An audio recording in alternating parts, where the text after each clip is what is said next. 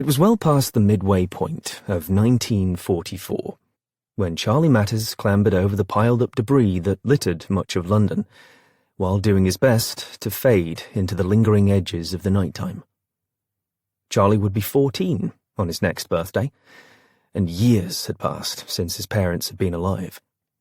18,000 souls had died violently in the 8 months of the Blitz alone, and 1 in 6 Londoners had been left homeless at one time or another.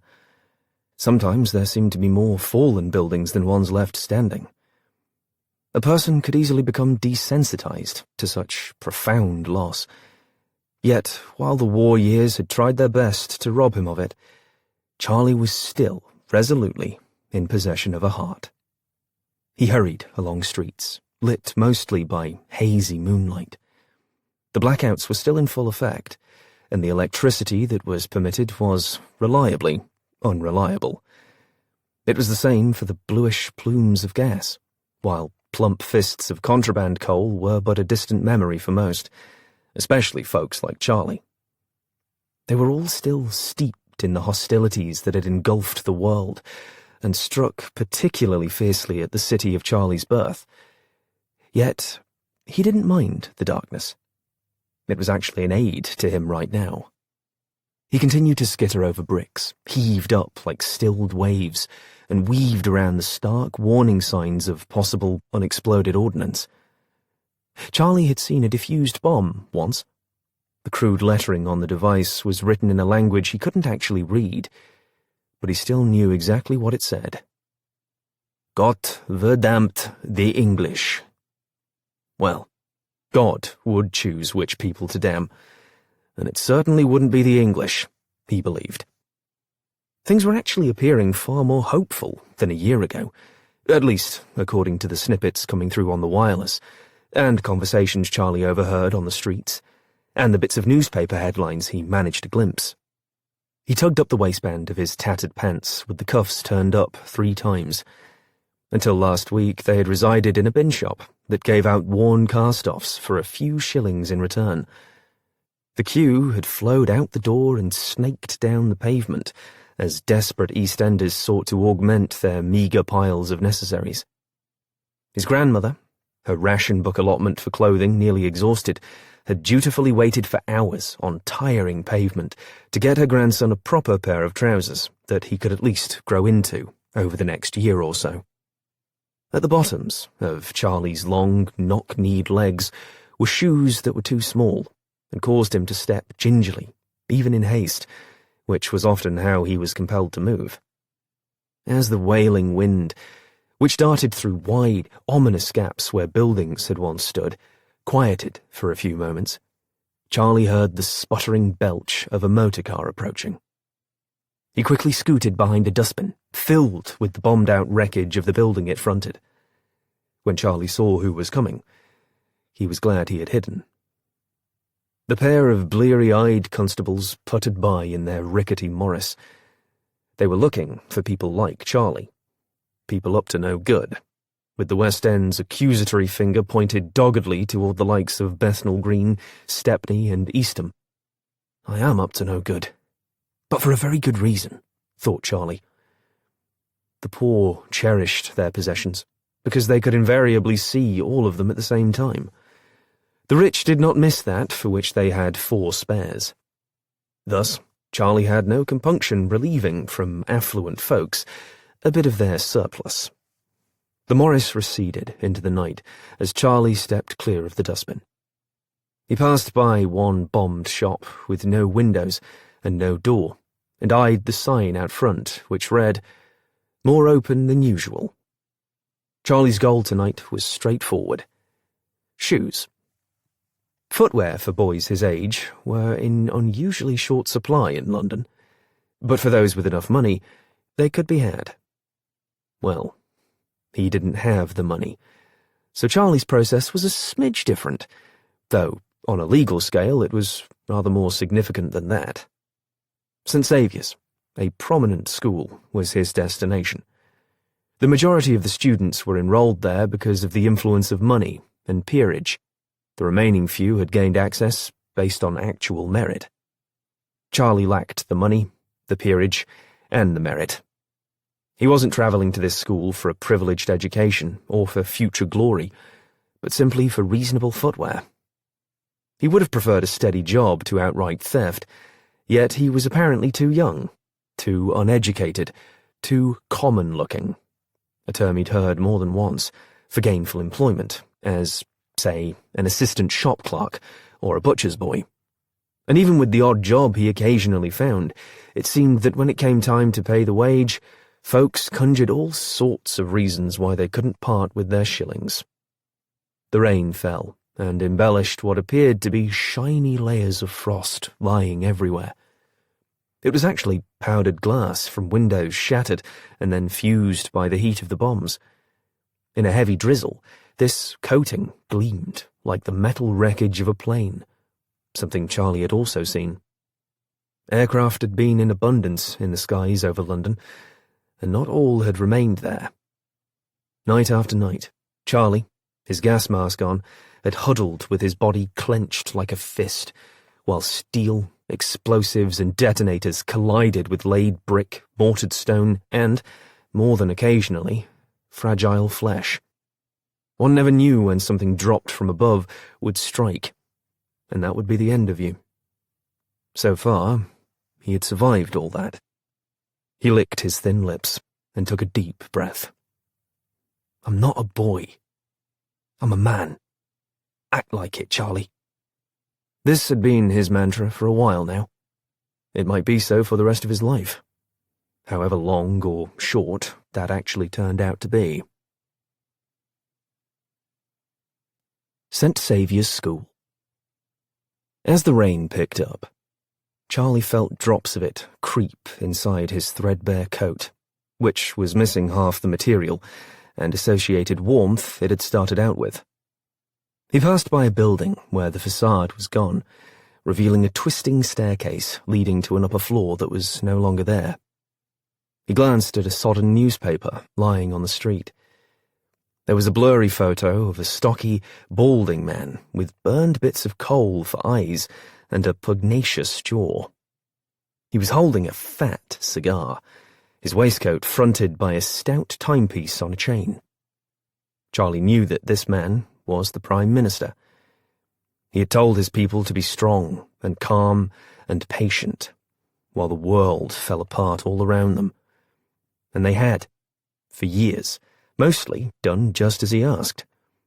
Yet there were limits to people's willingness and ability to sacrifice, and for Charlie, and many like him, these limits were growing steadily nearer.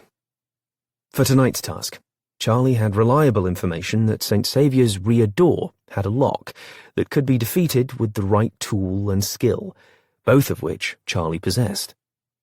Just inside this door was a till with the money students paid for their meals. Maybe a few quid. Maybe many pounds. Certainly it would be enough to purchase second-hand bin shoes. He calculated the timing of his operation.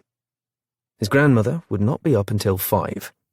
Each morning she left him his school lunch tin and food in the icebox for his breakfast. Then she went to work at the bakery shop. She believed that Charlie awoke, ate his breakfast, and then hurried off to school with his lunch tin and a heart eager to learn. Instead, over a year ago, he had forged a letter in her hand informing his teacher that his grandmother and he had moved to the country. The woman had freely accepted this because many people had traded dirty rubble and wretched loss for trees and open green fields, along with a centuries-old draughty stone church in which to pray for something better than what was currently available in London. He had been afraid that he might run into his former teacher at some point, which would reveal his lie. However, Charlie had learned that she had died in a bombing a month later.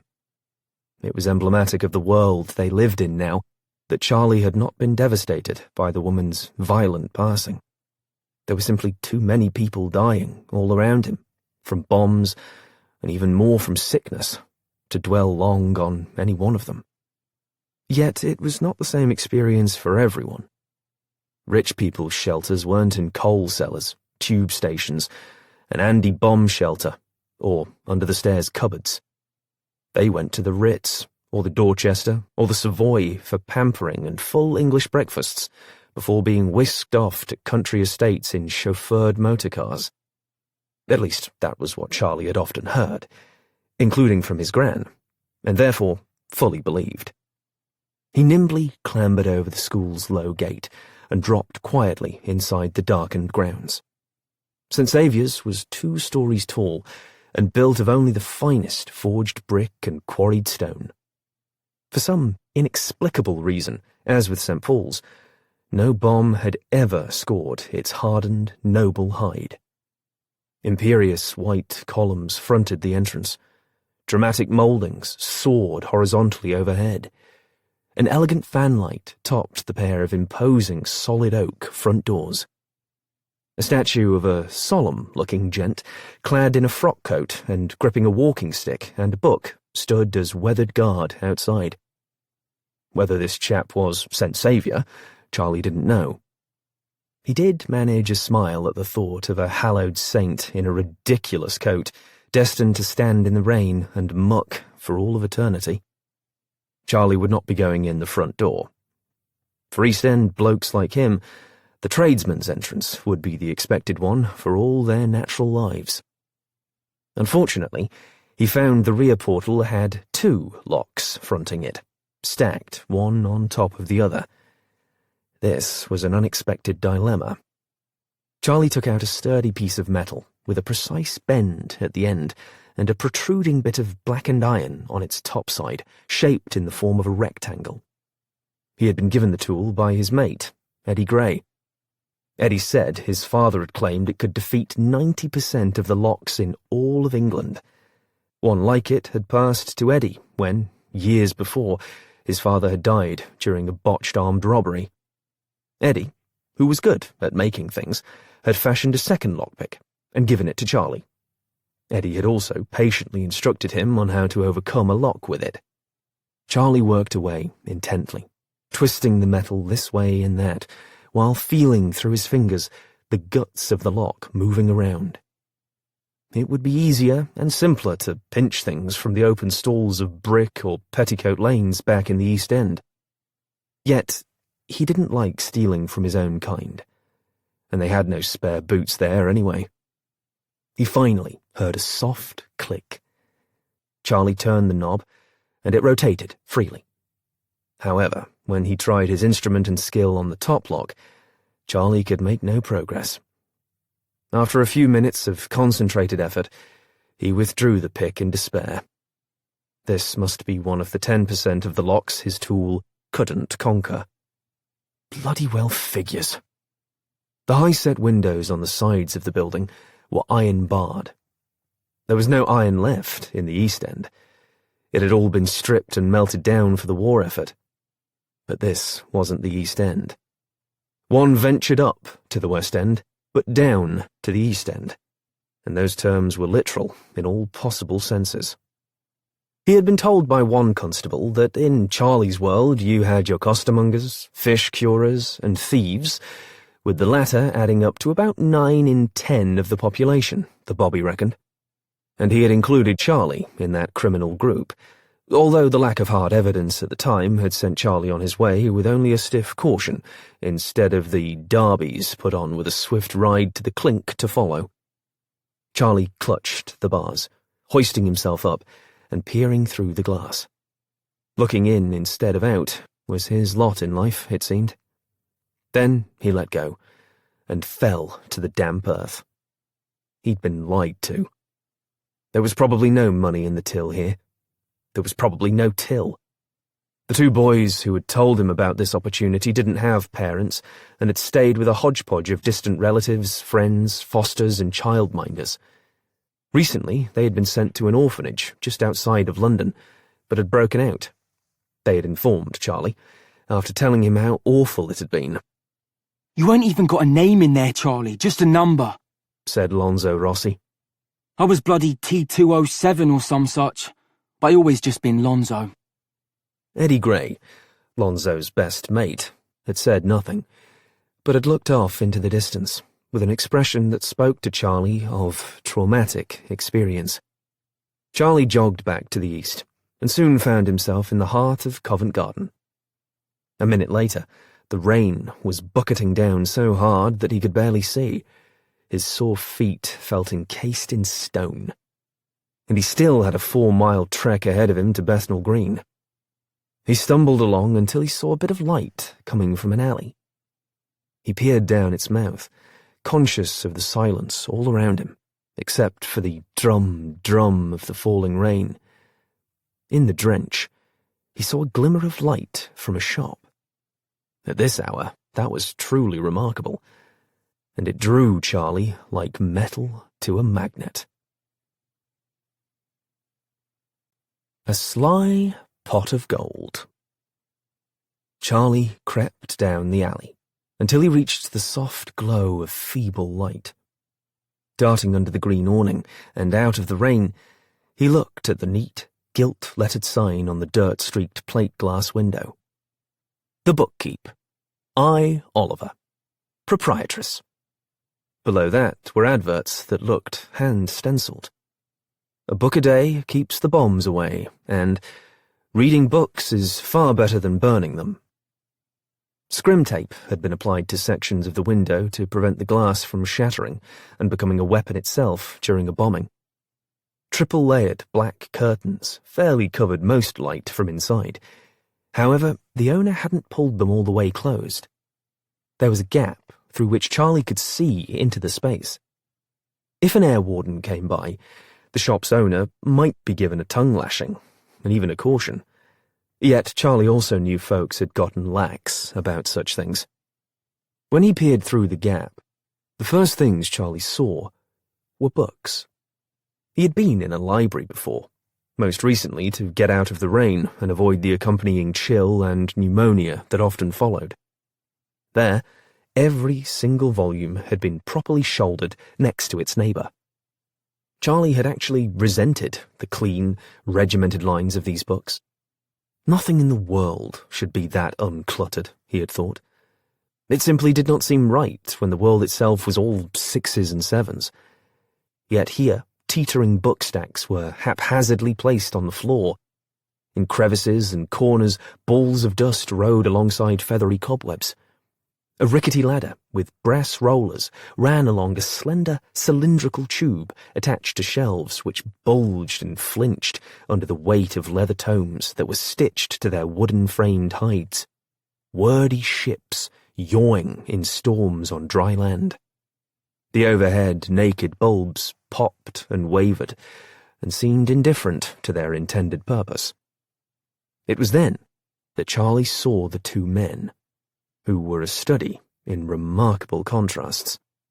The first one was in his 40s, tall and too thin, and harried-looking, like everyone these days. His longish, full hair was brown, his skin was pale, and, like Charlie's, it had the odd freckle strewn here and there. The man wore an old, rumpled grey woolen vest and white shirt stained with a long day's grime. The rolled-up sleeves revealed bony forearms, spotted with thickish moles, like the eraser bump on a pencil. There were also some deep burns on his skin that looked quite painful. His pants were as worn out as his vest, his shoes shabby, the heels uneven from constant wear over rumpled pavements. Rimless specs covered hazel eyes. This gent must be the shop's owner. I, Oliver, thought Charlie. The other man was short and squat, and had on a slouch hat, pulled low. He wore an expensive black waterproof and new-looking stout wellies against the foul weather. He was jowly, with a bit of stubble on his weak chin. He handed the shop's owner a packet of papers bound with black ribbon and said something that Charlie could not hear. The other man took the papers and put them away in a drawer that he then locked. When the shorter man turned and headed to the door, Charlie hid behind a handy dustbin, overflowing with bomb debris, of which there were thousands in the city. The man opened the door, which caused the tinkling of a bell, and stepped out.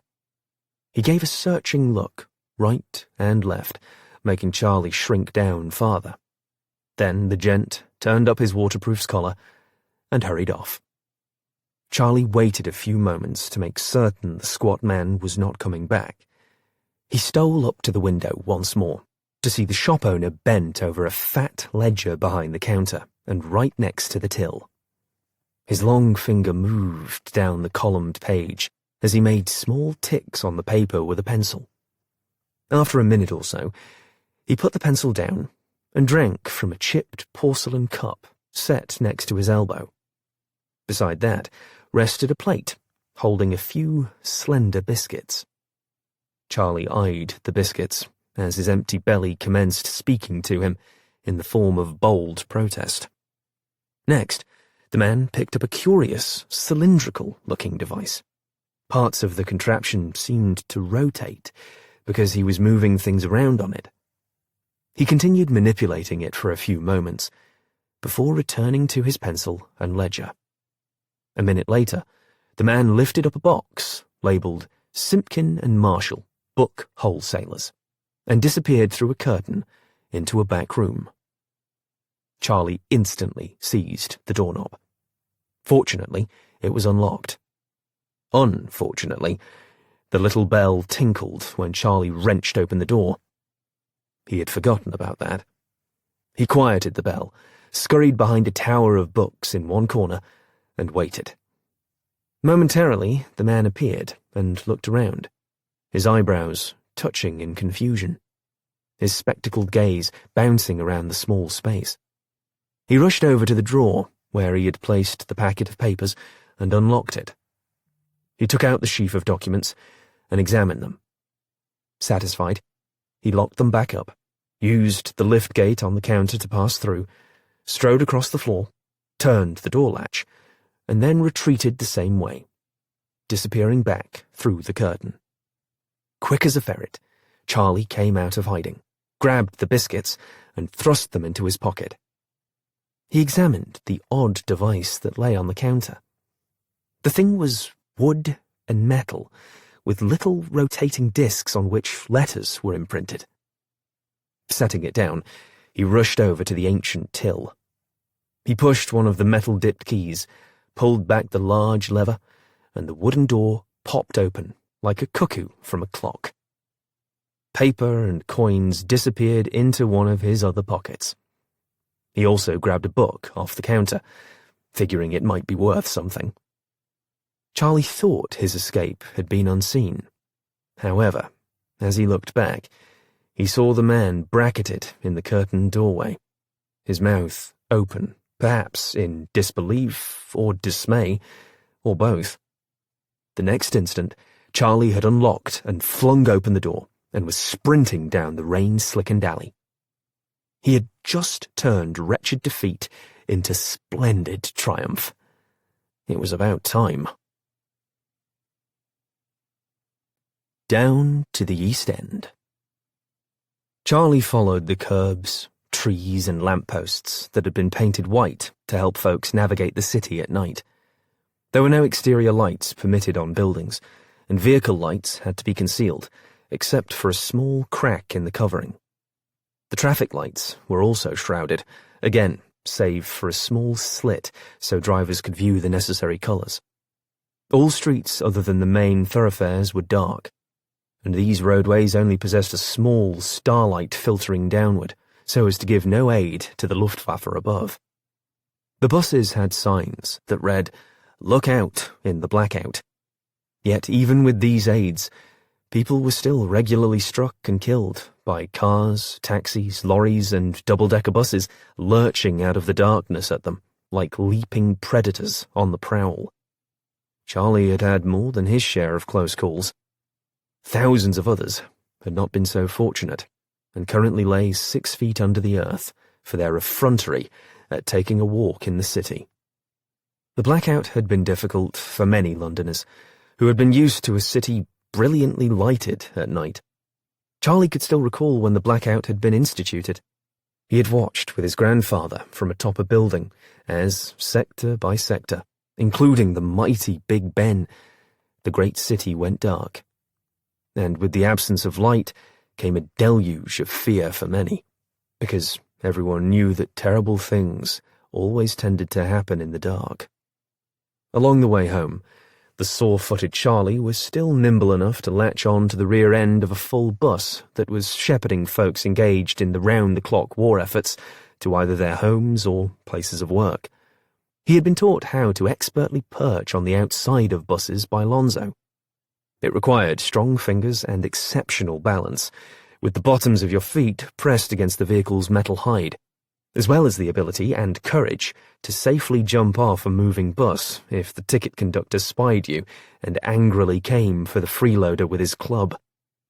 At his ramshackle building in Bethnal Green, Charlie entered his tiny flat the way he always did after one of these nighttime forays.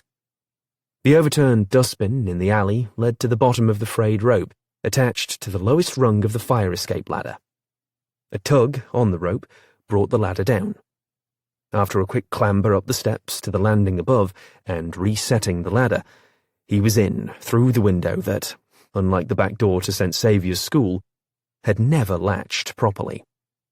Charlie slid into the wooden crate that represented his bed inside the space that had once been a small storage cupboard. When they had first moved here, it had been cosy. Now, with his quickly lengthening limbs and torso, it felt akin to a coffin. Yet, at least he had a room of his own. He had many mates who did not. Charlie had learned that his crib had once been an egg box, where, as a wee thing, he'd spent much time lying in nappies. As he'd grown, his digs had been replaced with an orange crate. He didn't know what his current box had once been, but at least it was larger, because so was he. Despite the cramped quarters, Charlie knew he and Gran had it better than most around here. Many East Enders lived multiple families to a few rooms, with exterior toilets and no kitchens, with the fronting streets barely 10 feet wide. And being jettisoned into those same streets was, for many folks, only an illness or death of a husband and father away.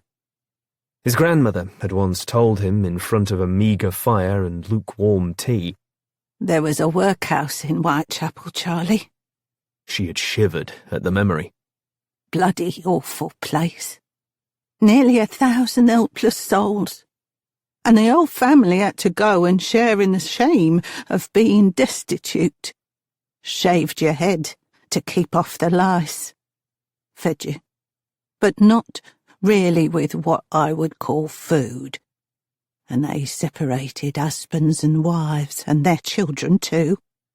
It was hard labour every day, and the law said that the living conditions had to be worse than that of the working poor. And that's saying something, Charlie, because we're working poor, aren't we? And look at us. And if you were old and your family couldn't take you in, you went there too. Bread and soup, and one day out so you could do your begging on the streets." She had paused, lips quivering with emotion. "You hear anyone ever speak of the workhouse owl, love?" she said, in a fearful tone. Charlie had shaken his head. "What's that?" he'd said, with dread in his voice. She had settled her despondent gaze on him. "Well, Charlie, it's hard to describe. It's when folks have been so beaten down by life and all the hardships that go with it, least for our kind, that all the sadness and, well, anger too, just comes out of your mouth and you howl away like some poor suffering beast. Because that's what folks can become, who haven't ever had a decent turn in life. You still see it often round here," she'd added, bitterly. Have you ever had to howl like that, Gran?" he'd asked. She had hurriedly changed the subject, and didn't answer him. Charlie knew he never wanted to go to the workhouse, and he never wanted to be so sad that he howled, though some days he could see it happening. He tugged a single tattered sheet over his wet self, felt in his pocket for the biscuits, and broke off a piece. He pushed it into his mouth and quickly chewed. He wanted to eat slowly, but he was too ravenous for that. With his other hand, he felt for the paper money and coins. Food and proper money, instead of a shilling or mere pence. His prospects had gone up quite nicely, with a single night's larcenous labour. He lit a candle stub, angled it into the crevice between the wooden box and several old pillows that constituted his mattress, and pulled the money out. His soiled fingers rubbed over the countenances of the august royal images imprinted on the notes, and then touched the coolness of the coins. On the penny farthing was the image of Britannia on one side and George VI on the obverse. In total, there was £38 in paper, plus an assortment of coins, adding up to around another £4. He had never held such a fortune. He slowly put it all back in his pocket and turned his contented attention to the book. In the dim light, Charlie noticed for the first time that there was nothing printed on the cover or the spine. When he turned to the first page, his hopes of more bounty from this stolen article fell. He quickly flipped through all the pages. Every single one was blank. "Bloody useless," he commented to the darkness. He hid it under the pillows, snuffed out the candle with moistened fingers, and listened to the quiet outside. It was interrupted only by the occasional passing of a sputtering car belching dodgy petrol, or the sharp strike of regulation boots on pavement, heralding a weary constable or an air warden performing their important rounds. As time passed, there came the frail echoes of a wireless from the flat next door. Charlie and his Gran had once had an Echo brand radio, but it had gone to pay bills. Charlie missed listening to the BBC. The radio broadcasts reported the war-related news, certainly, but there were also programmes that made him laugh, and Children's Hour, one of his favourites, which came on every day. Sometimes he would sit out in the hallway at night and listen to the wirelesses of other people, hoping to hear well enough to chuckle at something, anything, really, to take him away, for even a few moments, from the desperation of his daily life. At 3 in the morning, he heard the gong of a tower clock. A minute later, this was followed by a bullhorn blast from a ship, either navigating up or down the long, winding thread of the mud-coated Thames. The 215-mile-long river essentially defined Charlie's world, becoming tidal at Teddington and sliding into Greater London at Thames Ditton. It fanned wider and ever more winding as it headed east. All the fine bridges were to the west because of that. The unmistakable loop around the Isle of Dogs made the East End and the all-important docks easily visible from the sky for German bombers, especially on moonlit nights. And the Luftwaffe had taken advantage of that unique topographical quirk, with devastating results. A moment later, the sharp cry of a train whistle cut right through him. Charlie tried to think of which station it could be, but then gave up. And when would he ever be on a train? He had been born in this city, and he felt quite certain that he would perish here as well, without ever once travelling anywhere else. The only unknown was how many years from now, or days, and whether his end would be natural or violent. These thoughts were not the result of an overactive imagination. Charlie had seen much that was unthinkable and terrible in every conceivable way. Yet nothing, for him, could ever take away the horror of that late summer's day. The day the bombs came. Black Saturday, Charlie had often heard it called afterward. Before that, sirens had sounded for many months, with few German planes accompanying the warnings. Because of that, folks had started calling it the Boer, or Phony War. But that had not been the case on that first Saturday in September 1940. It was a lovely, warm, sunny day, fairly rare in England. At 4 p.m, British radar stations picked up a fleet rendezvous between German bombers and fighters above the French coast. About 15 minutes later, the frontal edge of the 20-mile-wide Luftwaffe Armada, which rode over 10,000 feet in the sky, crossed the English coast and was spotted by an Observer Corps post. The RAF was then scrambled. By then, it was far too late. It was around 5 when the city's bomb warnings went off, building in volume. The sirens sounded to Charlie like high-pitched screams from the sky. Charlie and his Gran, and his mother, and his grandfather, for they had been alive back then, had hurried to their agreed-upon shelter, a cupboard in the windowless back room of their old flat. Folks with rear yards often fled to their hardy anti-bomb shelters, half dug into the ground with their thin hides of corrugated arched aluminium set next to flower beds that had been turned into digging for victory gardens. However, many poor folks without yards went to public shelters. Others headed to the underground. Most, like Charlie and his family, ventured straight away to the cupboard. Gripped in his mother's hand was her gas mask, a device they all had been issued. She helped Charlie to put on his, then aided her parents, and finally donned her mask. At first, there had been no sounds, other than people rushing here and there outside, and the warbly sirens. Then, Charlie looked up at his mother. "They're coming," he heard her say, and in a tone that captured her son's full attention. She helped Charlie tighten his mask. In her skirt pocket was a tube of No. 2 anti-gas ointment. It was supposed to help burns on the face and relieve the eyes of the gas's sting, and perhaps return one's mustard gas, stolen sight, though even young Charlie was highly doubtful that any cream could actually accomplish that. Plymouth and Cardiff had already been struck by the Luftwaffe, but not London. The city had seemed protected by some divine power that kept great metropolises from the inconvenience of wholesale destruction. That delicate fantasy was about to come to an end.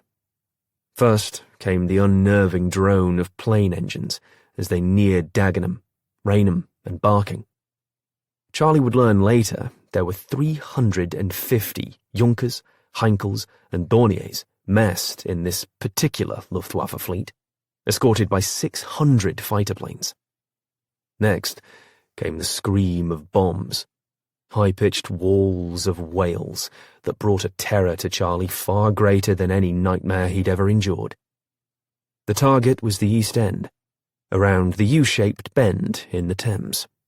Known as Silvertown, it was a collection of massive warehouses and workers' homes, all muddled topsy-turvy together next to the labyrinth of docks that were critical to the war effort. The Ford Motor Works was hit first, then the enormous Beckton Gas Works, the Woolwich Arsenal, the country's largest, was also struck. After that, the 3 royal docks, loaded with foodstuffs, were levelled.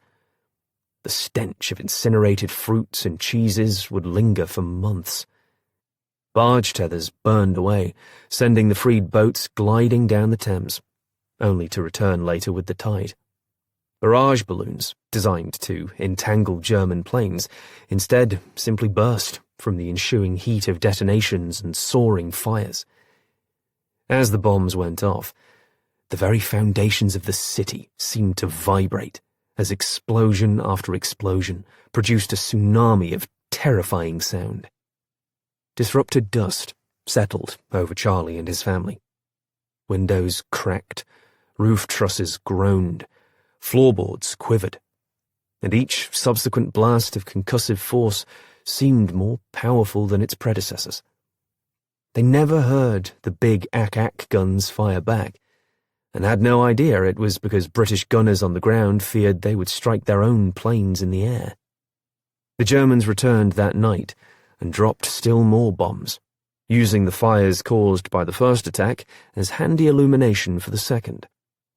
Wholesale evacuations by thousands of people from the stricken East End had some dub it Dunkirk in London.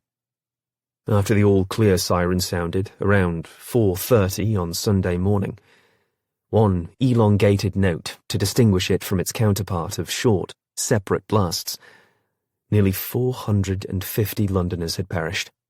1,600 more were seriously injured, and many would eventually die. And countless structures had been levelled, leaving the poor in the East End, who had little to begin with even less now. Infernos raged along the obliterated docks as the auxiliary fire services courageously battled them. The Thames became a pumping station of last resort when the hydrants ran dry. A conflagration fire meant that 100+ pumps were needed to extinguish it. There were 9 such fires that night. The Isle of Dogs was mostly gone. Both sides of the river in the East End had been reduced to rubble. Bow Road Station no longer existed. Stepney Green looked like a blackened carpet, denuded of trees. People as far off as Reading thought they saw the sun set in the east that day, because the Blitz fires burned the sky just as brightly as did the descending sun. By the end of the month, more than 6,000 Londoners were in premature graves. They had had ashes to ashes and dust to dust sprinkled over them by legions of religious men, who all looked stunned that their God would allow such devastation, despite sincere prayers, thundering sermons, and the frenetic fingering of rosaries. In his box in the cupboard, Charlie opened his eyes, and the sounds of death coming for them all vanished. Gran. Right on schedule, Charlie listened to the dull dings of the battered wind-up alarm clock, followed by the sounds of his grandmother lurching up from her hard mattress. The dings ceased, and her bare feet scuttled across the cold planks until he heard the bathroom door close. A minute after that, the toilet gave a pathetic flush. Next, the sink water began its feeble run. She would dress as quickly as she could, having few items from which to choose. Basically the one skirt and blouse or the spare, and the old scruffy shoes with the low chunk of worn heels, and stockings now so threadbare they were near transparent against her swollen, veiny calves. After that, he would hear her trudge a few truncated steps to the small kitchen. The only other space was the front room, which held a chair for her, a wooden stool for Charlie, and a small square of faded Wilton rug. A chipped porcelain shepherd's lamp, with precarious wiring, perched on a wobbly table. On the fireplace mantel was a pair of tarnished brass candlesticks, often minus any candles. And then there was the fireplace itself, a blackened brick opening, about 2 feet square, that rarely had anything to do. On twin pegs hung their respective gas masks. They were 2 of nearly 40 million handed out by a government terrified that the Germans would continue their World War I tradition of deploying mustard and other poison gas, only this time dropped from the sky. Gran used to always carry her mask, but as memories of the Blitz receded, she, like many others, left it behind more often than not. She did carry her ID card, as did Charlie. They had been issued by the National Registry to every person living in all of the United Kingdom and the Isle of Man. If people were to be blown into unidentifiable pieces, perhaps this bit of paper would survive to tell folks who had perished. Only Charlie couldn't see how. After a cup of lukewarm tea and bread with margarine and jam, and perhaps a slice of fried spam, she would be off to her job at a bakery shop, one jarring bus ride away from here. He firmly shut his eyes when she opened his door, and leaned down to kiss him on the forehead, which she always managed to do, despite her rheumatism. She touched his head, and then brusquely cuffed him on the ear. He sat up, annoyed. "Eh? What was that for, Gran?" Wet air, Charlie. She exclaimed, looking very cross. You've been out again. Tell me, and no fibs now. "I had lice in my hair, and ran the tap to get them out," he said defiantly. Lies! She gasped. Her fingers automatically started to search his head. I'd best get the Lysol then. "It's okay, Gran. The matron at school gave me something." He was pleased with this lie, since it not only explained the wet hair, but also reinforced the equal untruth about his still attending school. Her fingers left his hair as she straightened and looked down at him. You worry me, Charlie. If only I could keep up with you. If only I weren't so old.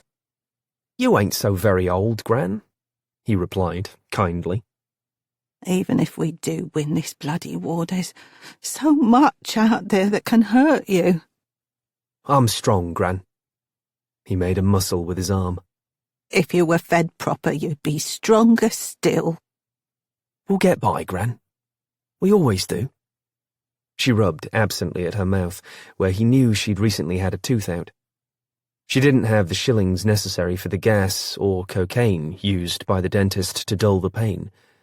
They pulled teeth for free, so long as you could endure the trauma of having them forcibly yanked. You deserve proper parents, love. Charlie's still forming Adam's apple quivered at this unexpected comment. "Well, I ain't got none, whether I deserve 'em or not." Before she could reply to that, he added, "You'll be late, Gran. And me too. Working on some mathematics at school. Very interesting." She looked him over. You're growing ever so tall, Charlie, like your father was, while your mum was such a wee thing. She eyed the diminutive space. This cupboard, it needs something bigger. "Why? It's more space than I know what to do with, really. And we got a kitchen, and a loo all to ourselves. We're practically rich." Well, you can thank your granddad for that. Many around here respected him, and we got this flat because of that respect. Your dad's people lived in Whitechapel with 6 families to 2 rooms and no loo. Lord, I don't know how they did it. Now you're quite sure you didn't go out last night? The way she looked at him, a bit mournfully, he thought, took all the fun out of his lying. He eyed her squarely. "Things are different, Gran. They just are. And we need to do what we need to do to keep going. And I'm almost grown now." No, you're still a boy, and providing for you is my job. Charlie's defiant look melted into an even grimmer one. "I ain't been a boy for a long while now, Gran. And I can leave school when I turn 14 next year." No, Charlie. Education is too important. You need to stay in school, love. "We need to eat, too," he replied. "And if the war keeps going, I can join up."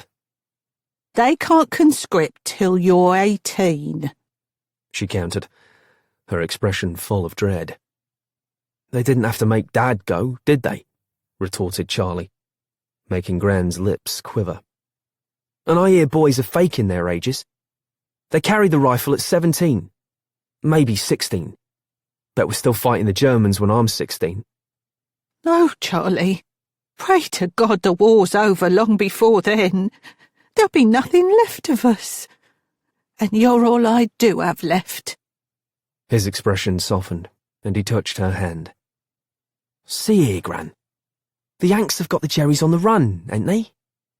Yes, the Americans.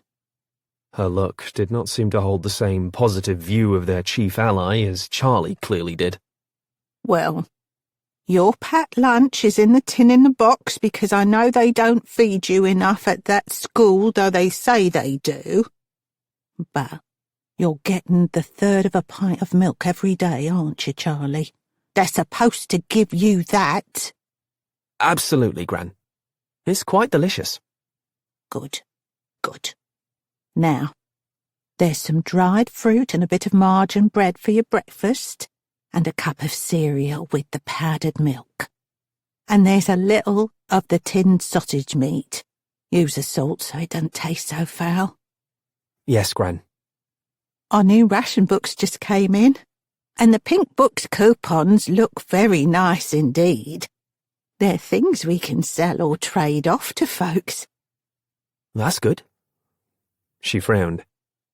The butcher says a rabbit for Christmas, but he won't look me in the eye when he says it. I might have to start breeding my own. The Savoy's got chickens. I've seen 'em.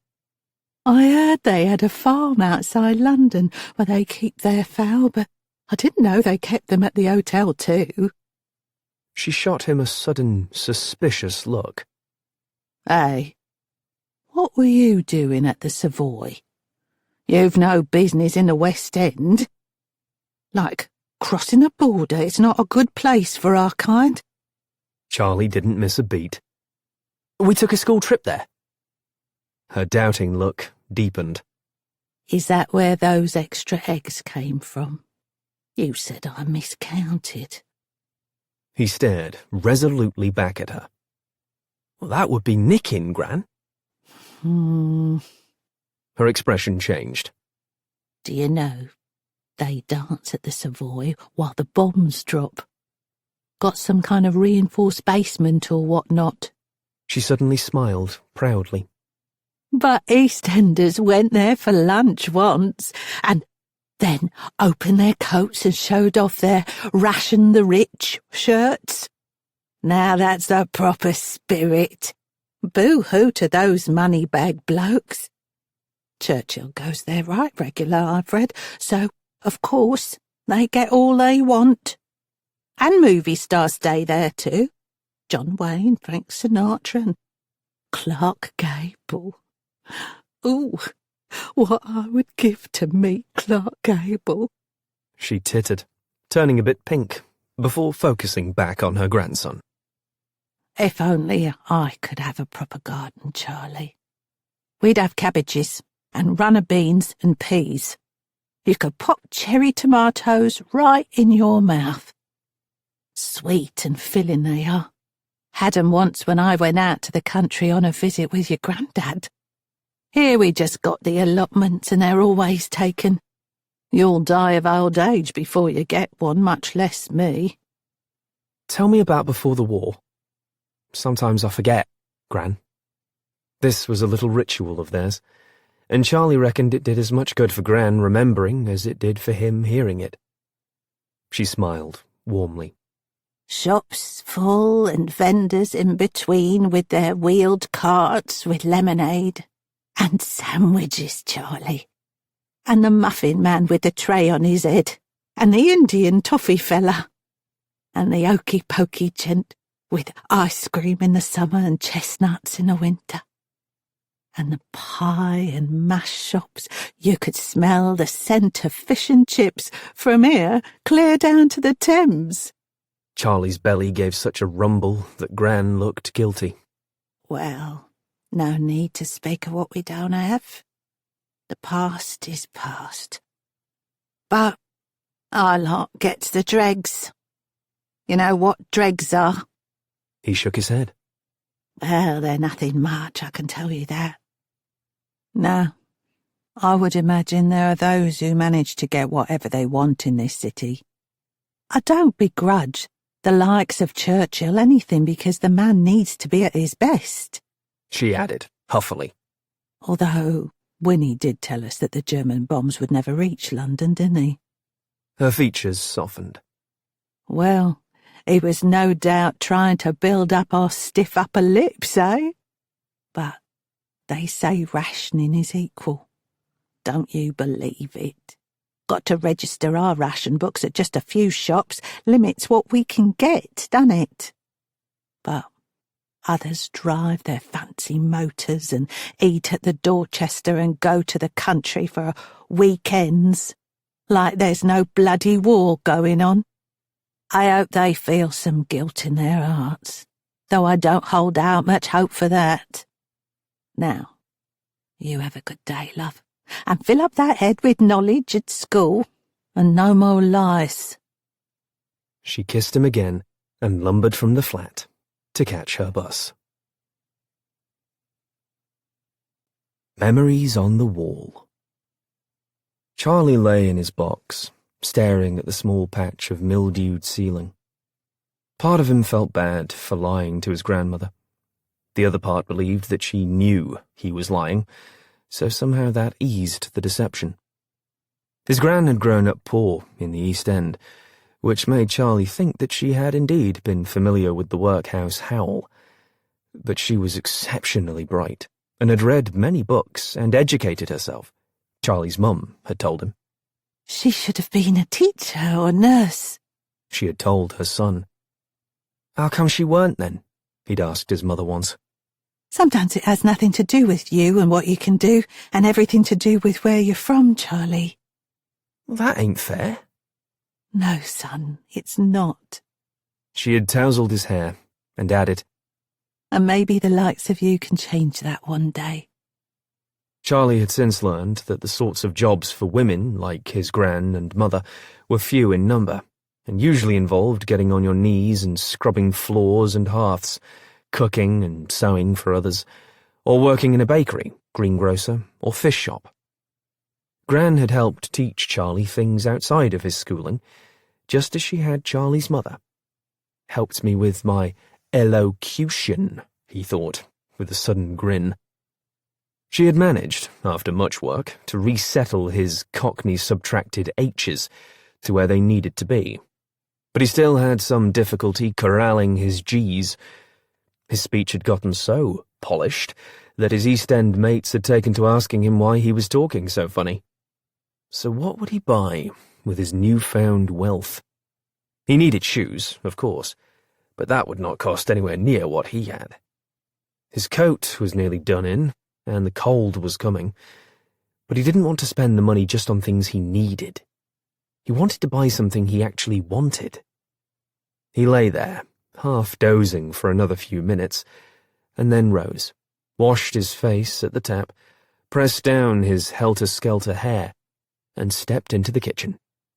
In the tin his grandmother believed would constitute some of his meal at school was a slice of day-old bread from the bake shop, a hard-boiled egg, a few chips fried in drippings, and a nodule of national cheddar. He ate it all, including the cereal and tin of dried fruit, and the bread, with the smear of marge that tasted like machine oil, and the sausage with lots of salt, which wasn't rationed because people needed it to make the food taste passable. He washed it all down by putting his mouth under the tap in lieu of a cup of tea. That was strictly rationed as well, and was only to be taken at dinner, though Gran had old leaves for her morning cup. His clothes were still wet, so he took them off, along with his shoes, and laid them over the back of a chair in the kitchen to dry for a bit. It was lucky that Gran had only felt his hair and not his clothes, which would have been proof positive of his nighttime excursions. Wearing only his tattered undershorts, he walked into his grandmother's small bedroom and looked around. Her bed was neatly made. She did so every morning. He knew the mattress being on the floor made it hard for her to get up, with her aches and pains and rheumatic knees. But the bed frame had long since been sold to pay bills that, apparently, would always come due before the money was had to pay them. She would sometimes pawn her wedding band on Monday, pay bills with the money, and then retrieve it on Friday when her wages came in. During the week, he would catch her frowning and rubbing anxiously at the empty space on her finger where the ring, for many decades, represented a solemn vow to her late husband. His grandmother had a small wardrobe and a tiny matching vanity with a mirror cracked during the Blitz. When she had come out from shelter and first seen the damage, Gran had sobbed inconsolably. Young Charlie couldn't understand why, since they were all alive, and it was only a bit of glass, and you could still see yourself just fine in the reflection. But then his mother explained that sometimes it was the small things that set people off.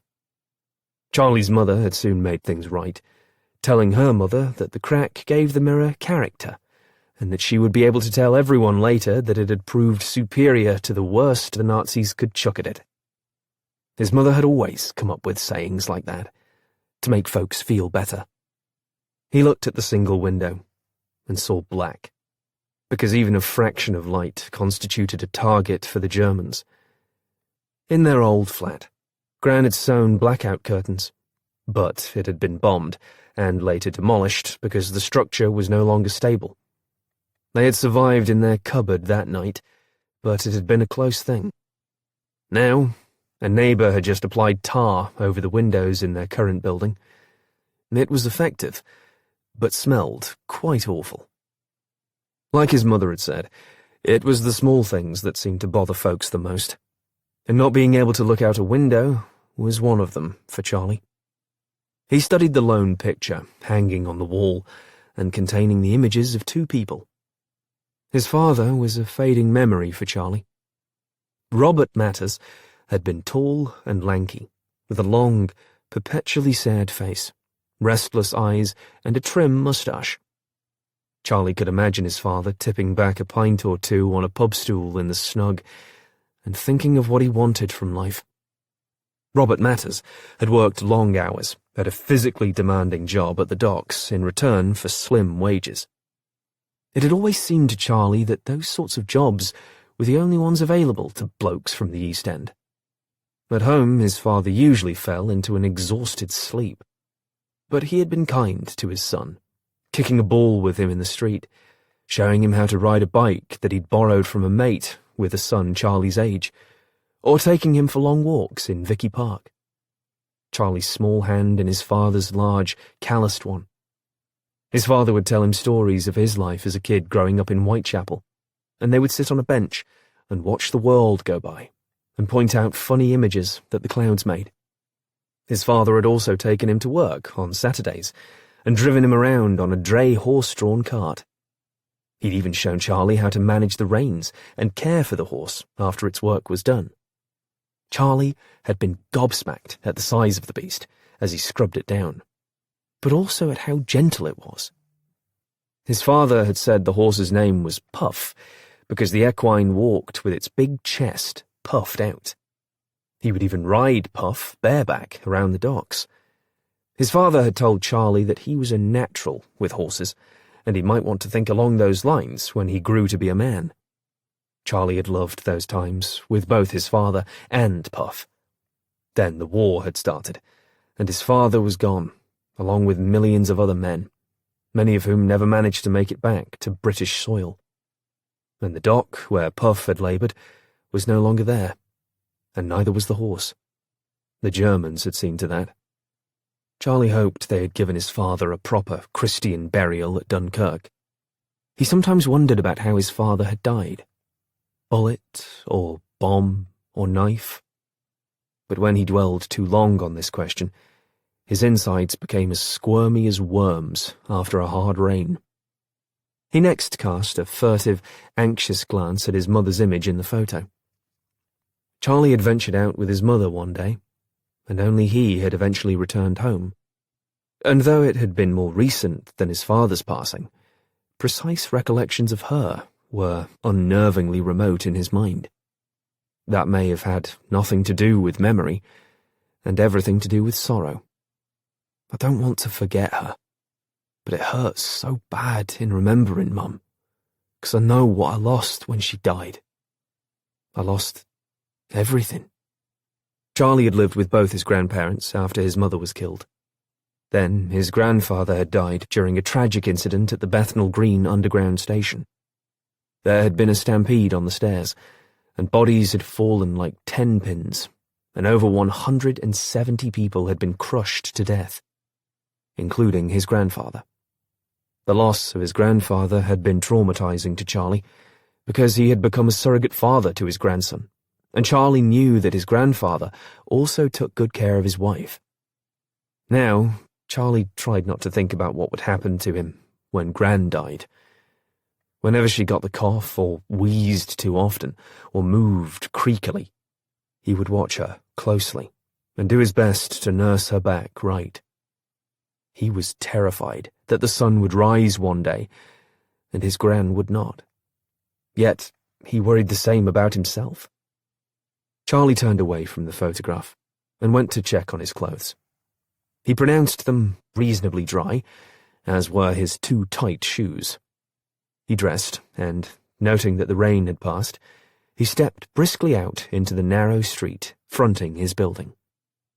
And that was when Charlie saw him, his brown hair covered by a battered felt hat. He was walking slowly along and looking up at the numbers. It was the bookkeep's owner, Oliver. Honourably disreputable. What was the bloke doing in Bethnal Green? Wondered Charlie. If the man had walked, he'd gotten an early start, since it was at least a 90-minute trip by foot from Covent Garden to here, what with all the debris and other wartime obstacles. He couldn't possibly know where Charlie lived. He'd just gotten a glimpse of him, and everyone knew boys like Charlie were 6 a shilling in London. Thus, he watched in growing dismay as the man halted in front of his building and peered up at the number. Charlie's first inclination was to run. This was often Charlie's first impulse, because people looking for him was never good. Instead, an idea occurred to him. He figured he could just make it, given the slow pace of the gent. He raced around to the alley and to the fire escape. He scampered up the steps, snuck in the window, and hurried to his front door. He opened it and peered out. The hall was clear, so Charlie slipped out, fled down the hall in the opposite direction, and took up a place around the corner. He looked back to see the man clear the last riser and step into the hall. The chap made his way along, glancing at the flat numbers as he went. Still, Charlie thought, he can't be here for me. He stopped thinking that when the gent halted in front of his door. Now, Charlie's heart started to beat so rapidly, he felt the rush of blood, and then the throb of a pulse in his ears. His face flushed, and his breaths became shallow as his small chest heaved. For one awful moment, Charlie thought helmeted and brass-buttoned constables might rush up the stairs and find and arrest him. He would be led away in shackles, with Gran somehow appearing and sobbing in his shameful wake. The fellow, it must be Oliver, thought Charlie, rapped on the door, and then waited, before knocking again. When no one answered, he took something from his pocket and, using a thumbtack, also taken from his pocket, stuck it to the door. Then Oliver turned and slowly left the way he had come. Charlie had glimpsed the man's features, and noted that he looked both upset and sad. He ran to the door and saw what Oliver had tacked to the wood. Charlie lifted up his jacket and examined the lining. He saw the ends of broken thread there. What Oliver had returned was the name and address tag Gran had sewn into all of Charlie's few pieces of clothing. The tag had obviously fallen off in the man's shop. That was how he knew where Charlie lived. He stuck it in his pocket, his spirits sinking through his sore feet. He knows who I am. What if he goes to the bobby on the beat? Moments later, he was out of the building and fleeing down the alley. From there, it was only a short distance to a tradesman's street-level rear entrance into one of Bethnal Green's many bombed-out buildings. On the side of the partially collapsed brick wall was an advert for Chesterfield cigarettes. Charlie knew it had been put up pre-war because the elegantly dressed man in it looked too jolly. He flung up the metal flaps of the door level with the street, then skittered down the steps after closing the metal wing flaps behind him. He pulled on the string of a solitary light bulb, and his prayer was granted. for the light somehow crackled on. He sat on an old vegetable crate with miniature spud remnants growing in its crevices. From his pocket, he slipped out the identification tag. The Honourable Charles Elias Matters, Flat 4A, 13 Dapleton Terrace, Bethnal Green, London, E2. He always smiled at the word honourable. Foremost, he was not honourable, either by title or nature, and he was simply Charlie, not Charles, though he knew Charles was his full given name. That was a formality, and surely everyone knew formalities had no place left in a world at war. And he was a common thief. There was nothing remotely honourable about that. Yet Gran apparently had a far higher expectation for her only grandson than Charlie had for himself. He felt for the money in his pocket. It seemed far heavier now than when he had taken it. With a sigh, Charlie rose from his crate seat and headed back to daylight. Though Charlie was not above thievery when necessary, he had a set of principles to which he adhered. In that spirit, there was something he needed to find out, and he set off to do just that. The Shadow of I. Oliver. Though his schooling had ended prematurely, Charlie's reading and writing skills were acceptable, even if his spelling wasn't the best. And despite their poverty, Charlie's mother had always managed to have a few books in the flat. And after she got off from work, she would often take Charlie to the small library near their home, where they would sit and read together, if only to have a place with some warmth, quiet, and comfortable chairs. Afterward, when the twilight was commencing, they would occasionally venture to a cafe near the library, where Charlie would have a small cup of steaming cocoa, while his mother would indulge in a pot of tea, and they would split a thick, buttery scone, when buttery scones were still possible. He passed where that library and cafe had once stood. All that was left was a pile of bricks, twisted metal, charred timbers, and the mingled smells of doused plaster and bomb particles, along with a lingering melancholy. Charlie spotted a milkman, wearing a cream-coloured jacket and carrying his metal rack of full bottles, scampering nimbly over the wreckage with a practised artistry. Charlie and many others felt, however improbably, that so long as the milk kept being delivered, the world was not going to end. Across the street, a woman sat on a three-legged stool, painting on a large canvas the scene of destruction in front of her. Charlie learned that these folks had been hired by the government to capture the devastation for posterity, whatever that meant. But he had to admit the artists he'd seen were quite good, even if the grim objects they painted made him quite ill. As he kept walking, Charlie passed motor cars that jerkily dodged obstacles in their path, their tailpipes emitting smoky breaths. On the side of one bus was an advert for Dr. Carrot, a campaign devised by the Ministry of Food that was meant to remind folks, particularly children, to not only eat their carrots, but like them. The only time Charlie had ever heard his Gran use a foul word was when they had been out walking and she had seen a sign for Dr. Carrot. She told Charlie that while she liked carrots and they were good for you, she didn't like the wily Ministry of Food trying to pull the wool over the eyes of its citizens. They want us to eat carrots and the like because they've muddled up the food supply so badly, Charlie. Bungled the whole thing, so to speak. See, they don't have to bring the carrots in from somewhere else. Now, I don't mind sacrificing, and we've all done our share of that, but don't lie to me. Don't treat me like I'm a damn fool. Tell me the truth, even if it does make you look the fool. Otherwise, we're all thinking one thing. What else are they keeping from us? Trying to make us believe everything's tickety-boo when we all can see it's not. Do they think we're all bloody doolally? Right, Charlie?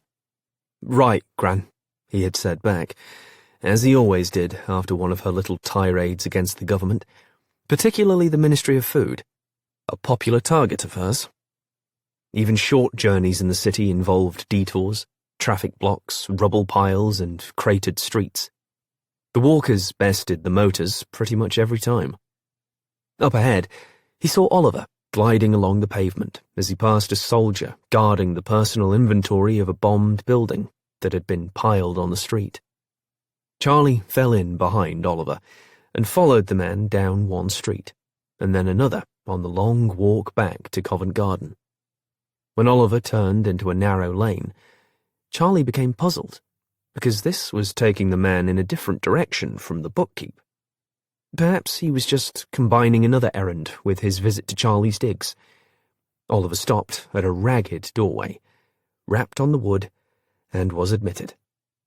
Charlie waited in hiding, and when Oliver came out, he was putting some papers in his pocket. In the opening stood the same short, squat man who had been at the bookkeep the night before. I wonder what all that's about, thought Charlie. As Oliver reached the main street again and turned back in the direction of Covent Garden, Charlie decided to take a shortcut, quickly making it back to the mouth of the alley where the bookkeep was located. This was possible only because the last quarter of the journey he nimbly hung on to the back of a blustery, fast-moving double-decker Covent Garden-bound bus while evading the eye and grip of the conductor, as well as other passengers, who didn't much care for those who took advantage when they had to pay the full fare. Charlie sprinted down the alley and then stopped as he saw a slender woman whose grey hair was curled into a bun, wielding her broom at the curb of the shop across from the bookkeep. Over the top of her head and bolted to the wall was a sign that read, "The Secret Garden." Displayed in the window were teas and cakes and other things that Charlie dearly loved, but could not afford. He doffed his cap. "Hello, miss." She turned and eyed him with an unfriendly look. Hello, boy. "I was just wondering about the gent at the bookshop there. What about him? Tall, thin fella with glasses? I, Oliver?" That's right. Ignatius Oliver. "He must like books," I suppose he does run in a bookshop.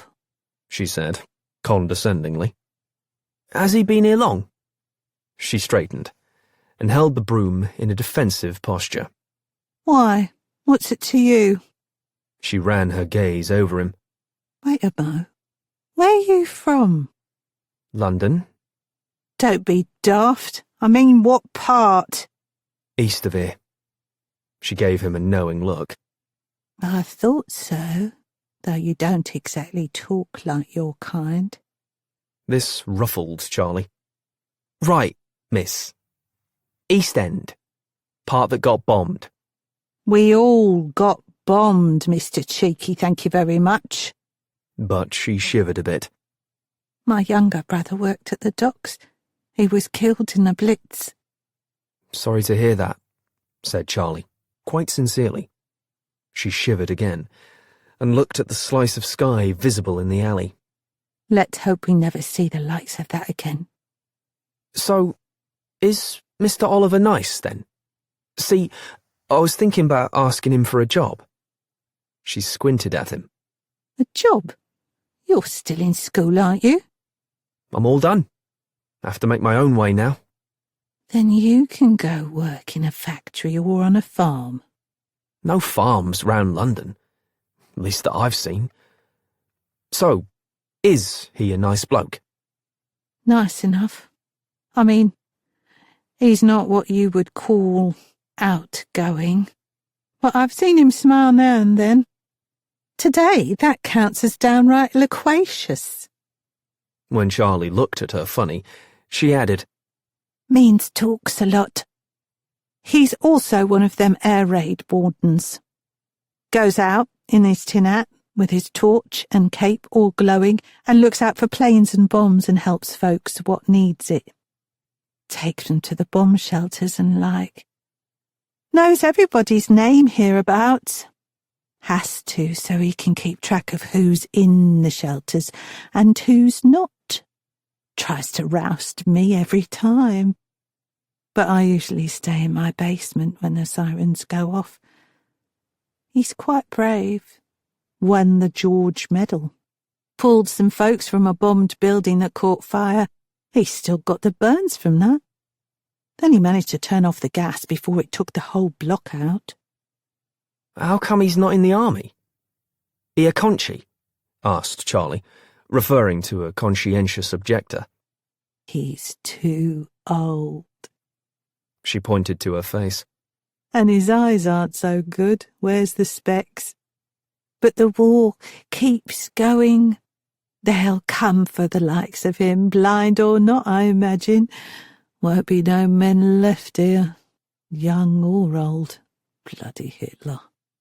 I know the wireless says we're winning now and the war might be over soon, but it don't seem like it. Has he had the shop long? Oh, it wasn't his shop. No? No, it was. Oh, here he comes now. Charlie looked to see Oliver turn down the alley. He said quickly to the woman, "I'd best be getting on." I thought you were going to ask about a job. I am, but I need to get cleaned up first. Put on my best shirt and all. Well, good luck. Though most of us aren't hiring, I'm afraid. Few customers and not much to sell to the ones we do have. But we get by. And don't tell him about our little talk, miss. It might be bad luck. For me.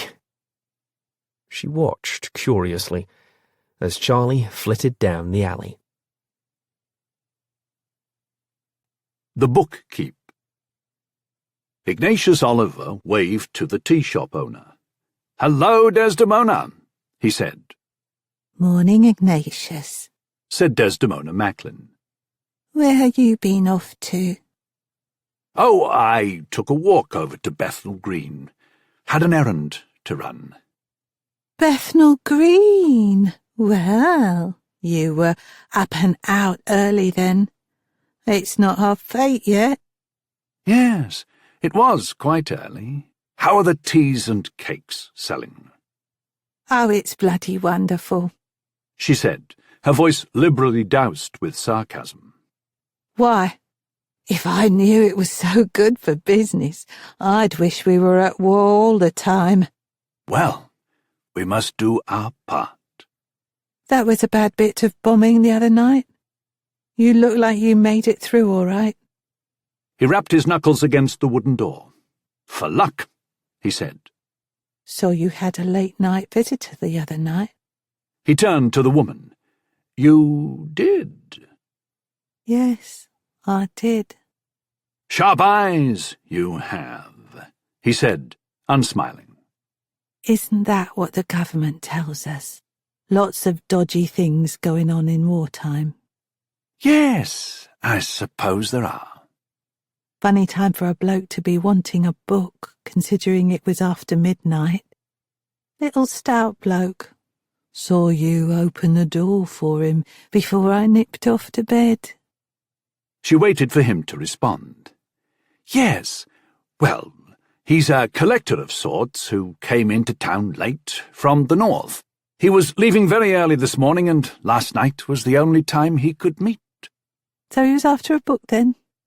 They're the only things I sell, after all, he replied. She sniffed and didn't look convinced. Book blokes are funny, aren't they? I consider myself a book bloke, and I'm not at all funny. Now, if you'll excuse me. He lifted a set of keys from his pocket, inserted one in the door and opened it. The bell tinkled and the door closed behind him. Charlie waited until Macklin returned to her shop, and then hurried back in time to see Oliver take off his jacket, hang it on a peg, lift the hinged countertop, and disappear through the curtained doorway. Charlie squatted there, trying to decide what to do.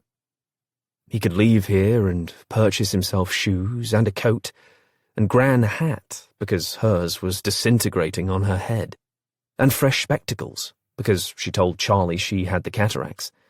And Charlie could take her around to the pub near them, and they could have a meal prepared by someone else for once. Yet how would he explain to Gran where the paper pounds and coin had come from? Gran was old, and there were things he could get away with, but she wasn't stupid. But there was one thing Charlie needed to know first, which was why he had come back here.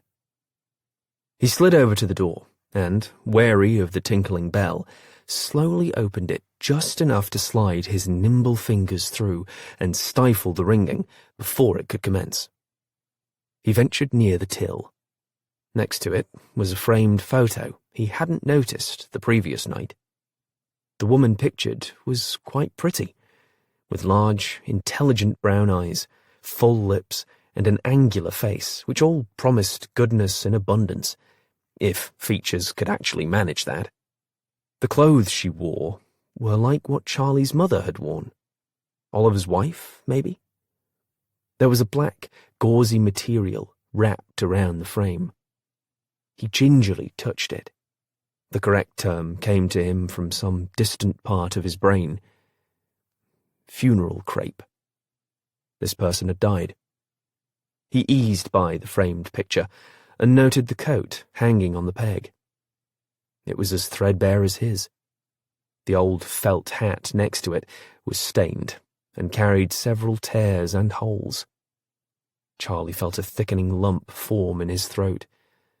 He could sense poverty when he was looking at it, and the man had walked halfway across London to return Charlie's clothes tag and probably inquire about his missing money and book. And he had risked his life to save others and earned the George Medal. He slowly withdrew the pilfered paper and coins from his pocket and looked down upon them. Swimming across his mind were visions of shoes and a coat for himself, and a hat and specs for his Gran, and a meal free of watery cabbage soup. They abounded in neat, linear frames of his imagination. And then, like loose sand in a tide, they were washed from his thoughts.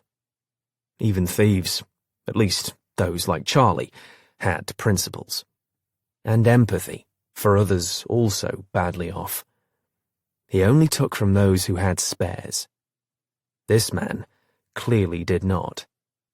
Charlie placed the money next to the till and stepped away. He would have returned the biscuits too, but he'd eaten them all, and there was also the book. He reached into his pocket and placed it next to the money. "You weren't home earlier?" Charlie turned. Ignatius Oliver was standing in the curtained doorway. A nimble and lightning-quick Charlie leapt to the door, his hand on the knob. Oliver made no move to stop him. He simply glanced at the money on the counter, and then looked at Charlie. "Why?" Oliver asked. Instead of answering, Charlie said, "So, the eye on the glass is for Ignatius, then?" "No, it's for Imogen," he said, surprising Charlie. "My wife. This was her shop. He looked around, as though seeing the space for the first time. I was never much of a reader. I just took it over when—" His gaze travelled to the funeral-craped photo. "Never knew no bloke named Ignatius." "St. Ignatius of Antioch.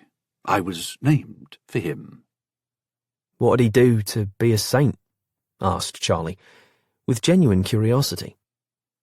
"He was fed to wild beasts as his martyrdom."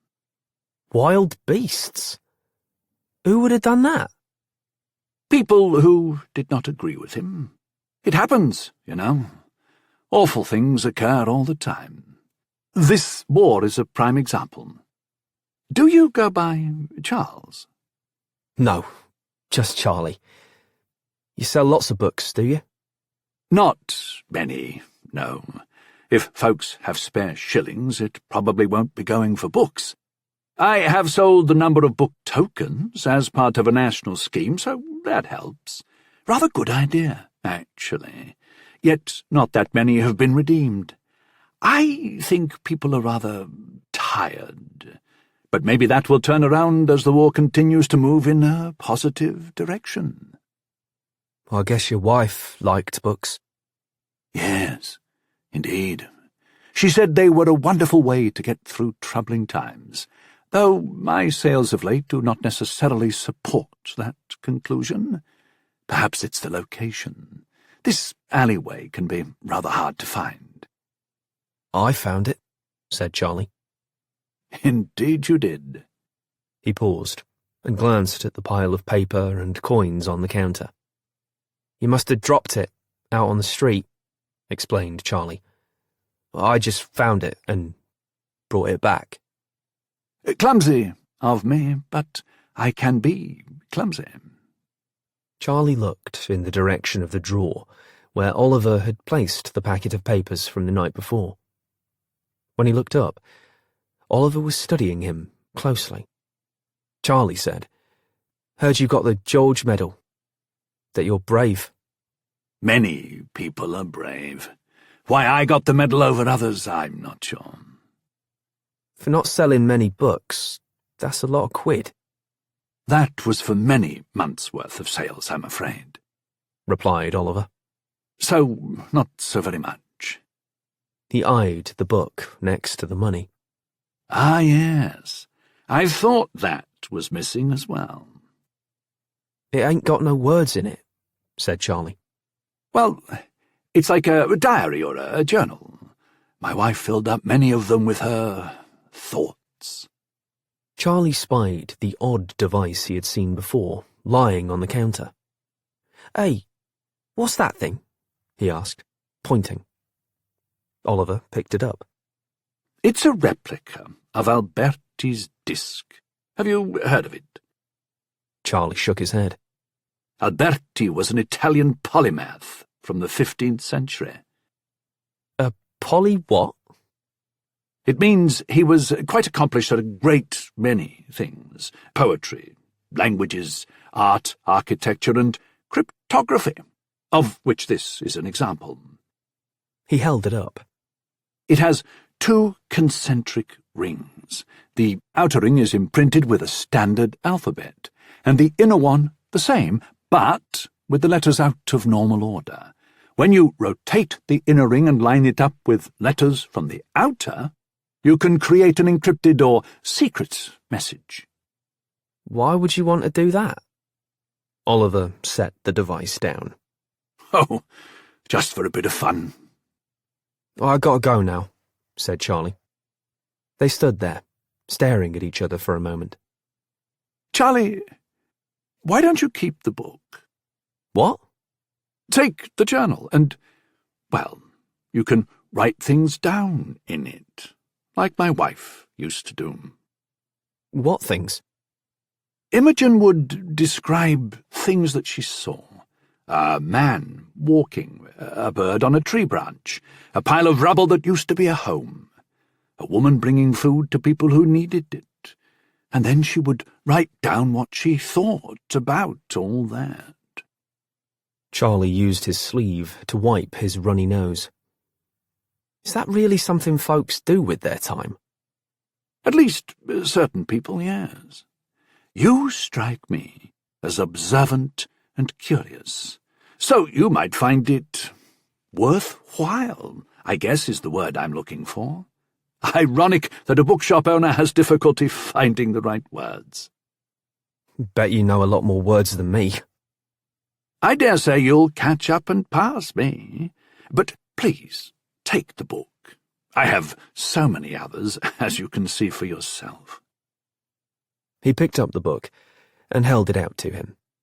Charlie came forward, and his grimy fingers closed around the journal. Thanks, Oliver said. And thank you for returning the money.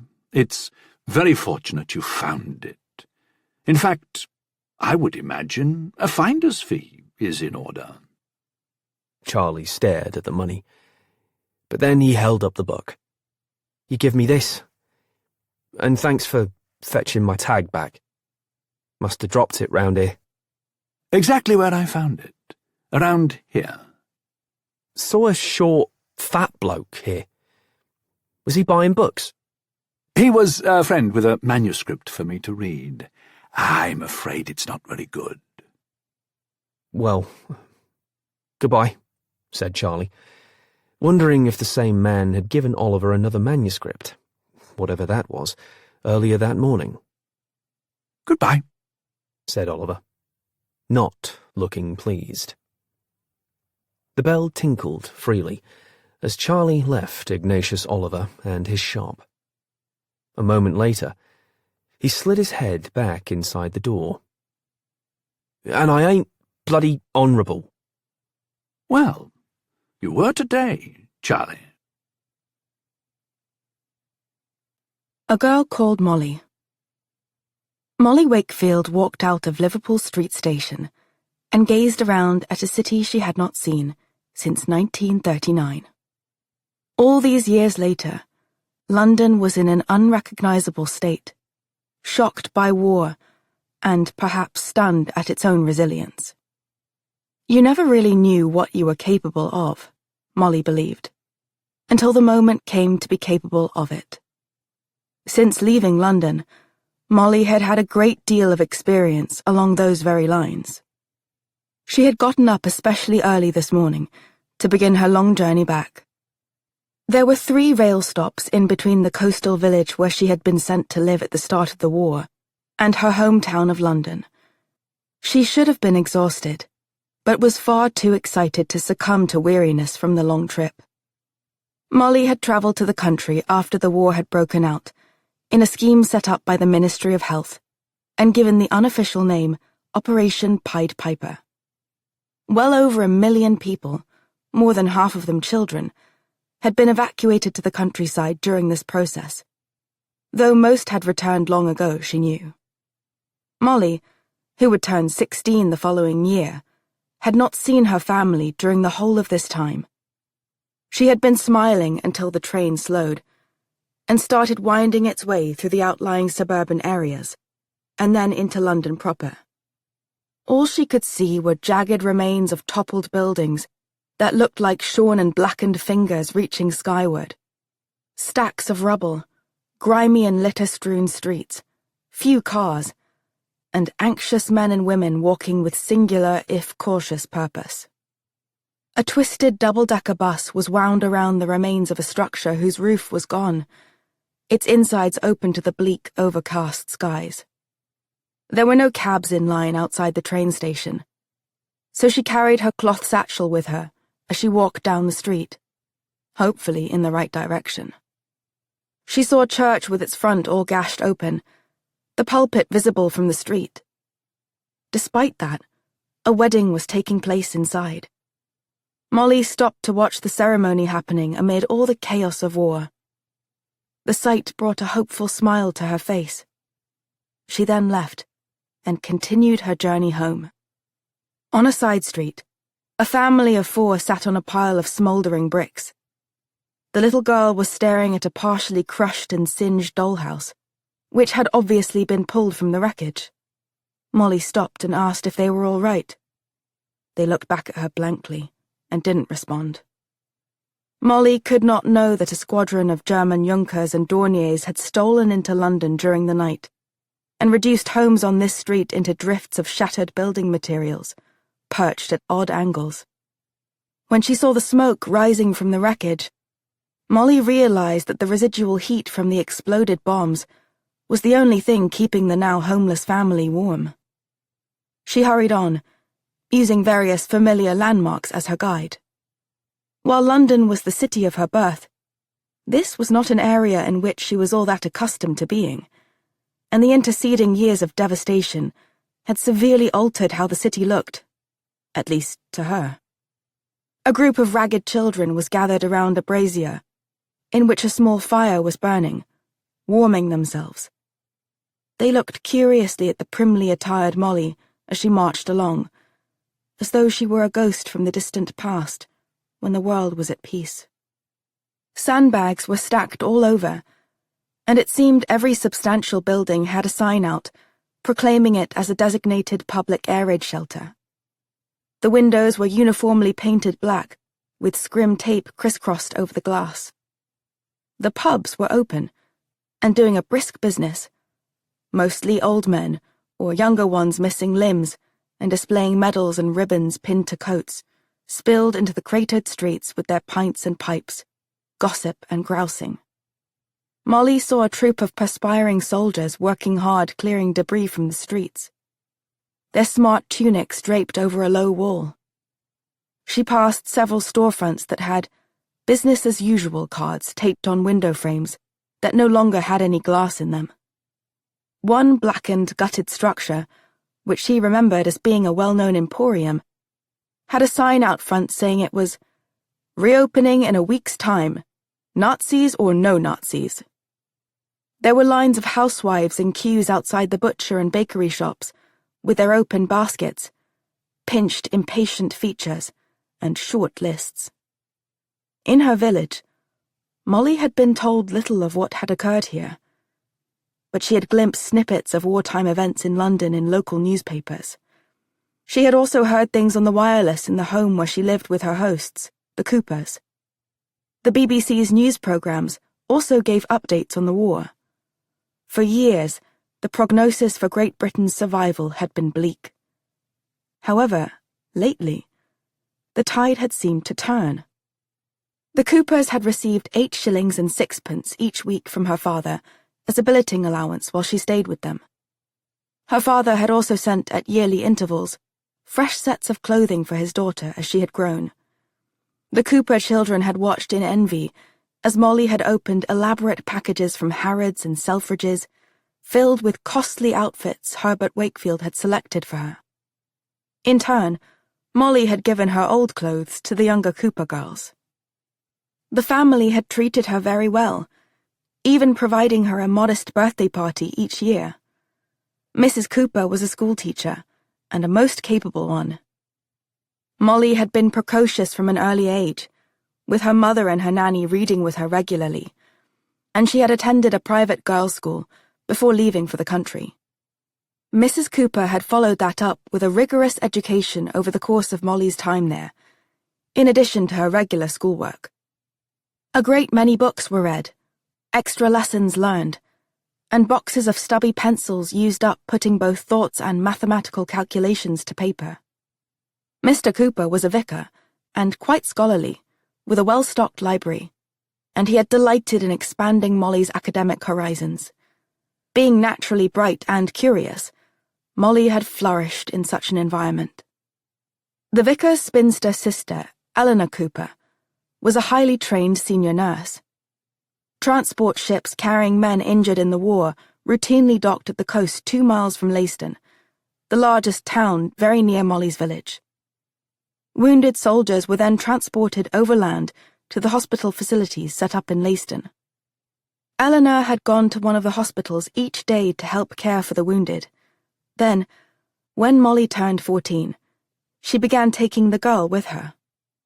At first, Molly was only allowed to roll bandages, clean up sick, and help with the parceling out of food and the cleaning of beds, laundry and toilets. But because there was a shortage of medical staff, Eleanor began to rigorously train Molly on how to help with the wounded. Due to her age and relative inexperience, Molly was at first only allowed to help with those men who had lesser injuries. But as it became clear that, in addition to being exceptionally bright, she had a distinct aptitude for this sort of work, Molly was given a great deal more responsibility. Part of Molly was appalled at the terrible injuries that she had witnessed and helped treat, and she had been immensely saddened by the men who had left the hospitals in makeshift coffins, and others who had gone home with fewer limbs than they had started life with. But a large part of her felt proud and fulfilled to be assisting in the war effort. Eleanor Cooper had once told Molly that she would make a fine nurse when she grew up, to which Molly had replied, perhaps a bit immodestly, that she thought she would make a fine doctor. And her mentor had immediately agreed, with a sly look at her surprised ecclesiastical brother, who had been only half listening to the conversation, until it had gotten around to Molly's liberal retort. Molly was understandably sad to leave the Coopers, but most of her was far happier to be going back to her real family. Now, as she gazed at the rubble and blight, and at the grim, ill-clothed and too thin figures slowly navigating through deeply stricken London. Molly sensed her high spirits at returning home dissolving. A brief education. Molly passed one place where the windows were shattered and the door had been knocked down.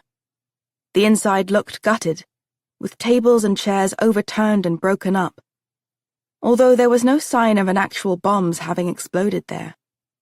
Then she looked up and saw that someone had painted Tally over the name, Eduardo's Cafe. Molly had no idea that Tally was an anti-Italian slur. She finally managed to flag down an old, puttering, stiff-bonneted black cab, and it wheeled to the curb as the driver rolled down the window. He was grey and sallow-cheeked, and the etchings on his moustached face looked like a swarm of railway lines all coming together. He wore a pair of thick specs that unduly magnified his eyes. He had military ribbons and medals on his jacket, and painful-looking scars etched on his battered, gnarled hands. All surely from fighting in a previous war, she assumed. "Where you headed, miss?" he asked. She gave him the address of her home in Chelsea, and his eyebrows edged higher. "Nice enough. You got the fare right. I ain't working for free, love." She opened her small purse and showed him a handful of coins. "I just got off the train at Liverpool and walked here. I know this is sufficient to get me to where I'm going." He harumphed and said, "Right, miss, just checking. Strange times they are." They started off slowly, and the speed never picked up. "Where you coming from, miss?" he asked, giving her a look in the glass. "Suffolk." "What you doing here, then?" "London is my home. I was sent to the country at the start of the war, and now I'm back," "Thought all you kiddies was long ago back," he said in surprise. Molly's cheeks reddened. "Yes, well, I see you have medals. Was it from the last war?" He pressed down the gas judiciously, no doubt conserving precious petrol, and slowly shook his head. "No, miss. This one." Molly looked startled. "Oh, I'm sorry, I thought—" "I've just turned 34, miss. I knows I looks a bit older, but, well, war does that to a bloke. Mustered out a year ago. Can't hold a rifle worth nothing no more. Me eyes, well, they ain't what they used to be because of a mortar round hitting close by. Though I can see's well enough with the specs to drive in a day if I don't go too fast. And then there's my bad leg. Got metal in it. Aches with the weather, I can tell you, and walking ain't so easy as it once was. So, driving a cab's about all I'm good for, miss." "Of course. I'm so sorry." His wiry moustache bristled. "Not looking for no sympathy. I'm alive, ain't I? Many lads can't say that. I did my job, that's it. I'm alive." He focused on his driving, and they both fell silent for a bit. "Did they really bomb the palace?" Molly asked. "I heard on the wireless that they did, but I couldn't believe it." The driver nodded. "I was in uniform then, but my missus told me. The king and his family is fine, just a bit of bother, really, and they're still here, waiting it out with the rest of us." "Well, that's a proper spirit." "It will take more than that to beat the Jerrys. It will take more men than we got, and more planes and tanks and bombs and bullets too, by God." "Well, the Americans have been fighting with us now for several years. They actually share an air station with the RAF at Leiston near where I lived. I would see Spitfires and American Mustangs flying over the town. It made everyone feel quite hopeful." He frowned. "Folks think the Yanks are the ticket, that we can lay down our guns and let them win it for us. Well, it'll take all of us to beat the bloody Germans from what I've seen." "Yes, I'm sure you're right." "So how was it in the country, miss? Was you bombed out there?" "We never were, although I heard that Leiston had been on several occasions. I never even heard any of the bombs strike, though. They came at night, apparently." Molly hesitated. Part of her wanted to tell him about her job helping the wounded, but she felt certain that he had seen far more horrors than she had, and had suffered a great deal. She simply added, "And I'm very glad to be home." And what did bring you back then? Molly didn't know exactly how to answer that straightforward query. The fact was, the billeting allowance was no longer being paid by her father. The Coopers had offered to keep her on, in spite of that, but, after all this time, Molly had wanted to come home. She had written to her parents with the date she was returning. Molly was worried because she had not received a reply, and no one had come to greet her at Liverpool Street Station. It was just time, I suppose. She sat back and wondered what would be awaiting her in Chelsea. Mummy. From her purse, Molly retrieved a letter her mother had written her. It was full of love and anticipation for her homecoming. Dearest Molly, your father and I will only feel like a real family again once you are home. It still breaks my heart that we allowed you to be sent away.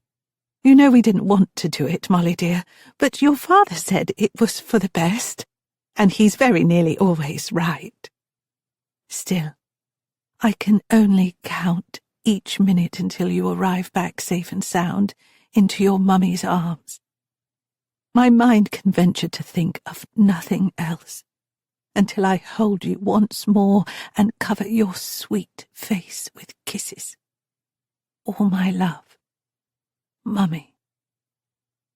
Molly carefully folded the paper and slid it back into her purse. Despite the kind, loving thoughts in the letter, there was one element of it that truly disturbed Molly. The letter was from nearly 5 years before, fairly soon after Molly had left home. She had received none since from her mother, though her father had corresponded with her infrequently. In the interim, she had written to her mother whenever the Coopers had been able to buy stamps. Her mother had never once replied. A year ago, Molly had gone into the village and called her home in London from the phone box in the square. Her father had answered, informed his daughter that her mother was resting, but that he would tell her of the call. Her father instructed her to keep up her courage, and to not be any bother for the Coopers. And then, he had rung off before she could ask him why he had not brought her home after all this time. Molly fingered the chain necklace she wore that held a locket. She took off the necklace and opened the locket, revealing a small photograph of her mother. She wondered how much she would have changed since Molly had last seen her, and clearly, she would be astonished at the change in Molly over the last 5 years. She put the necklace back on as the cab turned onto a main road, and drove at a sedate pace through more wreckage and ravaged streets until they reached her neighbourhood. Here, there was damage, but not nearly as much as Molly had seen previously. Still, there was a silent and omnipresent gloom in the air that she could understand, if not yet fully identify with. The cab pulled to a stop in front of a large white-painted brick 2-story home. Twin pilasters painted alabaster bracketed the eminently respectable front door with its brass knocker. Nice place, miss, Said the driver. Only been to Chelsea to drop folks. No other reason to, you see. He carried her satchel as he limped behind Molly to the front door. She was surprised that it looked shabbier and far more worn than Molly had remembered. The scratches and cracks and missing paint surely hadn't been there before. And the brass knocker, too, was not nearly as shiny as she recalled. The small patch of grass was nearly all dead, and there were no flowers in the cracked pots on the small porch. The windows were grimy, and the curtains behind them appeared the same. Yet, at least the door was still there, and her home along with it. She knew there were many in England who could not claim that. Molly Wakefield drew a long, excited breath. Here you go, miss, Said the driver, setting the satchel next to her. As Molly turned to look at him, her gaze carried across the street. A man in a long coat and hat was staring directly at her, with what seemed a strange expression. As she focused on him, he turned and hurried off. How very odd, she thought. But maybe London had become quite odd, what with the war. Molly turned back to the door and prepared herself for what lay on the other side. Home again. Molly knocked and waited, for she did not have a latchkey. Presently, the door opened. It was not her mother or father standing there, but her old nanny, Mrs. Pride. She looked at Molly curiously. Yes, miss? As her gaze fixed on Molly, something flickered behind the woman's eyes. Mrs. Pride, it's me, Molly. I wrote that I would be returning today. Mrs. Pride was now close to 60, large in stature, and respectability itself, in the cut of her stiff, wide tweeds that managed to conceal any trace of female figure beneath the pleated folds. Her hair had gone white since she had come to oversee Molly, but her full cheeks still carried a robust dash of girlish pink. She looked at the young woman with a mixture of emotions that surprised Molly. Surely, she thought, happiness would be the only order of the day for her homecoming. The next moment, Mrs. Pride hugged Molly so fiercely that the girl thought she might crack. When Mrs. Pride let go, Molly saw clusters of tears attached to each corner of the woman's sunken and anxious eyes. Molly, dear, how you've grown. Has it been years or decades, child? Come in, come in. She glanced at the driver, who stood there unsteadily on his gimpy leg. He picked up Molly's bag. Here, give me that, cabby. She took the bag, while Molly paid the driver. He smiled at the generous tip and doffed his cap. Well, good luck to you, miss. Molly walked in, and Mrs. Pride shut the door. Let me look at you. My goodness, you're such a young lady. Molly stared around at a space that she had known intimately for the first decade of her life. It appeared remarkably unchanged. But as she ran her gaze around the boundaries, it did look decidedly smaller and shabbier than she remembered. Situated against one wall next to the door were pegs to hang hats and coats, with a mirror set above, and a long metal canister where walking sticks and umbrellas were collected. She picked up a hat that was hanging from a stout wooden peg. It was her father's Homburg, Molly knew. She noted several strands of grey hair clinging to the liner. This startled her, because her father's hair had been a dark brown when she had left. Years aged one, obviously. She thought of the taxi driver. War years accelerated all that. Next to the hat hung a gas mask on another peg. From the size of it, she reckoned it belonged to Mrs. Pride. And of course her father would no doubt have his with him, wherever he was presently. She didn't see her mother's mask, though. Where is Mr. John? I thought he might pick me up at the station in the Singer. Well, we never did get a letter from you, dear, but that's hardly unusual. The post hasn't been what it was. And Mr. John? He's no longer with us, dear. What? Is he all right? Yes, I'm sure that he is. But he got another position, you see. I'm surprised Father let him leave. He was very fond of Mr. John. And Father doesn't like to drive. Yes, well, everyone has had to make sacrifices, replied Mrs. Pride firmly. Molly felt a sudden twinge of guilt for voicing concern over no longer having a driver for their luxurious car. Yes, of course. Oh, before I forget. She reached into her purse and drew out a small pamphlet. My ration book. You'll need that with one more mouth to feed. Mrs. Pride took it and said, Thank you, dear. By law, the shops where you register have to stock the things you're registered for, but I'm not sure the law has been round the shops lately. Yes, there were shortages in our village, too. Have you eaten, dear? Said Mrs. Pride. I can prepare something. Molly gaped. You? Is Mrs. Bran no longer with us either? No. No, she's not. She lost both her grandsons in the war, poor dear. And, well, working here no longer suited her. I'm so sorry to hear that. I remember her grandsons. They would come by sometimes when I was very little. Yes, they would. Mrs. Pride's voice dropped to almost nothing. Molly noted her distress and thought it better not to speak further of Mrs. Brand's loss. I had some food on the trains.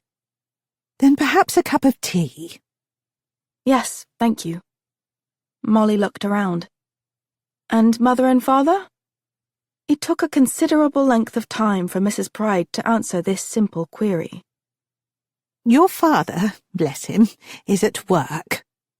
He's at the Ministry of Food now. If we knew you were coming, of course, he would have met you at the station. He will be back in time for dinner, I'm almost sure. She wrung her hands as she said this, and didn't look remotely sure of anything. And Mother? Once more, Mrs. Pride didn't respond right away. Yes, well, actually your mum's having a bit of a lie-in.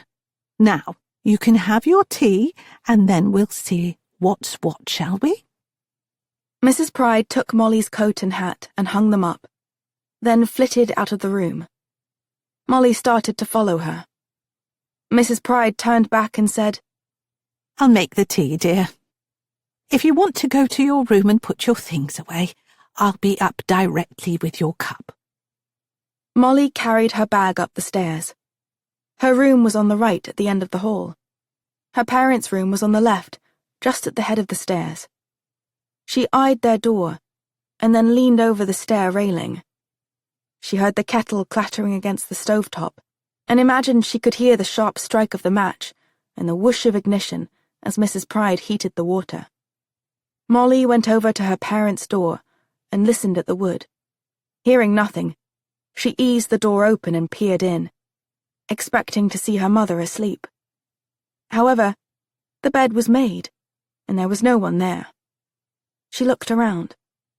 The furniture was all the same, at least that she remembered. The square of rug was a bit ragged, with a few odd loops of thread sticking up. She saw one of her father's coats hanging on a peg, along with a set of frayed brown braces. The room held a mustiness that she had never noticed before.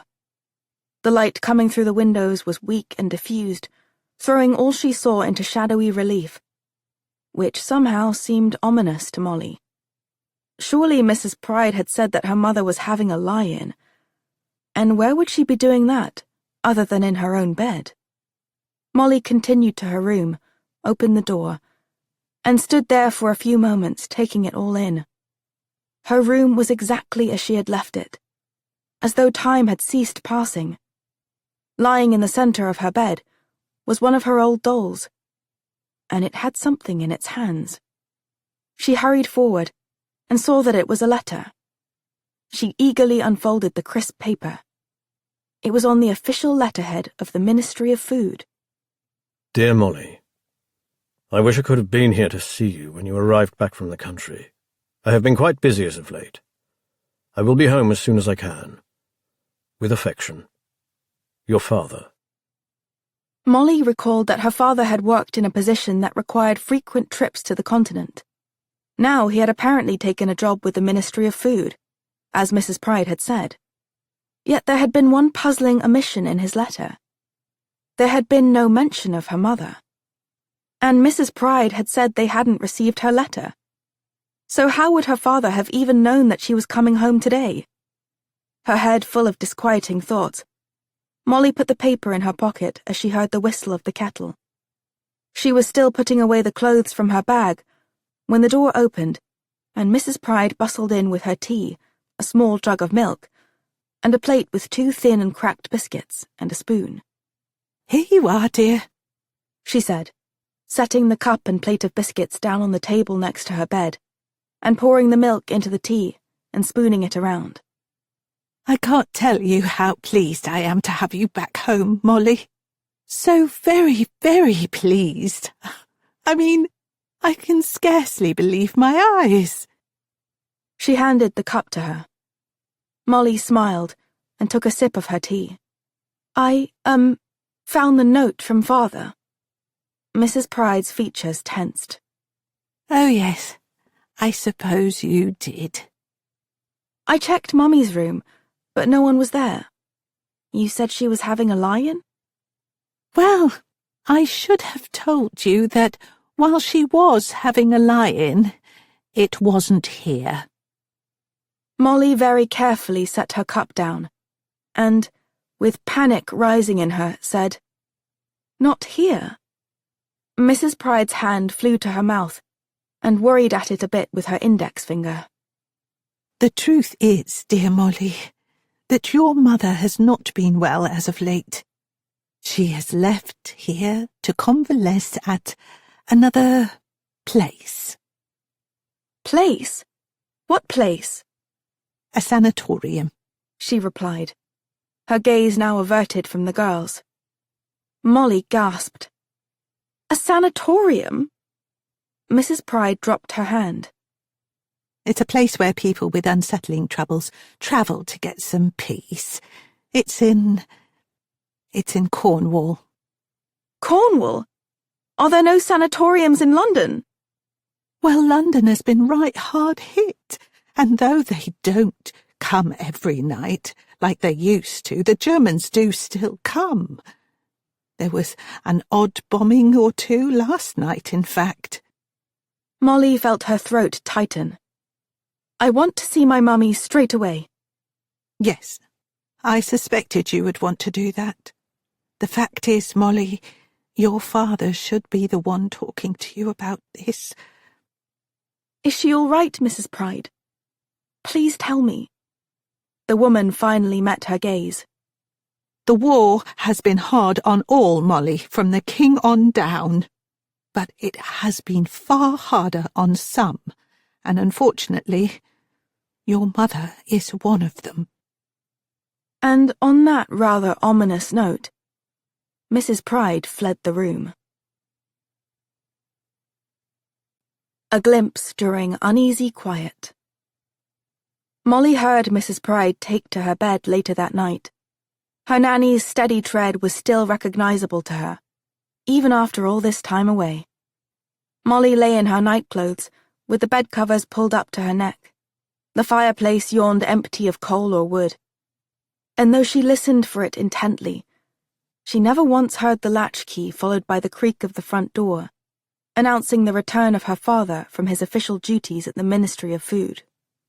Nor had Mrs. Pride offered any explanation for his absence, other than saying, It's the war, Molly. Everyone works such long hours.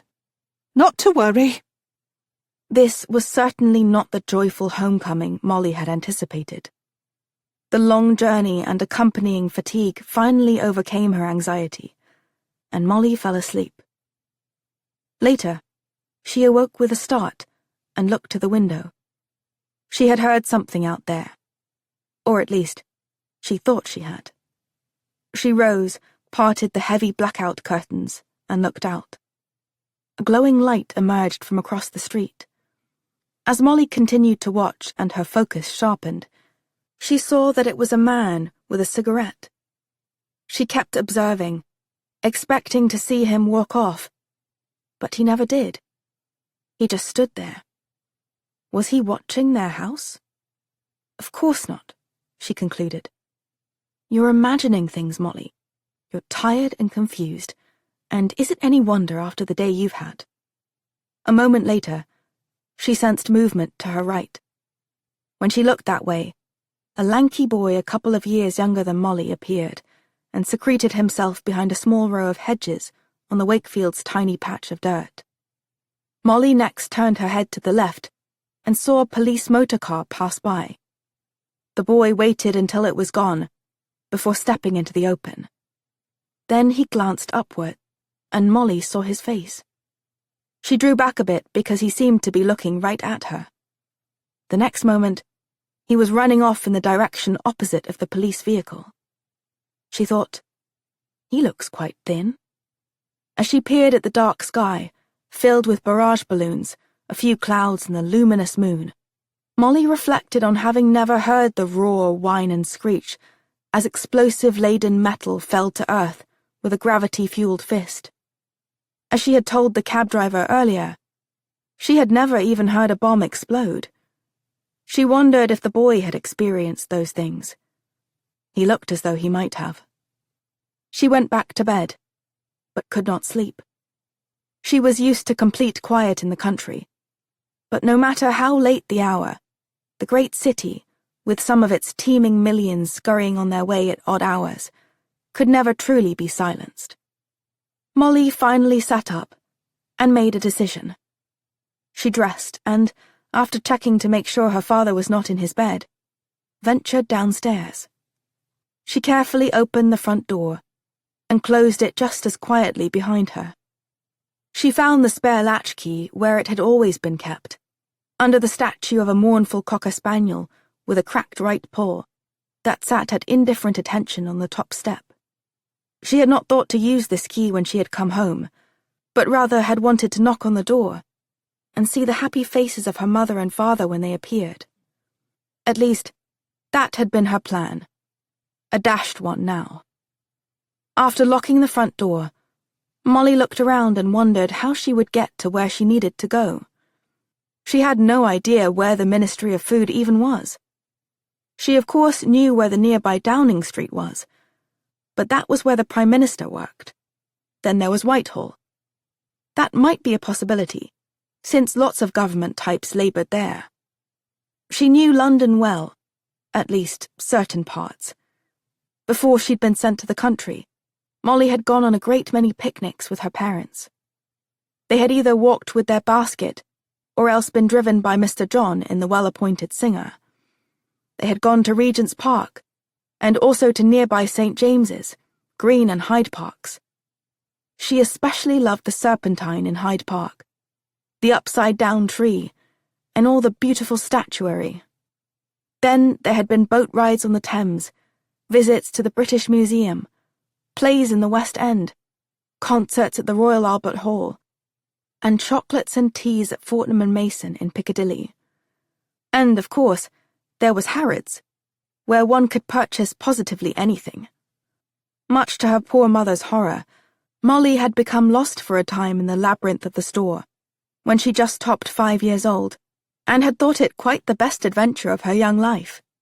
And there had been lunches at Claridge's in Mayfair, with broad, colourful hats and frilly frocks, and vast stacks of delectable delicacies served by the most professional of staff. Thus, she knew London, the amusing parts, the expensive parts. But as she looked doubtfully up and down her street in Chelsea, she began to feel that such a London no longer existed. This place, this world, had surely been transformed over the years she had been gone. And so must I be, thought Molly, with some trepidation. Boy meets girl. "Hello," she said suddenly, having just now spotted him once more, lurking this time behind a sickly leaning maple instead of a hedge. The same boy turned to stare at her. Hello. Charlie Matters said back. "Why are you hiding behind that tree?" Just taking a rest? Said Charlie, stuffing his grimy hands into his dirtier pockets. "Come now, were you hiding from that police motor car that passed by earlier? Are you in trouble?" He looked her up and down, and came away annoyed. Just out for a stroll? No law against that. And if I find something along the way, what business is that of anybody set me? She looked over his thin frame and shoddy clothes, and her expression softened. "I could provide some food for you." Charlie took a hand from his pocket and waved this offer away. Well, I don't take charity. "But it would be no trouble. I live right here." She pointed to the door of her home. Charlie looked up at the tall white brick face. What? You mean in all of it? Her eyes narrowed at his very odd query. "I don't understand. In all of what?" He pointed at her home. I mean, do you live in all of it, or just one of them rooms? Well, I have my own bedroom, but my parents own the whole house. Blimey. You must be rich then, miss. Molly blinked. What's your name? She asked. Charlie. Charlie what? Charlie Matters. Molly glanced across the street. She didn't see the man who had been smoking earlier, but part of the darkness seemed a shade darker, as though someone... Her gaze dropped to Charlie's right hand, where there was a long reddened cut. That's infected, she admonished. You need to wash it thoroughly with soap, and then apply topical medicine and cover it with a bandage. Why? I've had worse than that. Scoffed Charlie. I have experience with such things, and I'm telling you that it is infected. You don't want it to turn into septicemia. Septa what? Septicemia. It's an infection of bacteria in your bloodstream. That bacteria can then be swiftly carried over your entire body from within. You can actually die from blood poisoning. Charlie now stared down at the cut with interest. How do you know stuff like that? I just do. Now, were you hiding from the constables because you've stolen something? Charlie frowned under this interrogation. Look here. What's your name? Molly Wakefield. So why are you standing outside your house when you should be in bed, eh? I'm not sure that's any of your business, she replied primly. But never mind that. My father works at the Ministry of Food. Do you know where that might be? I would like to go there. It might be in Whitehall, but I'm not at all certain. A bemused Charlie said, So there really is such a thing? What thing? A Ministry of Food. Well, people do need food. But if there's a bloody ministry of it, then where's the food got to? You see my point? You shouldn't say bloody. It's coarse and disrespectful, especially in the presence of a lady, she added firmly. Well, I beg pardon. But I'm not the only one wondering about the food, I can tell you that. Well, I am sorry. Where do you live? Nowhere's near here, and I'll leave it at that. Well, if you can take me to the Ministry of Food, I can give you something in return. Something like what? He said, now clearly intrigued. Molly withdrew from her coat pocket a coin. This. What's that? A farthing? He said, in a deprecating tone. Well, I dare say my time's worth more than that. Does this look like a farthing? Charlie peered more closely. A half-crown? Where'd you get it? He demanded. Did you steal it? Of course not. My parents gave it to me for emergencies when I left here. Left? To go to the country. But I never had an emergency where I was sent to live. You left before the bombs, then? She nodded. Yes. Did you? He shook his head. Mum wouldn't put me on the train. Wanted me to stay with her. He added, with a touch of defiance. Molly's face went pink. I see, was all she could think to say. She held up the coin. So, can you take me to the Ministry of Food? I suppose they have an office in London.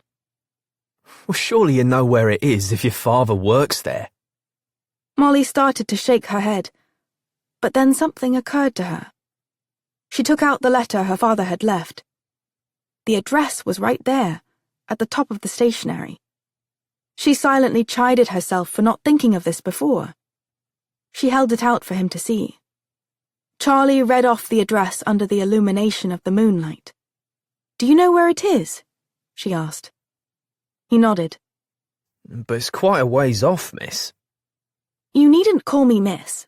I'm simply Molly. And it doesn't matter to me how far it is. Can we get there somehow? We used to have a driver, Mr. John, but he's no longer with us. And I obviously can't drive our car. What kind of car is it? Charlie asked quite eagerly. A Singer. You mean one of them big uns with the long bonnet? It is quite large, yes, replied Molly. You say it's yours? Well, it belongs to my father. It's in the garage behind the house. Well, then there's no doubt at all, is there? About what? That you're rich. Well then, take me there and the money is yours. She suddenly looked at him warily. But I know London well enough to figure out if you're taking me to the wrong place. Her eyes narrowed, and her jaw set firm. And you won't be able to take the money from me by force, I can assure you. I'm older than you, and quite strong. I never would do such a thing, said a shocked Charlie. She replaced the coin in her pocket, and eyed him expectantly. Well then, how can we travel there? I've never been on the underground. How about that as a way? Charlie gaped. What? Never on the underground? Molly now looked embarrassed. My parents preferred the car, you see, and my mother didn't care for being down there with so many people.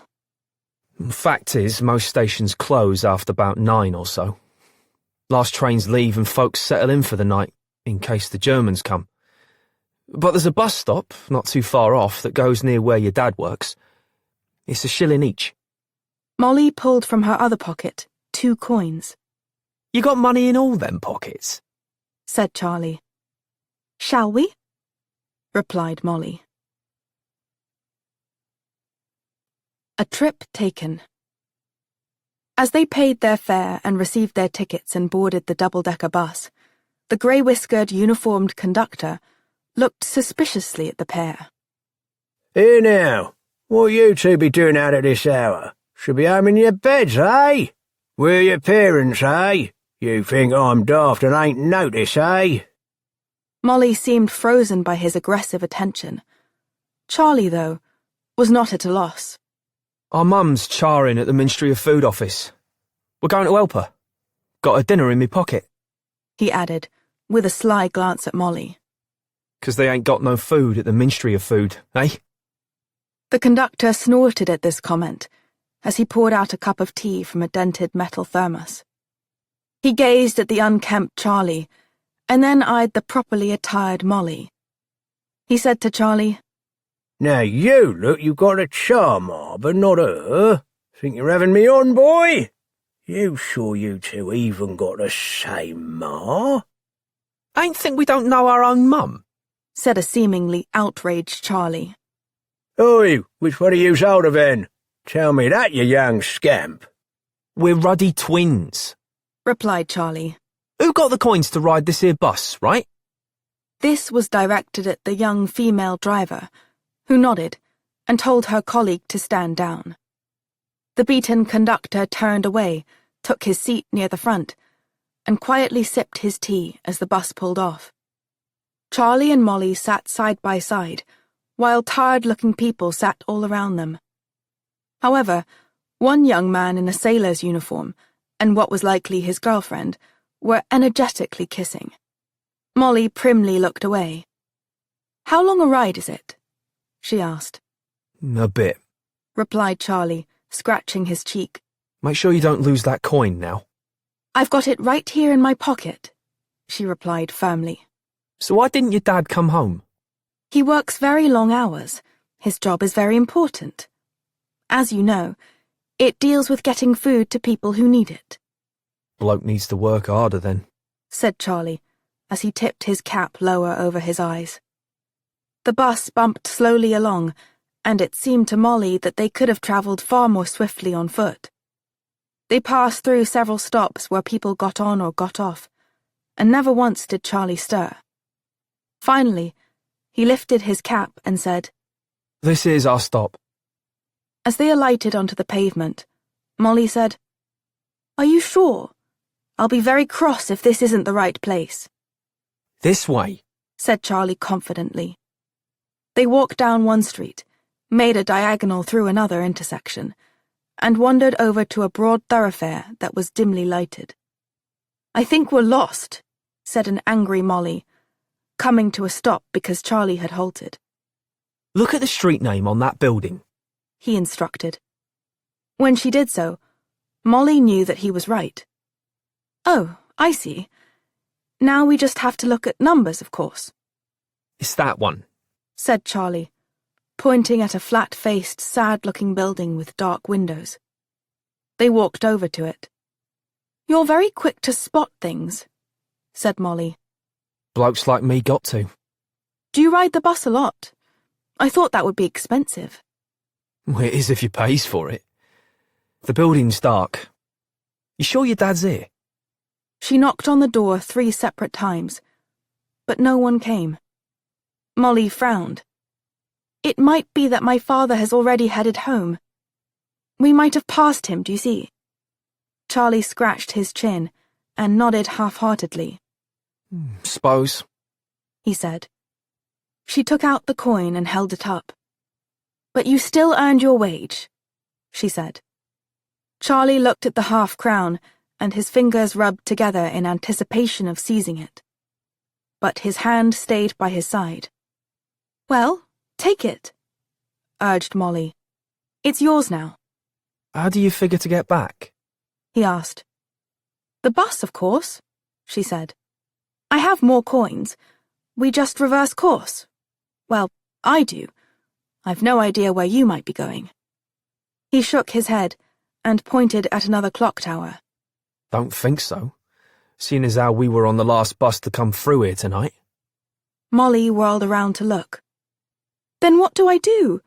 I have to return home, We can walk. opined Charlie, looking down at her fine buckled shoes with a doubtful expression. Though they don't look too good for walking. Your shoes don't look so comfortable either, countered Molly. They ain't. They pinch something fierce. Well then, she said. We can take 'em off. That is quite ridiculous. I have stockings on. They'd be absolutely ruined. So I cannot countenance your suggestion. Now, don't take this the wrong way, miss, but you sound quite educated. I have received a very good education, and I have also read a great many books, which is like receiving another education in itself. Well, I know a place with lots of books. Where? The bookkeep. Down an alley in Covent Garden. It's got a green awning. A man called Ignatius Oliver is the owner. He's named after a saint that got ate up by wild beasts. At least, that's what he says. Bit of a strange bloke, he is. The shop's over near St Saviour's School. Do you know it? I know Covent Garden, of course. We used to do some shopping there, But books won't help you get home. he said crisply. Do you have another idea? Charlie glanced over her shoulder. That. She turned to look at the bicycle leaning against a lamppost.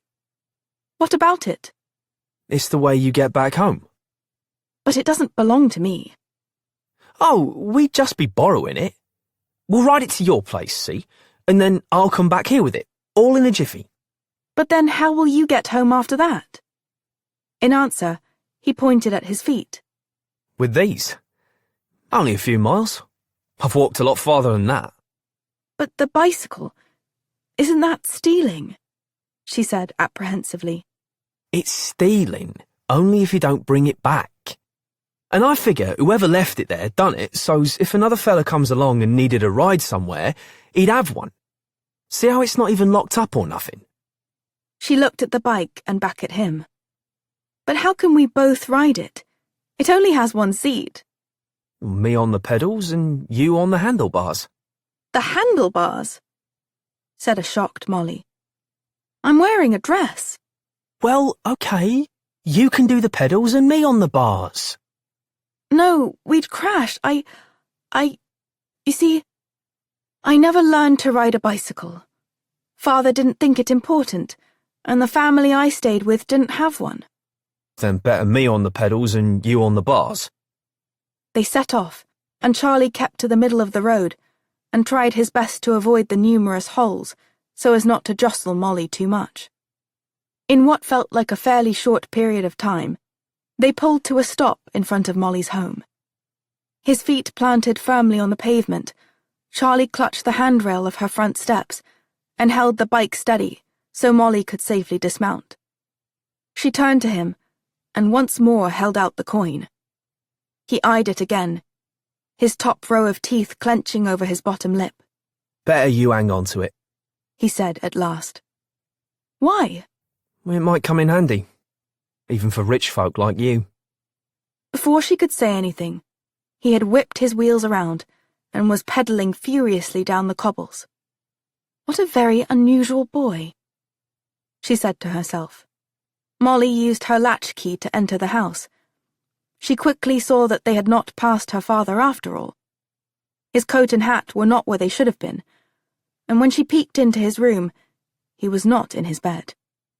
She even called out to him in the toilet. Her thoughts had then turned from her absent father to Charlie Matters. She had been fortunate to run into him, yet she doubted she would ever see him again. It was just not likely in such a large city, where there were many such boys. And with that thought, she undressed and climbed under the covers, not realizing how very wrong about that she was. A decision made. The rain pitter-pattered against the window as Charlie slowly ate his tinned meat, along with a small carrot and half a boiled potato. His Gran looked over at him as she used the last of the ration butter mixed with margarine and a bit of beef drippings to dab on a chunk of stale bread she'd brought home. She cut it in two and passed the far larger portion to Charlie. He noted this act of kindness, but it didn't make him feel any better. He said, "Gran, you needn't always do that." Young gentlemen need their nourishment, Charlie, though who could call this a proper meal? They cut the weekly bacon from 4 to 3 and the cooking fat by half. I've got a full pound of sugar on both our ration books, and what do I get? 2 ounces. Not enough to make your lips pucker. And your book is due a packet of dried eggs and 3 ounces of cheese, but the shops don't have them, do they? Why, it's been so long since I've had a proper bacon butty, I wouldn't know it if I smelled it. And mind you, I haven't seen an onion at the greengrocer's since 1940, and I think I'd faint dead away if I ever laid eyes on a banana or an orange, the latter of which apparently comes from the Yanks, who I don't consider all that reliable. Yes, Gran. Charlie heard this diatribe at pretty much every meal. She then smiled and looked pleased about something. Now, I've saved up enough, and in a week or so, Charlie, we're going to the canteen at the church hall. A nice meal we'll have, with a pudding and custard after. Charlie looked chuffed by this. "Oh, that's amazing, Gran." Her smile broadened. And later this week, I'm picking up a meat pie from the chippy. "A meat pie?" repeated Charlie, who thought that life was finally starting to look up. From the chippy, yes. Fish and chips used to be just what our kind ate. Now the uppity in Kensington and Mayfair eat it too. She beamed. Even saw a photo of the king having a bite of one off the newspaper and all. But we're ahead of them, Charlie. We knew it was good before they did, right? Right. And the royal family have the same ration books we do. Think about that. Shared sacrifice it is. Though their digs at the palace are a bit nicer than ours. She tittered at her little joke. Blitz spirit, they call it. Though that was years ago, feels more like a century. Blighty Blitz spirit, I call it. But good thing they feed you some at school in addition to your tin. Otherwise, I'd be even more worried about you. Charlie did not bat an eye. "I get more than I need. It's very good, too." Why? That's so fine to hear, Charlie. The light sputtered and then went out, casting them into darkness. But neither reacted to that. Gas and electricity had been rationed since 1942, and quite often their building went dark. That's why Gran kept a torch on the table. She turned it on, and they continued their meal. 2 minutes later, the power returned, and Gran started up again, as though she needed proper lighting to vent her complaints. I mean, shelves as empty as if they'd been robbed. It's a scandal. Why, I had more nourishment from a jar of fish paste when I was your age than I get from a full meal today. Shipham's was the paste I liked, but your grandad swore by Bovril. Now let's hope to heaven they're feeding the poor soldiers better than this.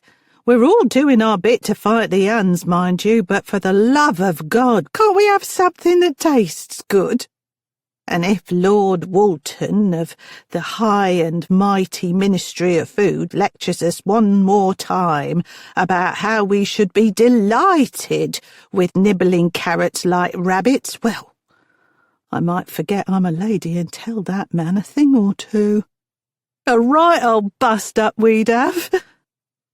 On the way home from school, I met a girl whose dad works at the Ministry of Food, said Charlie. A girl whose father works at a ministry goes to your school? Gran said in disbelief. No, I just met her on the way home. She was with her mum. They were giving clothes at the bin shop, 'cause they got so much extra stuff. Well, it's so nice to see people giving a toss. I hope you told her so, said Gran. I did, Gran. So, I guess the Ministry of Food is quite big. Oh, 'tis. They also do the rationing books and the cooking programmes. She rolled her eyes. Oh, yes, like I have time in the middle of the day to motor over to Harrods for a 2-hour cooking demonstration on legumes. The nutters. Bloody codswallop, if you ask me. And they say 1 packet of dried eggs comes out to an even dozen of the real thing. Well, maybe it does, but it surely doesn't taste like eggs to me. And then you've got to have something to mix 'em with, Charlie. And well, you mix 'em with powdered milk. Powdered this and powdered that, and what's in the blooming powder? She pointed her fork at him. Did you know that Lord Walton says sausages must contain at least 10% meat? 10%, Charlie! Well, the question is, what's the other 9/10, eh? Tell me that, and you're smarter than I am because I haven't found one ruddy bloke in all of the East End who can answer that. Yes, Gran. Ugh, they minister things all right. Paper shuffling and official regulations and lots of tut-tutting. And mind you, they have secret warehouses full of food spread all over Britain in case of invasion. Well, the Huns ain't coming, are they? So I says, give us the food, but no, they won't do that, will they? If you can muddle that bit out, then Bob's your uncle. Charlie helped her with the few dishes. Afterward, Gran made them 2 cups of weak, loose tea, and they settled in the front room. The fireplace held only woe-begone howls of the wind and the idle drips of rain coming through their cracked chimney pot. Now, Mr. Abernathy did promise more coal, Gran said, her tone frustrated. but I suppose it hasn't come in yet. And my old bones tell me this coming winter will be a positive corker. Chills already set in, least with me, but I'm as old as Methuselah. Off this remark, Charlie produced 2 lumps of coal from his pockets. Where on earth? She began when she saw them. Charlie. Charlie set about to turn the lumps to heat in their small fireplace opening. Fell off a lorry, he explained. And I was there when they did. Didn't the driver want them back? Bloke didn't notice. I yelled and yelled, but he must have been deaf or something. Like that going round, what with the bombs and all. Charlie had actually stolen the lumps after using his metal tool to defeat a lock on a door where the coal was stored. The 2 pieces were all that would fit in his pockets. He breathed life into the small flames with a pair of bellows, and his Gran drew closer to the hearth. Damp gets in your bones, don't it, Charlie? He rubbed his hands together near the bluish flames.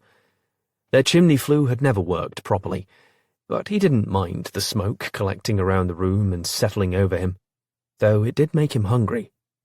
Well, just about everything made him hungry. I found something the other day, Gran. She put down her tea, picked up her ball of yarn and needles, and took up working on what would be a winter sweater for him, if the yarn and her rheumatic fingers held out. Found something? What would that be, I wonder? Charlie took out the book and held it up to her.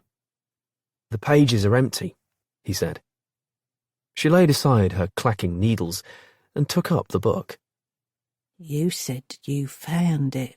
Where? Down an alley. I was taking a shortcut to school, he added quickly. As a rule, his grandmother did not care for him being in alleyways. She flipped through the pages. What are you going to do with it? Charlie shrugged. Could sell it. Folks want paper. So you don't want to keep it, then? He scrunched up his bony face. Keep it? What for? She eyed him suspiciously. Hang on a tick. Your schoolwork requires no writing. Charlie had been ready for that one. They give us copybooks, Gran. You got to use theirs, see? She looked at him, frowning. Oh, I see. Yes, indeed I do. She handed the book back and picked up her knitting once more. I'm all knackered, Gran. Going to bed, he announced with a yawn. She immediately looked at the small wind-up clock on the mantel that matched the one in her bedroom, and then glanced in surprise at her grandson. She put a hand to his forehead. You feeling poorly, Charlie? You do look a bit peaky, love. Just tired. Tired in the head. Mathematics, he added, with feigned fatigue. And with this final lie of the night, he went to his cupboard and lay down in his small box after closing the door so that it was very dark. His fingers skimmed the edges of the book. He hadn't a pencil or a pen, though he might be able to pinch one. Yet, what would be the point of writing things in it? He set the book on the floor and deliberately faced away from it. He would sell the book. Paper was useless to him, but coins weren't. As he had told Molly Wakefield, they could come in quite handy. And with that thought, he focused fully on the girl. Charlie had been out trying to pinch some useful things when he had run into her.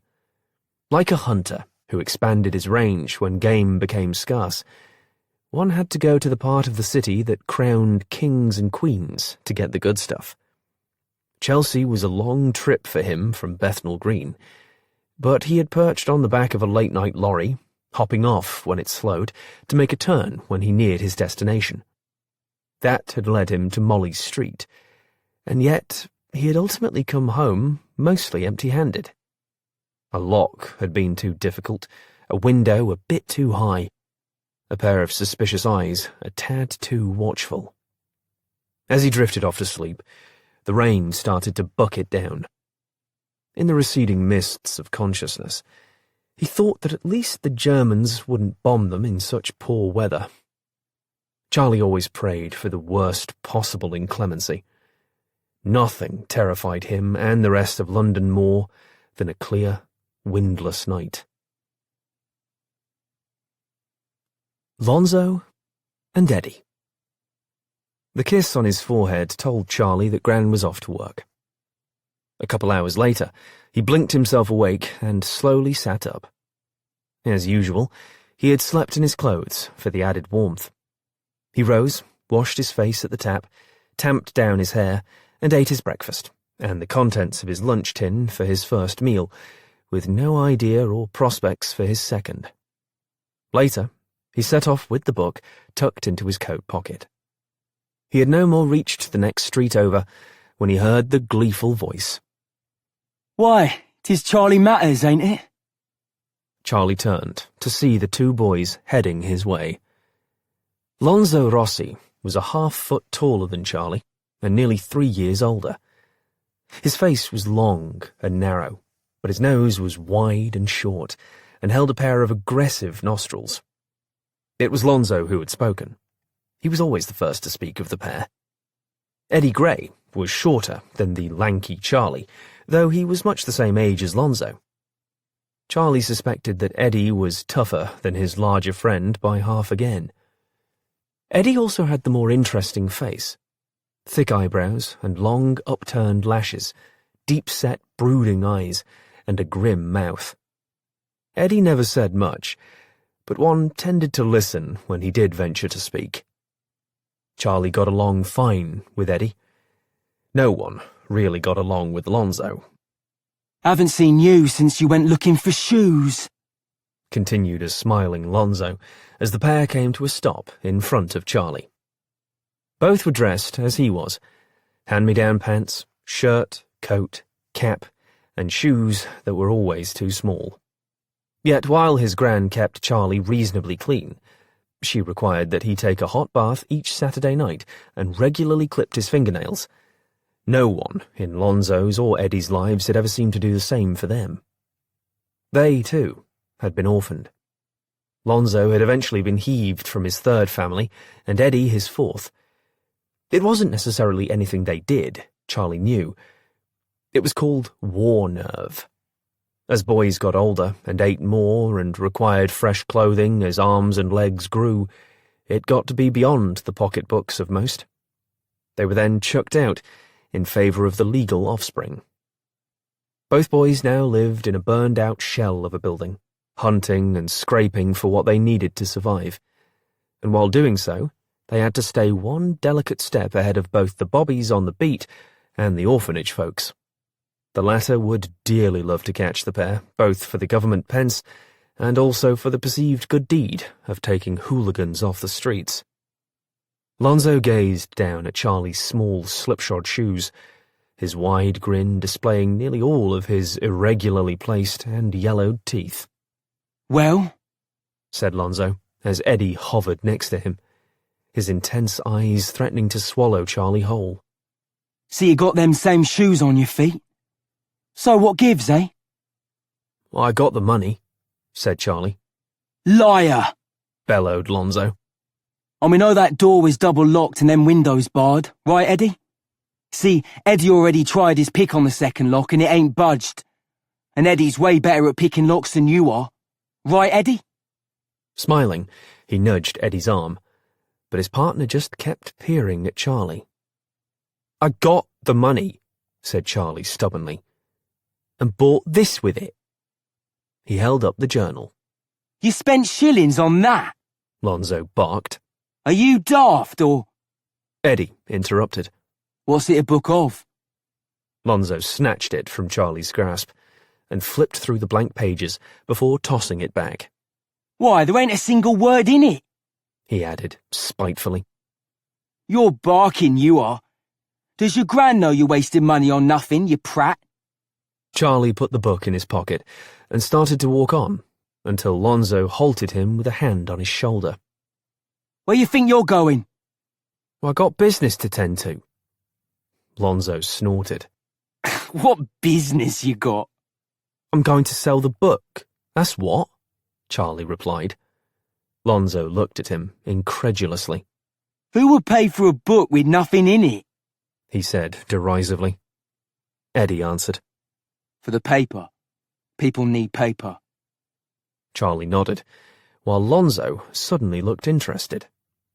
Eddie said, How much you think you can get for it? Charlie shrugged. Hoping for maybe a quid? A quid? Exclaimed Lonzo. For that? I gotta go, said Charlie. When he glimpsed a certain look in Lonzo's eyes that Charlie had seen before, he took off running. Oi! Cried out Lonzo. We want a word with you. We knows you're lying about... They started to run after him. You come back here!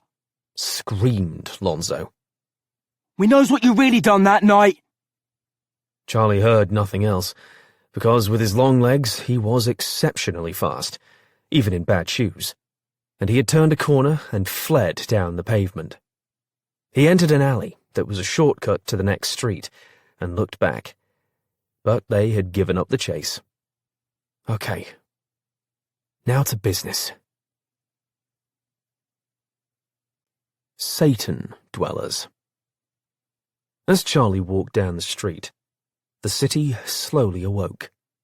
The rain had stopped, but the blackened, scudding clouds and screaming wind threatened more inclemency. Charlie muddled through in his mind what Lonzo had said. They know I was lying.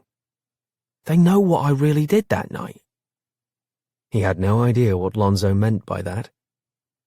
Charlie refocused on the task at hand. He had never really tried to sell anything before. He nicked things he or his Gran needed. He didn't part with things. But he'd told Lonzo and Eddie he was going to sell the book, so he had no choice. He passed through one distinctive part of the city, and then another. Charlie had found that London was like a large puzzle, where every piece was completely different from its neighbours, at least in some ways. The farther he ventured west, the more affluent and posh the surroundings became. He gazed at shop windows as he went by. Some were closed, others were just opening for business. Windows were being cleaned, doorways swept, awnings wiped down. Deliveries were occurring, though even here the supplies he saw coming off the trucks were meagre. Yet he appreciated that folks were trying their best to keep things as normal as possible, when life was anything but that. There was a mobile canteen, usually set up on the next street over, he knew. They came to bombed-out areas and set up shop at regular mealtimes. They fed both citizens and rescue workers. Charlie made this detour, helped the women to pass out food, did a bit of sweeping and wiping up, and was rewarded with a cup of powdered milk, brown toast with a smear of marmalade, and spam, masquerading as sausage. Charlie didn't mind. He actually quite liked spam. Now, don't drop none of that on the pavement, boy, the canteen lady had warned him. If a bird comes along and steals it away, a constable could put you in the clink for feeding a poor animal human food. Is that really true? Asked a clearly disbelieving Charlie. I'd like to say it's just a bad joke, lad, but 'tis the law all right. Careful to not drop even a crumb while he ate, Charlie returned to his journey. His book would make a fine ledger, perhaps at a counting house of some kind. Charlie had heard his Gran use that term. What they counted there, Charlie did not know. A column of uniformed school children passed him, with their tall, officious teacher leading the pack. Charlie eyed the students, who were not much younger than he was. When Charlie noted the teacher staring suspiciously at him, he tugged his cap down, tried to appear taller and bigger than he was, and hurried on. You could leave school at 14, but Charlie wasn't quite there yet, and Gran would probably need to sign something, and he doubted she would because education was important to her. But schooling could come in many different ways, he believed, and living by your wits and skills was one of them.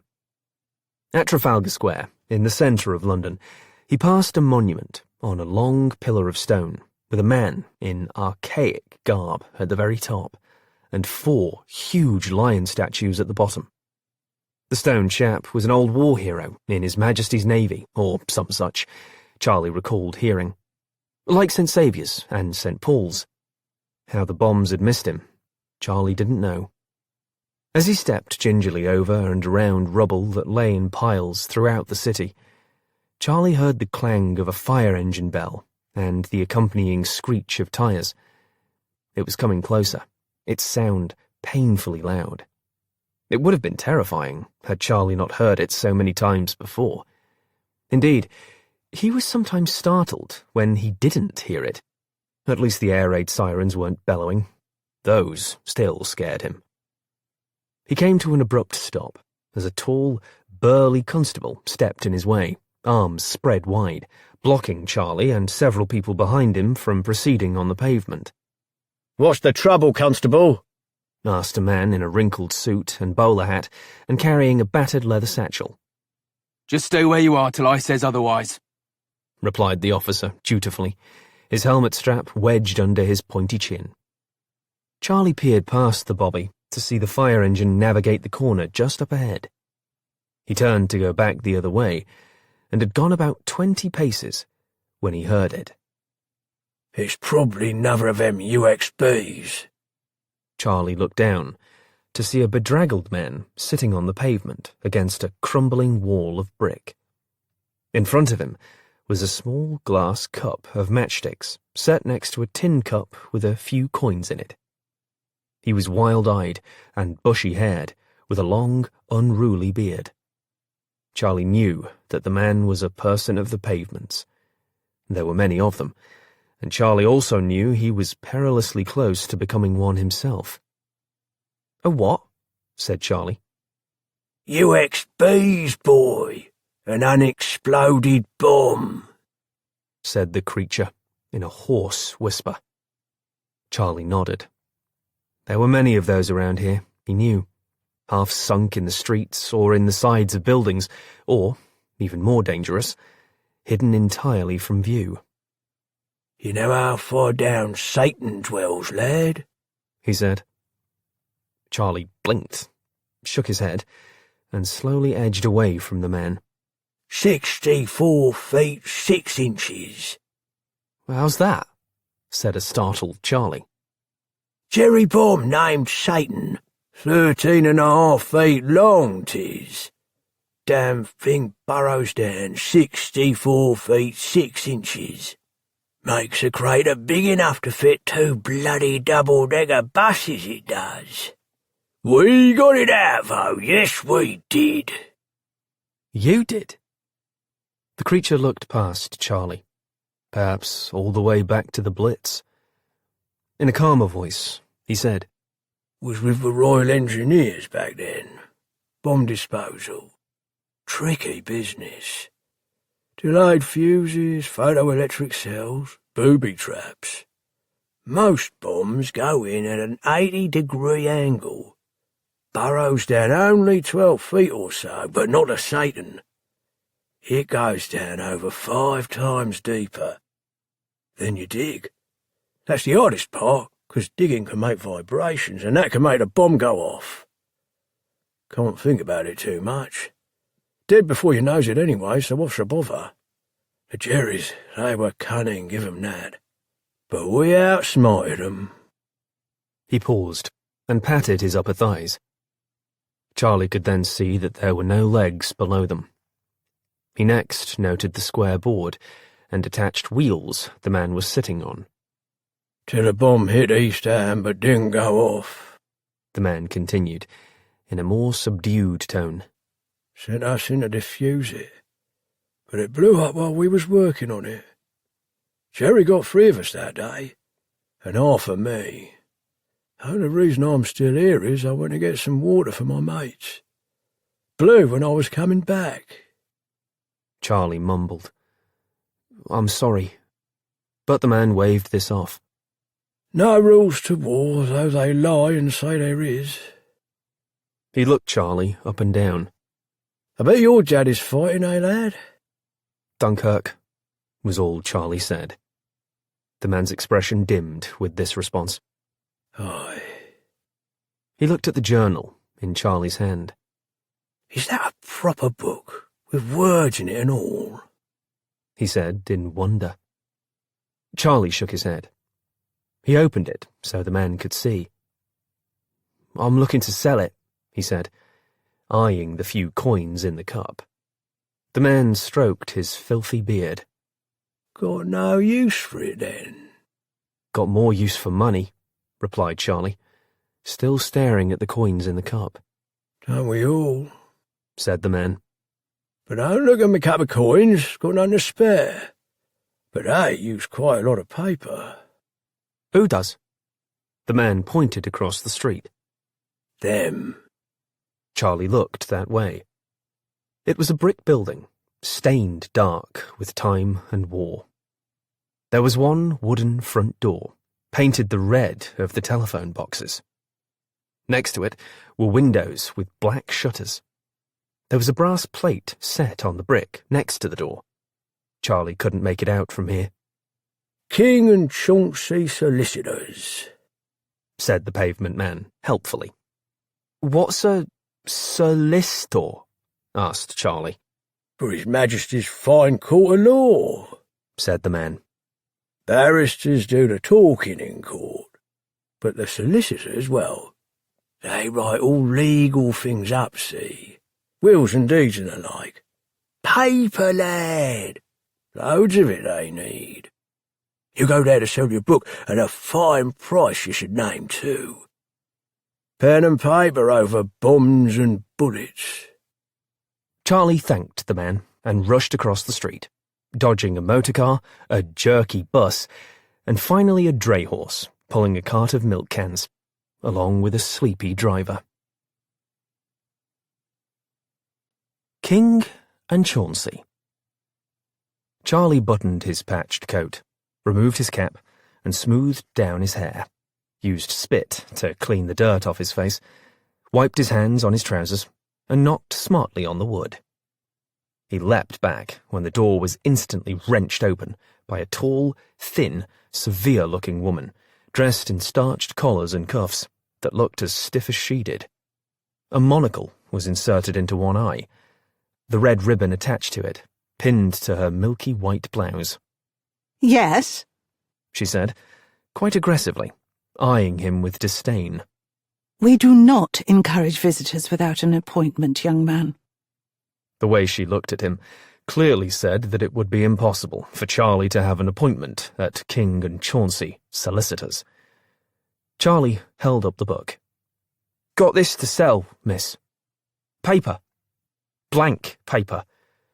That, gent over there said you used paper, so's... The woman looked over Charlie's shoulder at the pavement man, who was busy handing out matches to a well-dressed man for a halfpenny in return. Oh, he did he? He did, replied Charlie. And there's not enough paper.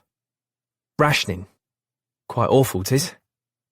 The monocle lost a bit of its aggressiveness. Do you know that authors are having to wait years to get their books published for the lack of paper on which to print them, when more books should be read during the war than at any other time? How terrible is that, young man? Now that's a real shame. Let me see it, she demanded. Charlie handed it to her, and she flipped through all of the pages, seemingly to make sure they were indeed blank. She passed it back. Come, she said, turning sideways and motioning Charlie in. Charlie followed the woman down a broad hallway that was well lighted, with both electrical lamps and flickering wall candles. The smell of a wood fire reached Charlie's nostrils, and he wondered where they'd gotten the timber. That was even scarcer in London than the coal. He grew more comfortable as he looked around at the plush interior. His belly was reasonably full, thanks to the canteen lady, and good prospects seemed to inflate with each step he took. The idea of a single quid was pushed to the back of his head. He figured these people might actually have pounds to spend on fine paper such as his. And wouldn't it be sound justice if his boast to Lonzo turned out to be more than true? She led him to a room with a desk, sturdy shelves full of weighty volumes, and packets of papers with red ribbons around them, and wood-backed chairs with striped, cushioned seats. A painting of a bridge hung on one wall-papered wall. A cheery fire burned in the fireplace. Charlie took all this in, and then glanced at the woman, who was watching him closely. "Nice place, miss," said Charlie. Thank you. She pointed to a chair for him to sit in. Charlie took off his cap, brushed off the grimy seat of his trousers, and sat, while she settled in behind the desk. She looked at Charlie, and he stared back at her. "So, are you King or Chauncey, miss?" he asked in his politest voice. She seemed startled, and perhaps pleased by this query. I'm neither. Mr. King and Mr. Chauncey are both elsewhere today. They are solicitors. My name is Virginia Woodley and I assist them. Charlie nodded. This soliciting bit seems to pay quite well. It takes years and years of rigorous education to become one. Charlie's face fell. He figured there had to be some catch. And what is your name, young man? Charlie started to answer, but then thought for a moment. The Honourable Charles E. Matters, miss. Her eyebrows knitted, and then proceeded to hike up her long forehead like a building lift in motion. And where did you get the book, Mr. Matters? Didn't nick it, if that's what you're thinking. Someone give it to me. She ran her monocle over his unkempt appearance. You're certain? Because I will absolutely not entertain the purchase of stolen goods. Charlie never broke eye contact. It was given me, he said. By whom? Why's that matter? Things like that simply do. Ignatius Oliver, who owns the bookkeep over by St. Saviour's School. He was the bloke what give it to me. She gazed at him, wide-eyed. You, most assuredly, do not attend St. Saviour's. Well, most assuredly does not, miss. For a moment, Charlie thought her twitching lips might lift into a smile, but they didn't quite manage it. And why would he give you the book? Charlie shrugged. He said his wife used to write down things in hers, and he supposed I might like to do that too. Then why are you here, attempting to sell it? 'Cause I could use the money more than I can the writing down what I'm thinking and such. I doubt it's worth the bother. She gazed uncomfortably over his tattered clothes and thin frame. How much, then? Charlie bit his lip. I was thinking £5, but for you, I'll let it go for only £2. And why give me such a bargain? She asked, with suspicion. He decided to simply tell the truth. 'Cause we've been having a nice talk and all. It's warm in here, he added, and this chair's the softest I ever sat in. These things count with me, miss. She placed her hands in front of her, but did not look unduly put off by the stated amount. All right, but £2 is still quite a lot of money. Well, it won't all go to me. Oh? Well, yeah. The bloke across the street told me about you, so I figures he deserves a tanner. He helped take care of the bombs till his legs got blown off down Easton way. And Gran needs a hat and specs. Then some of it would go for some shoes and a coat for me, if I can find them at the right price. Or if I can find them at all. Anything left over? Well, my Gran. She likes a pudding sometimes. Your Gran? Do you live with her? Charlie nodded. And your parents? Charlie shrugged. Just got me Gran. She cleared her throat, and without looking at him, said, I think £5 is the going rate for a book such as this. It is quite a large amount of paper. Let me just nip off and see to it. As she rose, Virginia Woodley dabbed at her eyes with a handkerchief pulled from her cuff. As she started to pass by him, Charlie said firmly, There's no need for pity, miss. Lots of folks worse off than me. I got Gran, and a roof. Of course, Mr. Matters. And may I say that St. Saviour's probably doesn't deserve a fine lad like you. She patted him kindly on the shoulder, and then hurried off. Charlie continued to sit in the chair and look around the room. If such a place as this existed here, amid all the loss and rubble, then perhaps one day they could all put the war behind them and push on to better times. It was a nice thought, at least. His gaze settled on the book. It was no longer paper stitched together with a leather hide. It was £5. He flipped through the pages, and as he did so, Charlie suddenly didn't simply see blank pages anymore. He wasn't exactly sure what he was seeing. Perhaps possibilities of an unforeseen or even unknowable kind. The prospects that lay with £5 were quite clear enough. Hat and specs for Gran, coat and shoes for him, and a tanner or two to the tin cup bloke, with perhaps a bit left over for the pudding. And on the other side of the ledger, invisible things. Wispy phantoms of the mind, even. Charlie leapt from the chair, sprinted down the fine hall, and was out the front door, before Miss Virginia Woodley ever came back with the £5. Independence Day.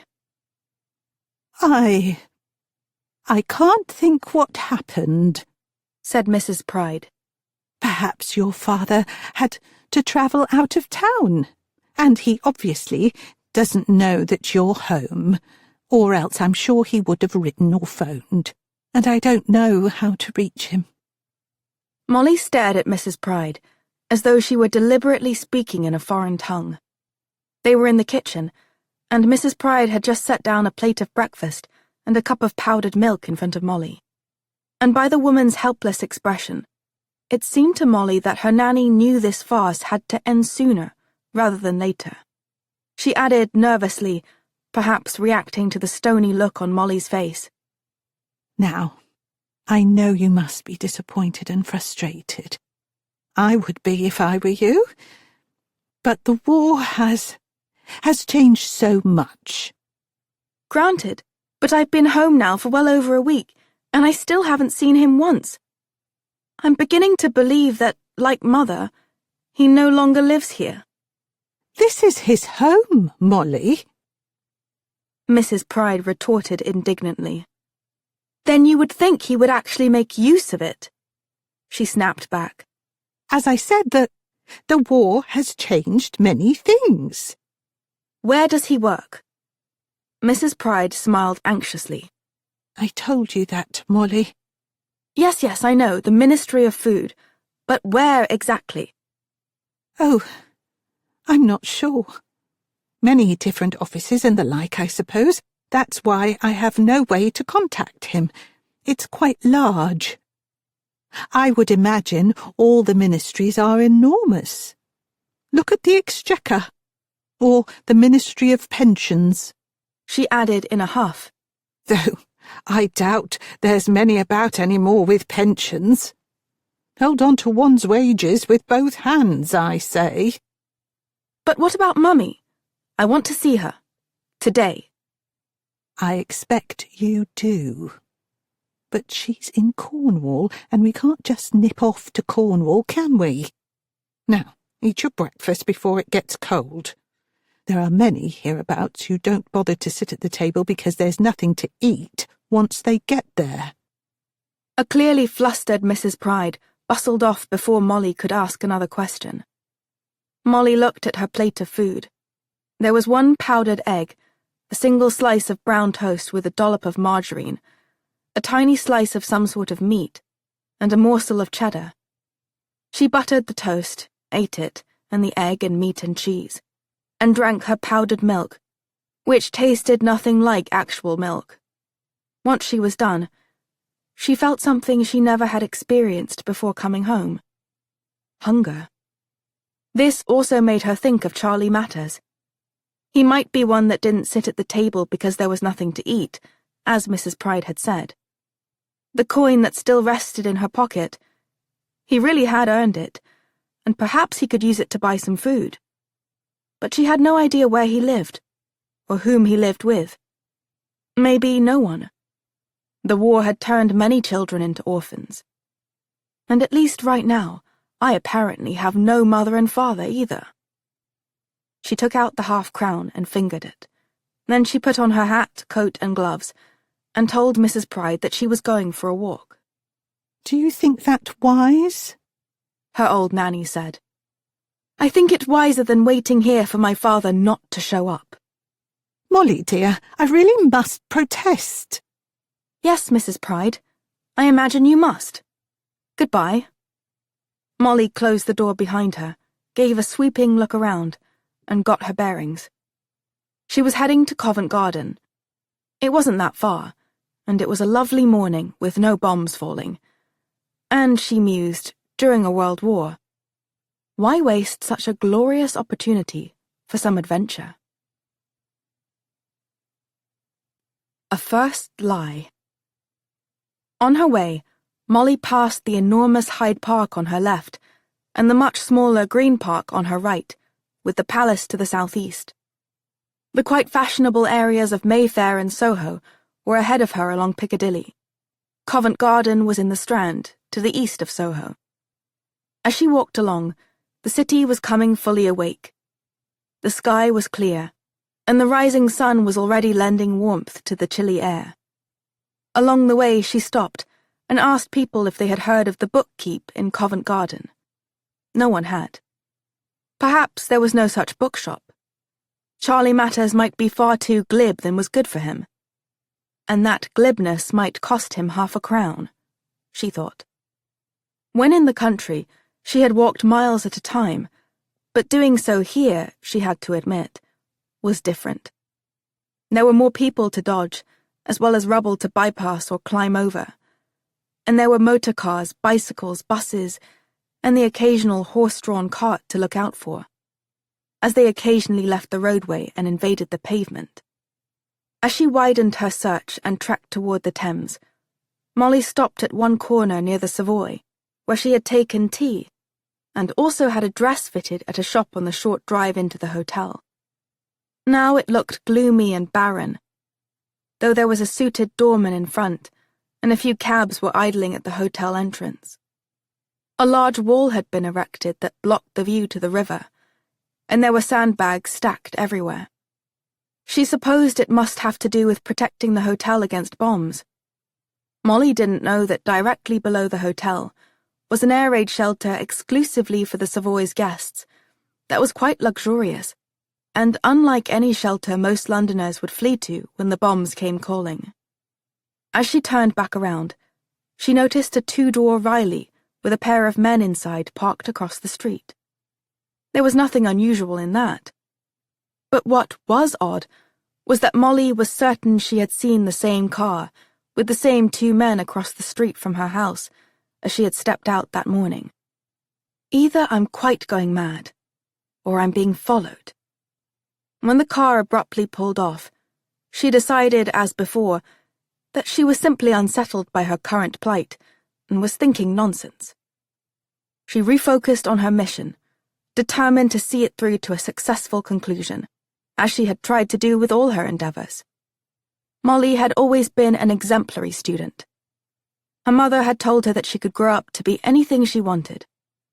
Her father had said the same, so long as it was a teacher, or perhaps a secretary to a powerful man. And, of course, there was the inevitable marriage to just the right sort. But Molly wanted to go to university, which made her think of something that Charlie had mentioned that might aid Molly in her search. St. Saviour's School. Surely someone would know where that was. And indeed, one gentleman she encountered did. He graciously tipped his hat, stroked his respectable moustache, and volunteered that he had been a student there himself, before telling her the way. Although he seemed puzzled at her query, since St. Saviour's School, as he informed her, was only for males. "My brother," said Molly. "I'm meeting him there." The man smiled and said, Ah, well then. before gliding away. Well, that was the first lie I ever told. And Molly was surprised at how satisfying it had felt to carry it off. She hurried off in the direction of St. Saviour's, but never arrived there. As she was passing the mouth of an alley, she happened to look down it, and saw the green awning that Charlie had described. Now, to be fair, she knew there were a great many green awnings in the city. She rushed down that way, and gave an exclamation of pleasant surprise, like one does when one receives the actual present one wanted for a birthday, instead of the gift the giver believed the person wanted. The bookkeep, I. Oliver, proprietress. There it was, plain as the day. And that meant Charlie had not lied to her, which made Molly feel quite comforted. But she was also confused. Proprietress? Surely, Charlie had said. When she peered through the dirty glass and saw the jumble of books, Molly was immediately taken aback. She had been in many London bookshops, and none had looked like this. Had the war simply changed everything? She hoped not. There were standards, after all, that should be observed. As he had put her on the train to the country, her father had warned her. Anarchy must be avoided at all costs. The Germans preach about efficiency and method, he had said. This pertained to their trains, their uniforms, even their blitzkrieg, which Molly had understood to be war in a hurry against a far weaker foe. But what the Nazis really wanted, according to her father, was anarchy. Anarchy of the soul, he had further explained, which was the very worst anarchy of all. And then he had kissed her on both tear-stained cheeks, patted her head, smoothed down her braids, and seen her off. That was the last time she had ever been with her beloved father. Her mother had been too distressed at Molly's leaving to accompany them to the train station. And that was probably a good thing. There were so many mums and dads saying goodbye to so many children with identification labels pinned to their coats, and gas masks in hand, and small bags over quivering shoulders holding all that they possessed. It was a necessary flight of innocence from coming evil, to be sure, but certainly one of the saddest in all of history. She opened the door to the shop. The bell tinkled appreciatively, and Molly entered the bookkeep of I. Oliver with the unwieldy commingling of trepidation and hope in her heart. A second visitor. Molly took a few moments to look around, and concluded that her second impression of the shop differed from her first. Yes, it was cluttered, but it was jumbled like one's mind was when one had too much to think about. That was not always a bad thing, was it? She actually found herself smiling as she took in the swollen shelves and the teetering towers. The next moment, the curtain parted, and there he was. Yes, miss. May I help you? He looked kind and eager, and not remotely like the strange bloke Charlie had described. She began crisply, "You are Ignatius Oliver?" I am. "I understand that you know a boy named Charlie Matters?" He lifted the hinged countertop and came to stand next to her. I do know him. May I ask the reasons behind your inquiry? He helped me do something and I promised to pay him, but then he was off before I could. I was hoping that you could tell me where he lived, so I could follow through with my pledge of compensation. Oliver took off his specs, cleaned them on his sleeve, and replaced them. I could see why that would be a predicament for you, Miss... Molly Wakefield. And your home is in London? Chelsea. Yes, of course. She frowned at his words. What do you mean by that? Just that it's a fashionable area, and you yourself are clearly fashionable. I suppose, she replied, looking down at her very proper and expensive clothing. Charlie is a good lad. With a sideways glance at Oliver, she said, "From the looks of it, the war has not been kind to him." As it has not been kind to many. That's why I want to pay him what I owe. It was ½ a crown. She took it from her pocket and held it out. That is a small fortune these days to someone like Charlie, said Oliver, admiring its shine. And do you live with your parents? She frowned again, and decided to answer less than truthfully. I live with my mother and father and my nanny. Your parents are well? My father works very long hours.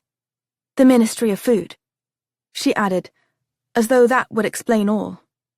And your mother? Is a bit under the weather, Molly replied cautiously. As many of us are.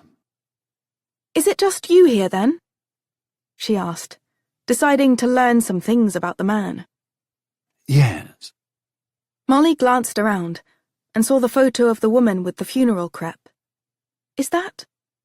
My late wife. As I told Charlie, this was her shop. Ah, that's why it says proprietress on the glass, noted Molly. Yes, the I stands for Imogen. After she died, I took over running it. I haven't done such a good job, and the war certainly has not helped. I'm sorry about your wife. May I ask what happened to her? The war happened to her, unfortunately. He followed her gaze as it swept across the shop. I see you are an avid reader. How did you know that? She asked in surprise.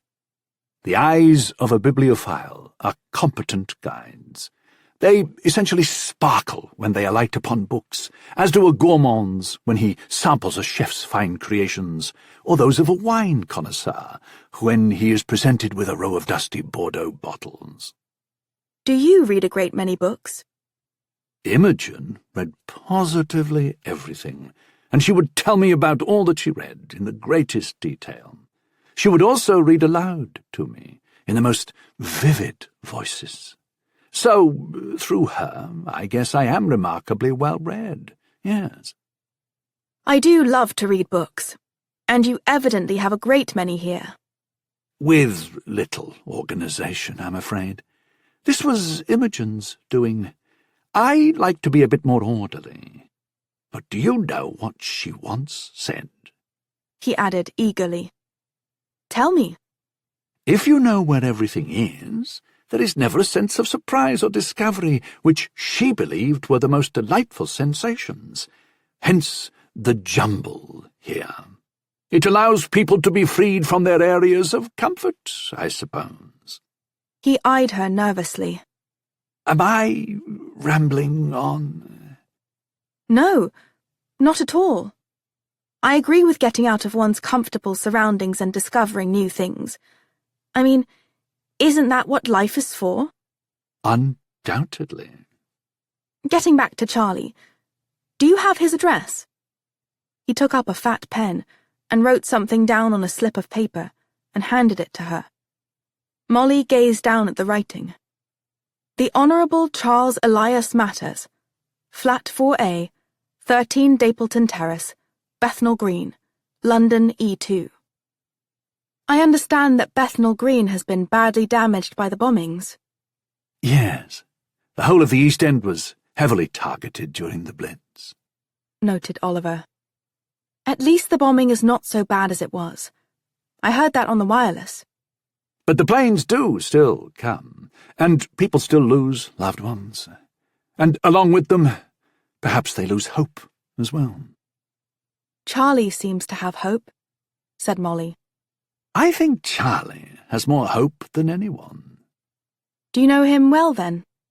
Some people you can read more easily than others. But you also said just now that you heard of the bombings lessening on the wireless. Molly explained. I was residing in a small village in Suffolk, very near the water. I was sent there during the evacuation scheme. I'm just back. When he looked puzzled, she added, I know most have long since returned, but my circumstances were a bit different. As you say, he replied graciously. She gazed around at the wealth of books once more.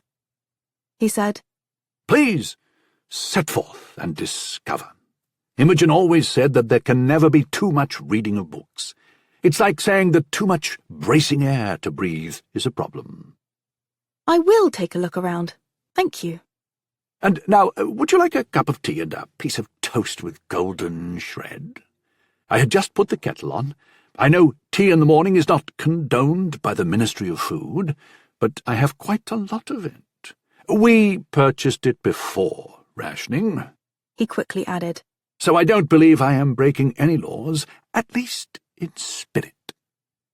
No, you needn't. Molly paused as her belly rumbled. Well, toast and a cup of tea would be wonderful. Thank you. And how do you know Charlie again? Well, he dropped by one night. One night? Yes. You may have noticed that he quite likes the night time. I have noticed that. He disappeared behind the curtain, leaving Molly to browse. She slowly made her way around the place, turning books over, flipping through pages, reading snatches here and there, and twice reciting out loud a particular passage.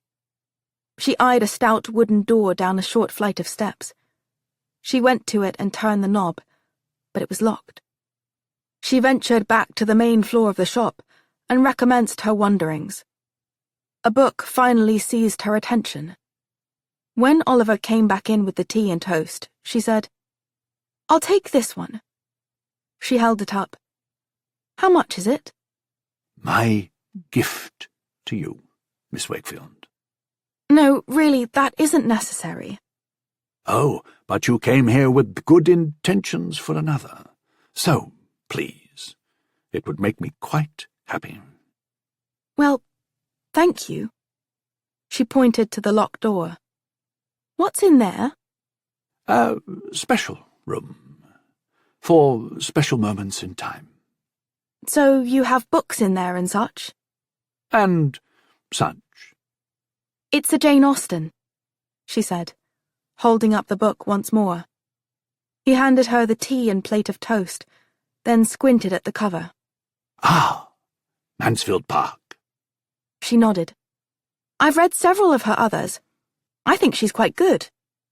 As Molly drank her tea and munched on the toast and marmalade, she said, "While I believe I understand Austen's intended irony, I do not care to endlessly speculate about whom I shall marry one day." I think, as you grow older, the sharpness of her wit, the refreshing satiric quality of her barbs, and the sophistication of her underlying meanings will impress you far more, and I think you will find some commonality with this particular story, since, as you are just back in London, it deals with a young lady in unfamiliar territory. "So you've read it?" said Molly. Imogen read it to me. She had, of course, already read them all herself. "What, all these books?" Molly said in amazement. As she said, what else does one do with books besides read them, and then wonder about what one has just read? And even more pleasurably, what one will read next. Well, she was the proprietress of a bookshop, so she could sell them. Ah, and Imogen was very keen on this. She said, without reading them first, how shall I decide what is worthy to sell and what is not? Molly thought about this. She makes a fair point. I always thought so, said Oliver. A bit sadly, concluded Molly, who also thought it a little disturbing that the man seemed only to echo his wife's philosophy of life, rather than espouse his own. Perhaps Charlie had been correct, that Mr. Oliver was a strange bloke. "Then I shall visit Charlie and make the required payment." Is that the only reason you seek him out? To pay him his wage? Asked Oliver. Well, no, not the only reason. I think we could be friends. I believe you may well be right about that. He looks like he might need a friend, actually, noted Molly, glancing at Oliver hopefully. And if you permit me to say so, I think you may as well. Thank you, Mr. Oliver. I hope that we shall meet again. I am almost always here. She turned to the door, but then looked back at him and held up the paper with Charlie's name and address. Why do you refer to Charlie as honourable? Because he has the potential to be, replied Oliver. As do we all. A small knife point in time. After a filling supper at the church hall where Charlie devoured a custard tart and had a spoonful of Gran's pudding, they walked back to their flat. Gran had been strangely reserved during the special meal. so Charlie knew that something was amiss. Gran led Charlie into the front room and asked him to sit down. She would not meet his eye, which made Charlie fear what she was about to tell him. She placed an aged hand on one of his bony knees. There's no easy way to say this, Charlie. Are you sick, Gran? He stammered. What? No.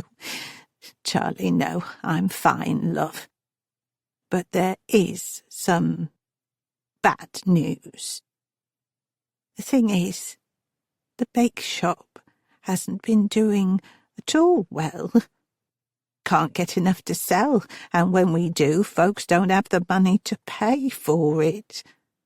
And while I wasn't made redundant or anything, my wages have been cut in half. What does that mean? Said Charlie, though he knew it could mean nothing good. Well, for one thing, it means we can't stay here. We're going to have to move. Move where? Asked Charlie, with dread in his tone. Well, I haven't quite figured that out yet. I only learnt of all of this today, but people will help us, Charlie, I'm sure of it, and I think there's a ministry to assist folks with housing and the like. Now, we might have to go to a place where we'll have to share with others, but there will be a roof over our heads. I'm sure we'll be fine. How much would it cost to stay here? She blanched. Charlie, this is my problem to figure out, and I will. Now, you just go off to bed and get a good night's sleep.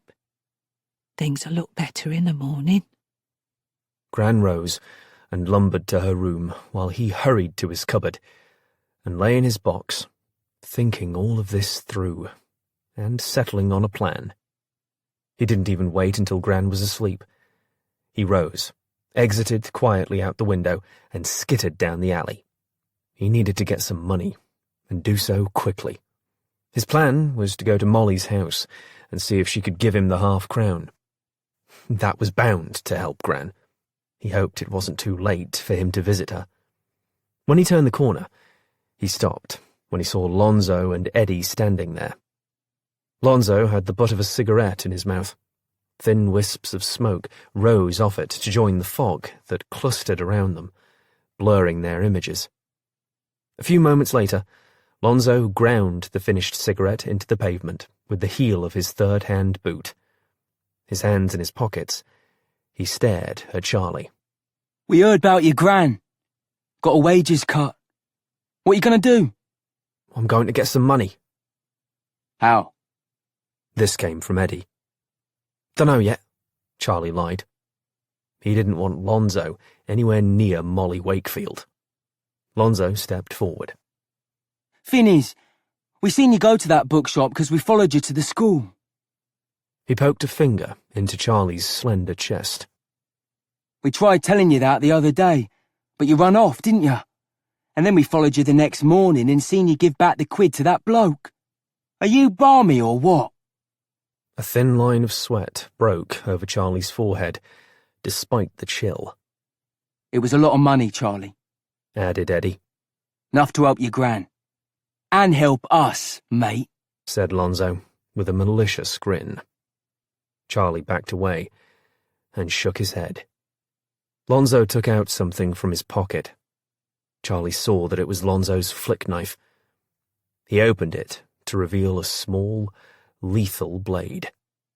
Now, your Gran's a nice old biddy, ain't she, Charlie? Shame if something happened to her.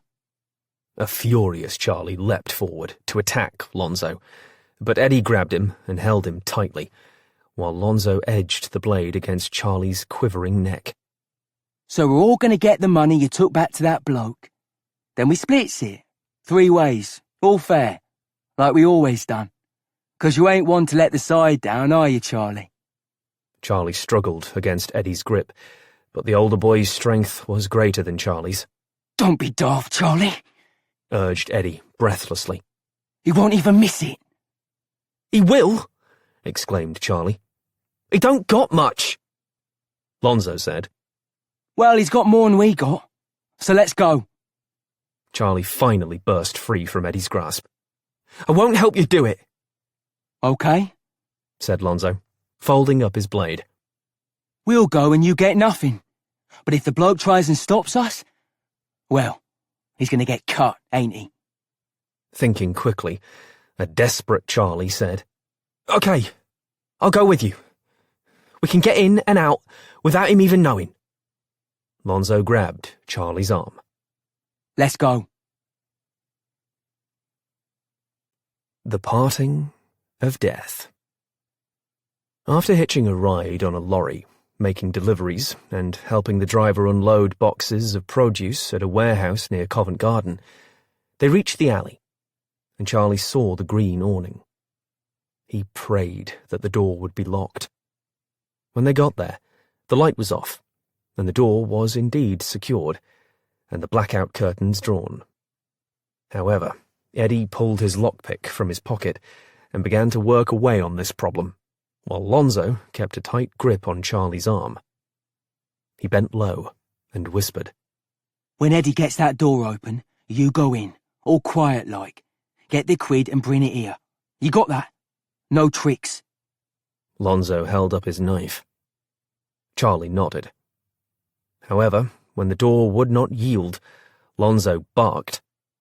Oi! What gives? Eddie said. Dunno. Got the lock open, but he must have it latched on the inside. Well, I ain't going off empty-handed after we come all this way.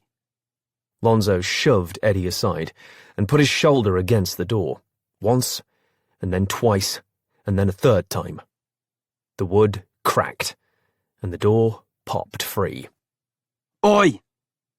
The voice called out as the beam from the torch fell upon them. The copper was at the mouth of the alley. You lads hold up right there. He started to run toward them. The trio of boys did not hold up right there. They sprinted in the other direction, just as they had done in all encounters with the police.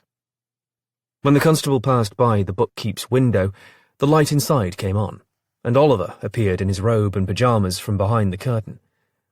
He spotted the damaged and partially open door, flipped up the hinged countertop, and ran to the entrance.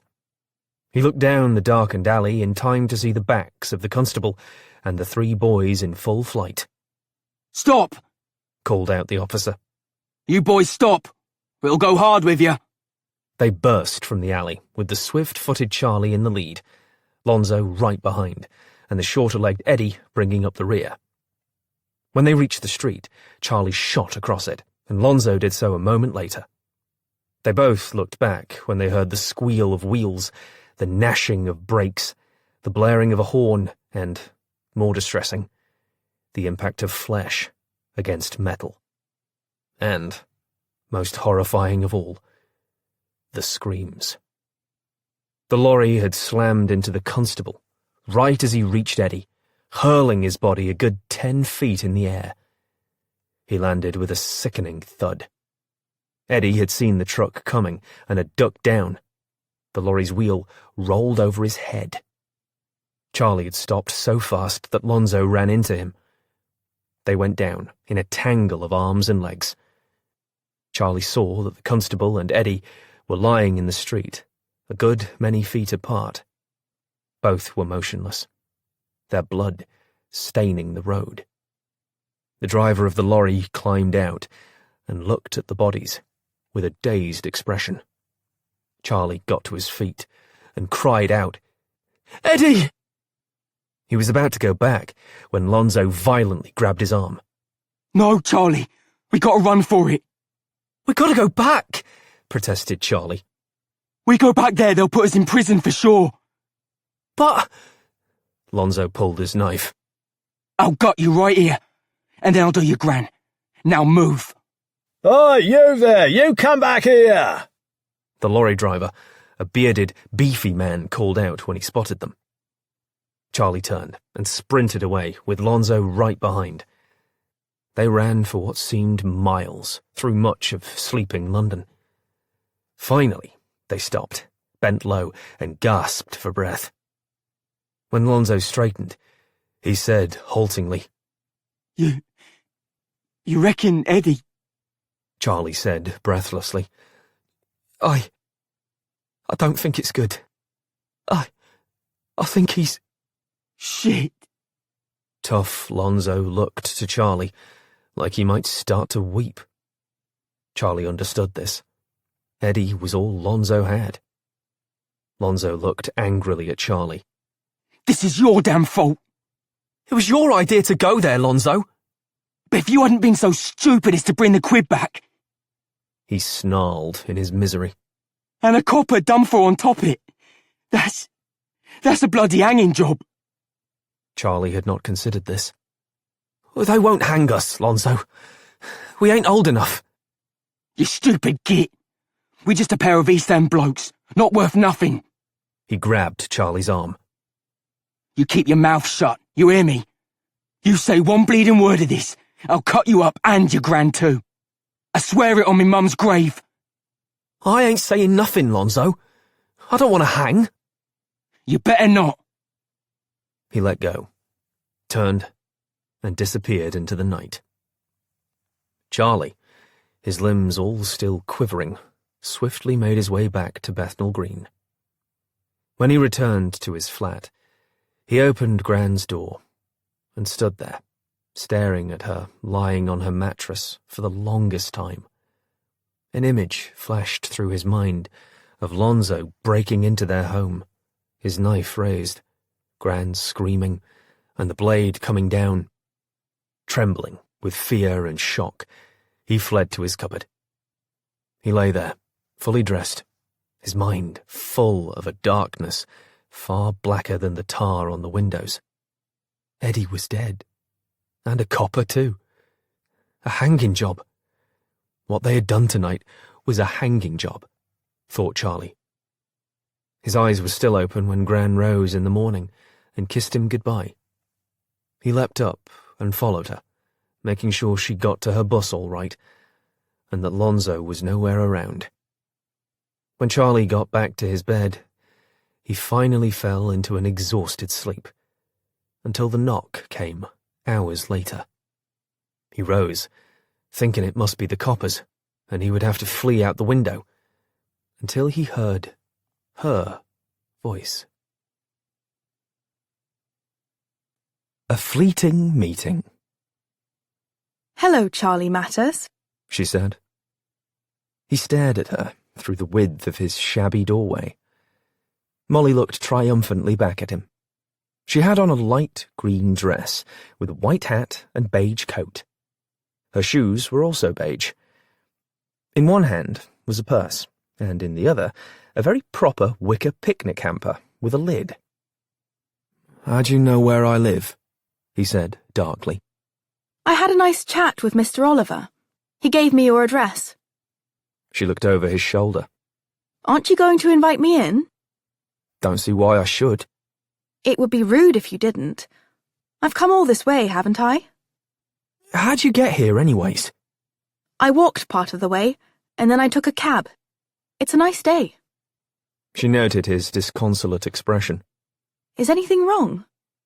"No. Why should there be?" You just look different. Are your parents home?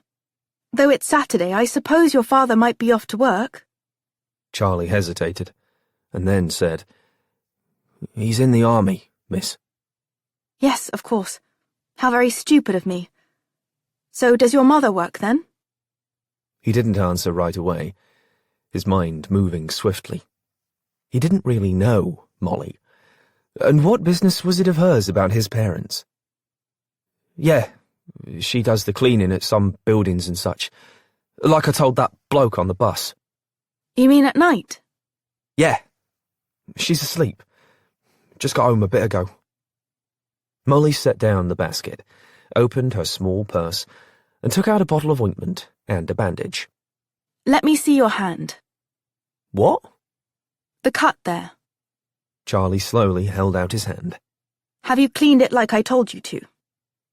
I thought so. Hold still. She took a bottle of soapy water and a cloth from her purse, poured some onto the cloth, and thoroughly cleaned the cut and dried it. Now some ointment and a bandage. Don't worry, it won't hurt. I ain't worried, he muttered, thinking guiltily of dead Eddie with his smashed head. She glanced at him as she applied the ointment, and then tied the bandage around his hand, finishing with a sturdy knot. There. That should do for now. You should have your mother change the dressing daily until the redness goes away and the wound begins to heal. You can take the ointment, and I'll leave you with several more bandages. She handed all this to Charlie, who put them away in his assorted pockets. Thank you, miss. So did your dad pass us? What? She said, clearly startled by his query. Your dad? Was he home when you got back that night? No, actually. He worked very late and didn't come home at all. Does your mum mind him working so late and all? Everyone has to do their part, said Molly stoutly. So you've seen him then? Yes, I have. He's quite, well, if tired. Charlie now glanced at the hamper. Do I smell meat? Mrs. Pride, my nanny, did some shopping. I passed Victoria Park on my way here. I thought we could have a picnic, though there were some barriers up at the entrance. Vicky's closed on account of the war. They got the big ACAC guns there now. Well, if you don't mind a long walk, we could go to Hyde Park. Although we could take a cab. I don't know if the underground goes that far right now. Charlie slipped his cap and jacket off the pegs by the door. I don't mind walking when I need to. And I never mind eating. And like you said, it's a nice day. Charlie looked down at his achy, pinched feet. But if you can spare the coins, a bus to the West End would be good. Charlie was finishing the last bit of fried sausage, tinned fish and dried fruit, along with a chunk of cheddar. Molly sat across from him on the blanket, drinking from a cup of water. She eyed the empty tin. They had actual fish where I was staying along the coast. Just got the tinned fish here, said Charlie. Why is that? U-boats. You don't want to get sunk by no torpedo while you're fishing in the channel. Oh, of course. My Gran says the shop's got stuff that don't look or smell like a fish. Maybe whale meat that's, well, if you never have any in your whole life, that would be just fine. Well, people have to make do with what they have. The ladies in my village used leg makeup because nylons are no longer available. Liquid stockings, it was called, came in a bottle. The women would even draw in hosiery seams with a black eyeliner pencil. Charlie looked up from his food. Leg makeup? Why, I never heard such a thing. Does your grandmother live with you and your mother? Charlie said smoothly. Yeah. My granddad died a while back and she come to live with me and Mum. Does your father come home on leave often? Not too often, no, said Charlie, looking back at his plate. Molly glanced over at a nearby statue.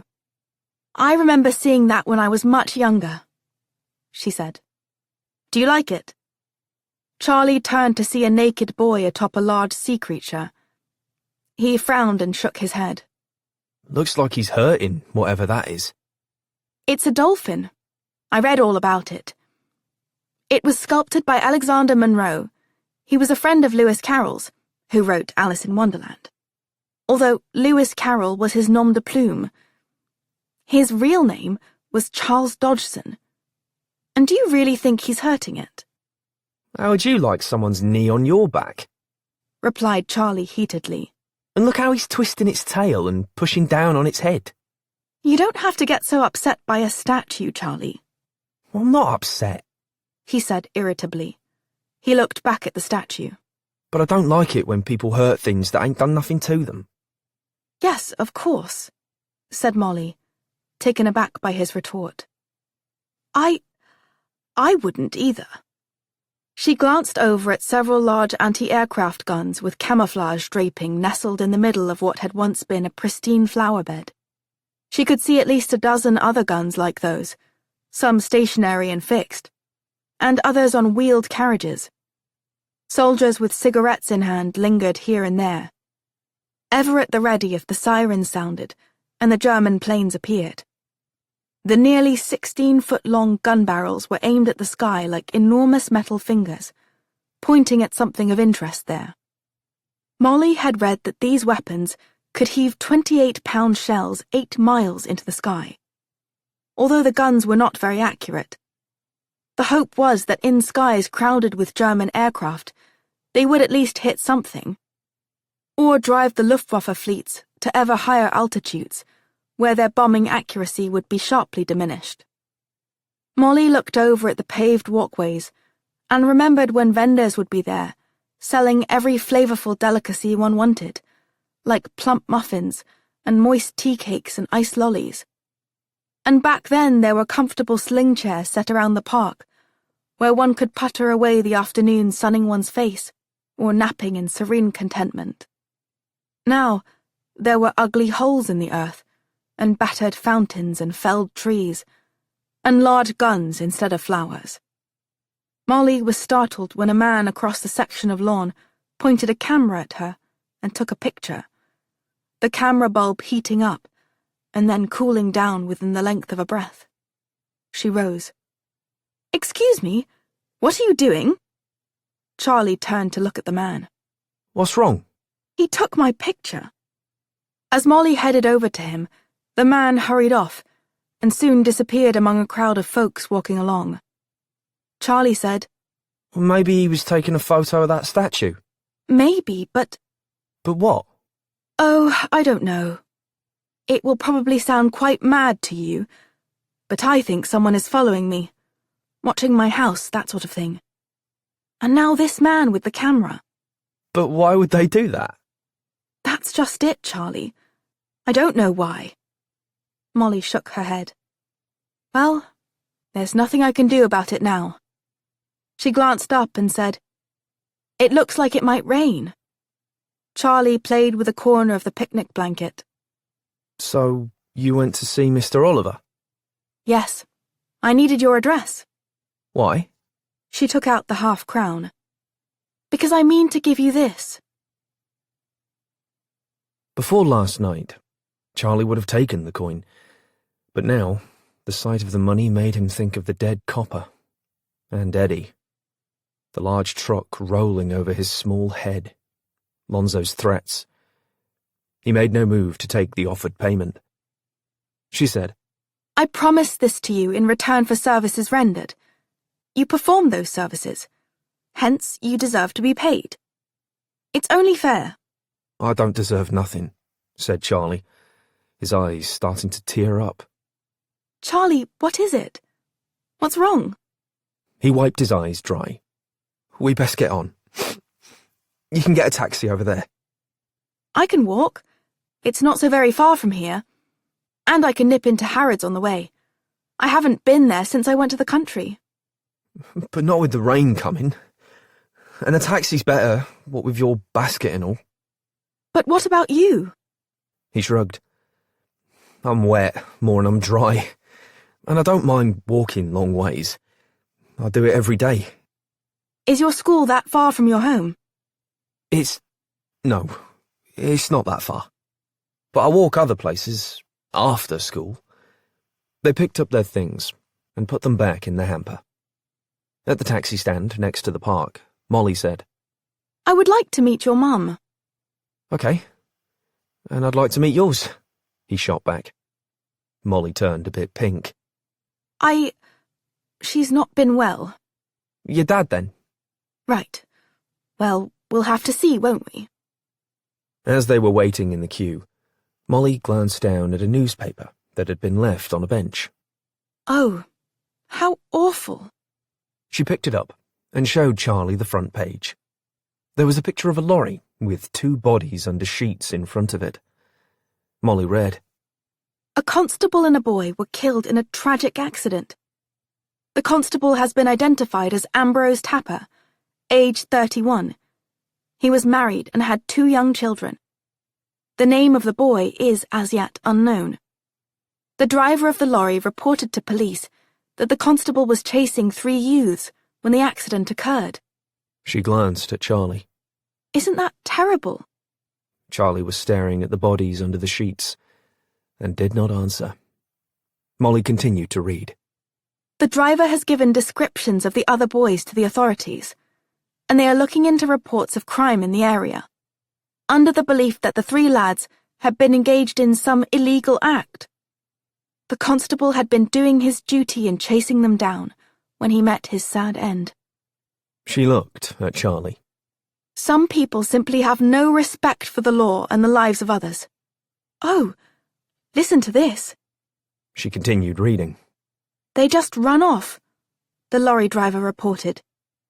Just run off and left their pal dead. What sort of person does that? She folded the paper and put it back on the bench. Well, I hope they catch those other boys. And I hope they feel wretched for leaving their poor friend behind.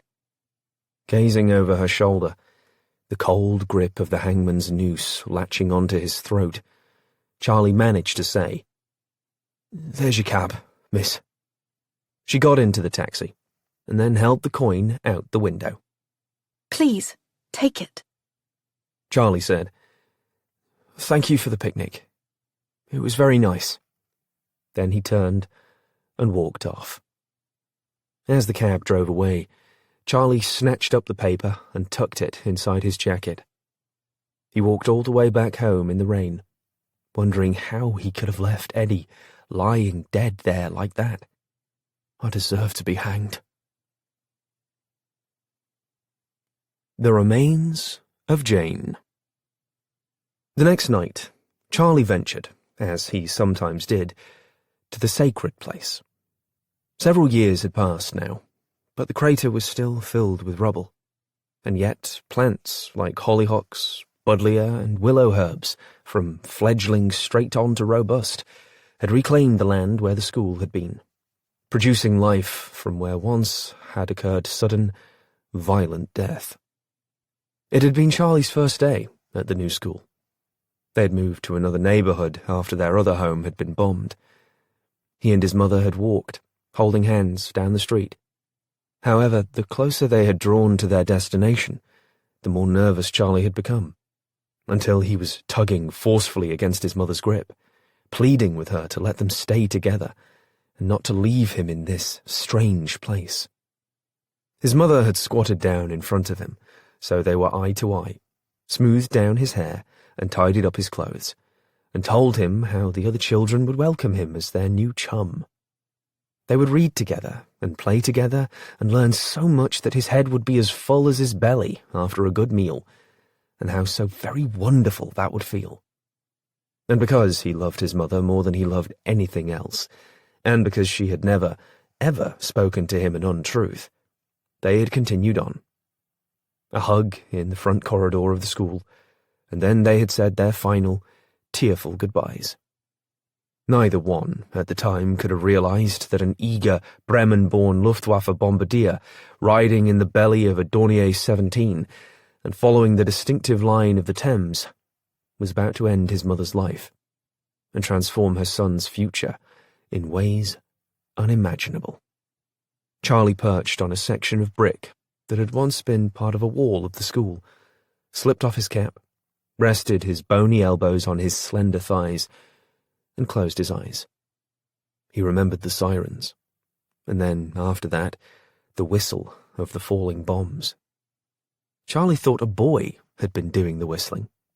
He had no idea that it was the wind being pushed through a set of organ pipes, riveted onto the bomb fins by the Germans to instill even more fear in the people down below. Jericho's trumpets, they would be dubbed. For some reason, the warning sirens had been quite late in sounding, and thus they were told there was no time to go to a proper shelter.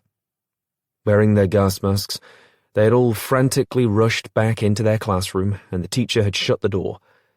They crouched under their desks, shaking with fear, as the sounds of the planes filtered through the ceiling. When the wave of bombs struck, Charlie's memory of the day vanished, but returned when his eyes opened. Above him was only darkness, because he had been buried in the collapse of what had once been a safe haven for children.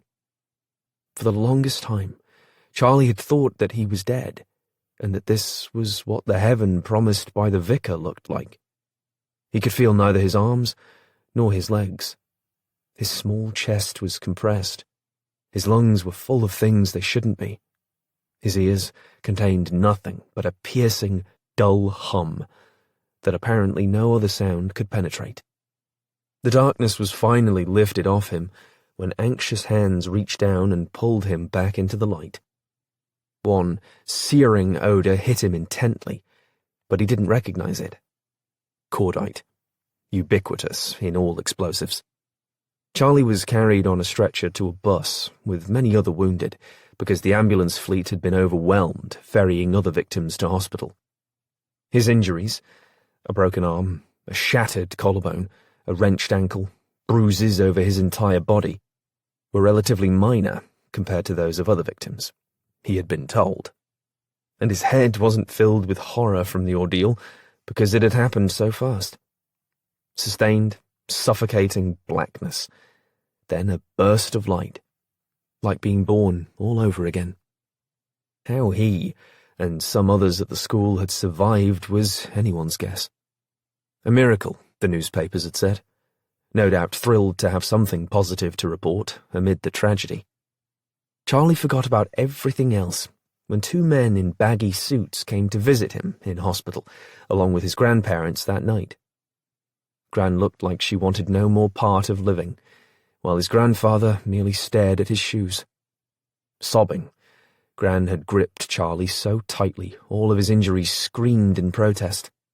But Charlie's sole focus was the men, who stared at him with an odd mixture of sincere sorrow and professional weariness.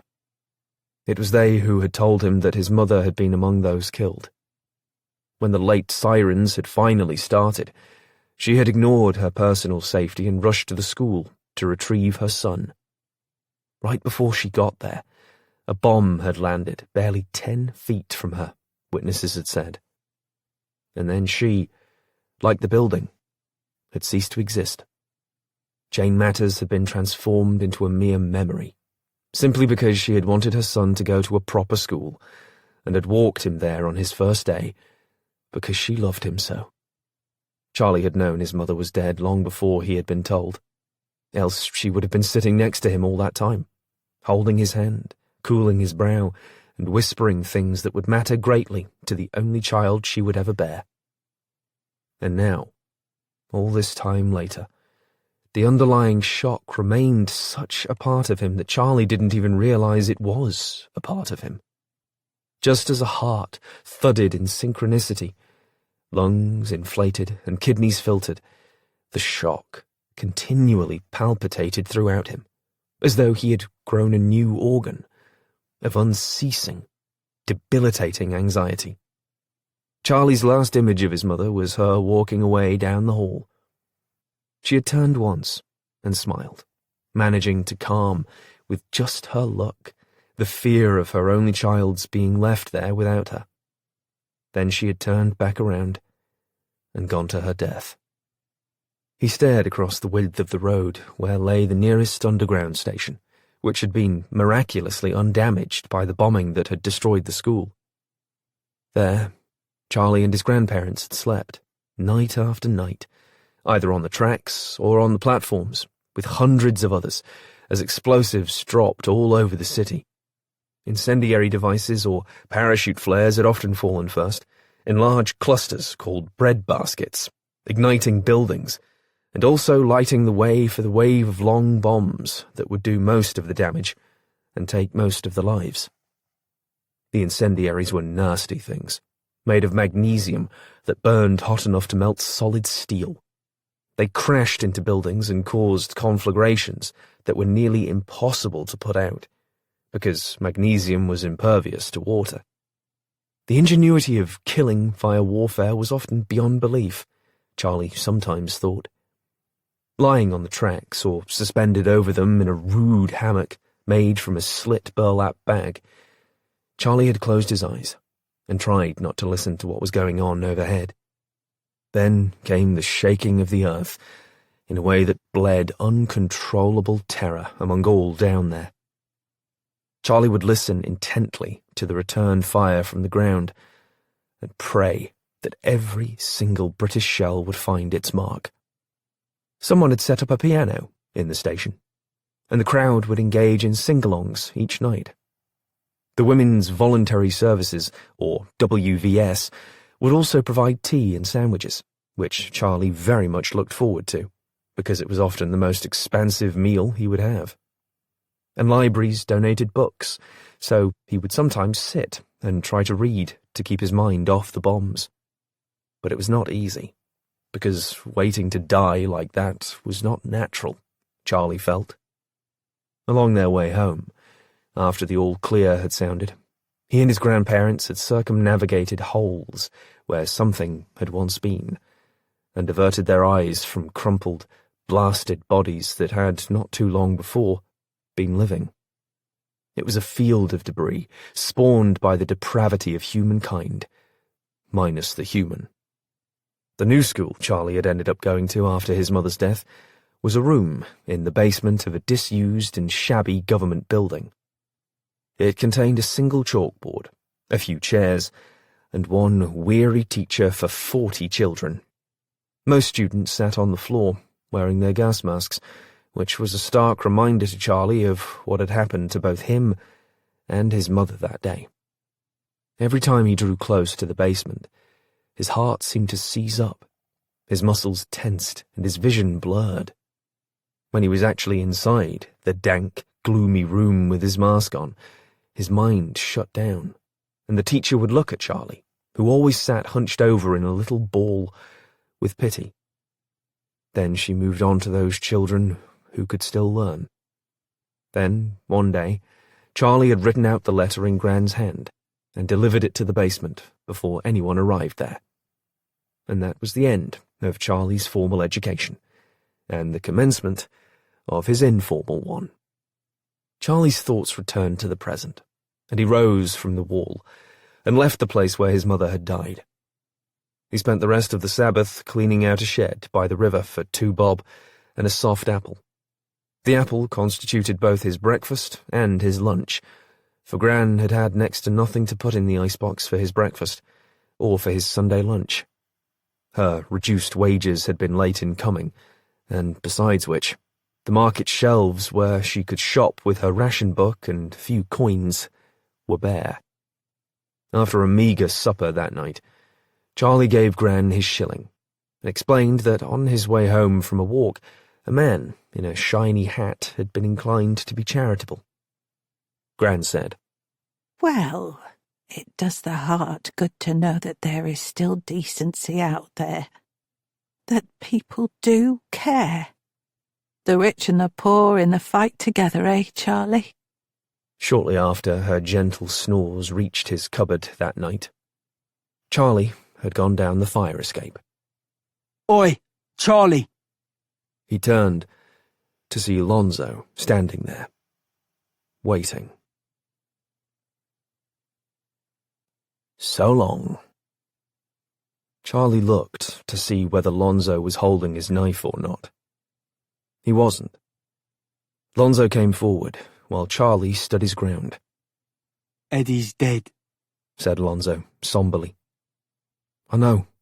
I saw it in the paper. Lonzo looked down at the ground. See, blokes know me and Eddie was mates. If the coppers think, then they'll know. And that lorry driver, he got a good look at me, I reckon. What are you going to do? Asked Charlie. Dunno. I could leave here, but got nowheres to go, and no money to get there. Would a half-crown help? Lonzo stared at him. You got a half-crown? I can get it. Then I'll give it to you. Lonzo looked dumbstruck. Why would you do that, Charlie? We didn't want Eddie or the copper to die, Lonzo. It just happened. I'm no good, Charlie. I know that. I used to be before the war. My mum, she was nice, did her best. And when me dad got in the damn pints and took off his belt to beat me, she wouldn't let him. And then the war took him. and then Mum. He looked back down at the ground. I don't want your money, Charlie. Give it to your Gran. But then what will you do? I'll think of something. I always think of something, even without Eddie round. He was a good bloke. He had it worse than me, it really did. At the orphanage and all. What blokes done to him 'cause he was little. Right, said Charlie. Might join up, or fight the Jerrys. I looks old enough. He put out his hand. Good luck to you, Charlie. Charlie shook his hand, and then Lonzo was gone. Charlie passed by the wreckage of a Dornier aircraft, its severed snout resting half inside an abandoned building, and its shattered tail with the German cross on it lying a dozen feet away.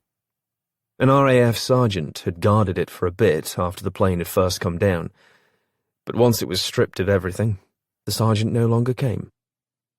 Folks would take pictures in front of it or throw rocks at the ruined hull. He studied it for a bit, imagining the airmen inside it plotting their bombings. Charlie was glad they were dead. 2 corners over, he received a shilling from a man in return for shoveling dead rats from a building that was being rehabilitated, or so the man said. Charlie didn't know what that meant, but he scooped skinny grey carcasses and earned his money. Charlie didn't know what the man had used to kill all those rats, but he could smell something strong that might have managed it. It was actually making his belly feel funny. After he was done shoveling and got his coin, he had rushed to the river and thrown up the bile in his stomach, as did 4 other boys who had scooped rats with him. The man with the shillings had never ventured into the building. He had stayed well away, smoking his pipe. In the blissful peace of the cluster of hours caught between darkness and true dawn, Charlie stared at the black ribbon of the winding Thames. A great city lay half in ruins. The hearts of the survivors were just as damaged. Millions of men had fallen on battlefields all around the world, and the clash of countries was far from over. He wondered what they would call the next World War, other than number 3. He tossed a flat stone into the dark water, but was unable to see the ripples. I really can't see me, either. But I'm here, for now. Until maybe they hang me for Eddie in the copper. Or a bomb does the job.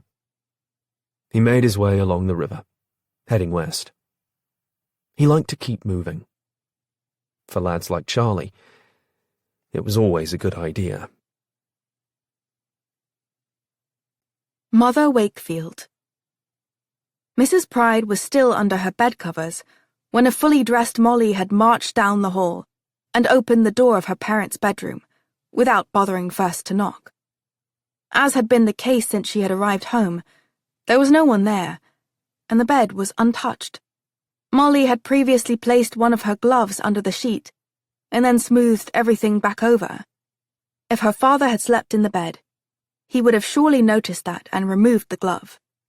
She found the glove exactly where she had placed it. Next, she opened the door to the bathroom. The bathtub had not one smidgen of stain. There was no bar of soap. A towel lay over its holder, but it was dry to the touch, and Molly was convinced it had not touched human skin in a very long time. She walked down the steps to the main floor and surveyed the space. Hat and stick by the door, no clink of the latchkey, no creak of the door the previous night. Or any other night. Molly went into the kitchen. There was not a whiff of recently cooked food. Not a plate or cup was out of place. The sink and stove were scrubbed clean, and the kitchen's wooden work table was pristine. No one had obviously set foot in here since she and Mrs. Pride had taken their final meal last night, and Molly had helped her nanny to clean up. That meant her father could have partaken of no food or drink, even on the off chance that he had slept in a bed with his daughter's glove under his backside, and washed up in a bathroom while leaving no signs of having done so. She stepped outside to the garage and saw through the dreary window the Singer parked there. Using her latchkey, she unlocked the door went inside and ran her finger over the singer's bonnet. Her finger came away covered in grime.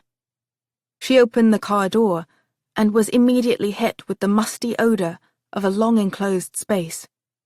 She went back inside just in time to see Mrs. Pride clatter down the back stairs from her small apartment that was directly over the kitchen.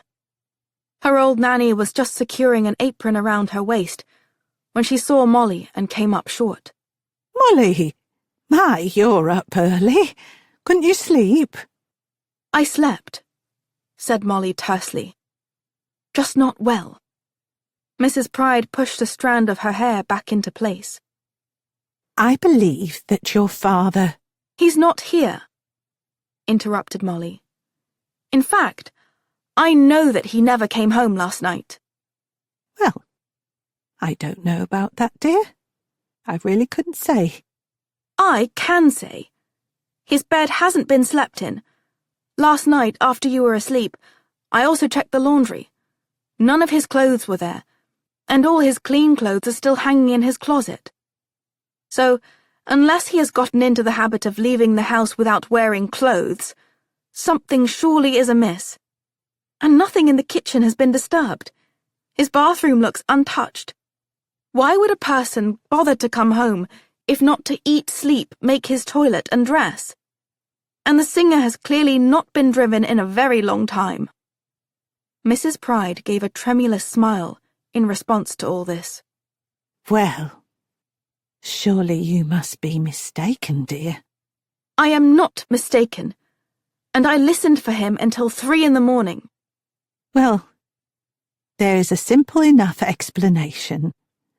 He might have stayed at work all night. He does that, you know. The Ministry of Food... I already went to his place of work, and he wasn't there. You went to the Ministry of Food? Said an astonished Mrs. Pride. Yes, I did. The place was dark and empty. Oh, that was not very wise, dear, to go there all by yourself. Think of what might have happened. I didn't go alone, and nothing happened. Well, as I said before, he might be out of town all this time. No, Mrs. Pride, he's not. What you've been telling me is clearly rubbish, and I'm sick of it. So I am asking you to end this absurd farce right now and tell me the truth. Mrs. Pride shrank back under this direct assault. Molly, dear, this doesn't sound like you at all. I am quite nearly 16 years old. I'm a young woman, not the little girl you remember. Mrs. Pride put a hand to her mouth, and her eyes widened. It has been a difficult time, Molly. Desperately hard. Well then? Are you certain you want to hear this? I am very certain that I have to hear it, whether I want to or not. I should have heard it from you long before now. Mrs. Pride dropped into a chair. You always were a most practical child. Molly sat down and looked expectantly at her. What I told you about your mother is true. She is in a sanatorium in Cornwall. I really hesitated to tell you. Why? Well, some might consider it shameful, and I have always been so protective of your mum, the dearest lady to walk the earth, before her odd ways came on. Molly drew a breath. And how long has she been at this sanatorium? About 4 years now. Molly's jaw went slack. 4 years? What on earth happened to her? She started acting a bit strange before that, but your father believed we could manage things here. But then... She stopped and looked down at her hands. Please just tell me, implored Molly. Mrs. Pride gave Molly a ferocious look. It was the bloody Germans. At least partly. They came one night with their bombs. I was visiting a friend. It was my night out. But your father got your mother to the tube shelter not that far from here, and... Mrs. Pride once more looked down at her hands. And what? Was the shelter bombed? No, but in all the rush, your mother and father became separated. He looked all over for her, but the station was chock-a-block with folks, and it was also very dark. When the bombs stopped, he kept looking for her, and he finally found her. Mrs. Pride stopped speaking and traced her mouth with a shaky hand. Where was she? He found her in a little room down a long dark corridor, he told me.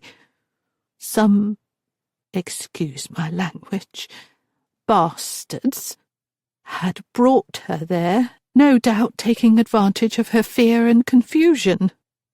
Molly put a hand to her chest. I don't want to call them men because they certainly didn't act like men, more like animals. Molly's eyes began to fill with tears. Mrs. Pride saw this and gripped her hand. Oh, Molly, you don't want to hear this. Molly composed herself as best as she could. I'm afraid I need to hear everything, Mrs. Pride. No matter how awful. Well, when your father found her, she was dishevelled and battered and bruised and crying. Her purse taken, her clothes torn, her dignity stolen. Molly let out a small moan. Your father was, of course, beyond furious. Here they had come for safety from the damned Germans, and she's attacked by her own people.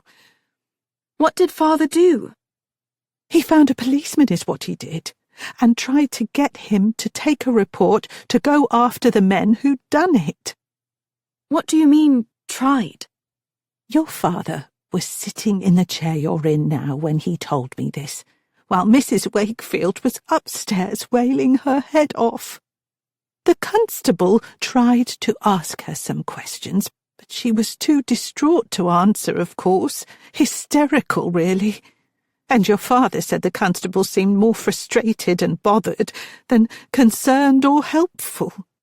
When your father tried to explain that, the bobby didn't want to hear it, did he? Had other things to do, didn't he? A war was going on, he had the impertinence to say. How could he know that anything happened at all? She might have gotten lost and fallen and torn, or lost some of her clothes that way. He had the gall to suggest she might have dropped her purse. As if. She added with a scowl. What did father do? Oh, he didn't stop with that, Bobby. He went to a detective chief inspector, and then to the chief superintendent, and then, when he got no satisfaction there, he took it up with the assistant commissioner at Scotland Yard. And? And nothing seemed to matter, Molly. To them, it was a bit of odd bother during a war. Women get attacked all the time, they said. Men too. Unfortunate, yes. But many things were unfortunate during such troubling times. They didn't have the manpower to run down every report, did they? Half their force was in the military, they told your father. They were dragging old men out of retirement, and young men who didn't qualify to carry the sword for England were now wearing a bobby's uniform. It's a scandal, is what it is. So nothing was done? No. As far as I know, they never even looked for the men. And mother? Mrs. Pride looked pained. Well, your mother was always an excitable, nervous person even before that. You saw that while you were here. Fretted over you in some ways that weren't so healthy, I guess, looking back on it. And when you left, she fretted even more, certain that you were never going to return. She could have come and seen me. Well, she wanted to, but it wasn't that easy to leave London at the time. And, to tell the truth, I don't think your mum was up to travelling that far. And after what happened to her in the shelter, well, things rapidly became very bad. How bad? We would try to get her to take a walk, even offer to go with her, but we would get her to the front door and she would start to scream and fight us. My God! It was like she withdrew into a little shell. She'd walk around here like a ghost. Didn't Father try to get her help? Oh, yes. But you can't find a doctor these days to set a broken bone, deliver a baby, or take your temperature, Molly, much less the sort of doctor she needed. Where expectant mothers would be without midwives, well, I don't know. But it would be no place good. I'm sure, said Molly in a hollow tone. She would write you letters and slip them under your bedroom door, like you were still with us. Things like that. Or sew a new collar on an old dress of yours and hang it in your room for you to wear the next day. She would even have afternoon tea and talk to you as if you were there. You mean my mother was going quite mad? Said Molly dully. I would never say that.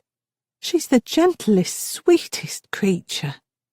One can be gentle and sweet and still be quite mad, replied Molly. Well, I wouldn't know about that, said Mrs. Pride, glancing at her hands. But I believe she was trying to go back to a time when there was no war, and her family was all together and happy. That was a safe place for her. So she pretended that was where she was. And who could blame the poor woman?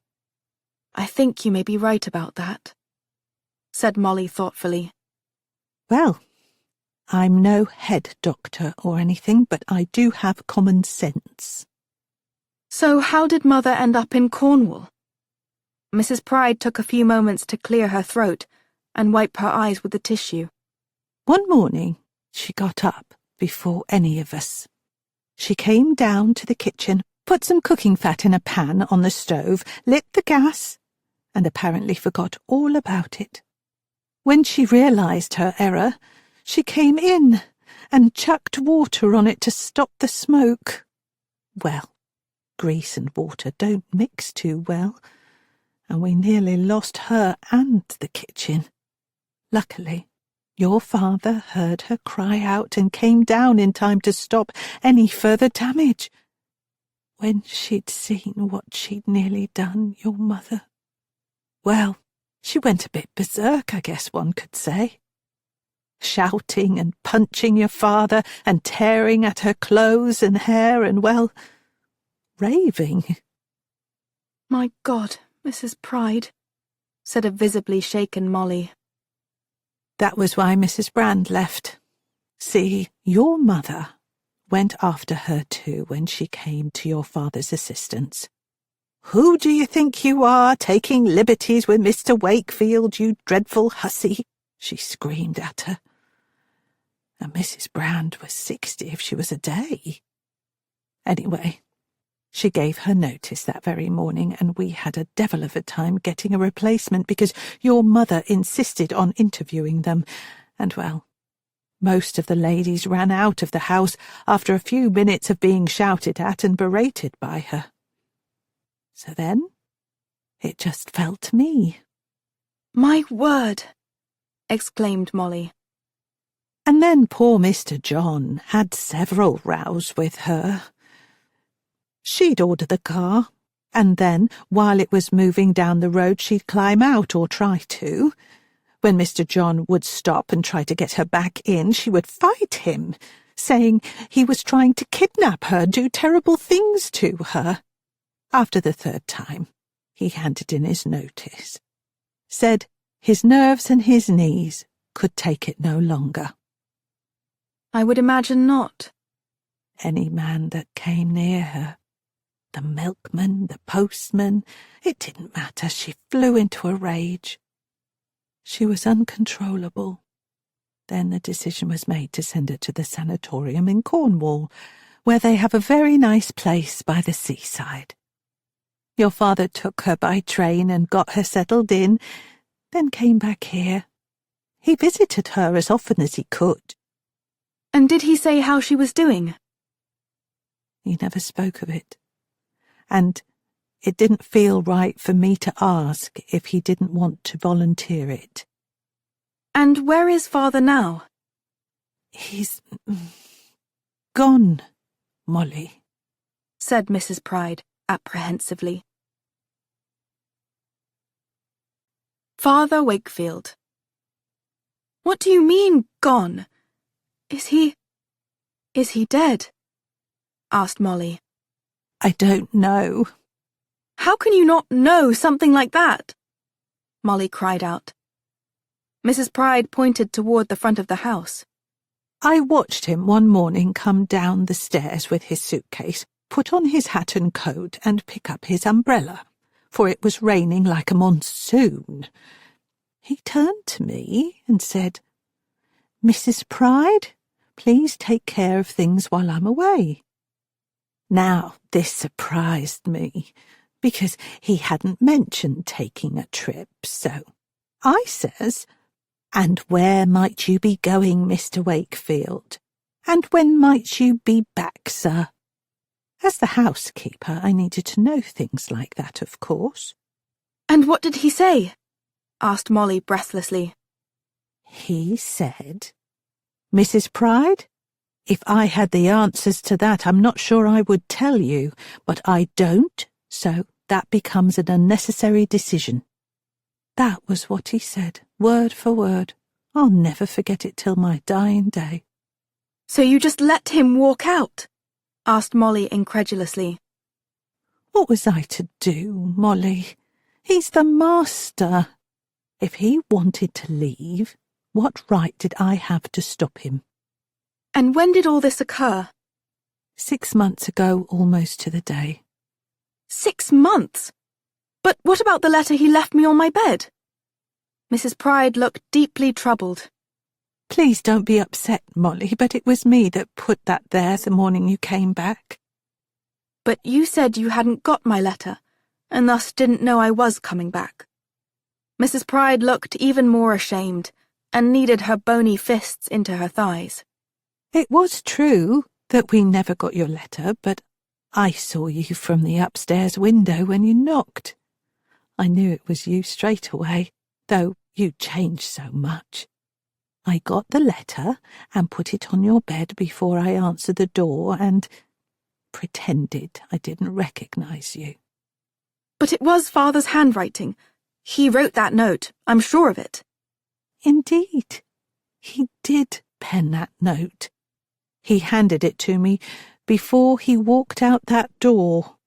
He said, "Just in case, Mrs. Pride, odder things have happened, of course, but just in case, for dear Molly upon her arrival back. Thank you." Then he tipped his hat, opened the door, and stepped out into the rain. I've never laid eyes on him since. But as time passed, why didn't you communicate with me? I would never bother you with such a thing, Molly. And besides... Besides what? She said sharply. Your father made me promise not to tell you. He didn't want to burden you with it, and I could not go against his wishes. He's the master of the house, yes, I know. But at some point, why didn't you go to the authorities and tell them that he had disappeared? The woman looked shocked. Molly, that would have been a betrayal to your father. He never said I could do such a thing, and there's a war going on. Lots of people have disappeared without a by your leave. You may not have seen that where you were, but here in London it happens all the time. She paused and seemed to gird herself.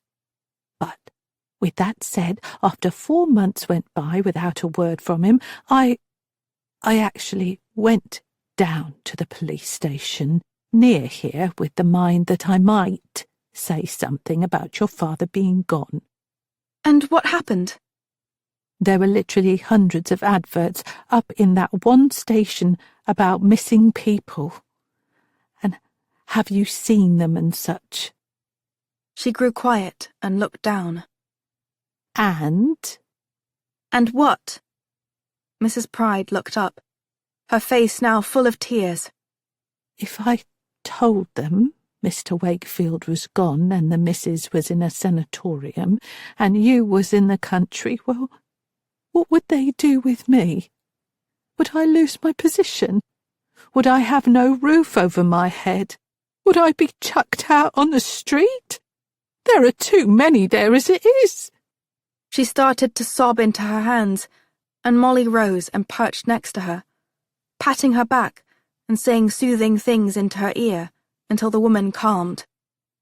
Molly resumed her seat. I suppose this explains why he never summoned me to come home. Mrs. Pride blew her nose into her handkerchief and gave Molly a pained expression. With your mother the way she was and all, it would not have been a good situation for you. Meaning Father wouldn't have wanted me to see her like that? Yes, and he sent the Coopers money each month for your care. But the Coopers told me the money stopped coming recently. Regardless, they offered for me to continue staying with them, but I wanted to come home. It was time, you see. I knew nothing about that, but after he walked out I had to keep up the house and all. He had left some funds, and I paid the bills from that. But why didn't he tell me what was going on? He could have written. I could have come back and helped with Mother. Father could have had me to talk to and think things through with. If I had been here, he might not... He might not have gone away, you mean? Yes, said Molly. Well, I'm sure he did what he thought was best for you, but... But what? She glanced up at Molly. Your mother wasn't the only Wakefield changed by what happened that night. Your father was too. He would come into the kitchen and start ranting that he was an Englishman, faithful to the crown, paid his proper taxes, did what was expected of him, performed his duties selflessly, a true patriot. And yet this had been allowed to happen to his wife. It was like his belief in the whole of England had just been washed right from him. I don't know, really, who was affected more by this terrible thing, your mother or your father, but Mr. Wakefield was a different man after that, root and branch. When the police would do nothing, when no doctor could be found in London to help your mother, when no one seemed to care. It broke him, Molly. I don't think he ever held his head up after that. It wasn't just the rank unfairness of it all. It was, well, I think he blamed himself for what happened. It was like he had failed your mother. That all of this was his fault, and that is simply too big a burden for anyone to carry, in my opinion. Poor father, said Molly miserably. I feel terrible for thinking so unkindly of him. Well, you weren't to know, were you? Said Mrs. Pride firmly. After a few seconds of silence, Molly sat up, trying to look as composed as possible, even as her runaway nerves threatened to paralyze her. Mrs. Pride, can I continue to live here without my mother and father? Isn't there some, I don't know, law? While I am nearly 16, I still am considered underage, am I not? Mrs. Pride rubbed her hands along her apron. Nervous fingers smoothed away errant wrinkles in the fabric. I don't know, Molly. I suppose you might be. Heard somewhere that you had to be 21 to be considered an adult. Yet I was married when I wasn't much older than you, though my parents did have to consent, and your father may walk back in that door any time, she added stoutly. And he may not. Mrs. Pride went back to smoothing out wrinkles and said nothing. Do we at least receive regular information from Cornwall about my mother? Your father had quite a number of letters, and I believe he left them here. Can I see them? Molly said anxiously. I can fetch the first one he received, said Mrs. Pride. I know right where it is. Do the letters say that she is getting better? Well, I'm not versed in medical terms, but I'm sure if you write them, they'll answer any questions you might have. I will put questions to them, Mrs. Pride, Molly said decisively. And I know all you want is for your mum and dad to be here. I dearly wish I could make it so, she added in a quavering voice. Well, wanting something and having it are two very different things, Mrs. Pride. They often are in life. Now, the letter? Mrs. Pride rushed from the room, but was back presently with it, and handed the envelope over to Molly. Molly rose and said, I will read through this, get a better picture of her condition, think on things, and then we'll go from there, shall we? You sound ever so grown up, Molly, said Mrs. Pride hesitantly. Do I have a choice otherwise? Before Mrs. Pride could answer, Molly retreated up the stairs, fled down the hall to her room, shut and locked the door behind her, collapsed on her bed, and pushed her face deeply into the pillows, so that no one other than herself could hear the wails. Cedric. Ignatius Oliver had fixed the front door himself because he could not afford a proper repairman. He also took the bell off the inside of the door and screwed it onto the outside wood. The police had questioned him about the attempted robbery. They had told him about the accident with the lorry and the 2 deaths, and about the pair of boys who had gotten away, one taller and older, one smaller and younger. He kept the door locked now, with a handwritten sign on the glass to ring the bell if you wanted service. He didn't think he would have many such requests. There had been unsettling word from the BBC that the Germans might soon commence their regular bombings again, day or night. It seemed Hitler was becoming increasingly unhinged with the war turning against him and had decided to kill as many people as possible before all was lost. How a single madman could do so much damage to the world, Oliver thought. God was indeed testing them all. Oliver religiously listened to his wireless, an old Philips radio that sputtered and buzzed, but the BBC still came through with sufficient clarity. If he had the choice between sleeping and listening to the wireless, he would choose the latter. Folks would fixate on the BBC weather forecast with as much intensity as they did their king's speeches to see if a bombing seemed imminent. Yet it wasn't all bad tidings. They had programs to lift the spirits and make folks laugh, which was quite important, for otherwise there was nothing much at all to find funny with the world at war. Later, he took his ration book around to the shops and collected his food for the next few days. Back at the bookshop, he dusted off some tomes and replaced them on the bulging shelves as he thought about his duties as an air warden.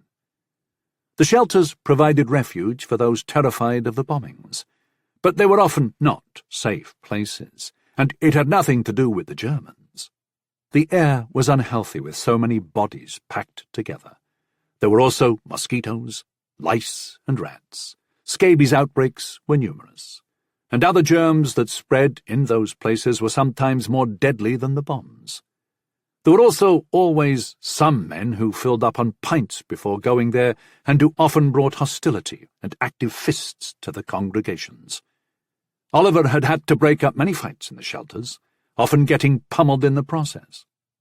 People were simply not designed to sit calmly and peacefully while others were attempting to kill them with bombs dropped from the sky. And then there was one poor young woman who always showed up at the same shelter with the same doll in hand to replace the daughter she had lost in the war. Oliver would sit with her and stroke the doll's hair and talk to it at the woman's urgings to keep her child calm during the raid. Oliver didn't know if he was actually hurting or helping the woman by doing so, but he did as she asked. Folks brought electric fires, and also wirelesses and sometimes hand-cranked gramophones to the shelters so they could listen to something other than bombs exploding. Little boys with medals and Home Guard bands on their slender arms would run around with their tiny air guns playing war and always convincingly defeating the Germans. Nurses would come to some of the shelters and instruct new mothers on how to properly knit clothing, while their newborns were safely tucked away on overhead bins. As the bombings went on, some stations had planks put over the tracks to accommodate more people, and other stations even added bunks for folks to sleep in overnight. Oliver would sometimes perform simple magic tricks for the youngsters to keep their minds off what was going on above them. White lies were also told to try to make the experience easier for the kiddies. Yet Oliver had seen that once the children passed the age of 5, those lies and distractions no longer worked. And the worst task of all, helping to compile the list of victims that would be posted on government buildings in the area so that people would know what had happened to loved ones. The bell tinkled, interrupting these thoughts, and Oliver looked up to see the man there through the window. He walked quickly over and unlocked the door, looking across at the secret garden tea shop where Desdemona Macklin, as always, was watching through the glass. She was smoking a cigarette. She was always smoking a cigarette, it seemed. He couldn't imagine how she managed the ration book on her player's brand of tobacco. Oliver smiled at her and waved. She waved back, but her interest was clearly piqued, and not in a good way, at least for Oliver. Once a busybody, always a busybody. And she had already questioned him about that late-night visit. He didn't care for that, not at all. Oliver locked the door behind his visitor and drew the short man out of Macklin's line of sight. He was the same man Charlie had seen in the shop right before Charlie had nicked the money and biscuits from Oliver. He said, irritably, "Cedric, I didn't expect you today, and certainly not at this time of day. It's not safe. And Desdemona saw you when you came by last time, and just now as well." Desdemona? Desdemona Macklin. She runs the tea shop across the alley. She asked me about your visit. She was suspicious. It's not good. She's quite the nosy one. It could not be helped, Ignatius, Cedric said with a shrug and a significant look in the direction of the tea shop. From a compartment of his long overcoat he lifted out a sheaf of papers and handed them to Oliver and said, "Things have accelerated. You need to take great care and deal with this in the usual way." Oliver locked the papers away in the same drawer as before. Exactly what has accelerated? The war, Ignatius. You English have shown more pluck than we anticipated, and the Americans have become something more than bothersome. We have reached a critical point. I thought it all critical, every moment of it, except for the funny parts, of course. You will have your little joke. So what do you have for me? You are always prepared. That is what we like about you. In answer, Oliver walked over to a bookcase, reached up, and plucked a tome off a high shelf. "This is quite a good one. I think you will enjoy it." He handed it over. Cedric took the book. Consuelo by George Sand? Many consider this her best work. Her, but the name is... George Sand is a pseudonym. Her real name is Amandine Dupin, a Frenchwoman. She died in the last century. French, eh? Said Cedric, looking mildly disgusted. He opened the book and looked at the papers secreted inside the space where the pages had been cut out. They contained numbers, symbols, and letters in long columns.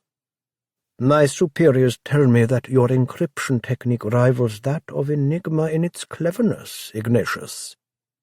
High praise indeed. It is fortunate for us that you chose to work for our interests. Cheers, as you English say. "I'll see you off," said Oliver, holding the door open for him. When Cedric disappeared down the alley, Oliver glanced over at Macklin. She was behind the counter, completing a purchase for a customer, but her eyes were directly on Oliver. He smiled and waved again. She smiled back, but there was nothing save suspicion behind it. When she finished with her customer, she came out to the alley and said, "So, your collector is back in town, I see?" Yes, he is. "Another book, then?" He's quite fond of certain French writers." She folded her arms over her chest. "Oh, he is he?" "He is," said Oliver. Then he went back inside his shop and locked the door. The lofty domain of another. Later, Oliver checked his watch. It was time. He placed the closed sign in the front window, poured a cup of tea, and pulled on an old woolen cardigan against a clammy chill that had overwhelmed the shop. He took the fat key from his pocket, glided down the short flight of steps and over to the door. He set the cup and saucer down on a small table set against the wall, drew an uneasy breath, and unlocked the door. He swung it open, replaced the key in his pocket, and picked up the cup and saucer. He ventured through the opening and closed the door behind him. He took a few moments to look around the space. This had been Imogen's study. They had lived in the apartment over the shop, where there was situated a small bedroom, a smaller kitchen, a minuscule sitting room that almost never had anyone actually sitting in it, a tiny guest bedroom, and one loo. It was all spare and common, the pipes forever rattling and the water never warm, and the stove never that hot. It was cold when you wanted heat, and insufferably hot when you desperately sought coolness. However, the study made up for all of that, and was Imogen's pride and joy. It had been her father's before her. John Bradstreet had been a highly respected public official, serving in important capacities in several governments. He was the author of a shelf full of learned books and had received a number of illustrious prizes for his writings. Imogen had revered him, and she had bitterly missed him after he passed away. After his public career was over, her father's private one had begun with this bookshop. This room had been his particular province, and he had furnished it in a way that Imogen thought perfect, for she had changed nothing when she had inherited the business, and along with it, her father's cherished sanctum. First, there was the desk, solid oak with bountiful carvings on the sides, and a large work surface with tooled hunter-green leather overlaid on the wood. Brass tacks surrounded the leather pad, like columns of steadfast ants. The high-backed chair had a faded brown leather backrest. Along 3 walls were shelves bulging with Imogen's and her father's personal collection of books, many of them autographed. Against the 4th wall was a stout fireplace, with a brick surround and wooden mantel. Fires would regularly simmer there before the war. Now it was a luxury to burn anything in it. The rest of the space was a comfortable clutter of old chairs, with worn seats, rickety tables, and a life's worth of collected objects, along with a rug that was as wonderfully aged and worn as everything else in the room. The floor underneath was darkened walnut planks that had absorbed the mingled scents of countless cheery fires and smells from her father's barling briar pipes. In the middle of the desk, and situated directly on the lever, was a fine crown typewriter with a blank piece of paper wound into its maw. Next to the typewriter was a tin dispatch box. In front of the typewriter was an open journal with elegant writing in pen flowing sumptuously across its pages. And next to the journal was the pen that had done the markings. It was an Onoto work of art, with a golden-tipped nib that Oliver had bought Imogen for their first wedding anniversary. It had cost him a packet, but it represented a physical specimen of his love for her, cast in delicately crafted metal and lustrous mother-of-pearl. He took some paper slips from a vase on the mantel, placed them in the fireplace, then drew 2 lumps of coal from the scuttle and tossed them in there as well. He lit the match, ignited the slips, and let the damper draw until a meagre bit of soothing warmth and delicate glow invaded the space. He settled in the chair, looked over the writings in the journal for a few minutes, and carefully positioned his fingertips on the crown's keys. This was always the hardest part. Well, all of it was difficult, but this was Oliver's long-standing nemesis, his Waterloo, as it were. The half-finished and as-yet untitled manuscript was Imogen's. She had written 165 pages before her life had ended. They were in the tin dispatch box next to the typewriter. He had read every single page. The story was good. No, it was better than good. He actually thought the unfinished manuscript exceptional. In those massive words was his late wife's perspective on the war, or at least the war's effect on the city of her birth, woven into a novel and told through various points of view, rich to poor, Mayfair to Stepney, pacifists to military heroes, larger-than-life leaders to prosaic followers, Tory backbenchers to energetic anarchists. She had completed page 165, placed it in the tin box, wound the next blank paper into the crown in preparation for the next day's labour, then rose from this desk, walked out of her study, and never walked back in, due entirely to the cruelty of war. Page 166 was still curled into the typewriter, awaiting the imprint of the keys. Nearly a year without her. Nearly a year since that page was placed into the typewriter by her capable fingers. Nearly a year since she left me behind forever, alone and utterly bereft. Oliver came here every day at this same exact time. He came here hoping for inspiration, intending to finish his dead wife's novel and see it in print under her name. And every day he sat in this chair, took in long whiffs of the long-ago remnants of coal, fires, and pipe smoke, drank his tea until it turned cold, and not a single word came to his mind to transfer to the paper. He did all the right things, he assumed. He placed his fingers on the keys, composed his thoughts, and waited for the organized epiphanies to come. They never ventured within a mile of him. His dilemma was clear enough. When he tried to compose the words, Imogen's face crept into his mind and would not leave. With that visage confronting him, Oliver could not encounter revelation or experience inspiration, or whatever it was that occurred when what was in one's thoughts was transmitted to words and placed dramatically on paper.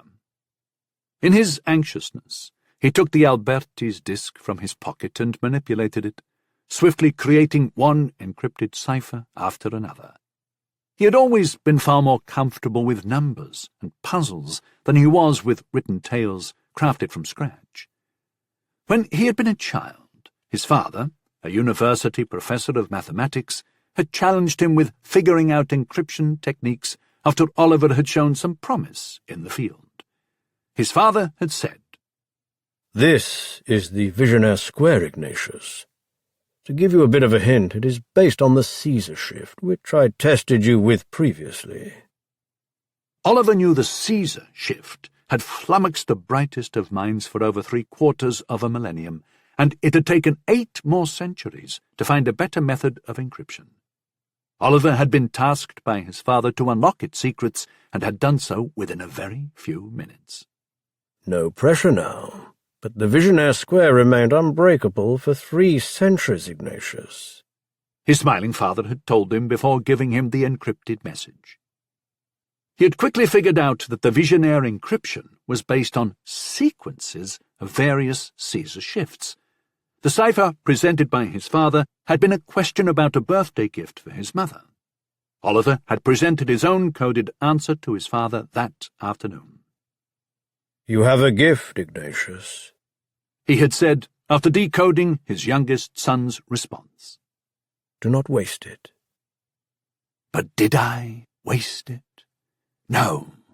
I lived the life I wanted, with the person I wanted to live it with. Just not for nearly as long as I hoped I would. Next, he did what he always did. He opened the tin box and read the first chapter Imogen had written, and then the last one. The principal character in the first chapter was a young girl full of brilliance, grit, but also heartbreaking loss. The last chapter held the fate of a boy, wondering whether he would live much longer while the bombs fell all around. Then, as though following an instruction manual for beleaguered scriveners, he closed his eyes, and his thoughts wandered back to the conversations he had had with Imogen about her book, what she was thinking, her possibilities in plot and character arcs, as she termed it. This invariably led to a conversation with his beloved wife that Oliver would never forget. The last inkling of dreams. They had eaten their dinner, the remains of a meat pie, tins of dried fruit, and a small potato each, all fortified by cups of strong tea. Then Imogen had pulled out a bottle of port from a cubby that Oliver didn't even know they had. She had poured out small portions into 2 glasses, and they had sat in this very room, swirling the amber liquor and leisurely talking about things that did not seem of any particular significance. The weather, the assortment of books that had just come in, the disreputable state of the kitchen. Next, the loud cat in the alley. Then the odd bit of gossip each had heard about this or that person. Lastly, how Desdemona Macklin was not very nice, although he recalled that the word his wife had actually used was cow. And then Imogen had wanted to talk about dreams. Oliver had adjusted his specs as she ventured into that subject. He was a mathematician by training, so dreams that had nothing to do with numbers, and what dreams really did, were not part of his experience or interest. He had taught at a private boys' school in London right up until the start of the war, when it had closed.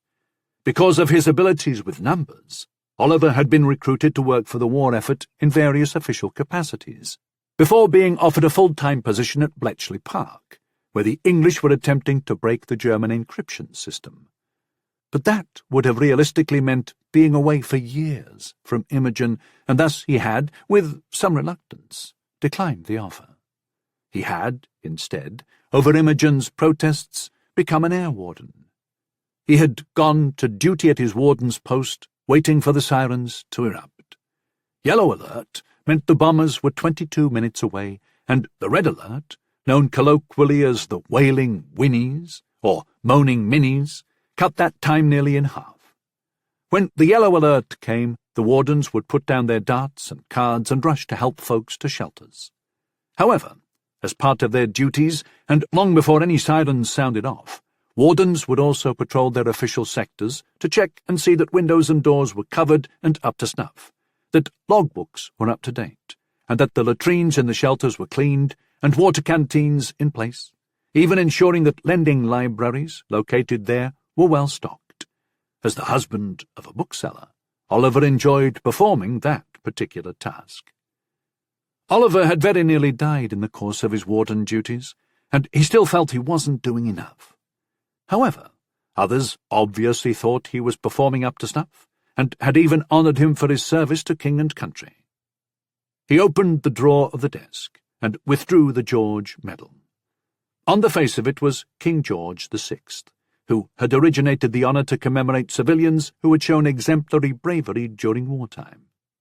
On the obverse side was the eponymous St. George, slaying the dragon. The ribbon to which the medal was attached was crimson with 5 blue stripes. It was to be worn on the left side by men. Oliver had never worn his after it had been given him by the king, because why him and not others, especially those who had died? He put it back in the drawer. He had looked at Imogen that night and said, quite sincerely, "I am living my dream by being here with you, my dear." She had smiled tenderly at his words, and said that dreams were such starkly contrary things. He asked her what she meant. Dreams are never in context, are they?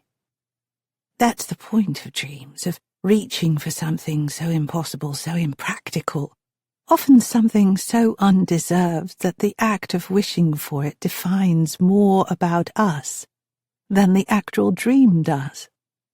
But People can work towards their dream. He had said, "You are writing a novel. That is your dream. You work very hard at your craft to realize that dream. Thus, if you do, you are certainly deserving of it. And that, my dear, puts the whole thing into the context which you argue is lacking."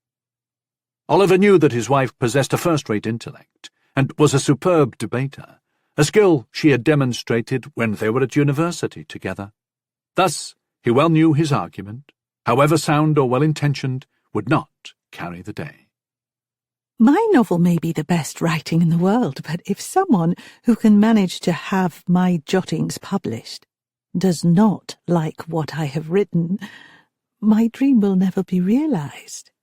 However, if what I have written is utter drivel, but lands in the hands of someone influential who loves such deplorable writing, I may see my book read by a great many. My dream will be realized, but so what? It's all dependent on the whimsy of others. "You think too deeply of things, Imogen," Oliver had responded, trying to draw his wife back from one of her moods. "Dreams, either asleep or awake, can be silly and happy, or sad and sometimes frightening, but they are part of what makes us human. I dare say it can make an unbearable life at times tolerable. Is that so wrong?" She had finished her port before answering. It's not simply a question of wrong or right, Iggy. This was her nickname for him, which he loved, because of the intimacy it implied. It's a question of honesty. To dream is often to deceive oneself. We may dream so often about another sort of life that we forget to live the one that we already possess. "There is nothing wrong with aspiring to better things," he had countered. And that is where the context is lost, because who is rightfully to judge what is better? Will £1,000,000 make things right? He had smiled. "Well, I, for one, would not decline such a sum if offered." She had glanced at the tin box, and he understood, to the pages within. I do not wish to live an uninspired life. I also do not wish to live a life not of my own making. I do not want to spend my time seeking something because someone else tells me that what I have is not good enough. "But you enjoy writing," he had said. Does anyone really truly enjoy anything? He was about to make a flippant remark in order to ease the increasing tension he was sensing from her, when he, instead, finished his port and replied, "I see exactly what you mean, Imogen. We must make the best of what we have. To seek out something different, merely because it is perceived better by standards laid out by people we may not even know, I would say that is the height of self-deceit." She had gripped his hand and given him an imploring look. Do you really mean that? "Yes, Imogen, I do." It was some time later that she had had another conversation with him in this very room. It was a talk that had changed his life dramatically. No, that word was hardly potent enough. It had changed everything about him and his world, and, most critically, his relationship with Imogen. Not too very long after that, she was dead, and he had acceded to what turned out to be her final wish, fully and completely. So, as he did every time he came in here, Oliver rose and left the study, locking the door after him without having added a single word to the work in progress that constituted the only thing of his wife he had left. Oliver did not dream any more, either while sleeping or being wide-eyed awake. He apparently no longer had the stomach for it. And perhaps that was why it was impossible for him to add a jot to his wife's unfinished work.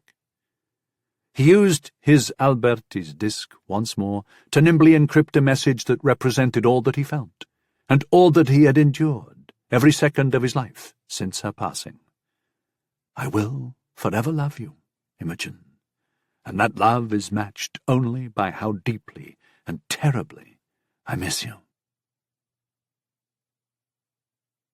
Breathless.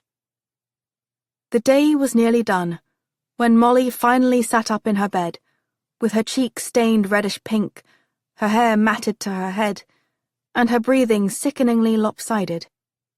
She felt slow, feverish, and doddering, as though an illness had overtaken her. Mrs. Pride had knocked on the door several times, but Molly had simply not answered. And finally, her old nanny had gone on her way. And then Molly had fallen asleep, apparently from mental exhaustion. You must get a hold of yourself, Molly, because what good does crying ever do? Ignoring the ache in her belly and head, for she'd had nothing to eat all day, she opened the letter from the sanatorium in Cornwall. The stationery was particularly stiff, and Molly thought she could detect an odd chemical odour from within its folds.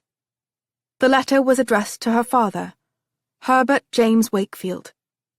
The words were stark and antiseptic, constituting a blunt assessment of her mother's condition. The author of the letter was Dr. Thaddeus P. Stevens. It was his decided medical opinion that Eloise Mary Wakefield was suffering from an acute anxiety neurosis. But Dr. Stevens felt that with certain treatments, her prognosis might improve. Stevens did not say precisely what the treatments were, but he did bandy about certain abstruse medical terms. Molly needed to see the other more recent letters from Dr. Stevens, to which Mrs. Pride had referred. And she also needed something to eat. She had never been without food this long. As she washed her face at the bathroom tap and smoothed out her hair, Molly looked in the glass above, and in her mind's eye, she saw a much older woman there. She went downstairs, her hand holding tightly to the banister, as she still felt wobbly in her legs. "Mrs. Pride?" she called out. To her surprise, the woman didn't answer. Molly went up the back stairs to Mrs. Pride's small apartment and knocked. There was no response. She eased the door open and looked inside. The bed was made, and no one was there. She ventured to the toilet that was Mrs. Pride's, but it was empty as well. Molly walked to the kitchen and looked through the pantry. It was quite bare. She opened the icebox and found a slice of bread, some margarine and cheese. She put the cheese on the bread, placed it on a plate, set the kettle on, and boiled the water. Then had her tea and cheese and margarine sandwich at the kitchen table. After she finished, Molly wondered what to do. Should she search Mrs. Pride's room for the letters, or were they perhaps in her father's study? She hadn't been in there since she had returned, though it was a room that as a child she had adored. It held shelves of old books, and the sweet smells of her father's strong pipe tobacco, and the nuanced aromas wafting from old inkwells. Comfy cracked leather chairs, and a small couch with worn upholstered cushions, with images of horses and buggies from another era, sat in one corner. The room also had a sturdy fireplace, and a decanter of whiskey with glasses on a wooden sideboard with a granite top that, as a little girl, she had dared not touch. It was her father's sanctum. It reeked of him. She had vivid memories of opening the door to that room and seeing her father at his desk, writing a letter on crisp, monogrammed paper, with his favourite pen, a Conway Stewart trimmed in herringbone with a gold nib. He had allowed her to practice her letters with that very pen. It had felt so wonderful, so important and weighty in her small grip. It was then that she heard the latchkey in the kitchen door and looked around in time to see a hatted Mrs. Pride briskly walk in with her market basket. "Oh, Molly, I thought you'd still be asleep." When she saw the dirty plate and empty cup on the table, she exclaimed, "Oh, love, please tell me you didn't prepare a meal for yourself. I went out with the ration books to get the makings for your dinner." Though Molly's stomach was still quite empty, she said, Oh, that's all right, Mrs. Pride. I'm quite full up. You can use what you purchased for your meal. Mrs. Pride looked at her nervously. I hope you had a good lie-in. And I'm sorry if the things we discussed upset you. They absolutely did upset me. And while I wish you had sent word to me about all of this, I can understand why you might have been hesitant to do so. Well, thank you for saying that, dear. But Father should not have left you in the dark, and without a word to me. And what of Mother? Does she know that he's gone? I don't know. Molly closed her eyes for a moment. She had revered her father all of her life. She had never questioned his judgment about anything. Now she was both hurt and disappointed by him. Molly opened her eyes. Now, the other letters from the sanatorium. Could you bring them to me? I'll be in Father's study.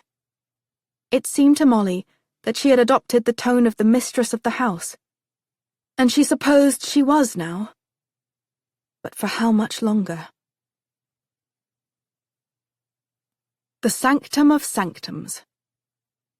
Molly hurried down the hall and entered her father's study. She closed the door and gazed around the book-lined space. Crossing the room, she drew aside the curtain and gave a searching look up and down the street. There were no passing motor cars and no people out walking. Over the tops of the opposite houses, Molly could see the night coming as the sky burned gold and red before the sink of the sun snuffed it out. Molly sat at the desk. The green leather high-back chair swiveled. As a little girl, she had sometimes spun around in it till she became dizzy. Once, she had nearly become ill, but fortunately had made it to the toilet before desecrating her father's sacred place with her sick. Ignoring the electric switch on the wall, she lit a candle, drawing a match from the same box her father had used to light his myriad pipes that perched in a wooden rack on the desktop. On one side of the desk was the fat black telephone that no doubt Herbert Wakefield had made important calls on. As a child, she had lifted the receiver and pretended to call the king and ask him over for tea. Her father had showed her how to make a trunk phone call to her now dead grandmother in Shrewsbury on the occasion of her birthday. She took up the Conway Stewart pen, which Molly was certain had lain in perfect parallel to the letter opener since the very day her father had walked out the front door. She held the pen over a sheet of crisp paper, monogrammed with her father's initials. The pen now felt small and rather insignificant in her grip. But then again, her hand was much bigger than the last time she had held it. Yet nothing came to her that was exceptional enough to mar the page, so she set the instrument aside. What if he left here and was killed somehow? She closed her eyes and lay her throbbing head on the desk until, about 10 minutes later, she heard bustling out in the hall, and the door opened. She lifted her head in time to see that it was Mrs. Pride with a meal tray. Shall I put it on the table over here, dear? But I told you that— A bit of cheese and bread is no proper meal for you, her nanny said quite firmly. Now, here's a nice plump sausage, some chips, mustard, bread and cheese, and a carrot. And a quite nice parsnip, which I literally had to fight a so-called lady over. And a fresh cup of tea with real milk. And I got our sugar rations. Thank you, Mrs. Pride, so very much. Oh, Molly, you shouldn't be sitting in the dark like that with just one candle. She moved to turn on the light after setting down the tray, but Molly said, "Please don't. I actually prefer it darker right now, Mrs. Pride. I have a bit of a migraine." Well, if you're sure. As Molly watched, her nanny set out her silverware and a cloth napkin. This made Molly think back to her childhood. Mrs. Pride would come to her room every morning and make sure her charge was suitably clean. Then, after Molly's hair was thoroughly brushed, she would help her dress, and then bring Molly downstairs in a presentable state. Molly's mother and father would usually be seated at the small breakfast table in the sunny windowed nook just off the kitchen. Her father quietly absorbed in the Times over a cup of coffee, porridge, brown toast, and 2 poached eggs, her mother doing a bit of embroidery while awaiting the sounds of her daughter's approach. Then Eloise Wakefield would instantly toss aside whatever she was doing, and she would be Molly's faithful companion for as long as the little girl so desired. Sometimes, Mrs. Pride would literally have to snatch Molly away in order to get on with her tasks having to do with the child. Molly remembered that her mother never looked happier than when her gaze was on her daughter, and Molly had always loved to be the center of attention. But now, looking back on it, with a more mature perspective, she could see the difficulties such a prolonged separation might have caused a mother so devoted to her only child. That must have been what Mrs. Pride was referring to before. And after what had happened to her mother at that shelter, that would have devastated anyone, whether they had any previous mental issues or not. She took her locket from around her neck and opened it to reveal her mother's picture once more. That kind, sweet visage. What would she look like now? More important, what would her mother be like? Do you need anything else? Mrs. Pride asked. Molly came back to the present with a bit of a start. What? I'm sorry. No. That's fine, thank you. Are you sure you're all right, dear? Said Mrs. Pride, in a voice that made clear she did not believe Molly to be in any way all right. She glanced anxiously at the locket. I'm perfectly fine, thank you. Oh, Mrs. Pride, have you, I know this will sound strange, but have you noticed anyone watching the house? Her nanny's eyebrows lifted. Watching the house? Yes, some men. Perhaps in a car? Well, come to think, a few times it did seem that I saw the same man standing across the street and smoking a cigarette. I thought he was just loitering. But he wasn't dressed as such. He seemed, well, like a gentleman, not one of them rascals on the street. Have you seen him too?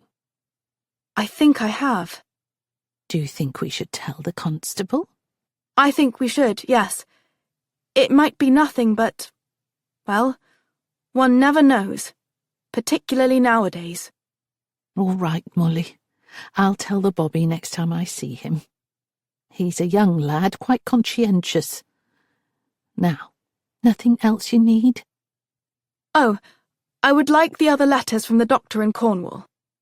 Yes, of course. Thank you for reminding me, she replied, with her gaze averted. It seemed clear to Molly that her nanny would rather not face this family dilemma. Mrs. Pride took her leave, and Molly sat down at the table to eat. She slipped her napkin over her lap, readied her silverware, gave everything a pinch of salt, and tucked in. The simple fare was wonderful, but then really anything would have been, so ravenous was her hunger. The door opened as she was finishing her dinner, and Mrs. Pride came in, carrying a stack of letters. They were in your parents' room. It took a bit of searching. Thank you. Mrs. Pride deposited the letters on the desk, took the tray, and shuffled out, closing the door behind her. Arranging them in chronological order, Molly picked up the first letter. It was on the same stiff notepaper. The contents were brief, but to the point. Her mother was undergoing treatment, and handling it well. The next letter, and the next, said the same thing.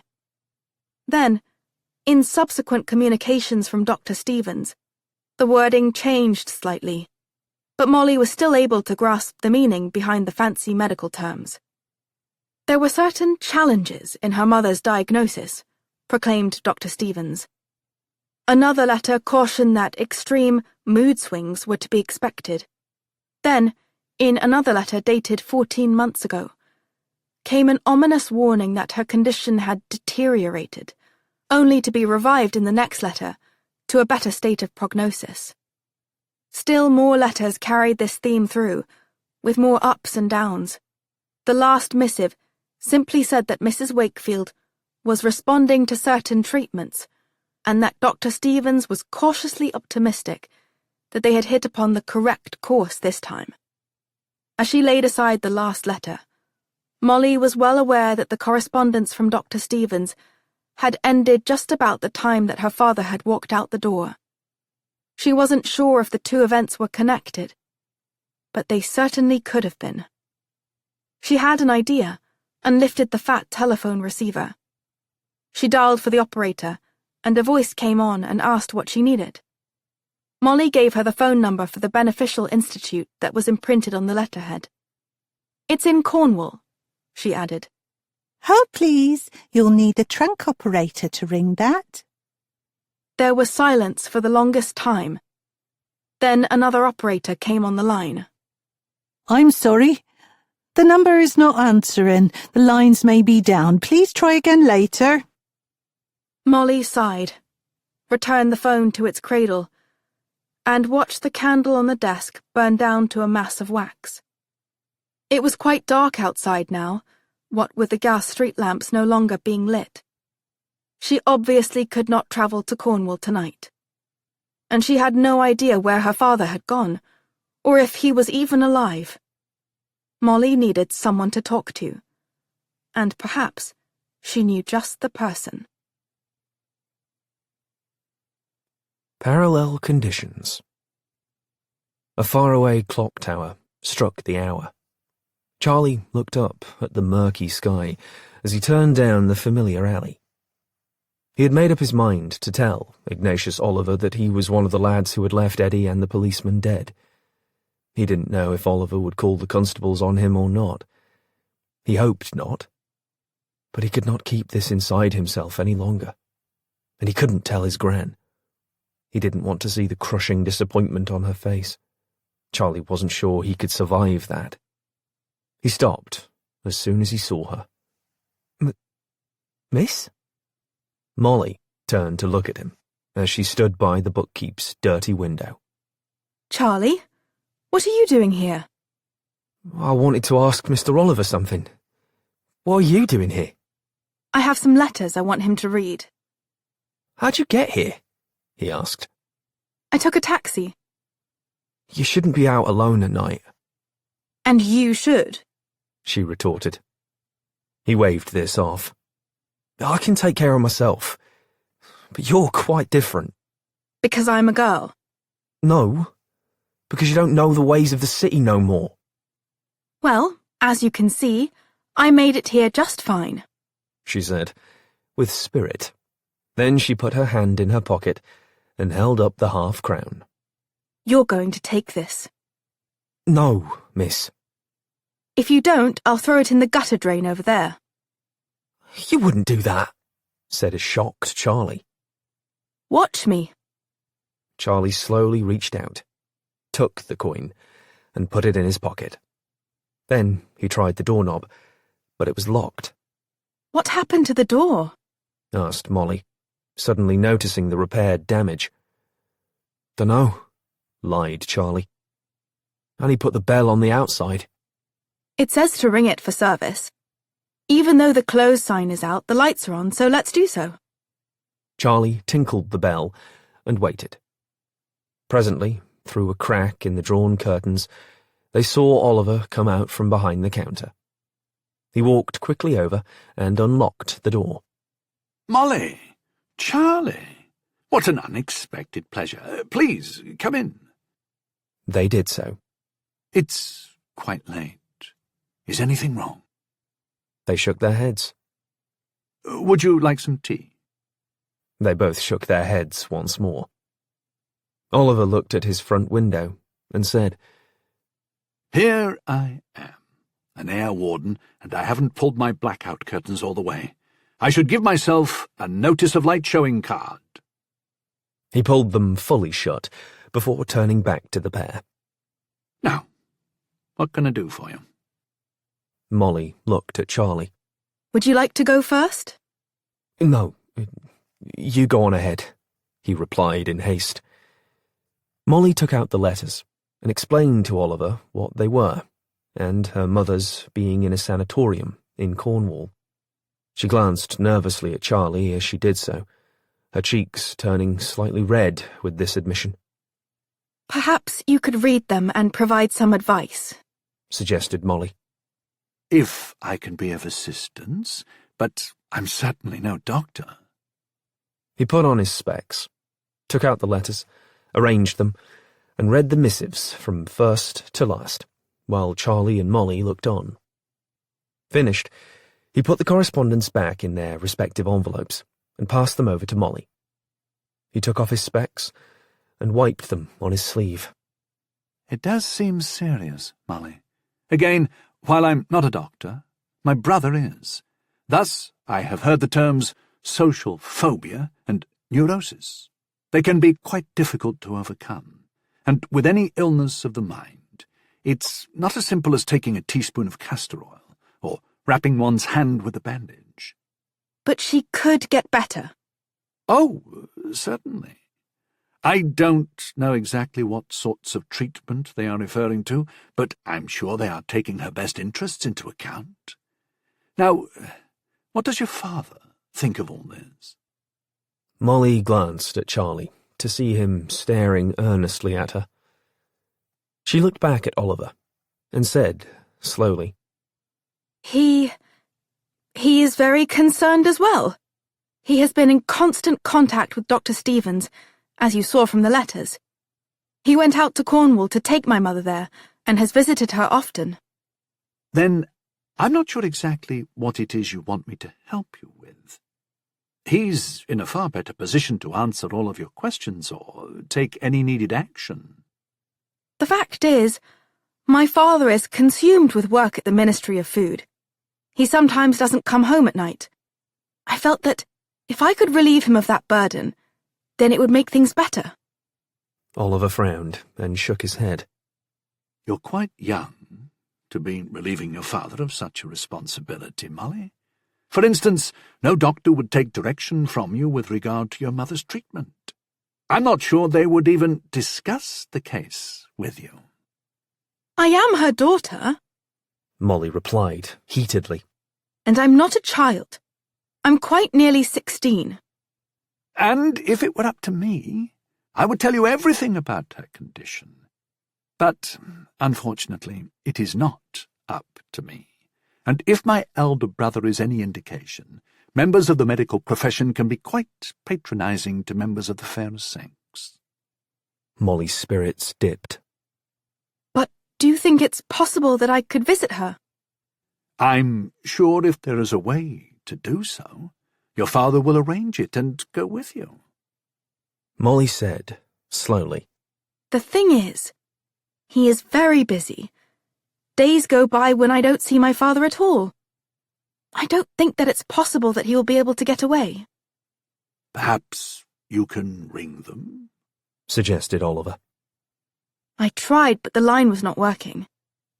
Yes, that does happen very often now. But I'm not sure what I can do. Is it such a long trip to Cornwall? Fairly long, yes. Oh, it's the most beautiful country. People often go there for their health and to take in the sea air. Now, there are trains that leave from Paddington, but there are several transfers along the way. At least, there were. But what with the war, I have no idea how long it would take, or if it's even possible right now. The last I heard, all rail lines south were out of commission. Whether that strictly includes Cornwall or not, I'm not certain. So you've been there? Asked Molly excitedly. Well, in Plymouth, in Devon, very near Cornwall. My wife and I honeymooned there. You might have stayed near where the Institute is located. We might have done, but I don't recall any such place. I don't know how long it's been there, either. And our honeymoon was 15 years ago. His face fell as he said this. 15 years ago. Yesterday. We had always planned to go back, but... I'm so sorry for bringing all this up, said Molly, noting his despair. Please, you couldn't possibly have known. Then I guess I won't be able to see my mother. You really should speak to your father about this, urged Oliver. I'm certain that even though he is terribly busy, he would perhaps make a call to the Institute and let you talk to the doctor, or even your mother, if she is able to. Or he could possibly arrange a trip there with his government contacts. Yes, said Molly dully. I will talk to, Father. Good, said Oliver, although he looked puzzled by Molly's clear lack of enthusiasm at his quite sensible suggestion. Mr. Oliver, there's one more thing. Yes? I know this will sound quite silly, but it seems that, what I mean to say is, there might be people watching my house and following me. Following you?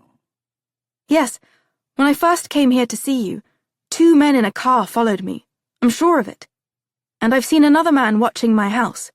And so has my nanny.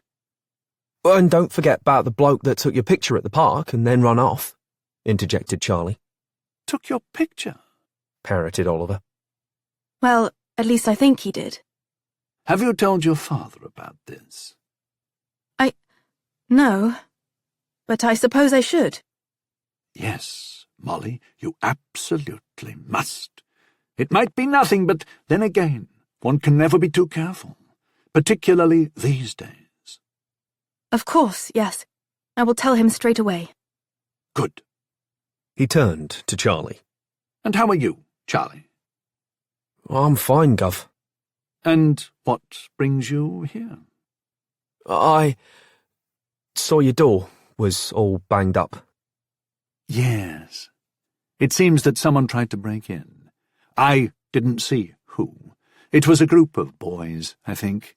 It turned quite tragic. You might have heard about it. 2 people died after being hit out on the street by a passing lorry. Molly exclaimed. Oh dear. Do you mean the constable and the boy? Charlie and I did read about that in the paper. He glanced at Charlie. I have no idea why, out of all the shops around here, they would choose mine. Maybe they weren't all that smart, said Charlie, while looking away. Or maybe they might have wanted books, you reckon? Perhaps. But surely you didn't come here for that. You would have only seen the state of my door when you got here. What was the reason for coming in the first place? Charlie glanced at Molly. I was wondering if you had a pencil. A pencil? Yeah, so's I can write in the book you give me. But don't you have a pencil for school? Asked Molly. Yeah, but you have to leave it there. They won't let you take it home. But don't you have schoolwork to do at home? She persisted. Charlie looked at her crossly. Reading and such, but not writing. I have something better than a pencil. Oliver walked over to the counter, opened a drawer, and withdrew from it a pen. This was the pen that my wife used to write with before I bought her a new one for our first anniversary. You don't want to give that away, surely? Said Molly. Let's just call it a loan, shall we, Charlie? When you're done with it, or have acquired another writing instrument, you can simply bring it back. He held it out to Charlie, who did not reach for it. It's okay, Charlie, really. I would like you to have it. Slowly, Charlie took the pen and curled his dirty fingers around its glistening skin. Thank you, he mumbled. I'm sure that whatever you write down will be important, said Oliver. I doubt that, said Charlie. Even if it's only important to you, amended Oliver. Which is often the most important thing of all. Very fine thoughts, said Molly. It was Imogen who said them. I'm sure you miss her terribly. Something More than terribly, actually," replied Oliver, looking away. "Was it the bombings?" said Charlie. "How she died?" Charlie, said Molly, in an admonishing tone. that's none of our business. No, that's all right. What I will say is, it was the bombings, but it also wasn't the bombings. And more than that, I just can't reveal. I feel like it's as much as I know, frankly." In a lighter tone, Oliver added, "Anyone care for a cup of tea now?" A fresh plan. 3 nights later, Charlie peered straight up at the ceiling of his cupboard and wondered about things. It had rained on him coming home from a nighttime excursion where he had cleaned debris from a boat docked on the Thames for 2 shillings, plus a quarter loaf of bread and a wedge of cheddar to line his empty belly. He had dried off as best he could, so Gran wouldn't know he'd been out. He doubted he could use the lice excuse a second time. He eyed the journal with the thought of transforming it into 5 quid. Would Miss Virginia Woodley of King and Chauncey still give him the money? If he went back there, full of remorse, with a packet of glib lies to tell? From his pocket, he drew out the pen Oliver had given him. It was a fine thing, firm in his hand, quite pretty and delicate, with a golden nib. That might be worth something too, he thought, but then quickly chastised himself. "You're not selling his dead wife's pen, you git. It ain't yours." Charlie's thoughts had turned back to selling the book, because things were quite desperate now. In 2 days' time they would no longer be able to live in the flat, and Gran had so far failed to find another place for them to live. She had begun boxing up her few possessions and agonizing over what was to become of her vanity and chair. She had gone off to her room tonight, grim-faced and stiff-limbed. Charlie had had no such issues about his possessions. He had nothing, really, to box up, other than a few odd bits of spare clothing. So he would go directly to King and Chauncey in the morning, after cleaning himself up and making sure his clothes were presentable. Then he would plead his case to Miss Woodley, get the 5 quid, rush back here, and wait for Gran to return home from work, and announce grandly that the sale of the book had saved them. He would hand her the £5 and the half-crown earned from Molly, along with the shillings from cleaning the boat, and he would see the smile break across her face like the sun did coming through the clouds. And they would be all right again. And it would be Charlie who provided for them, after only being a burden to his grandmother for ages and ages. With a roof securely over their heads, Charlie would seek gainful employment. At very nearly 14, he was strong, with lots of energy. He could surely do things worth real wages. Charlie shifted slightly in his box. He had to sleep diagonally and curled up, and still he felt the wood on his head and toes. The rain had started to fall even harder now. He could hear it beating against the darkened panes of the window in the other room. It would be chilly and damp tomorrow, and he worried about Gran getting the cold in her chest. Most medicines were going to the soldiers, as was proper. He would have to watch her carefully, and maybe with some of his future wages he could buy her some cough syrup from the chemist down the street. Then his thoughts turned to Molly and their meeting with Mr. Oliver. She had lied to him, Charlie believed. Her father wasn't at the Ministry of Foods. He was gone. Charlie was convinced of that. So even with her very fine home and her nanny and a singer, she had no parents, really, while Charlie at least had Gran. Still, Charlie put a hand over his eyes and thought about how nice it would be to have parents. Maybe Molly was lying awake in her bed thinking the very same thing. It forged a definite bond between them, he suddenly realized, which was startling, because they came from such different worlds. And while he liked Ignatius Oliver very much, he was quite odd. And those packets of papers, he said it was a manuscript or some such. He thought about the place in the alleyway where Oliver had been given some other papers by the same bloke he'd seen the first night at the bookkeep. Yeah, quite odd. He got up and spent some time using his spit to rub the stains off his clothes, like a cat did its fur, and making sure his cloth cap was in good shape. He would manage his hair in the morning and use the tap and the soap bar to scrub his face and hands pink. The meagre cleaning of his clothes finished, an exhausted Charlie got back into his box. The beats of the rain slowly grew so melodic that once Charlie closed his eyes, he succumbed to a slumber that carried him past all possible waking points. When he finally opened his eyes, it was still pouring outside. He sat up and stretched in his bed, sensing that it was later than usual. Then it occurred to him.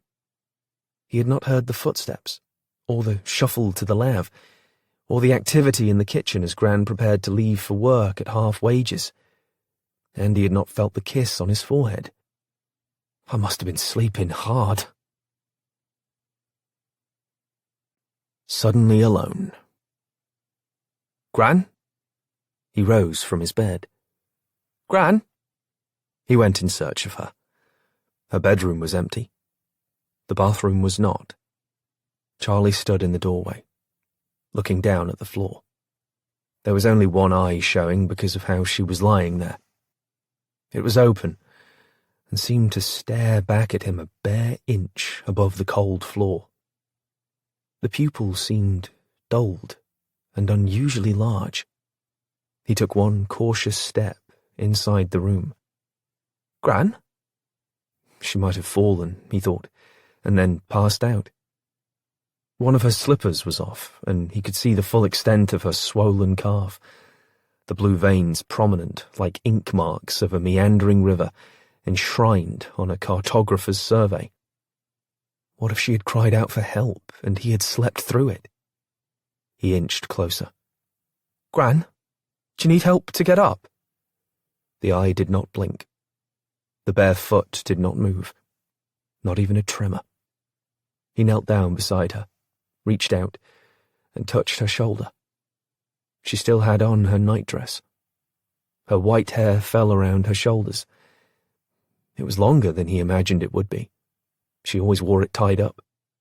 The strands lay haphazardly around her neck. He felt that neck, cold and stiff, and as unlike Gran as it was possible to be. She always gave off heat. He had warmed his slender bones next to her many a frigid night.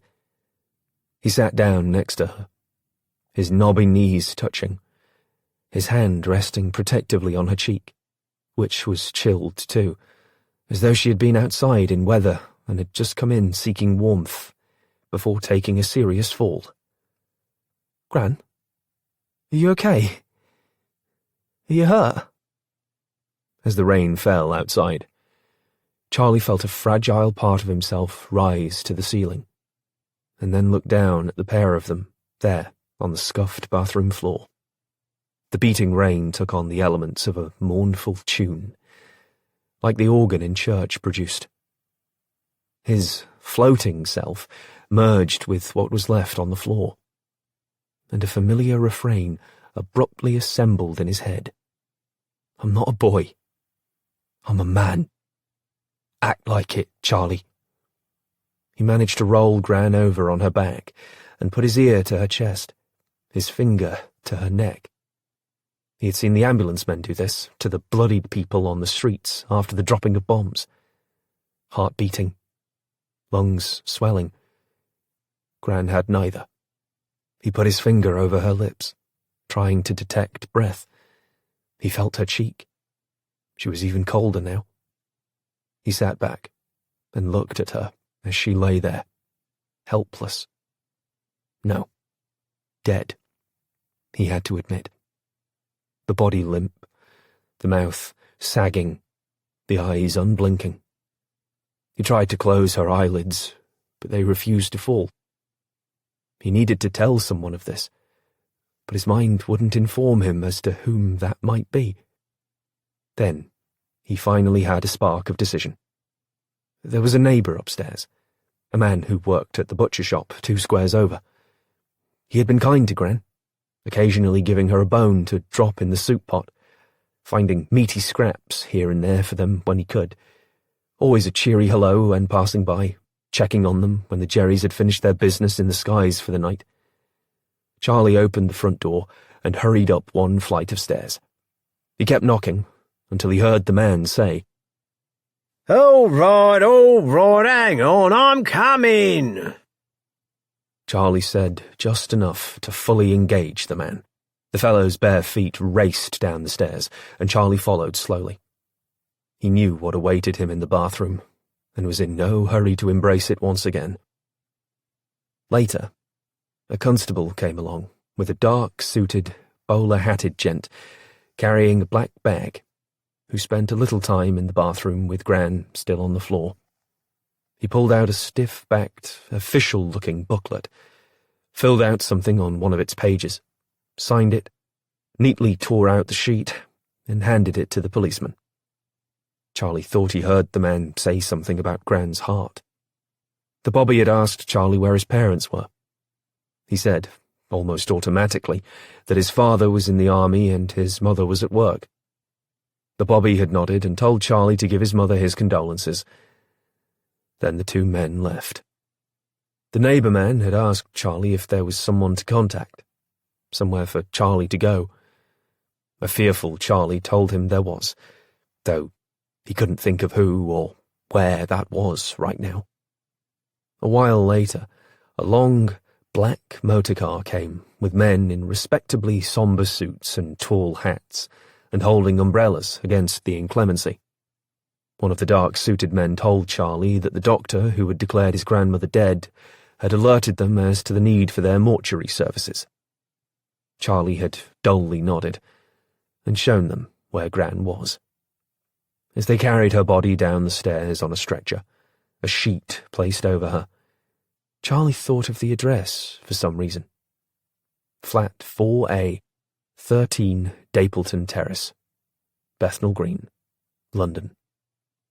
It was no longer his home. Neighbours stood outside the building and watched Gran being loaded into the back of the long motorcar. Some crossed themselves, others bowed their heads, and still others shed tears, because life was so hard here, and Gran had been kind and helpful to all.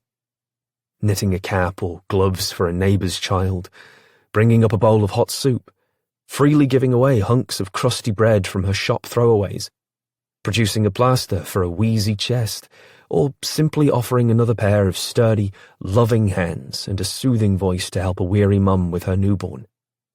The long motorcar pulled off, and Gran was gone forever.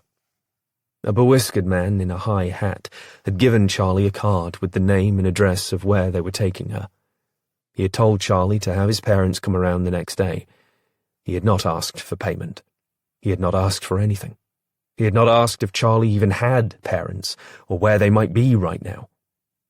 It was apparently just that way during a war, particularly where Charlie lived. His family had not buried his father because there had been no body with which to do so, and Charlie was still in hospital when they had laid his mother's remains in the ground. He could clearly recall attending his grandfather's funeral, a matter that his Gran had handled. Now it was Charlie's turn, and he wasn't at all sure how to manage it. For the longest time, he just stood there, on the top step of number 13 Dapleton Terrace, as the folks passed by to go back inside and move on with their day. Some touched his arm, said a few commiserating words, or tousled his hair. 2 women gave him hugs. Another pressed in his cold hands a piece of cheese between 2 thin slices of coal-warmed bread. Still, he stood there, because 4A was no longer his home. He had no home. He had no Gran. He had nothing, really, except himself. And what was that worth, he thought. Charlie's mind, for some reason, could recognize all this. Yet it appeared to have no effect on him emotionally. He hadn't cried. He hadn't fallen to the ground, paralyzed. He hadn't really done anything, and he felt terrible guilt for not viscerally reacting properly in the traumatizing wake of Gran's passing. Her death had deserved far more from him, and yet he had failed to live up to his responsibility to her in death, just as he had when she'd been breathing. He had not gotten her the hat and specs or the rent money. He had never really given her anything, except trying times. And she had left this life, probably thinking that her only grandchild never would make anything of himself. He returned to their flat and gathered the only clean, formal dress that his grandmother had. He collected her stockings and underthings and her church shoes, though neither of them had been religious after his mother's death. But these constituted her burial clothes, and they had to be proper. He put them all in an oilskin bag he pulled from under the sink in the kitchen. He put on his coat and his cap and left the flat with her things in the one bag and all his possessions in another. He walked out onto the street where the rain had mercifully ceased, at least for a bit. He hoped they had gotten Gran's eyes to close. It didn't seem right that they remained open if she couldn't see anything with them. He hoped the 4 shillings and 6pence were enough for a proper burial, but something told him it would not be. And then what would happen to Gran? Charlie ran down the street to the only place in all of London he could think to go. A gathering of particulars. Yes? Mrs. Pride stared at Charlie, who looked back at her with an oilskin bag slung over each slender shoulder. The rain had begun to pour again halfway here, and he was soaked through. He put down one bag, doffed his cap, and said, "Please, Mum, I was wondering if Miss Molly Wakefield was here." Supposing she is, what would your business be with her? Before he could answer, the door opened wider, and Molly appeared. Charlie? What's wrong? You know this boy? Said Mrs. Pride. Yes, he's my friend. Come in, Charlie, quickly, it's starting to rain harder. She reached past Mrs. Pride, gripped Charlie's arm, and pulled him, wet as he was, into the front room. Mrs. Pride closed the door and looked askance at what she no doubt considered a nearly drowned street urchin in her mistress's fine home, dripping all over the Wakefields' hand-woven carpet. I'll take things from here, Mrs. Pride, thank you. Wait a moment, though. Charlie, have you eaten? He simply shook his head. He had given the bread and cheese the woman had handed him to a pavement man he had passed on the way here. It was the only time Charlie could ever remember giving food away. Now his hunger was painful. Mrs. Pride, can you prepare some breakfast for Charlie, please? And put the kettle on? Yes, Molly, if you're quite sure, she added, glancing questioningly at her. I'm absolutely sure. As a thoroughly flustered Mrs. Pride hurried off, Molly turned to Charlie. How did you get here? Run, he answered. She looked astonished. All that way? In the rain? He nodded. She studied his stricken features. What's happened? Charlie pointed his face down like the weight of the world was tugging on his chin. My Gran, she died this morning. Molly put a hand to her mouth. Your grandmother died? Charlie slowly nodded, even as he shivered. Not from the cold, but from saying, out loud for the first time, that his Gran was no longer with him. Oh, I'm so very sorry, Charlie.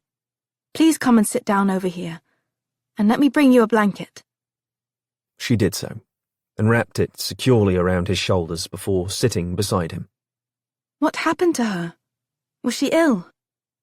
Charlie rubbed his wet nose. Dunno. I found her on the floor of the loo. Her eyes were open and she weren't breathing. The doctor said something about her heart. The men, took her away in the motor car. You mean the undertakers? Suppose, yeah, sniffled Charlie. Do you know where they took her? In answer, Charlie handed her the card from his pocket. She read off it. Yes, of course. They says to come round tomorrow. Yes, I suppose that's right. They would need some time to organise things properly. She looked at him and asked tentatively. Did you live with your grandmother? Charlie nodded. And did you live with anyone else as well? She asked, in a delicate tone. Charlie shook his head. No. My mum's dead. And Dad died at Dunkirk. I'm sorry I didn't tell you before, but I don't like to talk about not having them. Molly sat back, a guilty look crossing her face. I'm so sorry. But it will be fine, Charlie. He lifted an angry gaze from the floor to her. It ain't fine. Gran's dead. I meant that things will be taken care of. She will be taken care of. I will help you to do so. Losing someone you love is hard enough without having to worry about such details. Charlie rummaged in his pocket and pulled out the half-crown she'd paid him, and his shillings from the night before. Got this to bury her proper. Molly looked at the coins and said, I'm sure that will be enough. You really think so? Charlie said, dubiously. Yes, absolutely. Now, what are in the bags? He had set them on the floor beside him. Well, this one's Gran's things to be buried in. And this one is, well, or what I got, 'cause see, I can't live there no more. The rent, Gran's wages got cut, so's we couldn't pay it. He stopped abruptly and looked deeply ashamed. We'll worry about that later. For now, while you eat, I'm going to go through these things and see what's what. Charlie looked embarrassed. I took her under things and such, because... And that was perfectly sensible for you to do. Charlie's expression suddenly turned frantic. My book! I forgot my book! That's all right. We can go back and get it later. It might not be there later, exclaimed Charlie. I'm sure it will. Now let me just nip in and check on your breakfast. She hurried off. Charlie sat there, forlorn, because he knew that things at Dapleton Terrace tended to go missing when left behind by folks who died or couldn't pay their rent. But he couldn't hurry all the way back there now because he was so very tired, not so much from running, but from losing the only family he had left. He stood and looked around the room. He had never been in a home such as this, full of furniture and paintings on the walls and thick carpet underfoot. And over there was a towering fireplace with a proper mantel and a fine brass and wood clock perched on top of it. He knew that some lived like this, but he had no first-hand knowledge of it. Then the realization that he was all alone in the world hit him so incredibly hard that he sank back onto the couch. All of his strength withered away. He had always tried to overcome adversity with a proper spirit, somehow consistently seeing the good in the bad. But now he could glimpse nothing, save misery ahead. Molly returned and said, Your breakfast will be ready presently, and the kettle is nearly hot. Why don't you come and settle at the kitchen table while I take the bags to my room and go through them? She led him into the kitchen, where Mrs. Pride was preparing his plate. There was one fried egg, a slice of toast with actual butter, and a wedge of cheddar, a bit of ham, a small bowl of porridge, a stewed prune, and a cup of what looked to be real milk. Charlie, his grief dissipating for a few moments, looked astonished. Goodness, miss, do you eat like this every meal? She could neither meet his eye nor answer his query. She simply fled the room. While Charlie took up his cutlery, Molly carried the bags to her bedroom and looked through the first one. She carefully folded Gran's clothes and hung in the wardrobe what needed hanging, after first smoothing out some wrinkles. Mrs. Pride could iron them properly later. Her inventory showed that Charlie had missed a few essentials, which Molly was sure she could provide from their own stack of clothing. When she opened Charlie's bag, she had to gasp. The smells emanating from within were quite overwhelming. All she could glimpse was a hodgepodge of rough, blackened garments.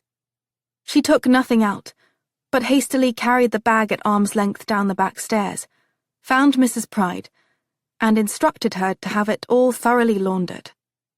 Mrs. Pride looked in the bag and said, My lord, I don't see much worth saving in there, Molly. It's for the dustbin, I'd say.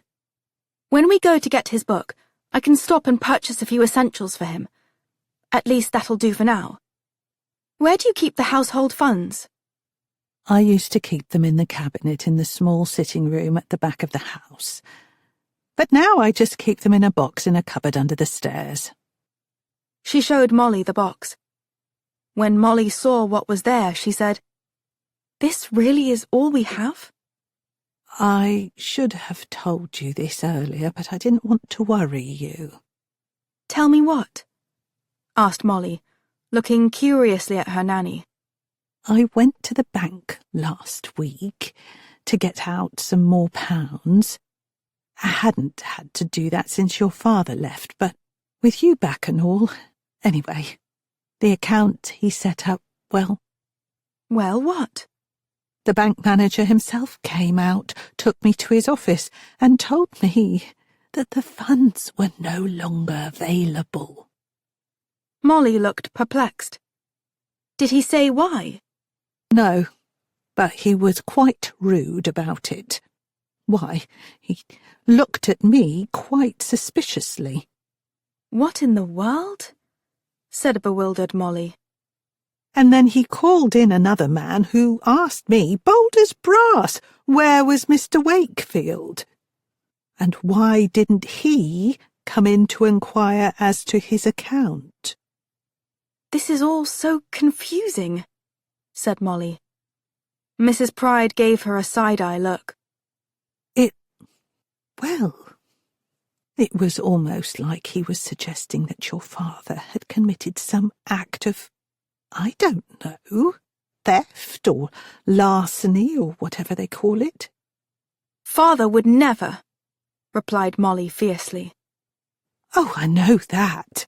I'm just telling you what I think the bank person thought. War does funny things to folks, Molly, she added. Molly didn't know if she was referring to the bank people or her father. Mrs. Pride, you said you had also seen a man watching the house?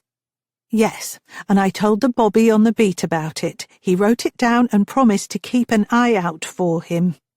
Mrs. Pride stiffened. Wait, do you think it could be connected to this bank business? I don't know. It's just very puzzling. I mean, why would the bank manager have met with you over a single account? That did seem quite odd to me. She suddenly looked even more worried. What? Asked Molly quickly. Well, I'm sure it's nothing. But a few weeks ago, I sent a letter to a friend of mine. She lives up in Norfolk. Hadn't written a letter for the longest time. Had to go to the post office for a stamp. What of it? Said Molly impatiently. Well, my friend wrote me back, and she said that it looked like my letter to her had been steamed open, then resealed. Opened and then resealed? Yes. It was quite odd. Mrs. Pride? Yes? Was my father also going mad? Leaving without explanation to you, or a letter or a call to me? And it might be connected somehow to the men watching us, the odd behaviour by the bank, and perhaps the reading of your letter. In his despair, he might have done something careless. Mrs. Pride drew herself up and said firmly, Your father is the sanest man I have ever met. If he was going mad, then the whole world has too. Molly pocketed sufficient money, tidied herself up to go out, and rejoined Charlie, who was just finishing up his meal. How was the food? She asked. I never tasted nothing so good. And there's so much of it. This praise almost made Molly weep, for Molly would have once looked askance at such a meagre meal. But then, I may not be far behind. Oh, Charlie, I didn't see your gas mask in the bags. He looked up at her ruefully. Me and Gran, we sold our masks a few days ago. Sold them? She said, looking startled. There was bills coming due, and a bloke give us money for 'em. I see. All right. Well, we have a spare here for you. Thanks. He finished his porridge and put on his cap. Charlie, where are you going? Your clothes are still wet. It's all right, miss.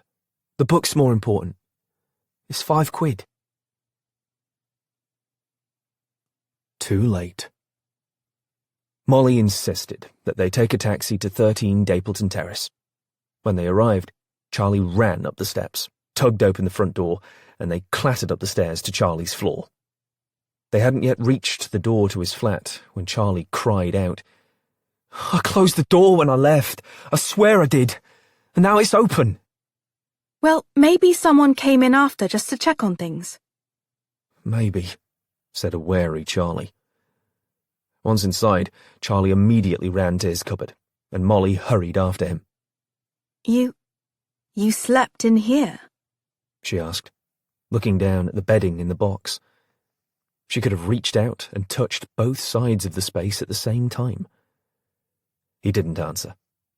Instead, he searched through his bedding and cried out, It's gone! It was right here! He kicked the box. Bloody hell! Charlie, language! She admonished. Charlie heard a noise and poked his head out of his room. He saw the open window in the kitchen, the one he always used when going and coming late at night. He ran to the window, looked out, and saw him. It was Lonzo, leaping off the ladder and onto the overturned dustbin. He hit the ground, running fast, and he clearly had something under his arm. Charlie leaned out the window and shouted, Oi! Lonzo! You come back with that! It's mine! You hear me? Lonzo simply ran faster until he reached a corner and was gone from sight. Who was that? Charlie turned to see Molly peering out the window beside him. Lonzo! So he has your book? Yes, replied Charlie bitterly. We'll have to report this to the police. The police? Exclaimed a shocked Charlie. He stole from you, Charlie. That's a crime. Charlie mumbled. We don't need no police. I'll set things right. How do you know this Lonzo? He's just a boy what lives round here. So we can speak to his parents, then? Charlie rubbed his nose. He ain't got no parents. Doesn't have any parents, corrected Molly. Grandparents, perhaps. No, he doesn't have none of them, neither. Who then? Well, nobody. He only had a mate. Charlie shut his mouth. Why would Lonzo have taken the book? Asked Molly. 'Cause I told him I could get quid for it, that's why. Now Lonzo will be the one getting the money. And I won't be able to bury Gran proper, he added miserably. Well, we must go to his house and demand the return of your book. Lonzo don't live in no house. And he's going to sell that book. Charlie shook his head in despair. Oh, damn! Molly didn't scold him this time over his coarse language. As they walked outside, she said, So, your parents. You said your father died at Dunkirk. Yeah. And your mum? A bomb. I'm so very sorry. Charlie looked at a blown-apart building down the street, where children played games amid the rubble. He let out a sigh. Seems like everybody's sort of dead, miss. Only some just don't know it yet. The complicated business of the end. They stopped at a second-hand shop and found 2 sets of clothes, underwear, and socks for Charlie, and a pair of boots that were in decent shape, along with a felt cap. Charlie protested at first when Molly explained her plan, but he finally relented and carefully packed his new clothes in a box provided by the shop's assistant. Back in Chelsea, Charlie performed a rigorous bathing in Molly's parents' clawfoot tub.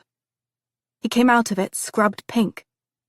He put on a set of his new clothes, and they and the boots fit him well. Later, he and Molly sat in her father's study. Charlie looked around in wonder at the shelves of books. Have you read 'em all? When I left here, I was really too young to read them, though when I was in the country I read every day. I went through the vicar's library, and then visited the library in town every week. It's a true pleasure losing yourself in another's imagined world. And you can spend time with so many different people, from so very many places. Places I may never actually go. Charlie looked at her knowingly. My mum and I would sometimes go to the cafe, and I'd have a little book, and she hers. It was nice. Your mother, you mentioned the bomb. Charlie glanced upward. I guess nobody expected the Jerrys to bomb a school. And were you at the school too? Yeah, but I was just a bit jumbled. He looked around. So you got no parents either? She said quickly, I do have parents. My father is away on business presently, and as you know, my mother is in a sanatorium in Cornwall. Charlie rubbed his now very clean nose and nodded. So, when's your dad coming back from his business? Molly couldn't meet his eye as she prepared her lie. I don't expect it will be much longer, now that I'm home. Were you and your mum close? My mother was the closest friend I had, but she loved me perhaps too much. How can you love somebody too much? It's not really important, she added wistfully. I so looked forward to seeing both her and my father when I got home, and I've seen neither. Wait, not even your dad? I thought you said... I was not being entirely truthful, Charlie, she said, looking guilty and pained by this admission. I have not seen him, and I've no idea when I will. That is not the sort of homecoming I envisioned. She glanced at him. But you have it far harder. At least I'm reasonably certain my parents are still alive. I wish your parents could come back to you, Charlie. I know that they would want to more than anything. Well, wishing for something never works. At least not for blokes like me. He rose and said, I guess I'll be taking my leave now. Thanks for the food. And the clothes. She looked surprised. I thought you would stay here, at least for now. Why? I'm not family or anything. But you're my friend. Still don't think it's a good idea. We're different. We do have to take care of your Gran. I can help with that.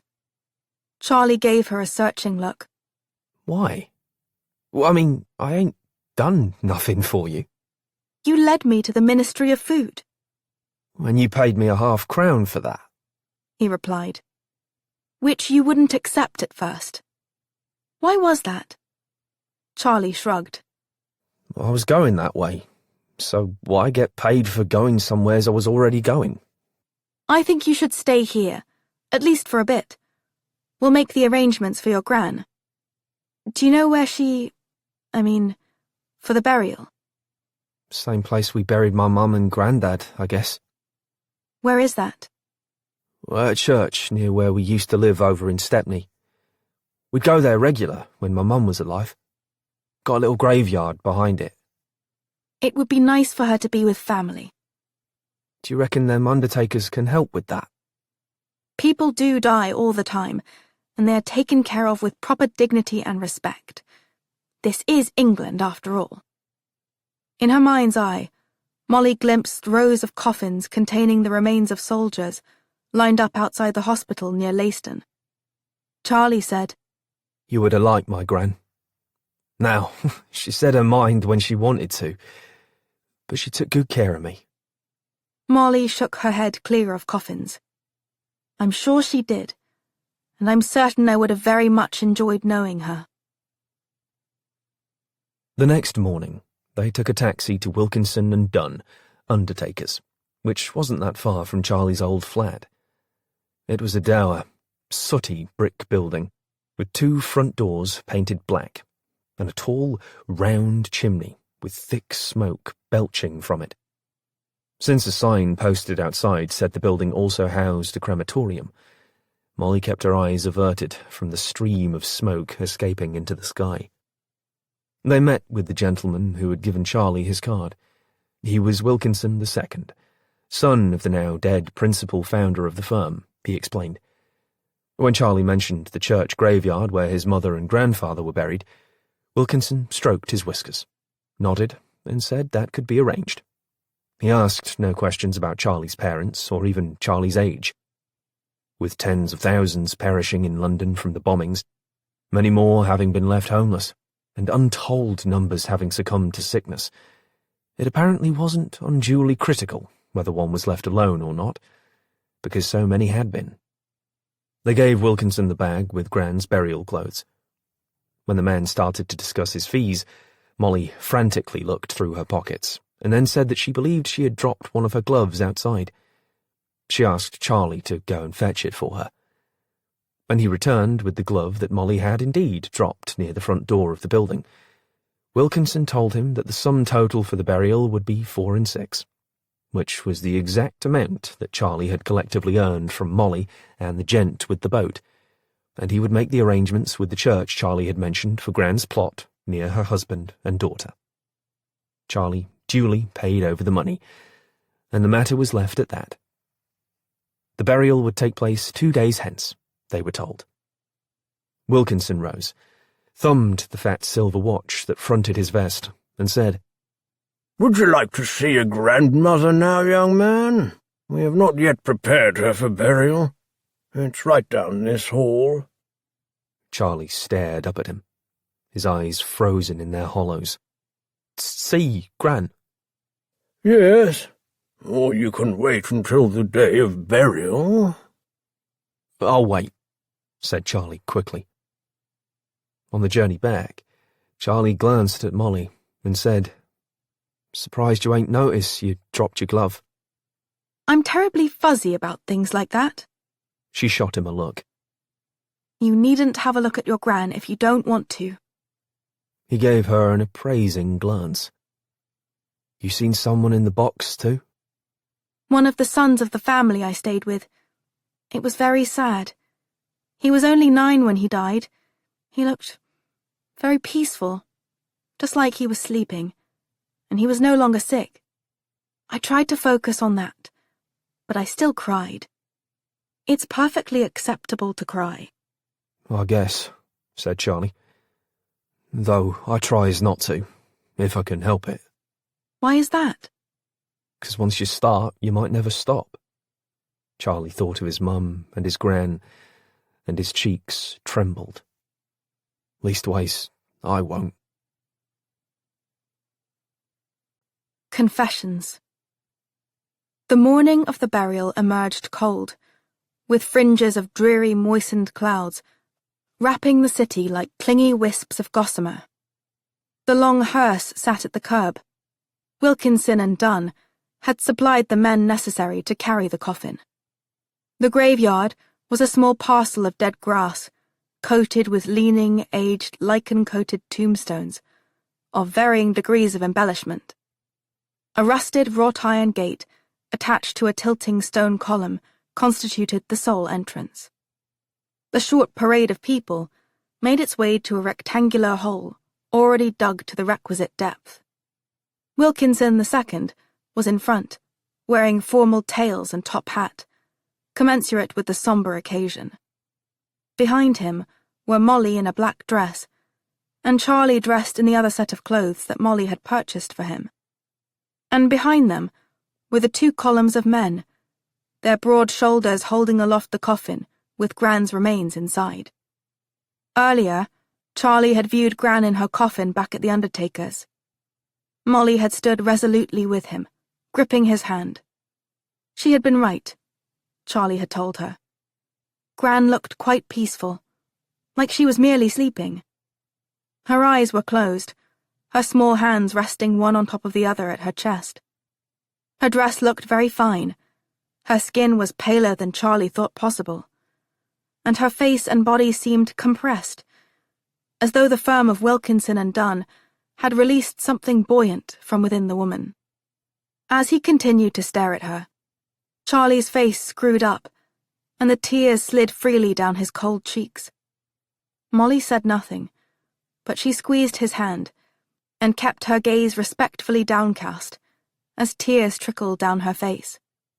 The church's vicar was waiting at the gravesite with his sombre vestments and worn Bible.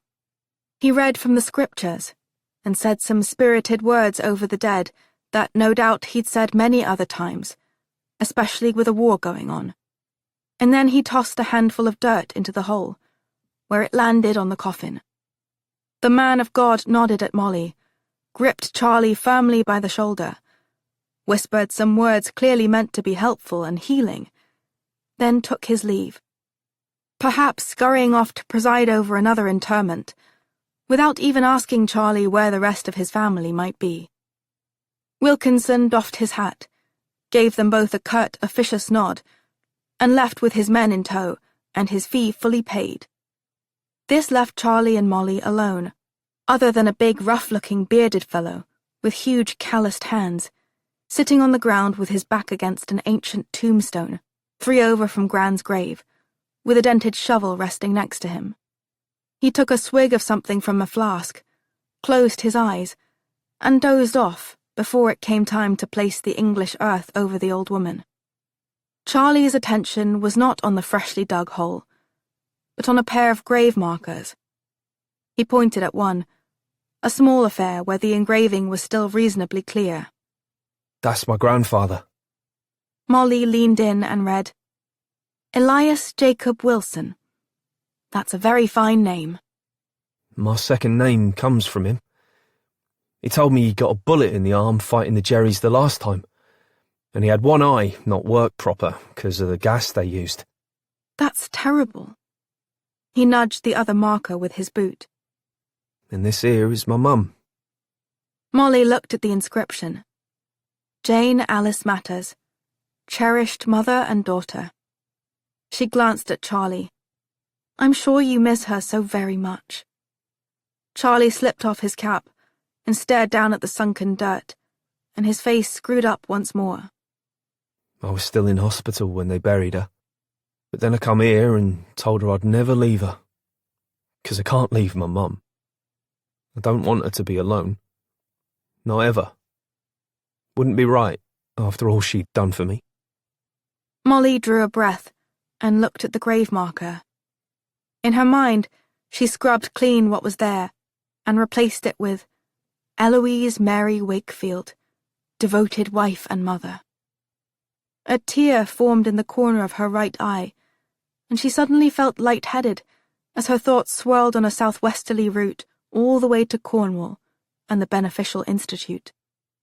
She envisioned her mother wrapped in blankets and sitting on a Gothic windswept terrace, looking out over a countryside vista that would seem quite foreign to a woman used to calling London home.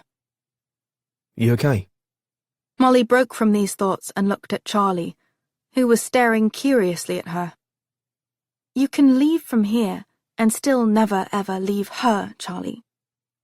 How's that? He said doubtfully. In response, she gripped his hand and guided it to his chest. You will always have her inside you, no matter where you go. That's how powerful love is. She carried you inside her for nearly a year. That bond is unbreakable.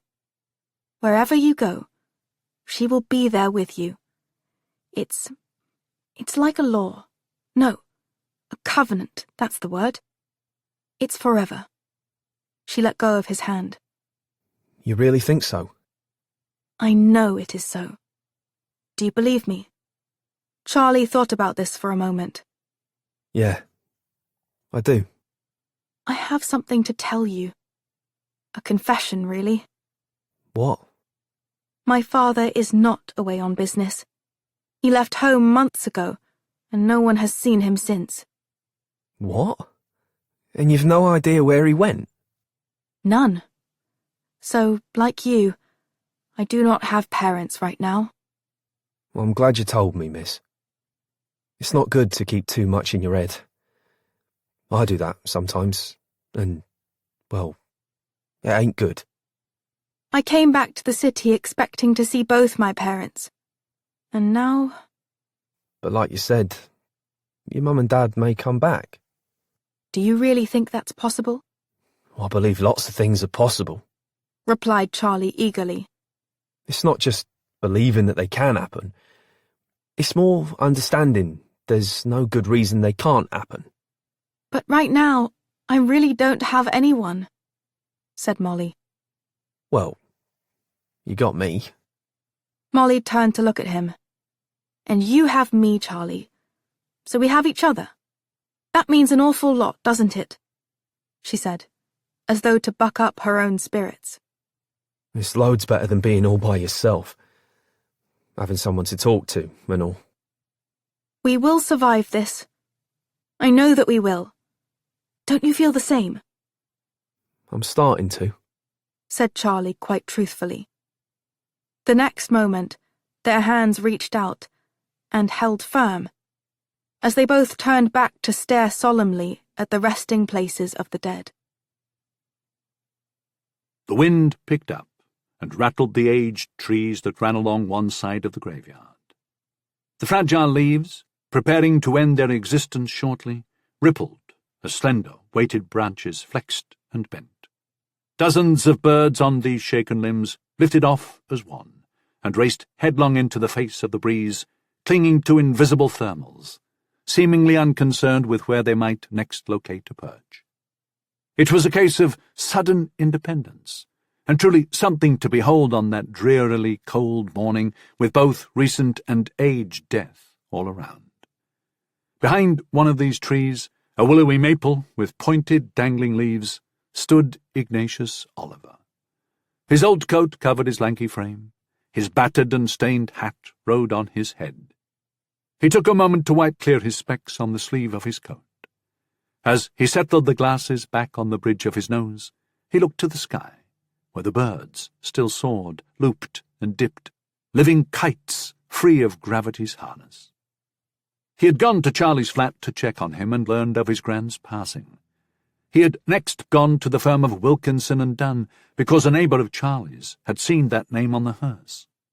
That was where he had discovered the funeral date and location, and also of Molly Wakefield's involvement. He had come to pay his respects, but to do so without intruding on Charlie's privacy. Yet Oliver had heard all that had just transpired between the two children. The last time he'd been at a cemetery, Oliver had stood and looked at the spot where his beloved Imogen should have been laid to rest for all eternity, with him to lie right beside her when his end came. On the other side were the graves of Imogen's parents.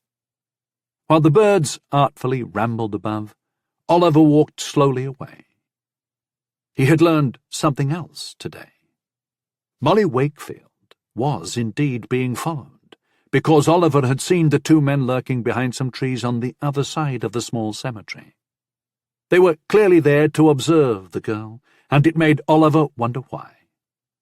He slowly walked off, thinking that things were becoming as complicated as one of his encryptions. All madness lies therein. Would you like another cup of tea, Charlie? Charlie glanced up to see Molly looking at him. They were seated in her father's study, in front of a slowly dying fire. No, miss, I'm full up. The swirling rain beat down outside, pelting the glass and making the chimney howl. I used to sit here with my father when it was cold or raining outside. We'd have a fire, and he would read to me. My mother would be lying down. Charlie looked at her. Did she lie down a lot? It didn't seem so at the time, but then I had nothing to compare it to. But looking back, I can say that it probably was quite a lot, yes. I've come to learn that she is rather fragile. Will you go to Cornwall to see her? It would be very difficult. You heard what Mr. Oliver said. But she might do better if she can see you. She might come home, even. The thing is, Charlie, my mother nearly burned this place down by accident because she was a bit off in the head. He shrugged. My grandfather was getting forgetful, like, and sometimes seeing what weren't there. Gran just let him be, and he come back right after a time. He paused. If you did end up going, how would you get to Cornwall, miss? By train, like Mr. Oliver said? I suppose so, yes. I'm just not sure how much it would cost. He looked around the elegant room. But surely you got plenty of money. Molly looked at him uncertainly. My father left some funds, but they're running low. Charlie glanced guiltily at his teacup and set it down on the table. Then he stared at the cast-off shoes she'd bought him, like they were terribly expensive things, instead of costing a few odd shillings. My mother loved me very much. Perhaps too much. You said that before, but I still don't know what you mean by it, said Charlie. Do you know the word obsessive? She said cautiously. Charlie shook his head. It's when someone cares so deeply about another that it affects their mind. They can do things that will actually be harmful to themselves and the ones they love because of it. And you think your mum is like that? I think she might be. I just couldn't see it before. But I'm much older now and I can understand things more clearly. Well, even if she was this obsessed thing, it's still hard not to be with her. I'd give anything to have my mum back. I feel the same way, Charlie. My parents mean everything to me. Charlie looked into the flickering flames. You'd think your father would want to be round to help you. And her. She shot him a glance. Yes. There must have been something very important for him to go off like he did. To abandon us like that. He doesn't sound like that kind of bloke.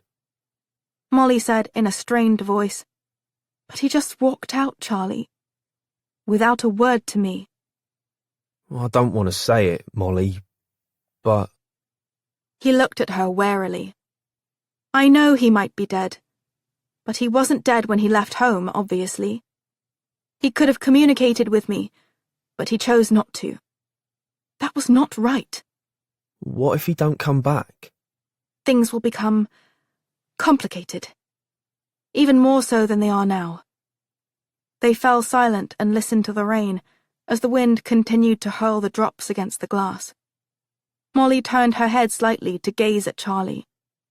He looked both far younger and, in a certain way, older than she. They had both lost their parents. He permanently so. Well, there was no guarantee that the result for her wouldn't be the same as the one Charlie now endured. My mother's family is originally from Yorkshire, she said abruptly. Yorkshire? Yes, it's in the north. Quite far away, nearly to Scotland, in fact. It's the largest county in England. So large, in fact, that it's divided up into all sorts of boroughs and ridings and the like. It's quite famous. It was where the War of the Roses took place. Charlie gave her a confused look. Eh? Blokes fighting over flowers? No, the House of York versus the House of Lancaster. The red rose was part of the Lancaster coat of arms, and the white rose that of the House of York. They were fighting for the throne of England. Charlie shook his head miserably. Where did fighting get anybody, eh? I read up on it after Mrs. Pride told me my mother was from there. Hang on. Mrs. Pride told you? And not your mum? That's right. The Tinsdales. That was their name. They were apparently quite well off. You reckon you still got family there, miss? I might. You could go and see 'em then. Why would I do that? She said, glancing sharply at him. If they got money, they might be able to help you and your mum. That's why. And they even might be able to help you find your dad. Molly pondered this for a few moments, as Charlie watched the fire. And yet, if I travelled to Yorkshire and Father came home, or perhaps a letter would arrive about Mother, then that would not be good. You could write to the place where your mum is. Charlie suggested. That's right. Perhaps I can have Mr. Oliver help me word the letter properly. He seems very smart and informed, and very kind. Yeah, I guess, mumbled Charlie. She looked at him. Is something the matter? He shrugged. Charlie, tell me. Well, it's just that I seen Mr. Oliver doing quite odd stuff. She frowned. What do you mean? He told her about the man and the packet of pages. He said it was a manuscript or some such. A manuscript, like a book before it's a book. Well, that seems perfectly normal for someone who owns a bookshop to be receiving manuscripts. But then I seen Mr. Oliver go to some place in an alleyway, and he come out with papers, and the same man was there. Was it a publishing house? He shrugged again. Dunno. It was just a door in an old building. And he looked sort of, nervous while he was doing it. And so did the bloke that give him those papers. He looked, I dunno, shifty. Like he knew he were up to something no good. And it was long after midnight when I seen him the first time. Molly looked disturbed by this information. That is not when one would expect to drop off a manuscript. Do you remember where this other place is? Charlie nodded and picked up his cup. Yeah, I think so. Molly thought for a moment, and then came to a conclusion that astonished her. Well, not exactly. She was feeling she had no control over her life right now. She was sick with worry over a mother she couldn't visit. She felt abandoned by a father she had adored. But with this, she could take charge, even if it meant finding out that Oliver was simply visiting a friend. She stood. Well, let's go there and see what we can see. Mrs. Pride has already gone to her room. We can nip out now and she'll be none the wiser. Molly found wellies and raincoats for them both, and a large umbrella. Charlie was about to open the front door, when Molly suddenly stiffened and gripped his hand to stop him. What? Asked Charlie. If those same men are watching the house, I don't want them to follow us. Charlie nodded in understanding. Right. He ventured to the back door, opened it, peered out, and saw the fence that surrounded the rear yard. Can you climb a fence? He asked Molly. I'm sure I can. Okay. Follow me then. Keep low, eyes away from the street, in case somebody flashes a torch. Your eyes reflect, see? They slipped outside and, keeping low, slunk over to the fence. Then Charlie gave Molly a boost up and over.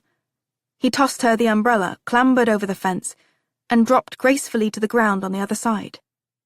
Grasping her hand, he led her through the rear yard of the neighbouring house, where he once more helped her over a fence, before nimbly scaling it and landing easily on his feet. Charlie then led them at a brisk pace, zigzagging through streets, and with him abruptly turning around every so often to check for followers. They reached another street, and he slowed his pace. I think we're okay now.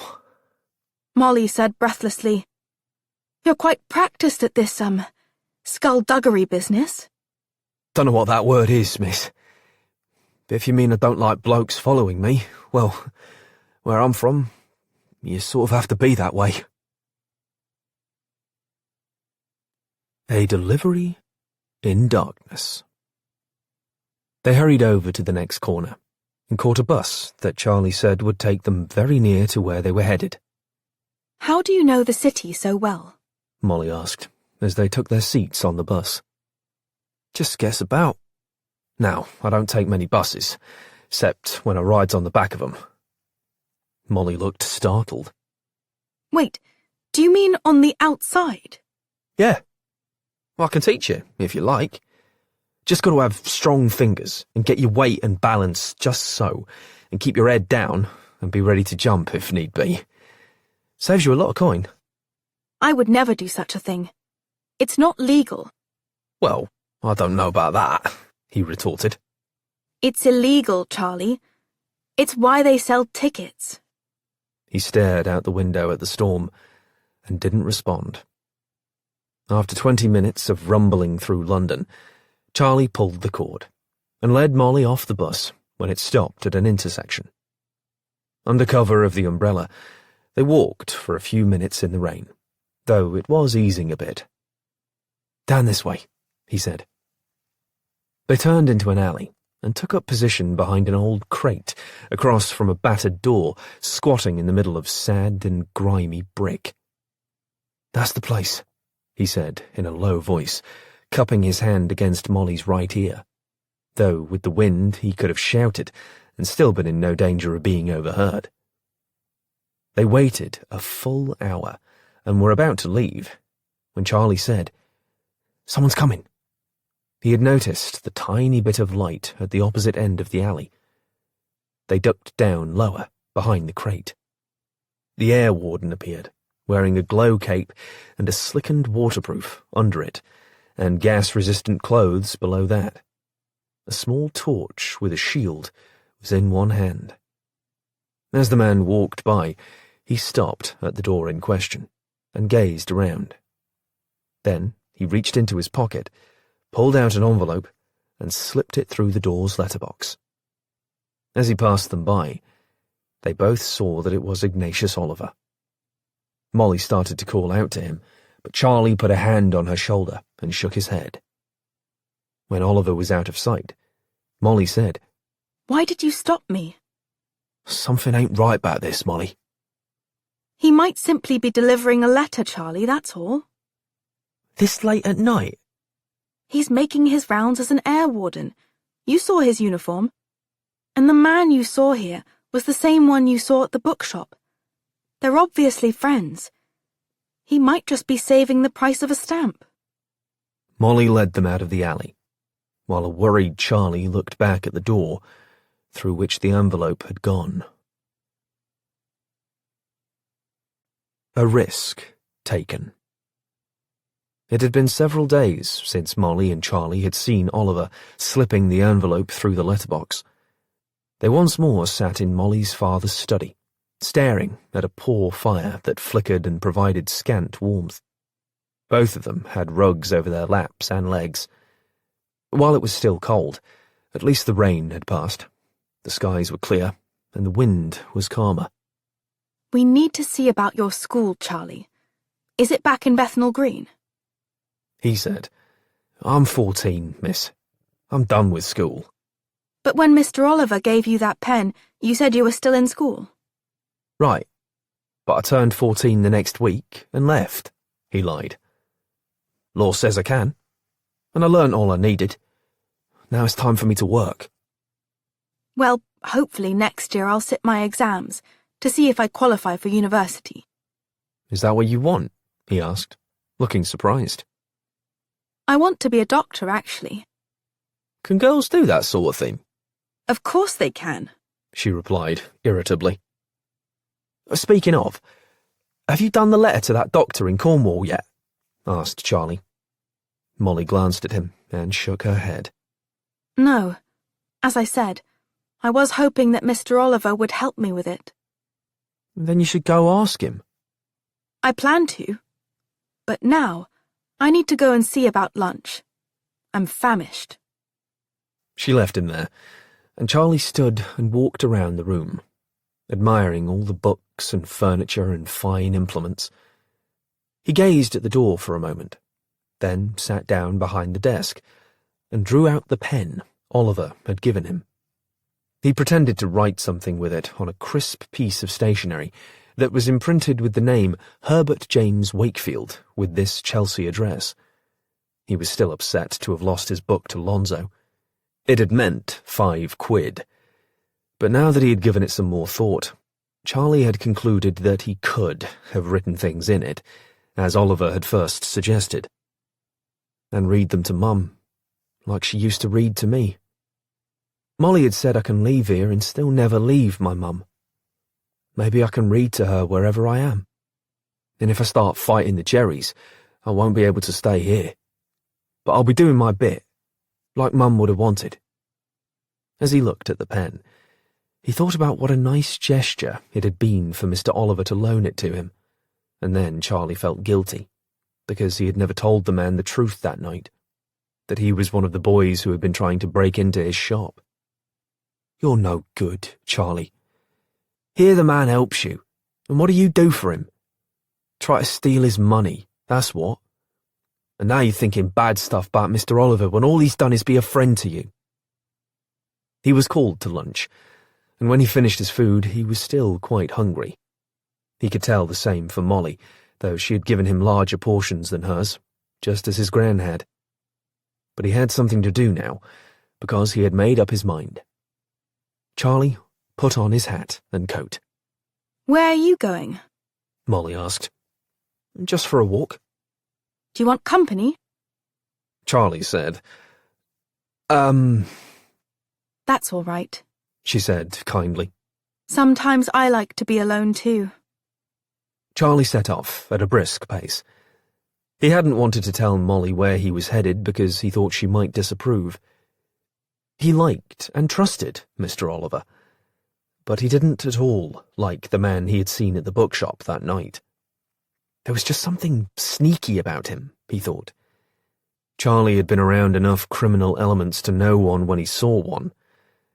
Maybe the man was trying to steal from Mr. Oliver, or maybe get him to do something Mr. Oliver didn't want to do, like Lonzo had made Charlie do. If Charlie could find out what was going on, he could possibly help Mr. Oliver. Charlie arrived at the alley and hid behind the same crate he and Molly had used previously. A half-hour later, Cedric came out from the doorway of the sad, brick-faced building. He turned left and headed out of the alley. Charlie had to decide whether to follow the man or not. He made up his mind, and Charlie watched Cedric pass out of sight. Then he hurried over and peeked in the window. The curtains were drawn, but didn't quite meet in the middle, so he could see a sliver of a small room where a dim light was on. He could observe no one inside. The alleyway was quiet. Blackened windows and drab doors stared back at him. Charlie studied the lock.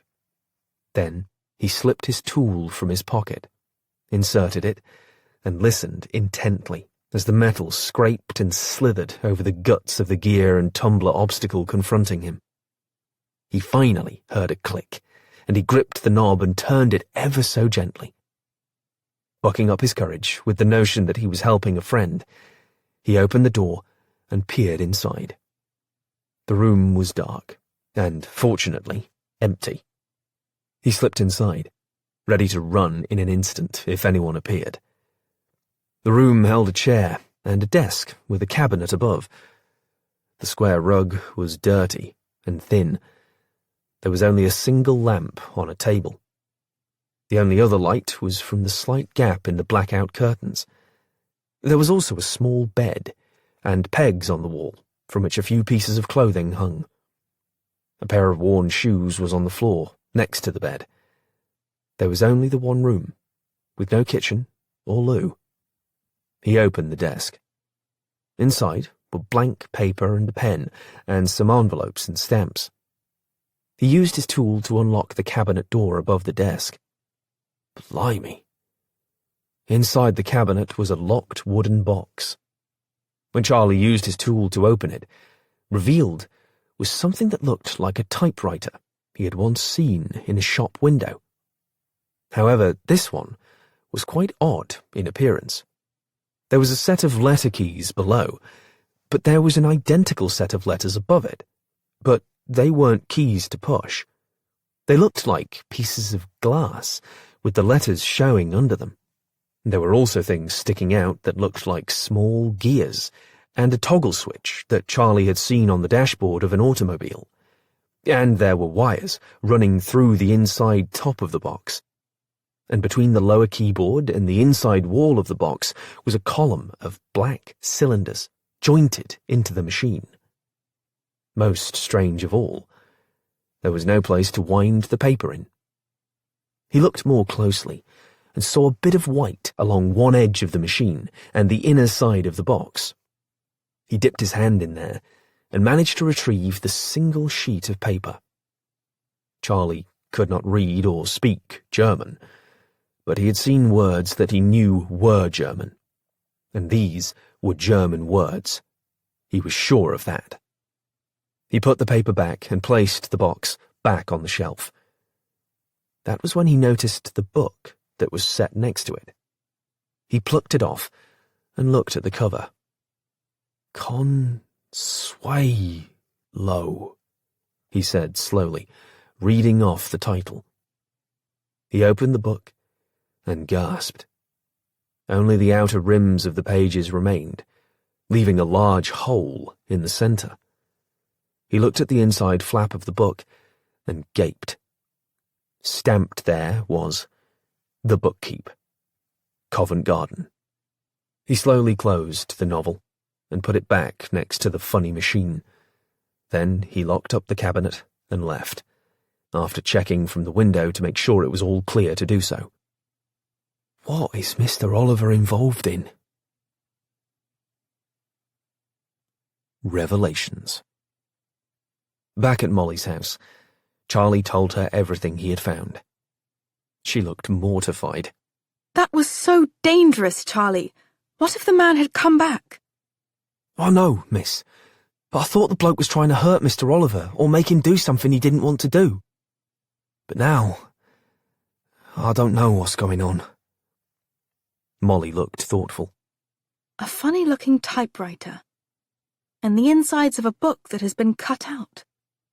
My goodness, that could be a place to hide something. She suddenly exclaimed. What I thought too. What was the book again? By some man named George something or other. George Sand, that was it. And it come from the bookkeep. Its name was in it. And the paper you saw was in German? I think so, yeah. And Mr. Oliver's got this thing, Albert's, dish or some such. Thing is, he says it's for sending secret messages. Molly looked distraught by all these revelations. I'm not certain what to do, Charlie. It's not like we have proof of anything. We could call a copper, and he could find that funny machine. That could be proof. I suppose so, said Molly hesitantly. But you would have to meet with the police and tell them what you saw. But then, they would ask you what you were doing inside the man's room. And they might ask you other questions. Charlie had paled as soon as she had noted that he would likely have to meet with the police. He said, Then, I think we need to wait a bit.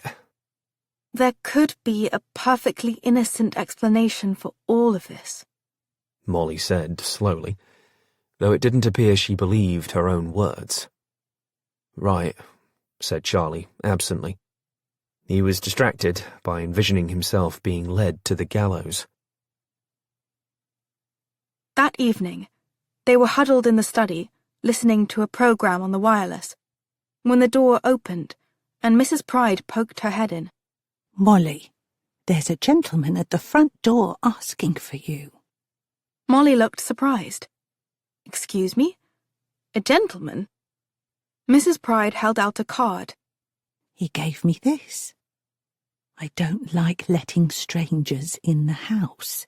Your parents would surely not approve.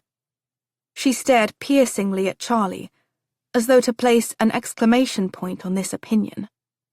Molly looked down at the card. Oh, it's Mr. Oliver. Should I tell him you're busy? He seems an odd sort. No, you can show him in here. I know Mr. Oliver. He's a friend. Mrs. Pride's face became pinched as she said, Are you sure? Quite sure, thank you. They heard her reluctant footsteps heading down the hall. What do we do? Said a panicked Charlie. With what we know? We remain calm and normal, replied Molly, though she looked to be neither. A few moments later, Oliver appeared at the door and then closed it behind him, his hat in one hand and his waterproof shiny with raindrops. Thank you for seeing me. Molly, barely looking at him because she was so nervous, said, Of course, but I wasn't aware that you knew where I lived. You were in the telephone book, or at least your father is listed. I would imagine there are many Wakefields, she said suspiciously. I saw his Christian name on the letter from the Beneficial Institute. Ah, of course. And you mentioned he worked at the Ministry of Food. I have a friend there. Now that Oliver had mentioned it, perhaps he could inquire with his friend about what had happened to her father, Molly thought. I hope you didn't walk here in such weather. A ramble in the rain is actually invigorating. He glanced at Charlie. It was a very fine service, Charlie. Charlie and Molly both gaped. Charlie said, Service? At your grandmother's funeral. You was at Gran's burial? I was behind the line of trees.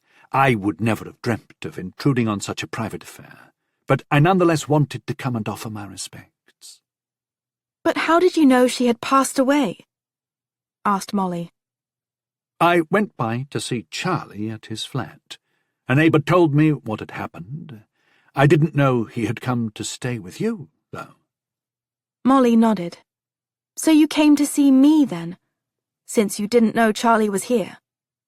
Oliver stood next to the fire, warming his hands there. When he turned to them, his features were clearly troubled. Yes, I did, Molly. You see, I worked briefly for the government. She and Charlie exchanged glances. Really?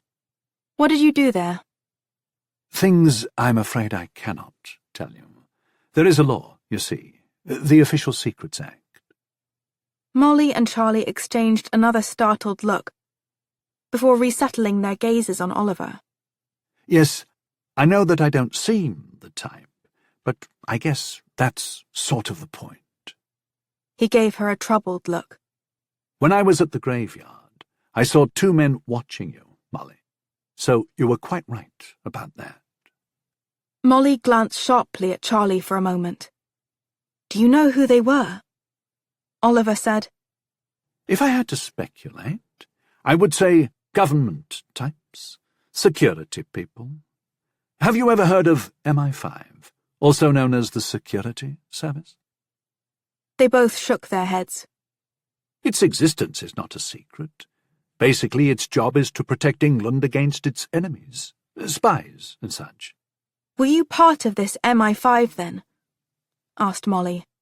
I really can't say. But why would these men be following me? I've done nothing. When I spoke to my friend at the Ministry of Food, he told me something interesting.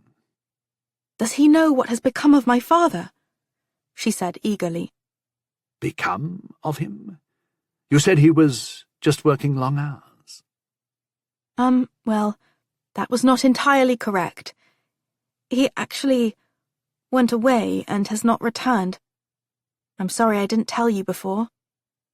Well, I also must make a confession. At the graveyard, I actually heard you tell Charlie of your father's absence. Then why did you pretend you didn't know? Said Molly, in an annoyed tone. I was just making sure, that is all. It is a difficult world right now, and nothing can be taken for granted. When I saw the men and overheard you tell Charlie that your father had vanished, that is when I began making inquiries. I see, said Molly, her gaze drifting to the floor. I was puzzled why you were asking me about your mother and having me read those letters if your father was still at home. Well, I have found out some news of him. What? Molly exclaimed, looking up. That your father has never worked at the Ministry of Food. Molly had just then picked up her teacup. She was so startled by Oliver's words that the cup slipped from her fingers and fell onto the Wilton rug. Charlie stared down at the few drops of tea leaching into the carpet before raising his amazed gaze to Oliver. Your friend must be wrong, then," said Molly slowly. "Or perhaps Mrs. Pride misunderstood my father. Yes, that must be it," she said, brightening and turning to Charlie. "That's why he wasn't at the ministry that night. Mrs. Pride just got it wrong." But that letter got the Ministry of Food's name on it. Charlie reminded her.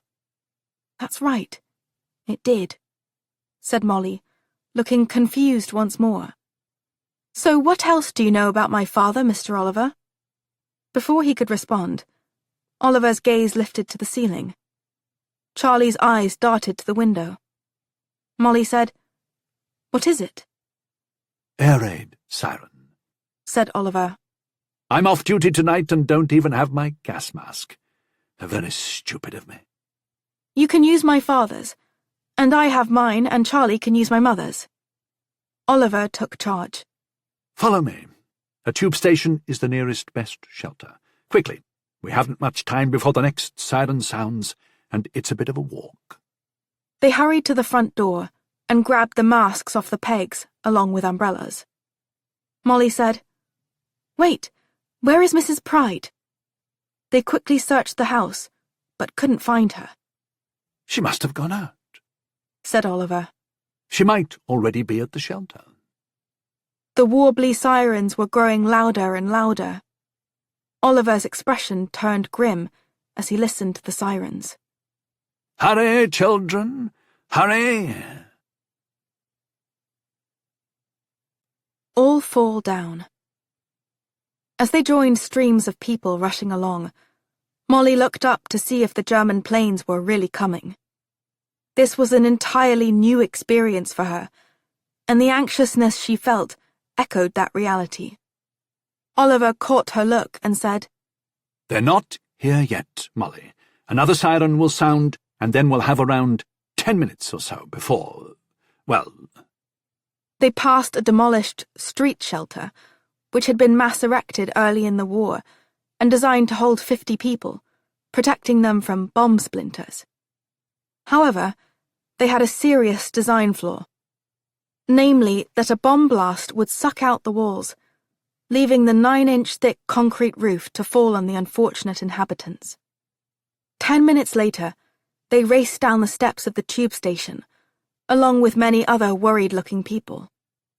Oliver identified himself as an air warden to another warden in uniform who was on duty, and they both helped to get everyone in and situated before securing the entrance to the tunnel.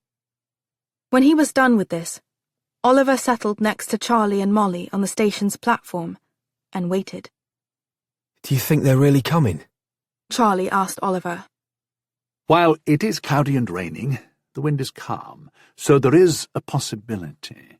And the civilian watchers have become very good at their jobs, unfortunately from so much practice. He looked reassuringly at Molly. We'll be all right. This station is quite deep. Tense minutes slipped by after the second warning siren had gone off. Then, the drone of plane engines could be heard. So many that everyone looked up in surprise. It was so eerily quiet down here that they heard one man mutter, "Come on, you bastards. Just chuck it at us and be done." Oliver slipped his arms around the children, pulling them together and down and hovering over them, as though his slender body could shield them from what was coming. The sounds of the aircraft engines thudded ever closer, and the anti-aircraft guns commenced firing. Each blast of the weapons made Molly's body jerk. And then came the whine of falling bombs, shrieking higher and higher as they drew closer to the earth. As the first munitions struck, The explosions seemed to reach right through the top of the station, as though an earthquake had just breached London.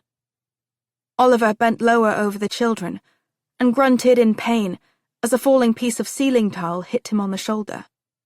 Another bomb struck nearby, and the floor under them seemed to shift violently with the impact. Further down the underground line, they heard screams and what sounded like a wall collapsing. Thick dust and smoke shot through the tunnel, making them all gag. Molly had her hand clenched around Charlie's.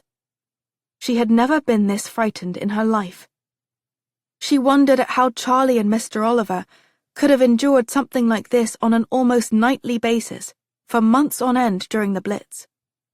She managed to catch Charlie's gaze. Molly could tell he was scared, yet he smiled bravely at her and said, "It's all right, Molly. The Jerrys don't aim too good most times."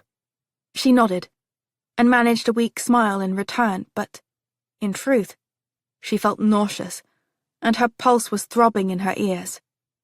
As more bombs landed, the explosions were interlaced with sirens, screams, and sounds of panic from above. Inside the tube station, babies shrieked and children cried, as did some of the adults. A full 2 hours passed, with nearly unrelenting explosions that shook all of them to their souls. Molly thought that nothing in hell could ever match this experience. And then, the whines and impacts and explosions slowed, and then abruptly ceased. Everyone sat paralyzed, in seeming disbelief that it was over, and they were still alive. After 10 minutes of quiet passed, Oliver slowly straightened and let go of Molly and Charlie. He rubbed his injured shoulder where the tile had struck him.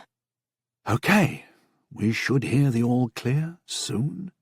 But we must wait until then. They could be sending in a second wave. Molly looked at him with a stunned expression. Second wave? But perhaps not tonight, he said in a reassuring tone. 2 minutes later, the all-clear siren mercifully sounded. Some started to make their way to the exits, while others settled down to spend the night underground, just in case the Luftwaffe returned to try to kill them. When they reached the surface, they could smell smoke and hear screams and sirens, and an explosion or two, probably as ruptured gas lines ignited. Flames rose high into the sky, turning night into near day, and heating the air so much they could all feel the enhanced warmth on their skin and the smoke in their lungs. They watched as firemen battled numerous blazes with hard streams of water, and people rushed past them in all directions. Looks like they hit us pretty badly, said Oliver dejectedly. Help me, please.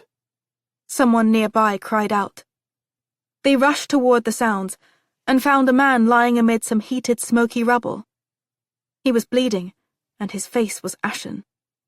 Children, go and get help while I see to him, said Oliver, as he knelt next to the injured man. As a warden, I've had first aid training. Instead, Molly pushed past him and ran her gaze over the man. He was holding his arm where blood was soaking through his ripped shirt sleeve. She examined the wound and the ominous blood flow. Mr. Oliver, do you have a torch? He produced one and shone it where she directed, on the man's arm. She told the man to count to 10, and that this would hurt a bit, but she had to do it. She glanced at Oliver and Charlie and said quietly, "If you could hold him still." They did so while she took the torch, and then inserted her gloved finger inside the wound. The man cried out and would have thrashed around had he not been held tightly by Charlie and Oliver. "Okay," said Molly. "I'm done. You can let him go." What did you do? whispered Oliver. She whispered back, "I managed to nudge a torn blood vessel back in alignment. It won't fully stop the bleeding, but it slowed it considerably. Had I not, I doubt he would live. Now I need to slow the blood loss even more." She took off her hat, tore the sash from around it, and looked at Oliver. "I need you to hold his arm very tightly while I wrap this around it." She turned back to the wounded man and said firmly, "You must remain very still, do you understand? This will not hurt like before, but it is necessary. All right?" He nodded, his pale features in anguish. Oliver held the arm where Molly told him to, and she very carefully chose the location before slowly wrapping the sash around the man's upper arm and tying it off to form a tourniquet. She then checked the blood flow and was relieved to see that it had diminished quite dramatically. She looked down at the man. "You're going to be fine, but you need to remain quite still. Charlie, run and get help. He needs to go to hospital straight away." Charlie raced off and came back a minute later with a policeman. Molly told him what was needed, and he rushed off, blowing a whistle. While he was gone, Molly checked the tourniquet and wiped the sweat and blood off the man's face. She had also used a clean handkerchief from her pocket to pack the wound. "Close your eyes and breathe in and out slowly and calmly," she advised. "That will lower your heart rate, which will slow your loss of blood. Help will be here soon." Where did you learn to do all that? Asked an amazed Oliver. "At a hospital in Leiston." The constable returned with an ambulance and 2 medics. Molly told them her diagnosis, and that the injured man needed to remain very still, and the tourniquet kept in place. Out of earshot of the wounded man, she said, "Before you transport him, you'll need to bind the injured arm to his body. I resettled the artery as best I could, but it's still damaged, and I had to apply the tourniquet quite tightly because of the volume of blood loss. Remember to tell the surgeon it's the brachial artery. When he gets to hospital, he will require immediate surgery. You can't keep such a tight tourniquet on indefinitely, or else the lack of blood flow will permanently damage the limb, and it might need to come off. Now, do you have morphine?" One of the medics, who had listened to her with growing incredulity, said, "Yes, but—" She interrupted. "Then let me have a syringe of it to give to him. That will sedate him for the trip to hospital, and also for his surgery." The medic blurted out, "Give you morphine? You're just a child." Oliver stepped forward and said, I'm a doctor and my daughter is just repeating what I said before you arrived." He looked at Molly, his expression embarrassed. "She wants to be, a nurse when she grows up." The medic looked much more at ease. "Ah, right you are. Do you want to give him the shot of morphine then, Doc?" Oliver became quite pale. "No, you chaps go right ahead." After they took the injured man away, Charlie said, That was amazing, Molly. Oliver added, "I'm sorry about all that, Molly. He thinks I'm a doctor, but you were the one who saved that man's life. I carry first aid material when I patrol, and I know how to patch and bandage, but nothing like you just did." "I just hope he'll recover." I tried to sound confident in front of him, but the wound was quite serious. They walked back to Molly's home. However, they found it no longer existed. Gone by equal measures. The fire brigade and members of the Civil Defence's Heavy Rescue Division finally managed to pull Mrs. Pride's body from the rubble of what had once been the stately Wakefield home. Oliver, Molly, and Charlie stood numbly by as the dead woman's body was placed into an ambulance and taken away. It would be determined later that nearly 100 people were killed during this raid, 500 more injured, and more than 100 homes and buildings destroyed, many of them in the posh areas of Chelsea, Knightsbridge, and Mayfair.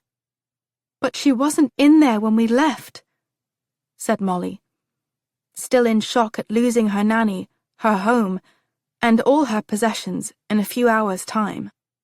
"She might have gone out and then come back for some reason," said Oliver, "and then decided to shelter there. It is very tragic." He looked up and down the street. All the other structures nearby had remained largely undamaged, aside from Molly's and the one next to hers. There was never any rhyme or reason as to why one place was hit and another one wasn't. As they stood there, another constable came over. You live there, lass? He asked. What? She stuttered. You live there with the dead woman. The lady over there said so. Said Mrs. Pride was your nanny. That's right. Where are your parents then, love? Molly froze, but only for an instant. They were not at home. I expect them back tomorrow. All right. Do you have some place to stay until they get back? Oliver stepped up. She can stay with my wife and me. We're friends of the family. We were here visiting Molly while her parents were gone. We went to the underground when the sirens sounded. The constable glanced at Charlie. And you, lad? He's my son, answered Oliver promptly. Right then. Well, good luck to you all. He hurried back over to where Molly's home had once stood. Molly said, "Where do Charlie and I go now? An orphanage?" She glanced at Charlie, who stared dully back at her. I think we can allow that discussion to wait for another time, said Oliver. Mrs. Pride must be given a proper burial, but I'm not sure how to manage it. What little moneys we had were inside the house. Does she have family? Asked Oliver. Molly slowly shook her head. None that I know of. Her husband died before she came to work for us. She never mentioned children. Siblings, perhaps? I don't know. It seems quite stupid on my part, but we never talked about any of that, she added guiltily. Well, let's go to the bookshop and we can think things over. We'll come up with something. They walked off through the smoke and destruction of the night's bombing, past fresh rubble and bodies under bloody sheets, and the wounded being loaded into vehicles, and slowly made their way to Covent Garden and the bookkeep. Oliver unlocked the door and ushered them in. I have a spare room that you and Charlie can use. Imogen kept items from her younger days that I still have, and that might fit you, Molly. And I had a cousin's son who lived with us early on in the war, and who was around your size, Charlie. He left some odd bits of clothing behind. It was evident that Oliver was trying his best to remain optimistic, in the face of such stark challenges. I have food, enough, he added feebly. And a good deal of tea. Molly gasped. My ration book. It was in the house. Charlie said, Gran had my book. It's long gone by now. Oliver said, It only costs a shilling to replace a lost ration book. However, it might be difficult, since you both would have to appear in person to claim a new one, and there would be troublesome questions. Oh, before I forget, we should talk about your schooling. I'm of age. All done, said Charlie immediately. Molly added, I am as well, but I hope to sit for my exams next year when I turn 16. All right, said a relieved Oliver. He rushed off to make tea, while Charlie stared at the repaired front door. Molly caught his eye. Charlie, is something wrong? He turned to her with an angry look. Pretty much everything is wrong. For both of us. Don't you see that? We are orphans. At least I am, and you're close to it. They'll put us in some place with a bunch of other kids nobody cares about. That's not how it works, Charlie. His features tightened and he snapped. It is how it works. I got mates. I know what happens to people like that. He glanced at the door again, and his anger faded to melancholy. Oliver returned with the teacups and a few biscuits on a tray. They drank the tea, and Charlie had 2 biscuits, while Molly had 1. She ate it with a detached air, as her gaze ran mindlessly over the shelved books. Oliver peered over his cup at each of them in turn. The weight of what he had just decided to do was clearly pressing down upon his slender shoulders. compacting him into perhaps a lessened version of himself. He turned to look at the till and seemed to be calculating how much money was in there. Not nearly enough, his sober expression proclaimed. A widower without children now had 2, and in contravention of the law. Orphaned children were sent to orphanages. He knew that better than most. He and his brother had gone to an orphanage when their parents had been killed in a railway accident near Doncaster. I really can't believe that Mrs. Pride is gone. Aside from my mother, she was my only companion, really. My father was always so busy. I'm sure he loves you very much, Molly, said Oliver. But he left without a word to me. No telegram, no letter. It's inexcusable. And my poor mother's in a sanatorium. I have no home, I have nothing. Only the clothes on my back, literally. She paused and glanced over at Charlie, who was watching her closely as he finished the last biscuit. I'm sorry, Charlie. I know that you have had to manage with far less than I have. You lost your home tonight. And your nanny. You got good reason to be mad. I was mad when Gran died. I'm still bloody mad. He added sharply. She took some time finishing her tea. If only I had an idea of where my father is. Molly eyed Oliver. Before the sirens started, you were talking about my father and the men at the graveyard. But it has nothing to do with me, does it? No, not directly. It has to do with my father, you mean? You mentioned this Secrets Act. If he didn't work for the Ministry of Food, where was my father working? Oliver slowly set down his cup of tea and rubbed his thigh, where one of the burns he had suffered previously had begun to ache. The person I spoke with said he thought your father had also signed the Official Secrets Act.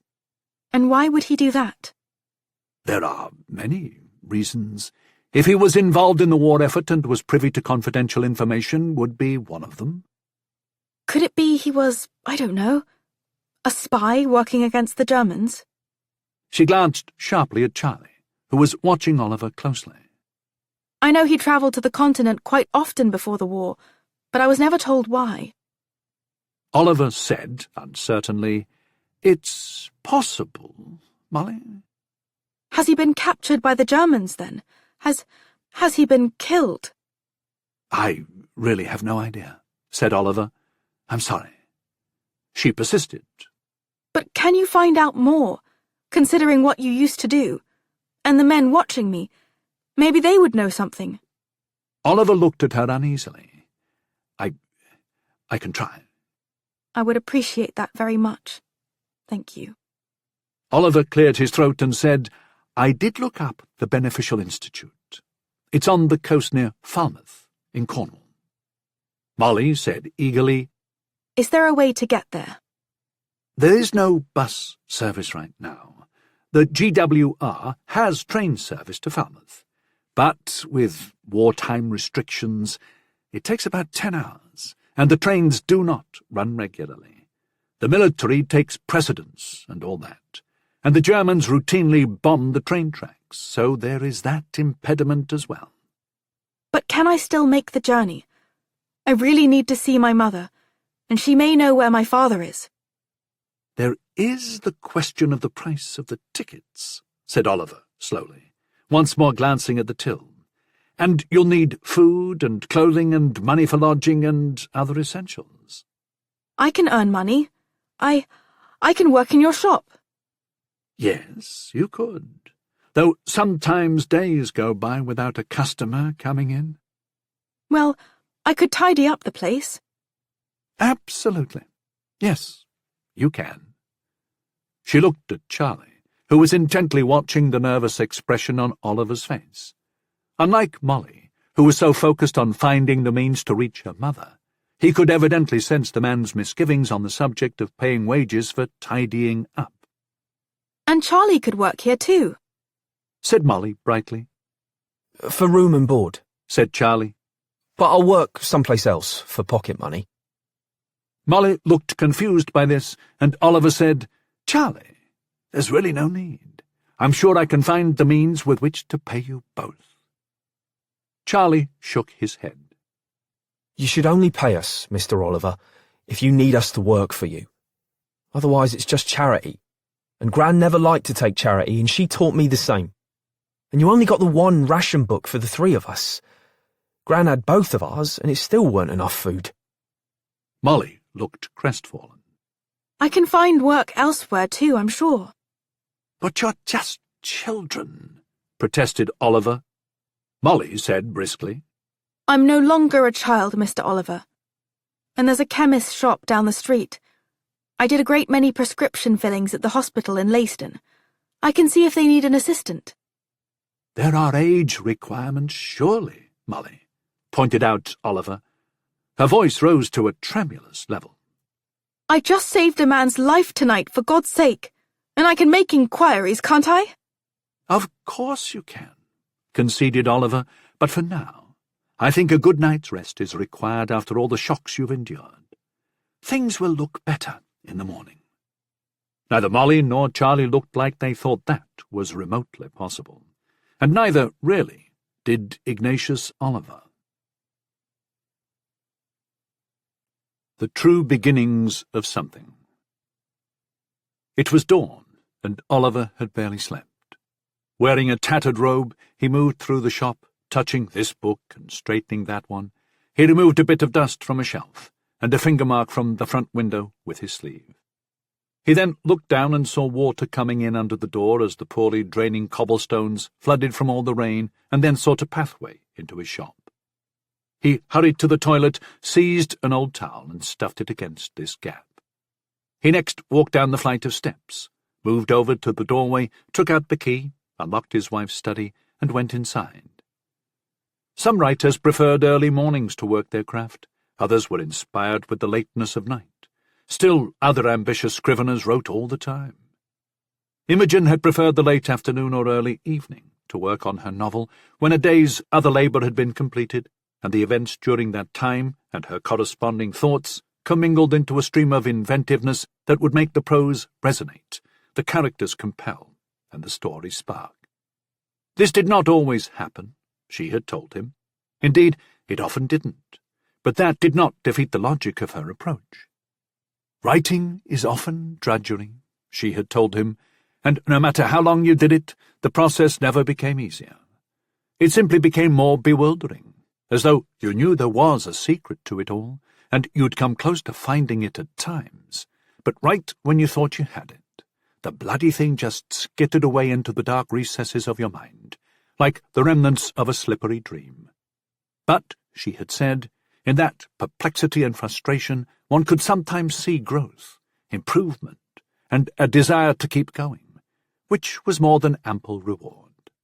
Though she had attended lectures where prominent writers claimed to always be in a perfect state of self-confidence, Imogen had noted, Such a foolish conviction is like a loaded gun to one's head, and you are but a single false belief away from never placing credible thought to paper again. Overconfidence in his storytelling abilities was not something with which Oliver was the least bit concerned. He sat down at the desk and stared at the blank page in the Crown typewriter, his long-time nemesis. Having the presence of 2 children with him now had no doubt added to his anxiety to produce something of worth. He lifted his gaze to the ceiling, where directly overhead Molly and Charlie were hopefully in peaceful rest. It was quite ironic. Imogen had never wanted children, perhaps more out of insecurity than anything else. She had confided in him her utter disbelief that she could ever measure up to the standard her mother and father had set with her. Oliver had wanted to be a father, but he wanted Imogen as his wife even more. And now he had a son and a daughter, at least for a bit. I suppose it's fortunate that they're not small children, as you would be sorely out of your depth. But people their age are not an easy lot to deal with either. Indeed, they are infinitely more complex than the youngsters. They make the most intricate encryptions pale by comparison. He stared at the paper, and it stared contemptuously back. In desperation, Oliver turned to the tin of typed pages and picked up the first few. The early chapters had been riveting. The war, the struggles and hardship, the deaths, the unending anxiety from looking to the sky every few minutes, awaiting the shriek of the air raid siren, and then later the scream of the falling bombs. Further into the story, he read about families divided and lost, hope gone, day-to-day survival with a dwindling amount of resources available. Anger and dissatisfaction grew, particularly among those who had never felt the government, even in peacetime, could do anything worthwhile. If the state could not help when its citizens most needed it, what use was it? That was a straightforward and thus powerful argument, and was thematic throughout the unfinished novel.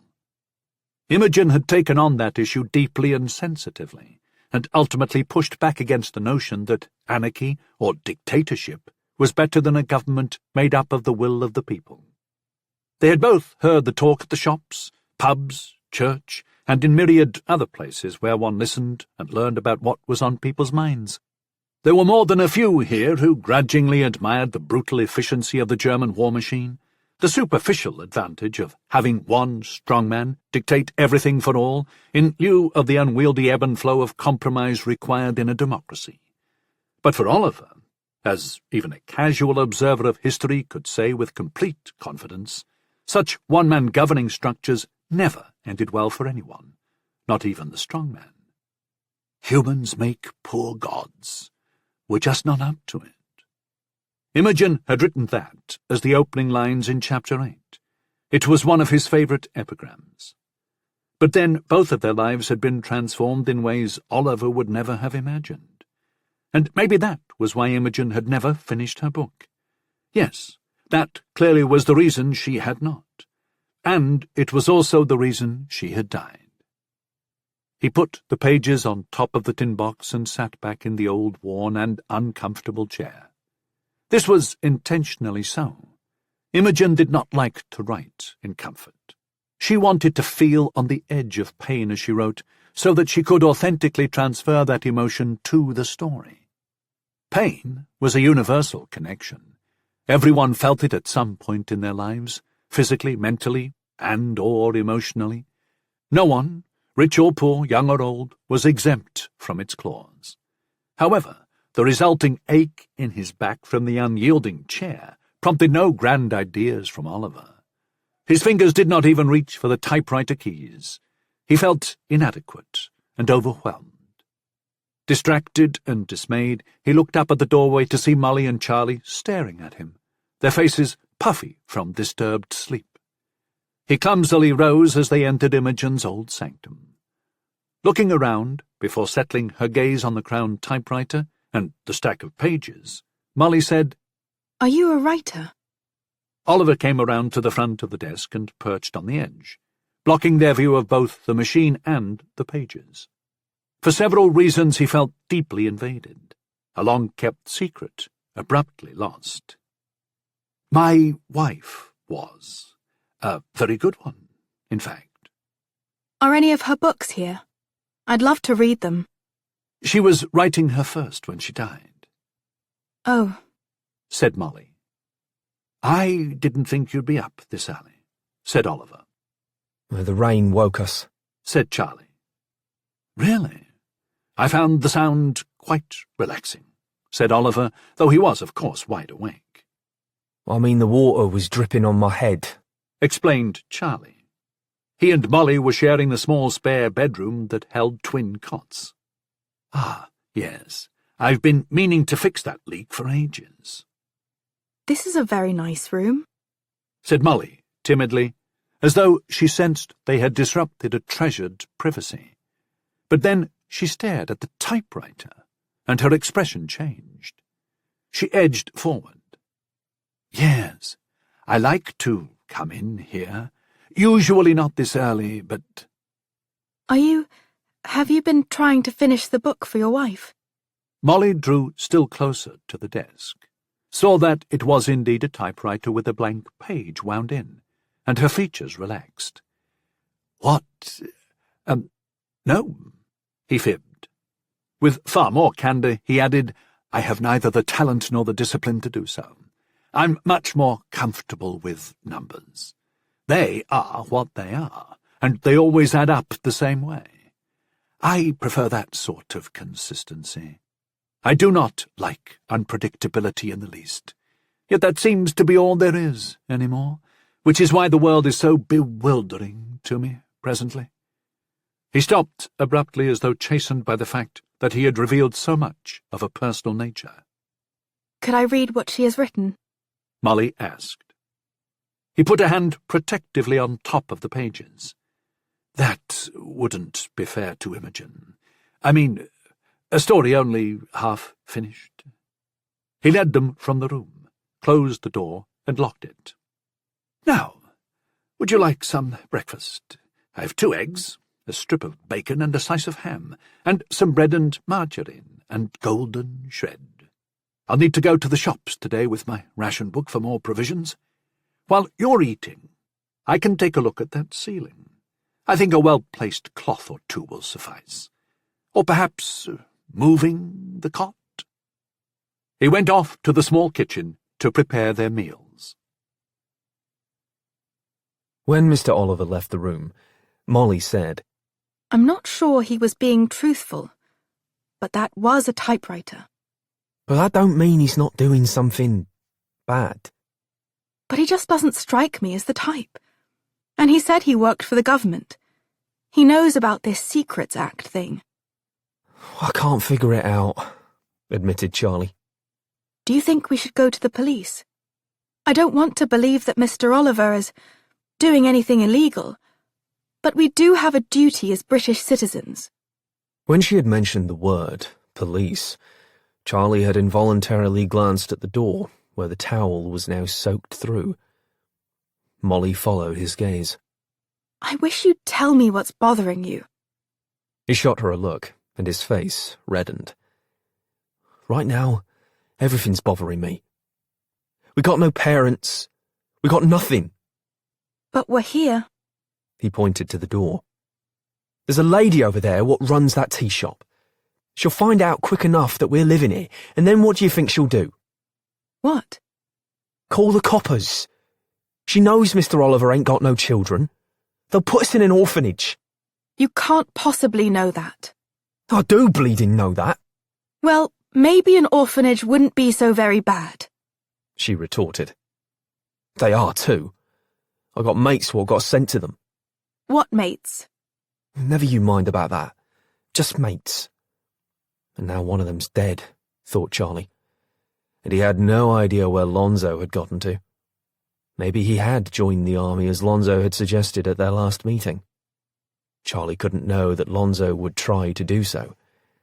Only it would go horribly, horribly wrong. For both Lonzo and him. For king and country. "How old did you say you were again, lad?" The rigid man in the military uniform looked up at Lonzo, who stood before him with his soiled cap clutched in nervous fingers, but his expression resolute. He had washed up with a stolen bar of soap and water from a public fountain, and then nicked a set of second-hand clothes from the back of a shop.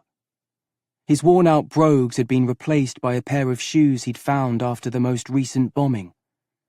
The owner had apparently been blown right out of them, leaving the shoes a bit singed but still far better than what Lonzo had. 18, answered Lonzo promptly. "You don't look it," said the sergeant major in His Majesty's army. He was missing his left arm below the elbow, and his right eye where a black patch now lay. They were the reasons he was sitting here recruiting others to fight a war he no longer could. His trim moustache ran straight as a ruler over his firm upper lip. Lonzo stood as tall as he could manage. Just need me some proper food and a uniform, and I'll look my age all right. Fill out, I will. "Then your address?" Lonzo said immediately. Flat 4A, 13 Dapleton Terrace, Bethnal Green, Gov. "Eastender, eh? You blokes make good fighters. Then you may call me sir." Been fighting for a while now, sir. On the streets, I'm meaning. Lonzo grinned. Fighting in a war is a very different thing, young man. Right, Gov. Sir. Parents? Dead, sir, replied Lonzo. How? Me dad in the war. Somewheres in France, least I think. Mum in a bombing near the docks. She did the charring. The Jerry's got her then. And you live with whom? Me Gran. But I don't need her to say it's okay, 'cause I'm of age. You have papers to prove that? Birth certificate, registry card? Got lost in a fire.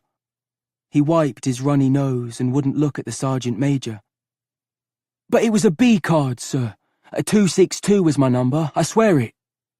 This indicated Lonzo was born in the second quarter of 1926, and was thus 18. The B card was issued to those between the ages of 16 and 21. Full name? He stood up straight and recited, Alonzo Sylvester Rossi. Folks call me Lonzo.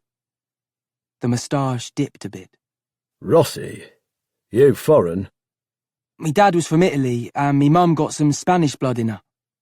So Benito Mussolini and Francisco Franco foreign, then? Lonzo eyed the man steadily. Me mum were born in Stepney, same as me. Me dad come over here when he was young, and he joined up and died fighting for the English, sir. So he weren't foreign when it come to picking sides. I ain't know nothing about them other blokes you spoke of. The sergeant major cleared his throat. You'll need to pass a physical. Have the doctors look you over, eyes, ears, feet, chest. I'm healthy as a horse. Can you read? Lonzo didn't miss a beat. Nuns taught me. Nuns? At the school where I went. You Catholic? The sergeant major said this as though that also might be a problem. Just smells and bells to me, sir, said Lonzo offhandedly. Let's fill out the papers, shall we? And then you can take a seat over there. Right you are, sir. Lonzo, with the sergeant major's assistance, did the necessary paperwork, and the soldier instructed Lonzo to wait. As he was reviewing some documents, the man looked over a list that had been provided to him, along with a description of someone. He ran his eye down it, and then glanced up at Lonzo, who was starting to doze off in his chair. The sergeant major quietly stepped away and made a phone call from another room. 15 minutes passed, and then someone tapped Lonzo on the shoulder, waking him. He saw the official warrant card and the stern-looking man holding it. Detective Inspector Willoughby. You'll need to come with me, boy. Lonzo looked wildly around, but 2 burly constables with their shiny buttons and tall helmets barred any escape. I ain't done nothing, No one said you had, son, replied Willoughby. did they? With a constable on either side of him, Lonzo was marched out as the sergeant major watched for a moment, before ripping up Lonzo's papers and tossing them in the dustbin. Next! He called out to an assistant waiting at the door. D.I. Willoughby. The ride to the police building in the official motorcar was swift. One of the constables and D.I. Willoughby took Lonzo to a small room with an overbearing electric heater that made him sweat, and barred windows that made him fear. The constable pushed him down in a hard chair set at a wooden table, and then settled his bulk in front of the only door. Willoughby slipped off his overcoat, placed it on a peg, removed his hat, lit up a cigarette, and offered one to Lonzo, who accepted. Willoughby was 50 and tough-looking, with wide hips and meaty, brutish shoulders. His features were mostly impassive, but he had the look of a man who had seen far too much of life that was horrible, and it had changed him, and not for the better. There was no compassion or empathy or anything else like that left in him. He eyed Lonzo as one would a prize to be turned into an even more valuable one. As they smoked, Willoughby loosened his tie and opened a file he had placed on the table. He leisurely read over it and then lifted out a picture and placed it in front of Lonzo. "Recognize him?" Lonzo glanced down at the photograph before quickly looking away, his expression one of revulsion. No, I ain't never seen him. "His name's Eddie Gray. Surely you know him, Lonzo. You two were mates. That ain't look like Eddie to me. And besides, I ain't seen him for a while, have I, Gov? That's because he's dead. Surely you can see the way his head is all crushed, can't you? And all the blood. He pushed the picture closer. Take another look. Lonzo shook his head. No, I ain't want to. Willoughby leaned across, ripped the cigarette from Lonzo's mouth, gripped the back of his head and forced it over the picture. Look at your friend, Lonzo. What's left of him. Look at the mate you left to die. Lonzo cried out. I ain't know nothing about that. Swear it on me mum's grave. The detective inspector released his grip and sat back. We're going to have a little identity parade in a few minutes, boy. The lorry driver saw you clearly. He's here to finger you as one of the other criminals there that night. And let me remind you that a constable died. He had a wife and young children. The wife no longer has a husband, and the children have lost their father. He pointed a finger at Lonzo. All because of you. Willoughby looked up at the constable and nodded. The next instant, Lonzo's face was slammed into the wood of the table. Then he was viciously punched in the head and knocked to the floor. Careful, boy, you'll hurt yourself. Willoughby lit up another cigarette and lazily blew smoke out while a blooded, bruised, and clearly dazed Lonzo sobbed and put his hands over his injured face. One of his eyes was already starting to swell shut. The constable jerked him off the floor and thrust him back into his chair. Is this a hanging job? Asked Lonzo in a whimper. It could very well be. A constable did die. But if you tell me who the other boy was, well, I might be able to do something for you. You could. No promises, mind you. But if you tell us the truth, then I could help you, yes. He stubbed out his smoke, swiped back his hair, and leaned across so that he was only inches from Lonzo. What was his name? Charlie Matters. Where is he? Dunno. His gran died and he had to leave his flat in Bethnal Green. Parents? Dead. And you have no idea where he is now? Lonzo shook his head. No, Gov. I swear. Willoughby took out a notepad and pen. Describe him. Lonzo did so. Can you still help me? Willoughby finished writing and looked up. You've really told me nothing helpful, Lonzo. Lots of boys like Charlie in this city. Does he go to school? No. Does he have any other family? Lonzo shook his head. Dunno. Willoughby grabbed one of the boy's hands and twisted Lonzo's index finger until it broke. Lonzo howled in pain. Don't lie to me, boy, you won't like it. He let go of Lonzo's hand and the boy jerked back, holding his damaged finger. Lonzo wailed. He ain't got no family, I swear. His gran was all he had and she died. They buried her over in Stepney at the church. What were you doing breaking into a shop, and why that shop? Lonzo swallowed and looked down at the table. Out of his one good eye he watched for the constable sneaking up on him again. We heard it had some money in the till. How did you hear that? Just did. Willoughby pointed to the door. When we walk out of here and you get picked out of the identity parade, the next stop for you will be prison. And they will hang you. I never saw that lorry till it hit Eddie, I swear. Didn't mean to hurt nobody. The law doesn't care what you meant, Lonzo. It only cares about what you did. Now, I'll ask you one more time. Why that bookshop? Lonzo gazed warily at the constable, who had now taken a step forward, holding his wooden club and tapping it menacingly against one wide palm. Charlie knew about it. He stole from the bloke before, but the git took the money back. Willoughby's brows knitted in confusion. Wait, are you saying this Charlie Matters took the money he stole back? Why the devil would he do that, boy? You taking the mickey with me? I don't like that. He said the bloke had it bad and needed the quid, but Charlie had a book that got no writing in it. He got it from the shop, said he was going to sell it. Did he? Barked Willoughby. Lonzo was not about to add the theft of the book to his list of crimes. Got no way of knowing that, do I? Bollocks! Exclaimed Willoughby as he nodded at the bobby. A punishing strike landed on the back of Lonzo's head from the constable's club, which once more knocked Lonzo to the floor. His head bleeding badly, Lonzo threw up on the floor. Willoughby cried out, "Jesus, boy, get a hold of yourself! You were going to join the army? By God, you would have lasted all of 10 minutes against the Germans. Now, get back in your chair before the constable is forced to help you."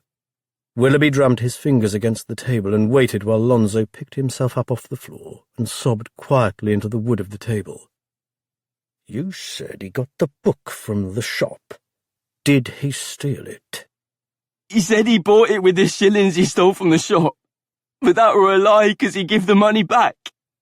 "So did he nick it then?" persisted the detective inspector. Dunno, but he didn't want us to go round to the shop. He tried to stop us. Maybe he was a friend of the bloke's. Willoughby glanced at his notebook. "This Ignatius Oliver?"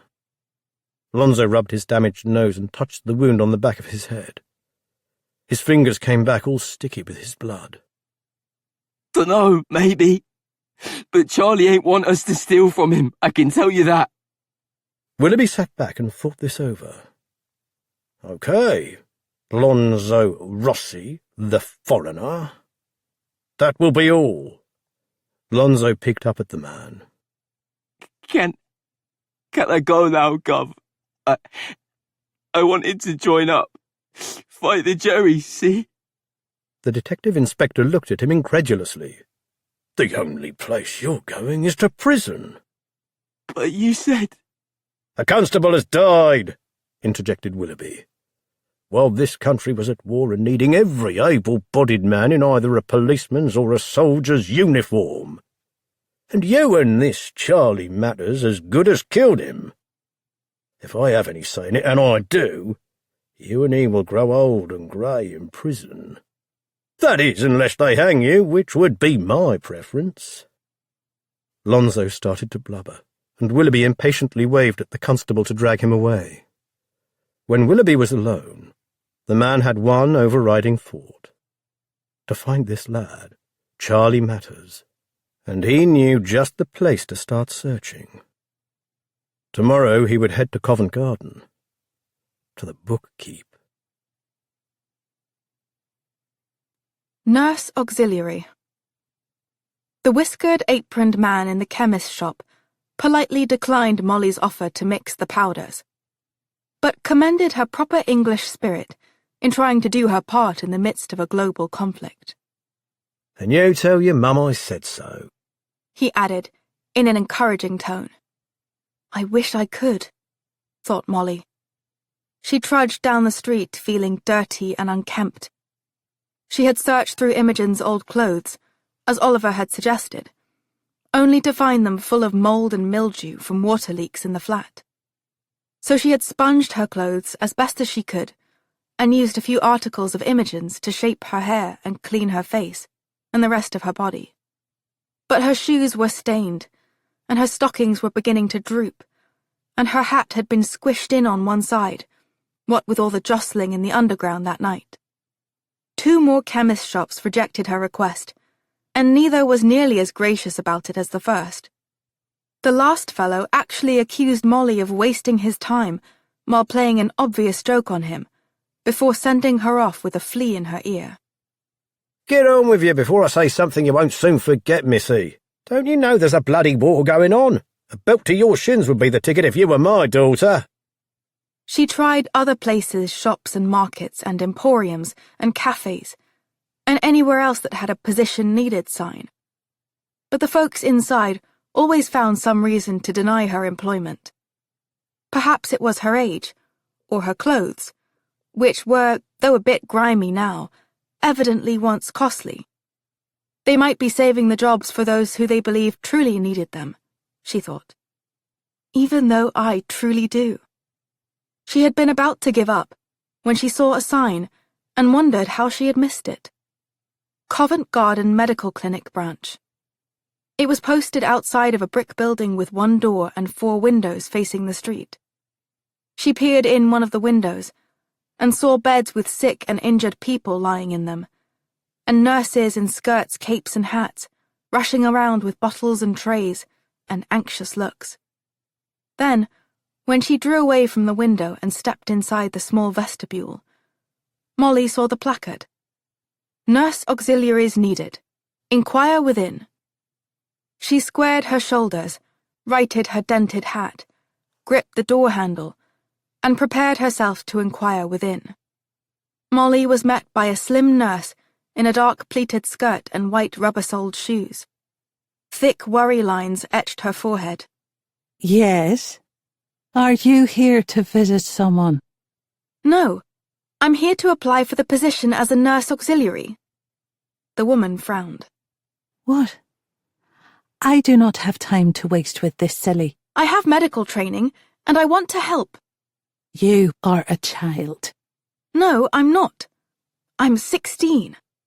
That's still far too young for this position. Special training is required.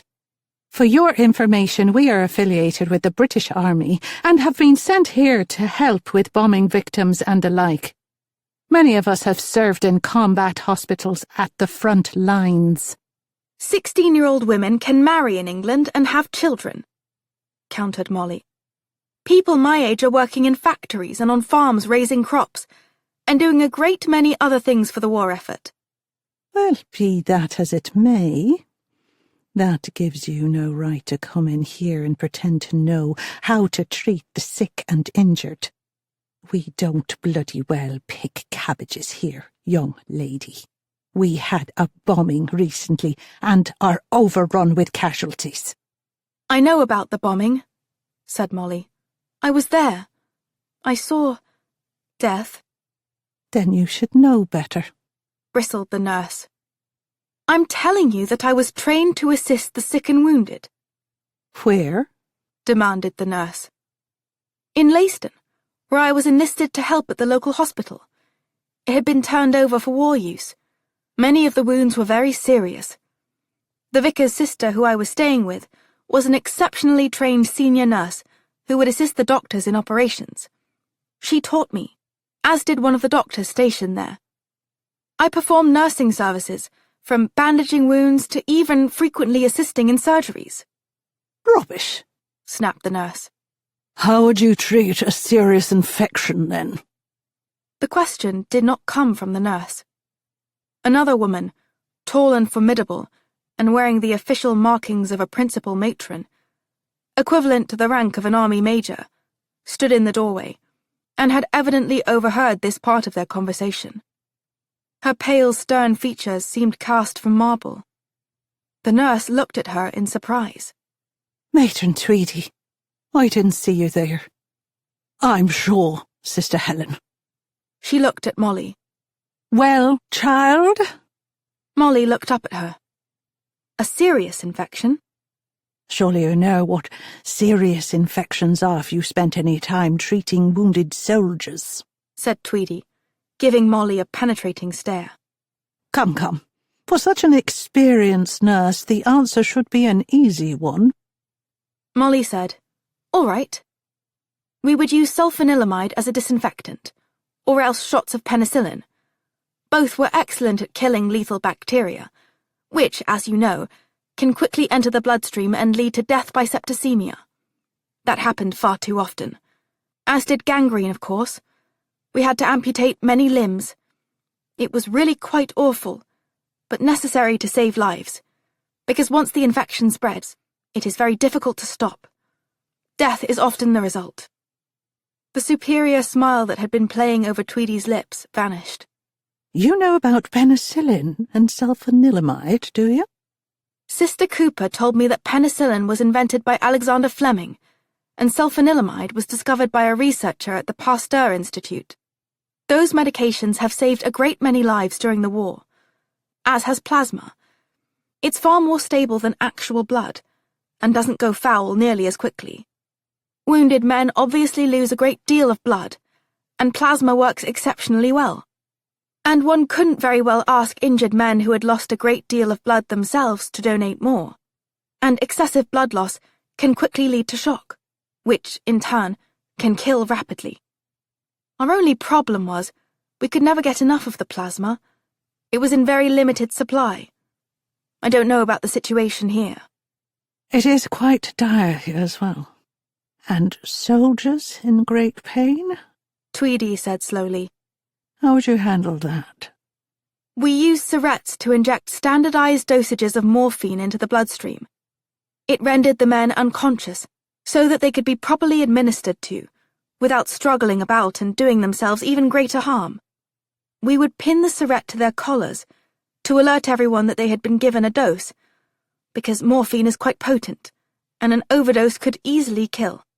The hospital was quite chaotic at times, particularly when the troop ship docked and all the wounded started arriving, so we did all we could to avoid any mishaps like that. Sister Helen and Tweedy exchanged an astonished look. Tweedy said, I'm sorry that I doubted you. You evidently did help with the wounded. My apologies for doubting you too, miss, said Sister Helen. I suppose I am quite young for work such as that, said Molly, more to herself than to either of them. But they needed my help while I was there, and thus I helped. It was the least I could do, you see. The men had sacrificed so much. She eyed Tweedy. So can I help here? Tweedy glanced at her colleague. Well, these are extraordinary circumstances which perhaps require extraordinary measures. I was redeployed from the continent 6 months ago because of the injuries and disease proliferating through London presently, and we are quite short-handed, which is why we are seeking additional help. And the fact is, the hospitals only provide nursing auxiliaries 50 hours of training before they go into service, and it sounds like you have had far more experience than that. I often worked more than 50 hours in a single week. I'm afraid we can't pay much. £4 a week. But we have a small canteen here, breakfast, 11s, lunch and dinner. It's nothing fancy, of course, but it is good, healthy food. That will be fine. Where do you live? Asked Tweedy. Molly almost said Chelsea, but caught herself and replied, Not very far from here at all. I'm afraid, because of your youth, we will need a letter from your parents authorizing you to work here. Molly didn't hesitate. My father will be glad to do so. Now that I'm back in London, he encouraged me to help with the skills and knowledge that I have. Very public-spirited of him, too, commended Tweedy. Sister Helen here will take some information from you, and then you can bring the letter from your father tomorrow, and we can go from there. Does that suit you, Molly Wakefield. It suits me very well. Thank you. No, thank you. An inspector calls. Molly couldn't stop from smiling all the way back to the bookkeep. Now, she only had to convince Mr. Oliver to write that letter. If he wouldn't, Molly trusted that she could imitate her father's handwriting well enough, and Matron Tweedy would have nothing to compare it to. As she turned down the alley, she noticed the burly man at the bookshop's door. He wore a creased hat and long brown trench coat, along with a stiff official posture. Mr. Oliver was standing in the doorway, and the man was showing him what looked to be a photograph. As Molly approached them, Inspector Willoughby turned to her and doffed his hat. And who might you be, young lady? Oliver said quickly. Inspector Willoughby is with the police, Molly. He is here inquiring about a boy named Charlie Matters. He thinks this boy might have attempted to break into my shop with some other lads, and when they ran away, one of the lads and a constable chasing them were hit by a lorry and killed. Molly's face turned pale as Oliver continued. I told the inspector we don't know this Charlie Matters, and had no idea he might have attempted to burgle my shop. Willoughby, who was watching both of them closely, said, And what's your relation to Molly here? She's the niece of one of my cousins who lives in the country. Molly is staying with me for a bit. Willoughby, eyeing Molly, said, May I ask why you're in London? Molly said quickly, There is a private girls' school here that my mother is thinking of sending me to. Which one? St. Elspeth's. What, in Chelsea? That's the one. Molly had selected that one because before she had left for the country, it had been arranged that she would attend there. Do you know it? I know it costs a packet. Chief Constable Quigley's granddaughter goes there. So your family must have money. He added. Well, my maternal grandfather did rather well in hogs and crops before the war. And my other grandfather was quite keen on manufacturing things. And my mother considers education to be the cornerstone of one's life. Indeed, I hope to become a doctor one day. You mean a nurse? Corrected Willoughby. Oh yes, no doubt that's what I meant, said Molly pleasantly. So you don't know this lad, Charlie Matters? I only arrived in London a short time ago. I haven't had a chance to really meet anyone. Right, said Willoughby, who was still looking suspiciously at both of them. How about another lad named Lonzo Rossi? Here's a picture of him. He showed it to Molly. Molly recognized the name from when Charlie had told her that was the boy who had stolen his book. But she shook her head at the photograph. I've never seen him, she said quite truthfully. Who is he? One of Matters's mates. He turned to Oliver. I gave you a description of the boy. If you see him, ring me straight away at this number. Willoughby handed him a card. Certainly, Detective Inspector, certainly. Willoughby walked off, but looked back once. Oliver waved to him. After he was gone, they went into the shop. Molly said to Oliver, So that's why Charlie has been so miserable. It was his friend who was killed. And his other mate obviously talked to the police. Lonzo Rossi? Oliver nodded. Yes. He's in jail right this moment, or so Willoughby told me. They caught him when he was trying to enlist in the army. Charlie mentioned Lonzo to me before. Lonzo stole the book you gave Charlie. I see. What will the charges be? Asked Molly fearfully. He mentioned rather a whole assortment, I'm afraid. Perverting the course of justice, wasting police time, but the more serious ones were contributing to the death of a constable, attempted burglary, and evading arrest. Inspector Willoughby said it would mean many years in prison. Molly looked horrified. That's preposterous. Charlie's only a boy. Nevertheless, the law says otherwise, I'm afraid, since both boys are in their teens. And it's wartime now, and apparently different rules apply. And yet you lied to the inspector. As did I, pointed out Molly. I feel quite guilty having involved you in it, but I didn't want to give the game away. That's all right, Mr. Oliver. I would never have done anything to betray Charlie. But the inspector is clearly suspicious. Where is Charlie? She asked. Like you, he left to find gainful employment. I really wish he wouldn't feel as if he had to do that. I can provide for you both. Well, I've just been hired as a nurse auxiliary. Really? Where? The Covent Garden Medical Clinic. Really? As an air warden, I've often taken injured people there. They're quite good.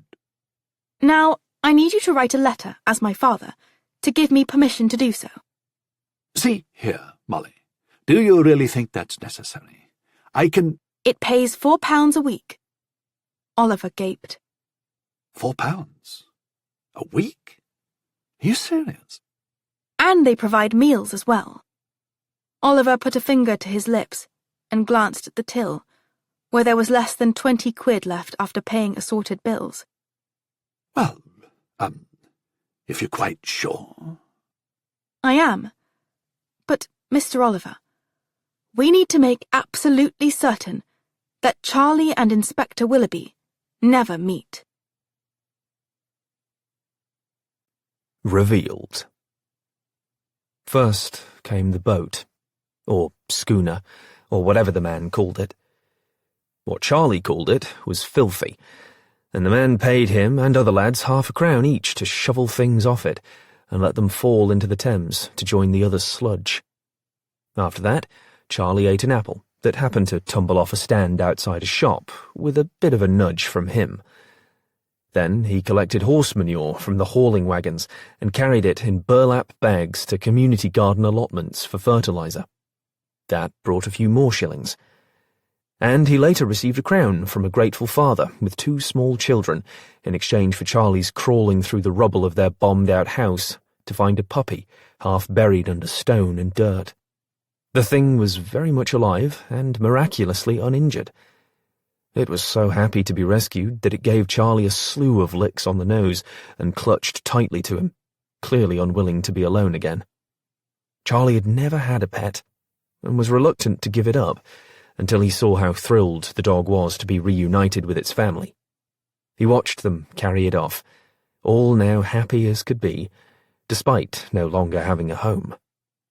Charlie rinsed his face, hands and clothes at a tap, and followed up the puppy rescue by nicking a pair of handsome leather driving gloves and a nearly brand-new Homburg hat from an unlocked Rolls-Royce that was parked at the curb in front of an elegant mansion in very tunny Belgravia.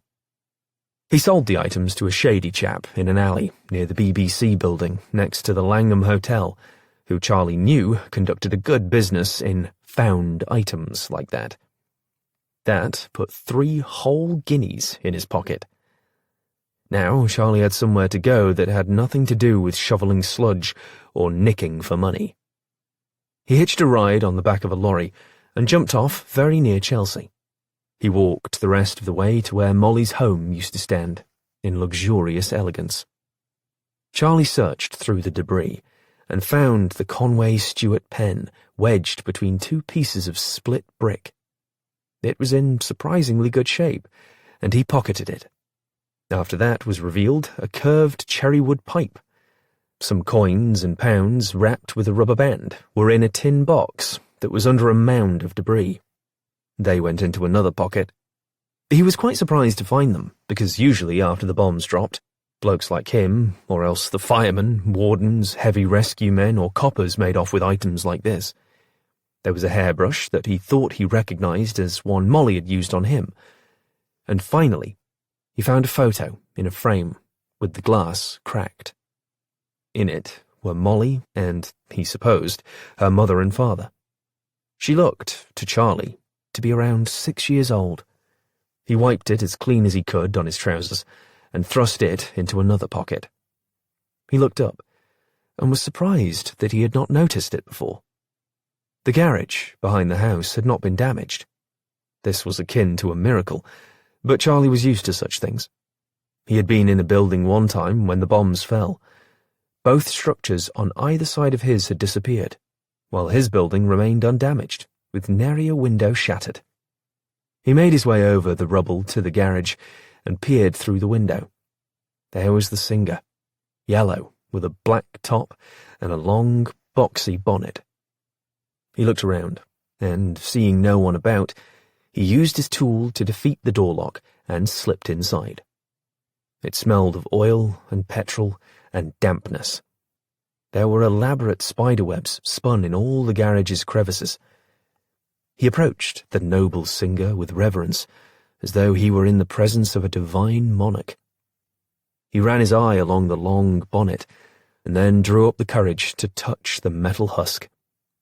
It felt cool and solid. Charlie opened the driver's side door. It smelled of old leather, and the buttons on the dash gleamed like stars in the sky. He sat and gripped the steering wheel, his fingers curling and uncurling around the sphere. He didn't know how to drive a car, but here Charlie Matters was sitting at the wheel of a Singer. He eyed the back seat, where he imagined Molly and her parents would ride, perhaps with a picnic hamper next to them full of wonderful things to eat. He opened the glove box and fumbled around until his fingers touched something metallic. He drew out the key to the car, and another key that most likely was to the garage door. Goggle-eyed, he looked at the ignition and the starter button, but then his courage fled. He did pocket the keys because he knew some bloke would happen along here who had the skill and courage, and the singer would be long gone. He got out, used the key to lock all the doors, and left the garage after securing it too, using the other key. He hopped onto the rear bumper of a delivery van and rode it halfway to Covent Garden. When he finally reached the alley, he spied the man talking to Oliver. He saw him show Oliver something that Charlie couldn't make out. Then Molly appeared from the other end of the alley, and they both spoke with the man. While staying out of sight, Charlie clearly heard his name mentioned several times, and then the name Lonzo Rossi came up. The man had the look of a copper. Charlie had seen enough of them to know. Lonzo had surely told on him. After the policeman left, and Molly and Oliver went inside, Charlie slunk forward and peered through the window into the shop. Molly and Oliver were talking and looking very worried, and he could understand why. His shameful secret was now fully revealed to them. He was a criminal, a murderer, in fact, destined for the gallows. Only a few minutes before, thrilled with the money he had earned and the possessions he had recouped for Molly, and the excitement of sitting in the Singer and imagining all sorts of possibilities that did not include a noose around his neck, Charlie's spirits were now full the other way. He rushed off, into the growing darkness. Charlie wasn't sure where he was going to go, but he could not go back to the bookkeep. He could not meet the eye of Mr. Oliver, and especially Molly. He remembered what she had said after reading the news account of Eddie's and the constable's death. Well, I hope they catch those other boys, and I hope they feel terrible about what happened. I do, Molly. I surely do. But I can't do nothing about it now. Eddie's dead. Lonzo's nearly dead for sure. And I'm next. He had never felt so lost or miserable. He had thought his mother's death, followed by his grandmother's passing, would be the worst things that ever happened to him. But now that his own survival was at stake, the fear in him was all-consuming, and he felt terrible guilt for being so selfish that his own life was more important to him than his dear mother's, who would have willingly sacrificed hers for his without a second thought. You ain't even worth a farthing, Charlie. Honourable. You know better than you ought to be. You know better than Lonzo. You steal, and you get folks killed. You deserve the rope. Even as he thought this, the tears leaked from his eyes, and his throat constricted, as though the hemp was already around it. You're not a boy, Charlie. You're a man. Act like it. But though he said the familiar mantra in his head, it did nothing to change how he felt, which was scared, cold, and hungry. He had money in his pocket, but he could never spend it on himself. He made a sudden decision and crept back to the bookkeep. He gave a searching look through the glass to make sure no one was about. Oliver had forgotten to lock the door, so Charlie held the bell still, slipped inside, placed the money and the things he'd found at Molly's ruined house on the counter, and fled. He looked back once at the little shop that held the only friends he had left in the world. This placed another prodigious lump in his throat, because Charlie realized he would never see them again. He was nothing but trouble, and friends did not bring trouble to their mates. He picked up his pace, and then broke into a sprint. Charlie had always been fast. Running from potential disaster all the time just did that to you. A glum discovery. Later, both Molly and Oliver stared in dismay at the money and other items salvaged from Molly's home that were resting on the counter. Charlie was here, she said pointedly. These things are from my home.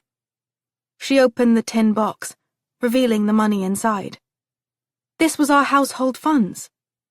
She lifted the photo of her and her parents from the pile and studied it, as Oliver rubbed his chin, evidently lost in thought. He glanced at the doorway. Could he have seen us speaking with the inspector and perhaps deduced what that was about? Or possibly he overheard. And then he left this here said Molly, looking to be near tears. It would explain things, surely. And then he might have run off, not wishing to bring any trouble upon us. We have to find him, Mr. Oliver. We have to tell him that we know he had nothing to do with what happened to that boy and the constable. But it seems as though he was here that night, Molly. You can't believe he wanted that boy and the constable to die. Absolutely not. Charlie is a good lad. But he... What? She said sharply. He actually did pinch some money from me one night. What? But he brought it all back the next day. I mean, he came all this way to bring the money back. Now that is a good person. Yes, it is, said a relieved Molly. But in the eyes of Inspector Willoughby, he was at the scene of the crime and then ran, which in itself makes him culpable. Then what can we do? We need to find Charlie and make sure he's safe, and that he knows we believe him to be innocent, and that we will shelter him. But isn't that a crime? Oliver looked deeply troubled. It could be considered such, but I am the adult, and will thus be held accountable. Because of your age, you will not be. Charlie is younger than I am, and yet he is being hunted by the police for a crime. So I'm not sure your position regarding me is accurate, countered Molly. You are absolutely right about that, conceded Oliver, sighing. But I don't care about that. Charlie is my friend. In fact, you two are the only friends I have. So how do we go about finding him? The first place to look is his old flat. He might have gone back there. However, it may already have another tenant living in it. With housing scarce, these things tend to happen fast. We'll go there straight away. Molly picked up the money Charlie had left behind and handed it to Oliver. You should have this. It's partial payment for us, at least now for me, to be staying here. Until Charlie returns, she added quickly. They headed off. The sidewalks were fairly empty, because a thick fog was filtering in. The air was bracingly chilly. They each had a gas mask with them, and they used the white paint on the curbs, trees, and lampposts to see their way. So, an auxiliary... what was it again? He said. A nurse auxiliary. She explained to him about her medical experiences in Leiston. He shook his head. My goodness, Molly.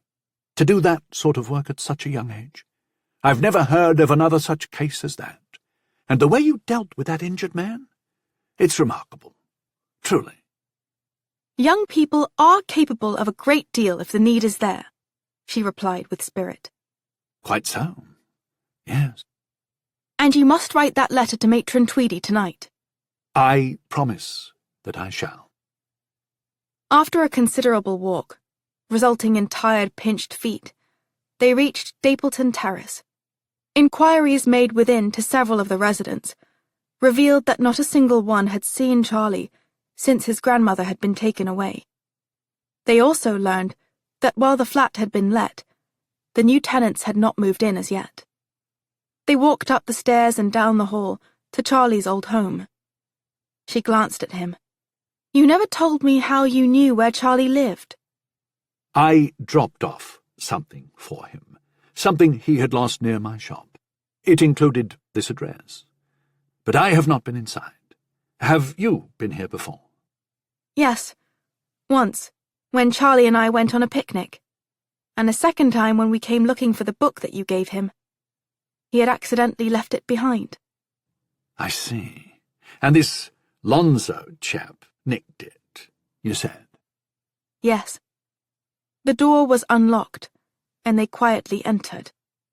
Oliver snicked on a light, and the feeble illumination allowed them to look around. Molly showed him the cupboard where Charlie had his bed box. Oliver stood there for a few moments, looking down at the compartment that was barely large enough for a toddler, much less a lad Charlie's age. In Gran's bedroom, Molly saw the photograph on the wall. Surely he would want that. Yes, said Oliver, drawing closer. They look to be his parents. He took the photograph off the wall and slid it into his coat pocket.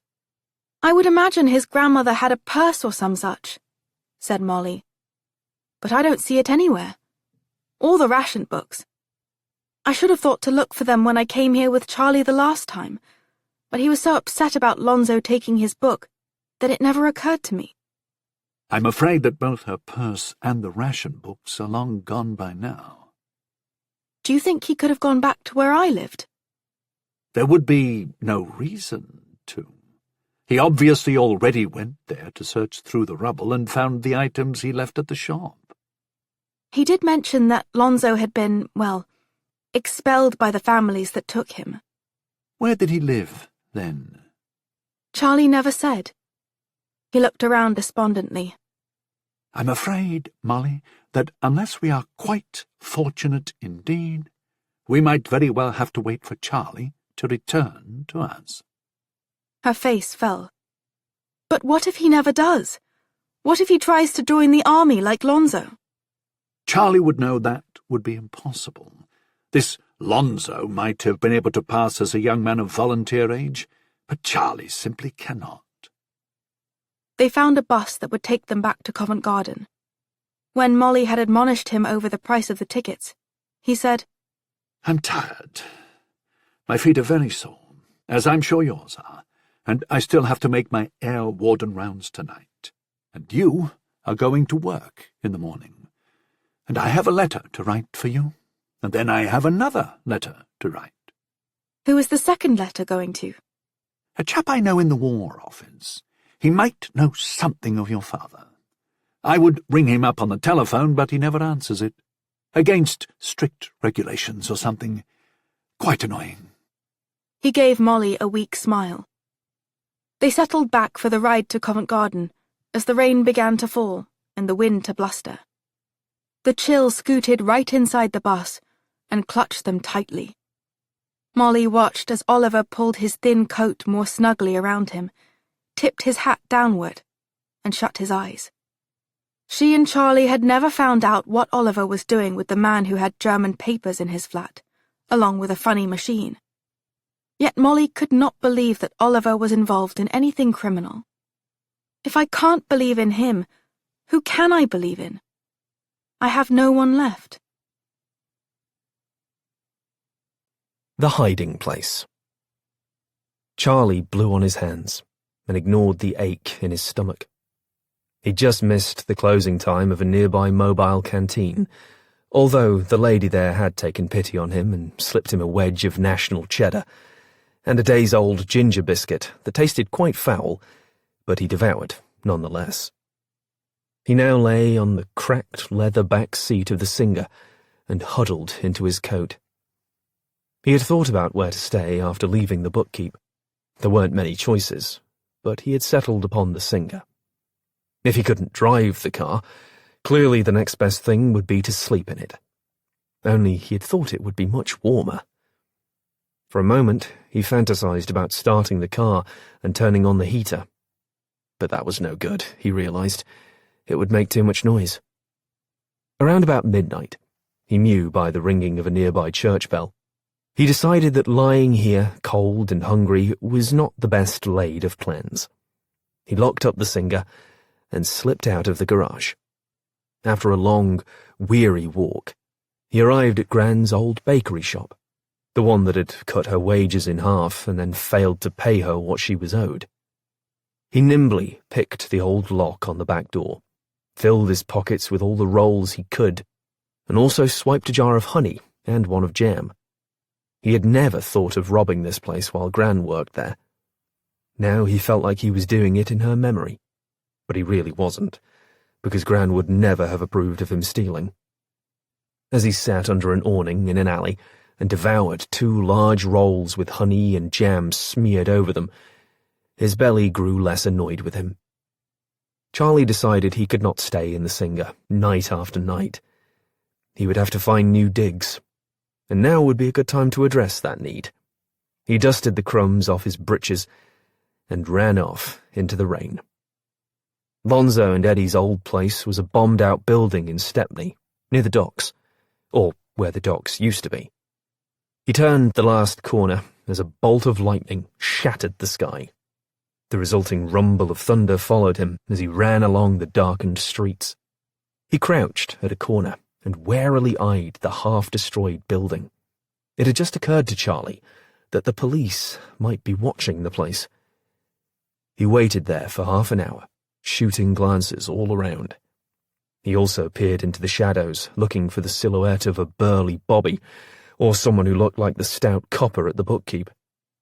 Finally, concluding there was no danger about, he slipped through the rear door, or where a door had once been before the Luftwaffe had come and forcibly removed it. He knew that the space Eddie and Lonzo had used as their digs was at the very top of the building. Lonzo explained that the air was nicer up there, and the rats didn't seem to want to venture that high. Charlie had been here many times before, when they had been out hunting together late at night. They would divvy up their spoils before Charlie had headed back to Dapleton Terrace. Charlie looked down at the twin berths on the floor. No more than wads of filthy cloths, blankets Eddie and Lonzo had nicked, and 2 burlap sacks with balled-up newspapers in them for pillows. He sat next to one of the beddings and imagined Eddie by his side, starkly alive with his brooding eyes and quiet, resourceful manner. Charlie eyed the other items lining the floor. A stub of candle, a matchbox, some pilfered magazines, stacks of newspapers, probably for a fire, or to use as warming covers for sleeping.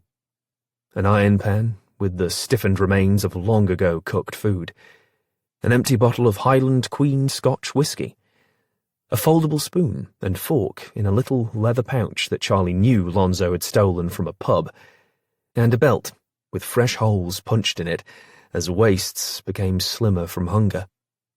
There were also empty cigarette packs, a pair of worn-out socks, a pile of empty tins and small boxes. And Charlie could barely believe his eyes. He slid across the floor and picked up the journal that Oliver had given him and that Lonzo had stolen from Charlie's flat. As his fingers closed around the leather, he felt something cold grip him. I just trod over a grave. Eddie was dead. Was Lonzo? Had they already hanged him? Charlie slid back over to where he'd been and sat there, his knees drawn up to his chest, the granular coolness of the journal's cover slowly leaching into his hands. He opened it and saw that Lonzo had written something on the flyleaf. The scrawl was childish. Lonzo had had very little formal schooling, he knew, but Charlie could easily read the 2 words. Sorry, Eddie. Charlie mouthed these 2 words, not simply parroting what was written, but perhaps with the understanding that he was talking to his deceased mate. Sorry, Eddie. He put the journal down, rose, and went over to a window that had no glass in it. The cold swept in off the Thames, sending a raw, miserable chill through him, even as drops of rain invaded the inside of his new home. Charlie looked over the city of his birth, and also, likely, the place of his death. It was a broad, complicated plain of buildings and people, most who were good, and some who were not, and some, like him, who had elements of both.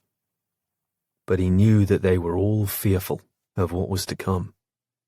Charlie could die by bombing tomorrow, or be hit by a bus that lunged out of the foggy darkness at him, or he could be hanged for crimes during wartime.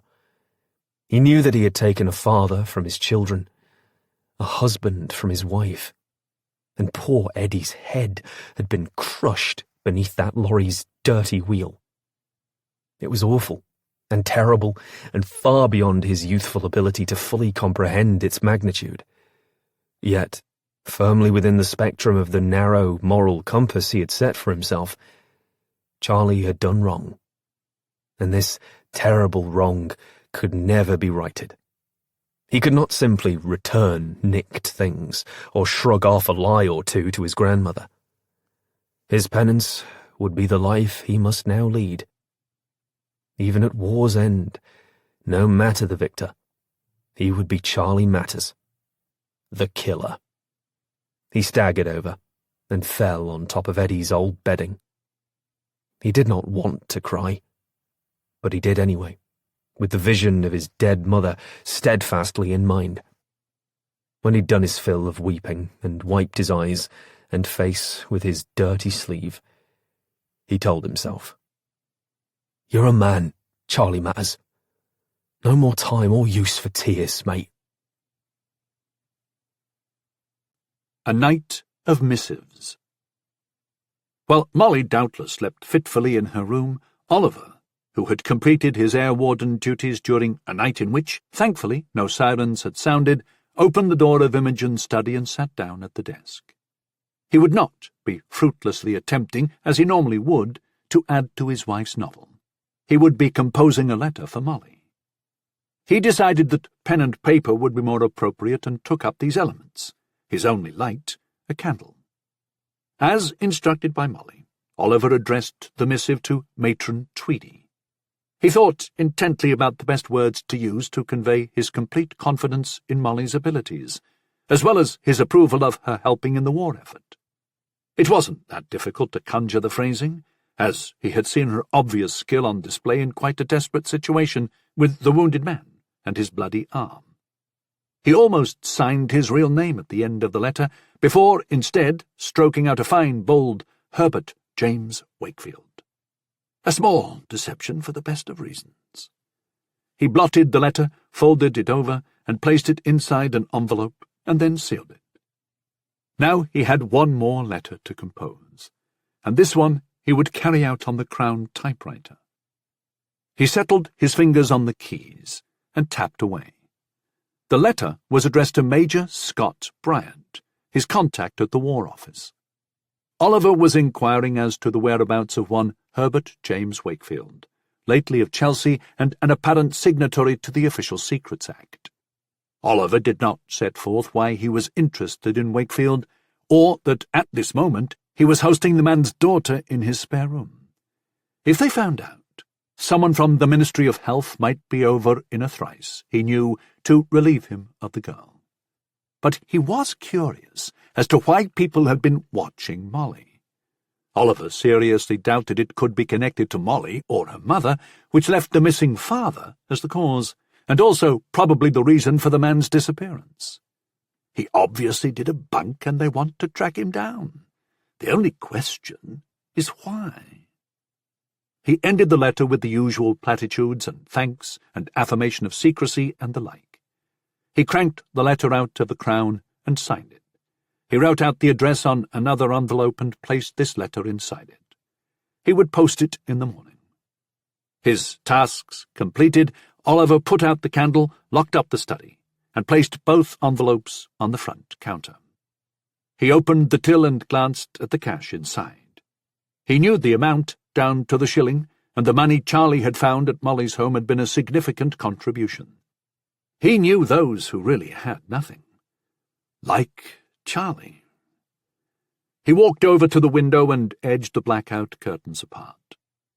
Oliver had once asked his wife why her father had not located his bookshop at Paternoster Row in the City of London. That was where most of the leading bookshops were, along with the massive wholesaler, Simpkin and Marshall, from which Oliver purchased much of his book stock. Paternoster Row was a special place, he felt, with quite an interesting history as to its naming.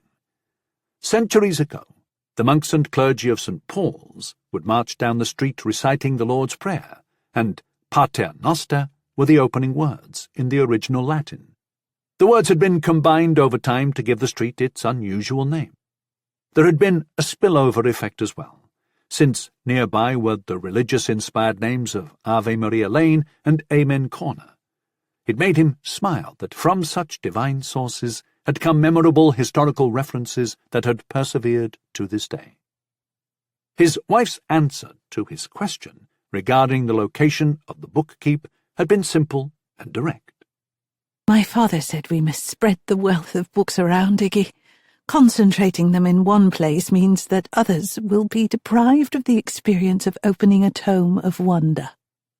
No, we must be where the people who need us are.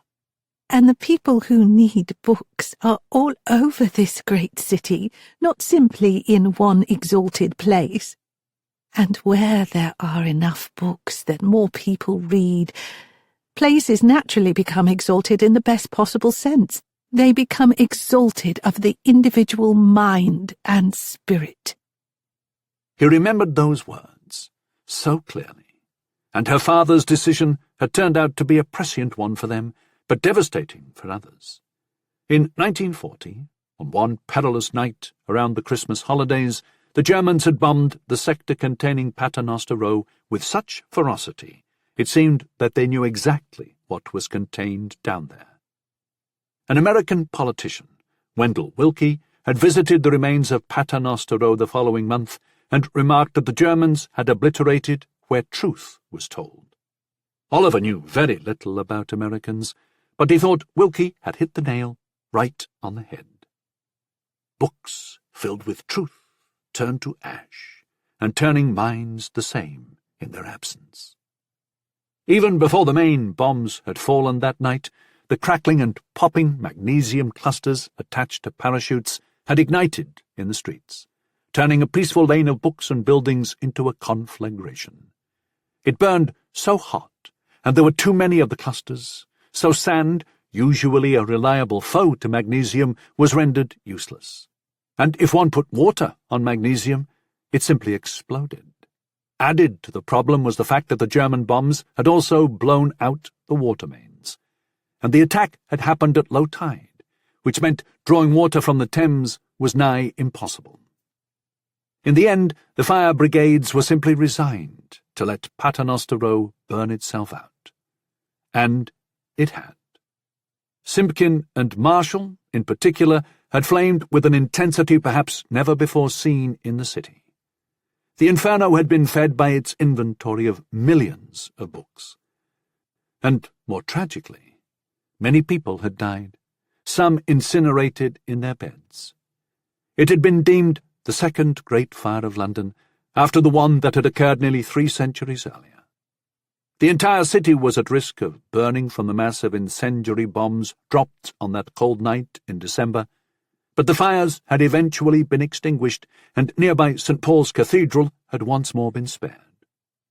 Oliver and Imogen had ventured one day to Paternoster Row and seen the devastation. Both had openly wept at the losses.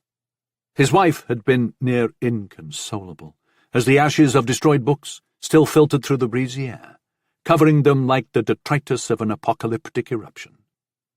The casualty list posted to the borough's town hall ran to several pages, Oliver recalled, including over a dozen firemen who had perished fighting the blazes.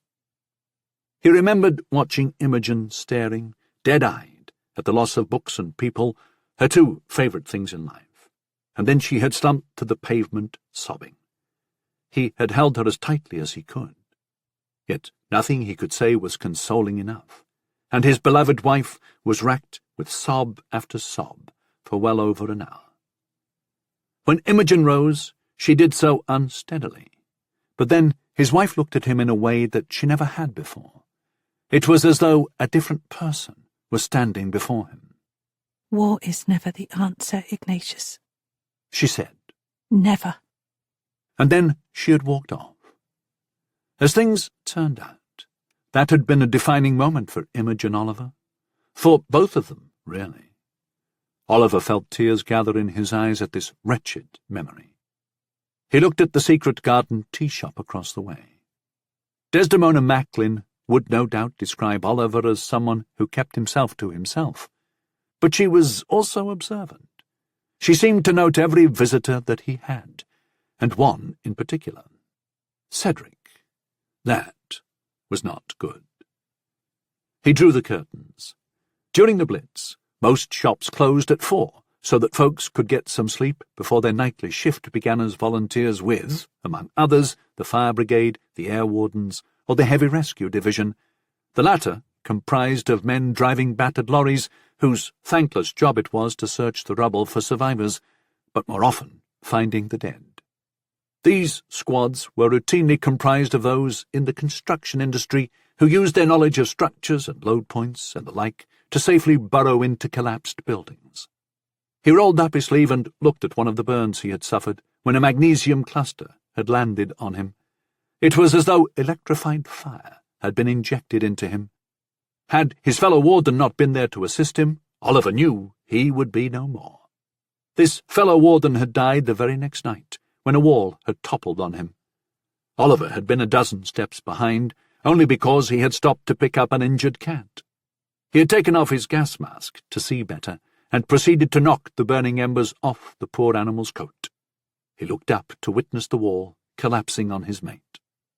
He had not been on duty, but had been near the Marble Arch Underground Station on Oxford Street in Westminster when a bomb had come through the station's ceiling.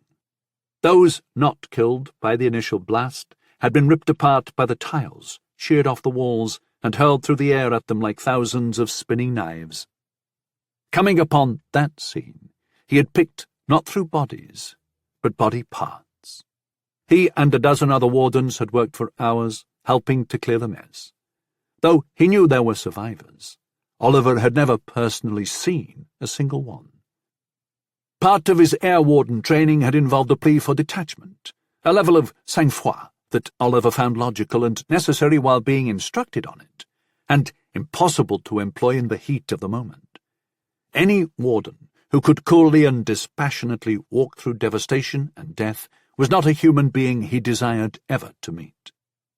Oliver's official report forms, in which wardens documented all incidents on their watch in order to build a knowledge base of enemy activity, were regularly stained with his tears. His thoughts turned to Charlie. He was out there somewhere, and in a city of millions and hundreds of square miles and God knew how many buildings and places to hide oneself, he was certain they would never find him. They would have to wait for Charlie to return to them, if he ever managed to. A good man? The letter seems to be quite in order, said Matron Tweedy to Molly the following morning. She folded it up, placed it back in the envelope, and secreted it in a drawer of her desk. She stood and said, "Now, let's get a proper uniform for you. Last night I had one of our volunteers alter one we had for a nurse who was around your size. I think it will work well enough." She took Molly to a changing room and presented her with the outfit. White skirt and blouse, cap and a blue cape, and rubber-soled shoes and white stockings. "Now, go ahead and change, and I'll start you on your duties. I thought at first you could work with some of the WVSs, in rolling bandages and the like, and then we can have you follow nurses on their rounds to get your legs under you, as it were. How does that sound?" "It sounds fine," said Molly, who was pink-faced with excitement, but also suffering from a severe case of butterflies in her stomach. She quickly donned her uniform and met Tweedy in the hall. "I've heard of the WVS, but wasn't exactly sure what they did." "Yes. The Women's Voluntary Service, they do so much, running field kitchens and canteens, clothing centres for the homeless, and performing domestic work in clinics like this one. They even darn socks for the army. I don't know how we would manage without them. They're paid nothing, of course, and even have to buy their own uniforms." Molly was led to a room where a small group of women in their official livery of grey-green tweed skirts, red jumpers and felt hats was sitting at a long table, rolling bandages and filling kits with medical items and other essentials. Some were darning socks, as Tweedy had already mentioned. Still others were heading out of the room with mops and buckets and rags, and long checklists on clipboards. Tweedy introduced Molly. Several of the women seemed quite surprised to see Molly in a proper nurse auxiliary's uniform. "How old are you, my dear?" said one. "In war or calendar years?" replied Molly, who had been keenly prepared for that query. This broke the ice, as all the ladies tittered over her response. Molly rolled bandages for several hours, actually teaching the women a quicker and more efficient way to do so. "Marvellous," opined the lady who had queried Molly on her age. "How clever. Where did you learn to do that?" "In a hospital in a town called Leiston. It's in Suffolk." "Well, I've never been there, but they seem quite up to date with the modern ways." "Yes, they are." After a hasty lunch in the clinic's canteen, Molly followed another nurse on rounds. Molly could tell that the woman gave her specific tasks and watched her closely to gauge her level of skill and knowledge. Later, she said, "You have a nice touch and quite a bit of experience, Molly, and a good bedside manner. You instill confidence, which is really half the battle." "These patients have very serious injuries," Molly said. "Yes, they do.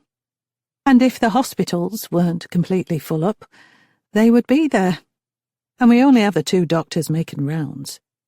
"Only 2?" said a surprised Molly. "And they're both quite old and don't know the new ways and such. The young doctors are full-time at the hospitals, or else in uniform, or else they were killed in the bombings. It's terribly desperate." "But they have nurses like you," said Molly stoutly. "And like you, Molly," replied the nurse kindly. Later, an exhausted Molly, having finished work for the day, walked slowly back to the bookkeep, where Oliver was shelving some newly arrived tomes. How did it go?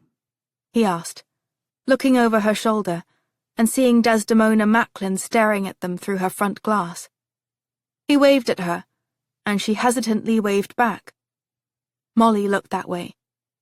"Charlie mentioned that that woman was very observant." Her name is Desdemona Macklin, and yes, she is. Imogen couldn't stand her. She doesn't miss much. She'd actually make an excellent intelligence officer. He added, drawing a sharp glance from Molly. She said, "Well, today went very well, at least medically speaking. But the patients there are quite injured and sick, and the resources we have to help them are far from adequate." Molly, I think you have just accurately summed up the whole of England's chief problem. But let me put the kettle on. There are few experiences in life that a cup or two can't help. Do you want dinner? "No, I ate at the clinic's canteen. Can I make you something?" she added doubtfully, "although I'm quite hopeless in the kitchen." I'm fine. "And thank you for the letter.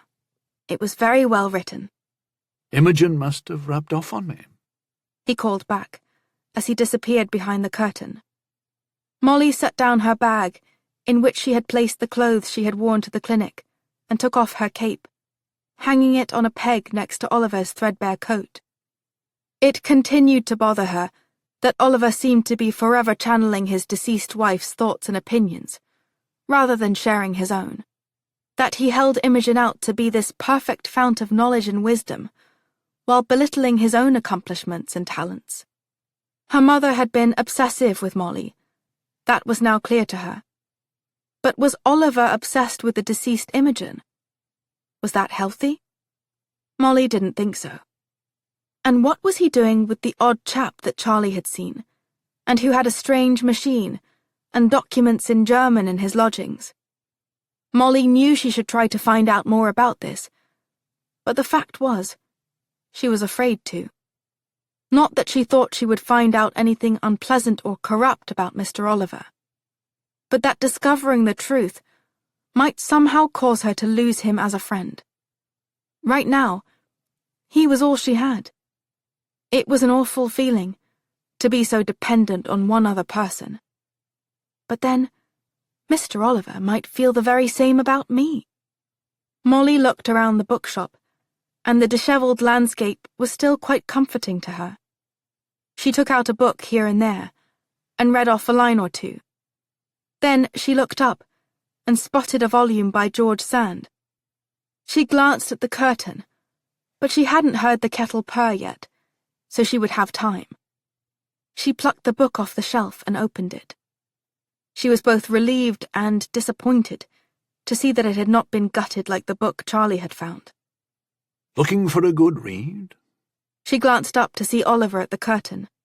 He said, Tea will be ready shortly, and I have a few biscuits. He came forward. Ah, George Sand. She watched him closely to see if there was anything strange about his expression, but she couldn't decide if there was or not. I've never read it. She glanced at the title. Little Fadette. La Petite Fadette, in the original French. It's a complicated tale of twins in the rural French countryside. Writers often have a fascination with twins. Shakespeare, for example, twins are littered throughout his work. Twelfth Night immediately comes to mind, and the American Mark Twain often wrote about them. Interesting. Has Mr. Sand written other novels? George Sand was actually a French woman named Amantine Dupin. She wrote in the 19th century. Why use a man's name, then? Asked Molly. I suppose, in that time, writing was not thought to be a suitable endeavour for a woman. As Imogen once told me, for most of history, Anonymous was a woman. If I were ever to write a story, I would do so under my own name and be proud of it. I imagine it is a great deal of work. Oliver glanced at the door to his wife's study. I can attest to that. He added hastily, But only because Imogen often spoke of what the ordeal entailed. Molly frowned at his once more bringing his wife into the conversation. She decided to finally speak up about it. Mr. Oliver, do you realize that you always seem to talk about Imogen as though you have no thoughts or opinions of your own, but only your recollections of what she said or did? He seemed struck by this observation, and at first Molly was unsure what his reaction would be. Anger, perhaps? However, his expression softened, and he leaned against the wall. Do I? He said wearily. I think you know that you do, she said firmly. You told me you were rather good with numbers. That is quite a unique talent. I suppose you are better at that than Imogen. This seemed to give Oliver pause. He looked down. I am quite good with maths and such. I don't think Imogen had any interest. Perhaps because she wasn't as good at it as you are. He did not reply to this. But one can't be good at everything, can one? No, said Oliver quietly. He glanced up at her. I appreciate what you are trying to do, Molly, but when you have loved someone as much as I loved Imogen, and then you lose that person...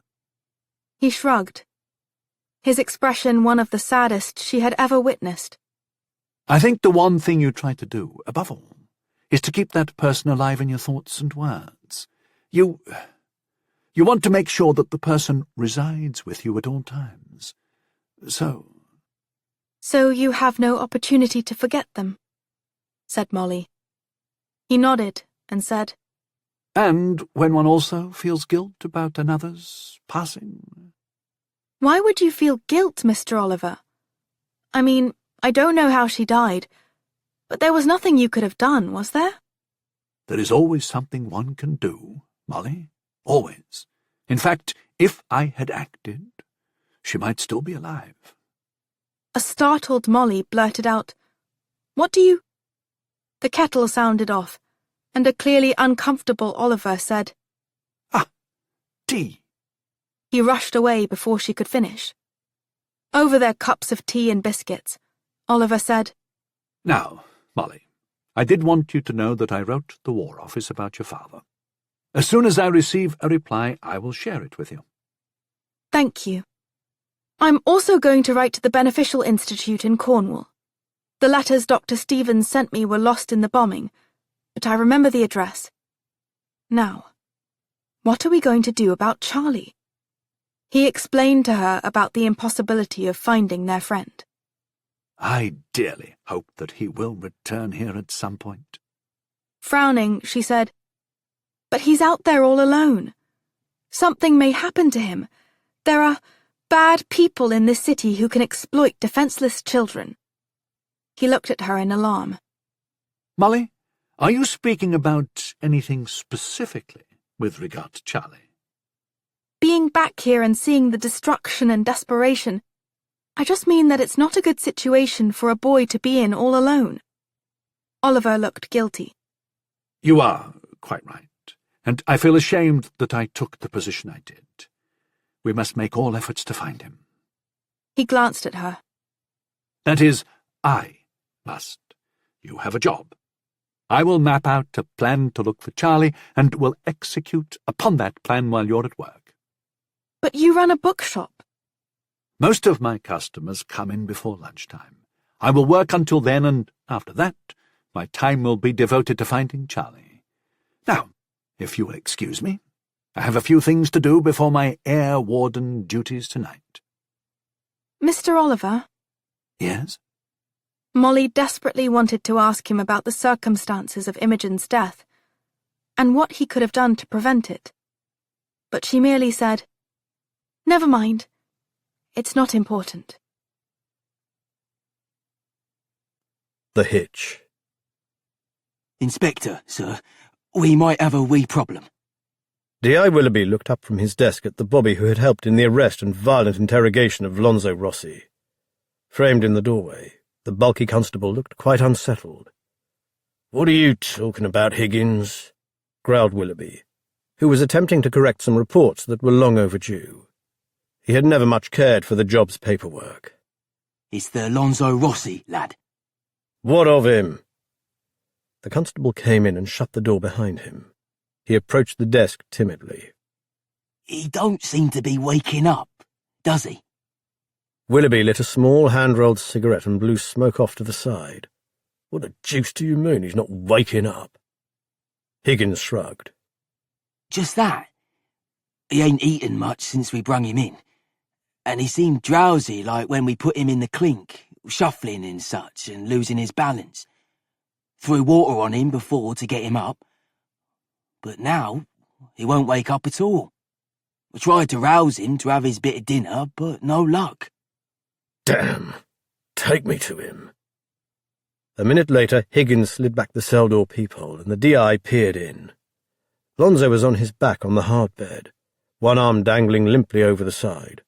"Open the door," ordered Willoughby. They both went inside.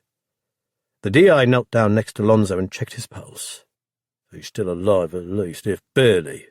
He slapped Lonzo hard on his battered face several times. "Here now, boy, wake up! Oi, stop pretending! Lonzo!" Then Willoughby saw the blood hardened in the boy's nostrils, and on his hair and scalp. He pulled back his eyelid to peer into the unresponsive pupil. Do we need to get the dog? Asked Higgins nervously. Willoughby thought quickly. This was the third prisoner who had been seriously injured during interrogations conducted by him. His superintendent had already given Willoughby a caution about that. If this boy died while in his custody, he might be demoted back to uniform. "No, we do not. This lad is for the gallows anyway." The big constable shuffled his feet and looked down at the stained floor. But not really, sir. I mean, he didn't kill nobody himself. The lorry done. Willoughby eyed him severely. "Do I really have to remind you that one of your brethren died? Does that mean nothing to you, Constable Higgins?" The big man took a step back. Of course it do, sir. Ambrose Tapper was a good bobby. A fine one, in fact. None better. "Well then." The man looked nervously at Lonzo. But if inquiries are made, how he come by his injuries, sir, people might... You know, I don't want to lose my job. He added with an anxious glance at the DI. I mean, none of us do we? Willoughby rose and looked down at Lonzo. After a moment's thought, he said, "The bombing the other night?" What of it, sir? Wireless says they may come back tonight. Willoughby rubbed his stubbly chin and said, "Well then, tonight we're going to take this lad back to the scene of his crime. And if the Germans do bomb, this might work out all right." But, sir... "You will either do your duty, Constable, or be written up." Higgins gave a half-hearted salute. Yes, sir. How will it be done, then? Willoughby began speaking quietly. One night in hell. Ignatius Oliver was dressed in his air warden's uniform. He carried his overly large gas mask, with massive eye holes, and a built-in speaking system so that he could address a crowd with instructions that might save their lives. He had a coil of tubing over his shoulder that would be used with a bucket and pump stirrup, which his comrade tonight, Lee Parker, would be bringing. He slipped his training manual into his pocket because no one could remember every line of instruction. He had a torch with a special covering so as not to be an unintentional beacon for the Luftwaffe. Even so, he would keep it pointed down. That and his gas rattle and first aid kit completed his equipment.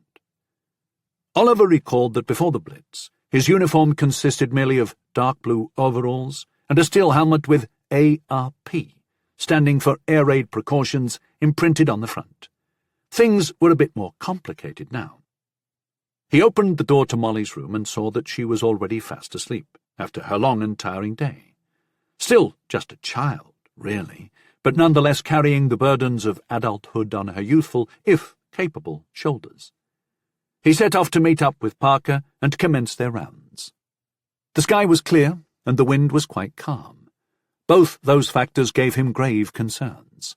And the moon, while not a bomber's moon, was full and bright enough to be potentially disastrous for the British tonight, and the BBC had repeatedly warned of a possible attack. He passed an intersection where an official sign hung on the wall, instructing, "What to do when I hear guns, explosions, air raid warnings." Oliver went through the official litany in his mind. Do not rush about like a madman terrifying others, but keep a cool head, and take cover in appropriate facilities with your gas mask.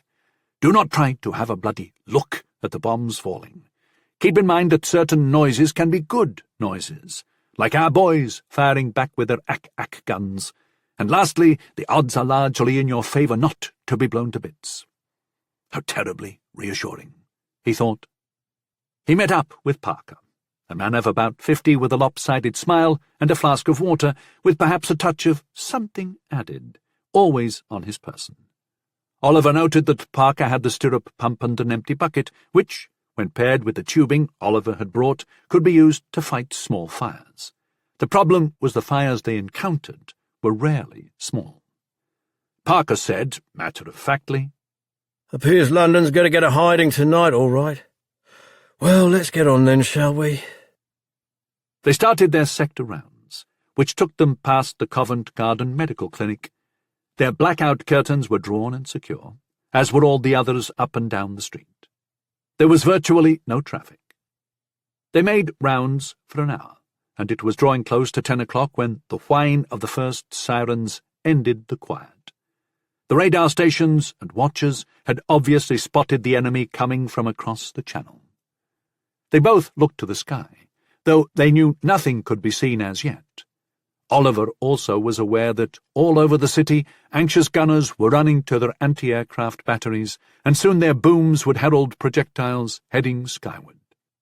He and Parker sped into action as folks started spilling out into the streets. They blew their whistles, spoke through their gas masks' amplified equipment, and corralled the citizens into orderly groups. Oliver was grateful to see that a sleepy-looking Molly was among them. There were several public shelters about, and Parker and Oliver split up, leading the groups to those respective places as quickly and efficiently as possible. Others, with backyards, would be scurrying into their half-buried Andy bomb shelters and lie there hoping not to perish. Oliver knew that many Londoners refused to go to the underground stations for shelter. Many had told him that they thought hiding beneath the earth showed a lack of moral courage.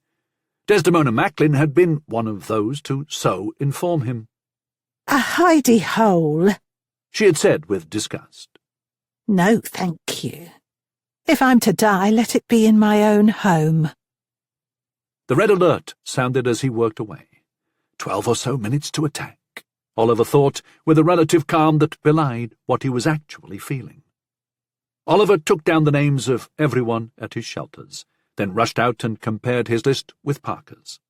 There were a number of people unaccounted for whom they had responsibility.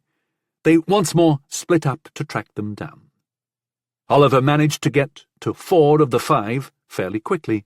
2 had no occupants. The third was Desdemona Macklin. She came to the door, refused to leave as usual, and went back to her basement refuge. The fourth was an elderly woman who was a bit dazed, but Oliver managed to get her to a shelter.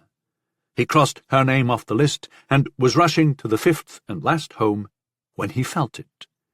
This was his own personal early warning system that he had discovered during the first attack he had ever endured.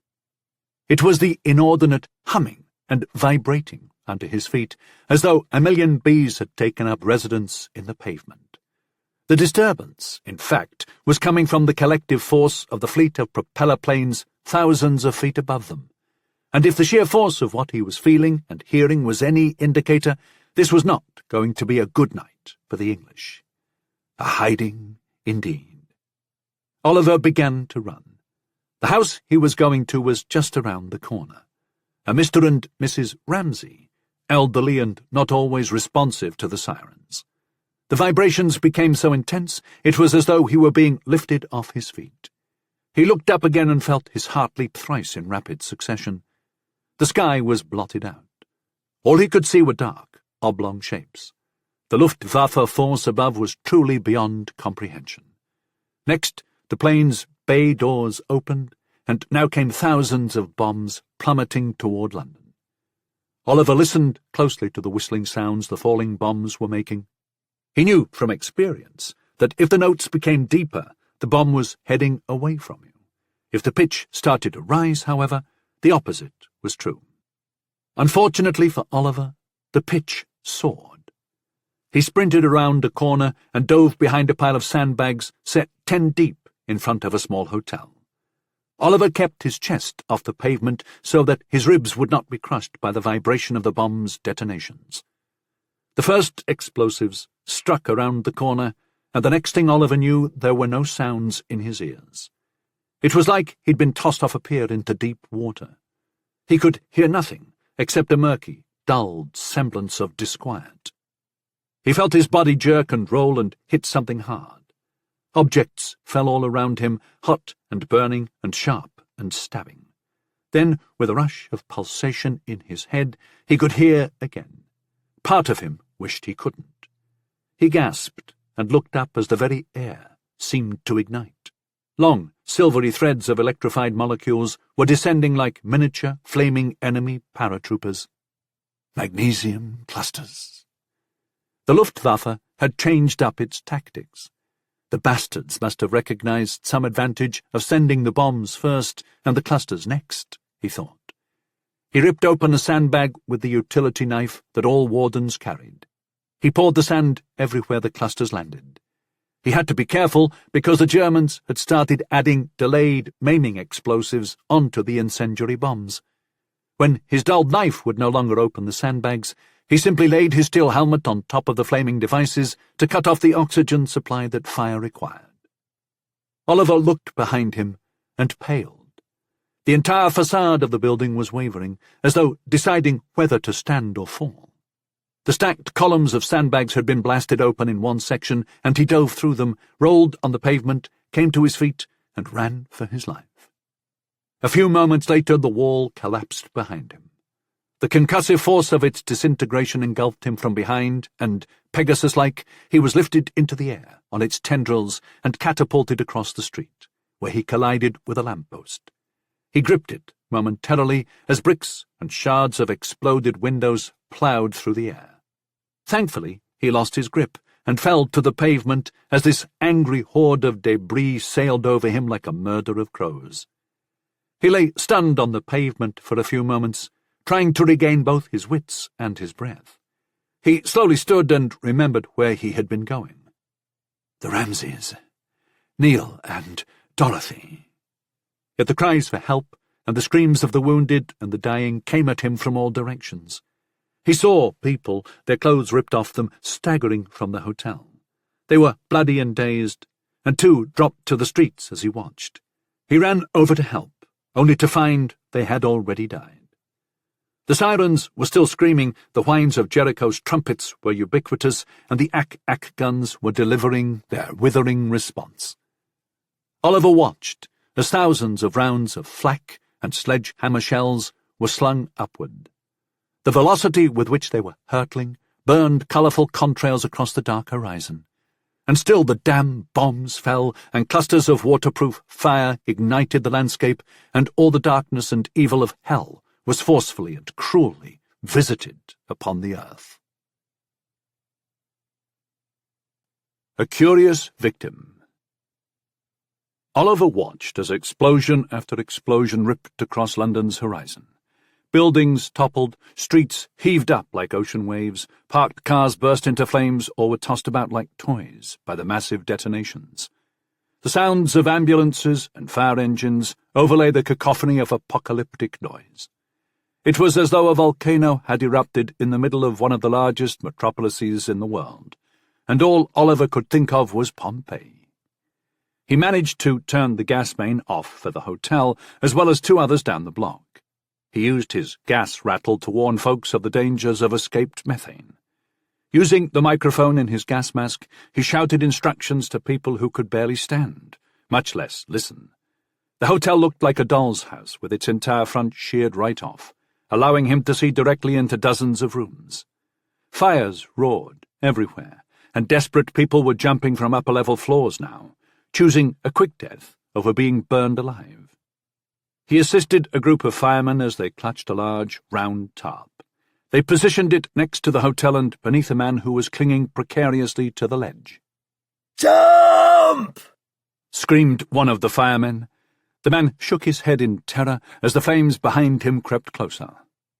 Oliver called out, "We've got you, mate! Haven't lost one yet! Buy you a pint after!" The fearful man suddenly laughed at these remarks, closed his eyes, and jumped. Oliver and the firemen all tucked their chins and didn't look up, after making sure they were positioned to catch the falling man. That would prevent their necks from being jerked back when the jumper hit the tarp, possibly cracking their spines. The burned man landed safely and was handed off to an ambulance crew. Oliver next ran to those who had already leapt to the streets and found only 2 were still breathing. He did what he could with his first aid kit, and when the other ambulances and hospital buses arrived, he directed the medics to these victims. One of the medics called out, "Do we need to take you to hospital?" "What?" Oliver said, startled.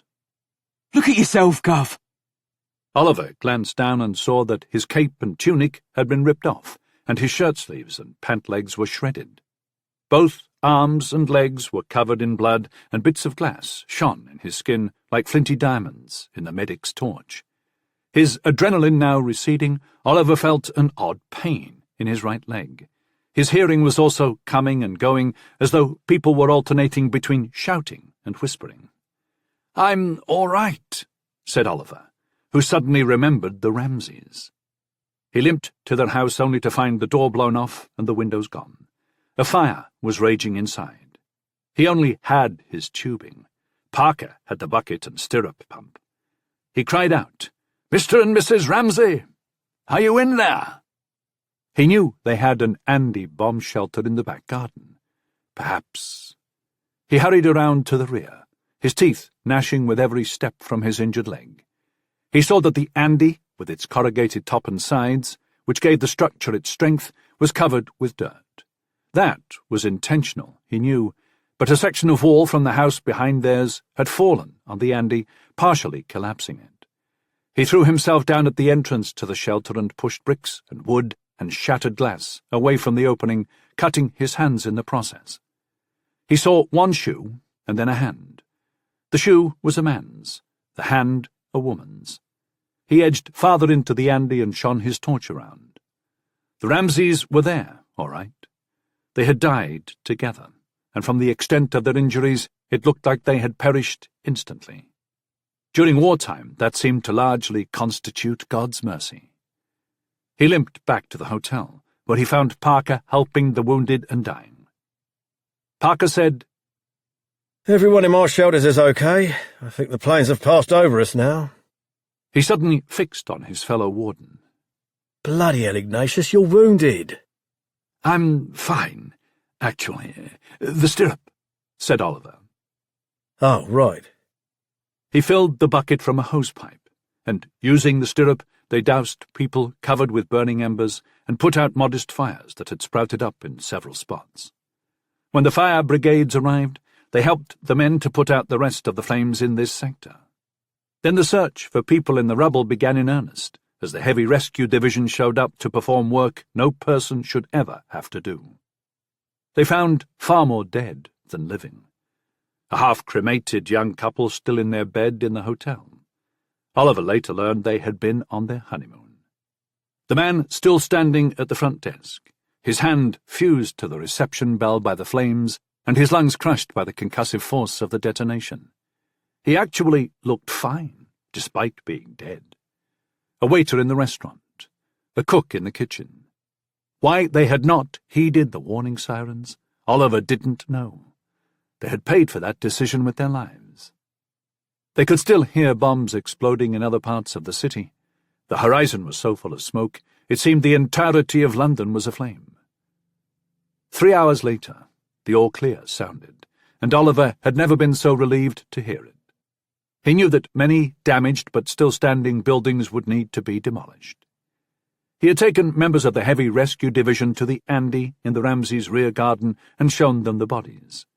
The unfortunate couple's remains would be removed and their family notified. That constituted normal these days. The bomb disposal unit had been called in to take care of several unexploded munitions that had landed in buildings and yards. He and Parker worked steadily until they had done as much as they could. Then they had some coffee and food to eat at a mobile canteen, including some hot soup from a large vat. After the men filled out and delivered their incident reports, they slowly walked back to their homes. Oh, my Lord, exclaimed Parker. Is that another body? They rushed forward and came upon the person. He was battered and unconscious, and for some reason he looked familiar to Oliver, who felt for a pulse and found it. Quick, the ambulances are all busy. The clinic's a block over. We can carry him. Between them he was not heavy, and they made it to the Covent Garden Medical Clinic in short order. Parker rapped on the door. The sisters came, and the lad was duly transferred onto a stretcher and taken away for examination. Oliver ventured farther inside, and noted people in various states of injury lying in the beds lining the walls, with some also on temporary cots, and still others simply huddled on the floor. One of the sisters, who had noted his injuries, came over and said, Do your wounds need cleaning and dressing? We would be glad to do so. She added wearily. Her face was streaked with grime, as was her starched uniform, which was also covered in blood. She looked dead on her feet. He looked at the mangled bodies writhing in pain and waiting for help. No, I think they need you more than I do. Oliver said goodbye to Parker and trudged back to the bookkeep. He let himself in, went to the bathroom, undressed, cleaned himself up and used a pair of tweezers to pick out as many pieces of glass from his limbs as he could. He bandaged what he could and put on fresh clothes. He checked in on Molly's room and found her back home and sleeping soundly. He knew she would surely need her rest for what faced her tomorrow at the clinic. Unable to sleep, he made a cup of coffee from days-old grounds. He used a set of interior stairs to climb to the top of the building where the bookkeep was located, carrying with him his trusty pair of binoculars. He took a sweep of the city and was gratified that he didn't see nearly as many flames as he thought he might. But the smoke was ominous, and the gaps where buildings had stood before last night more ominous still. Will this damn war never be over?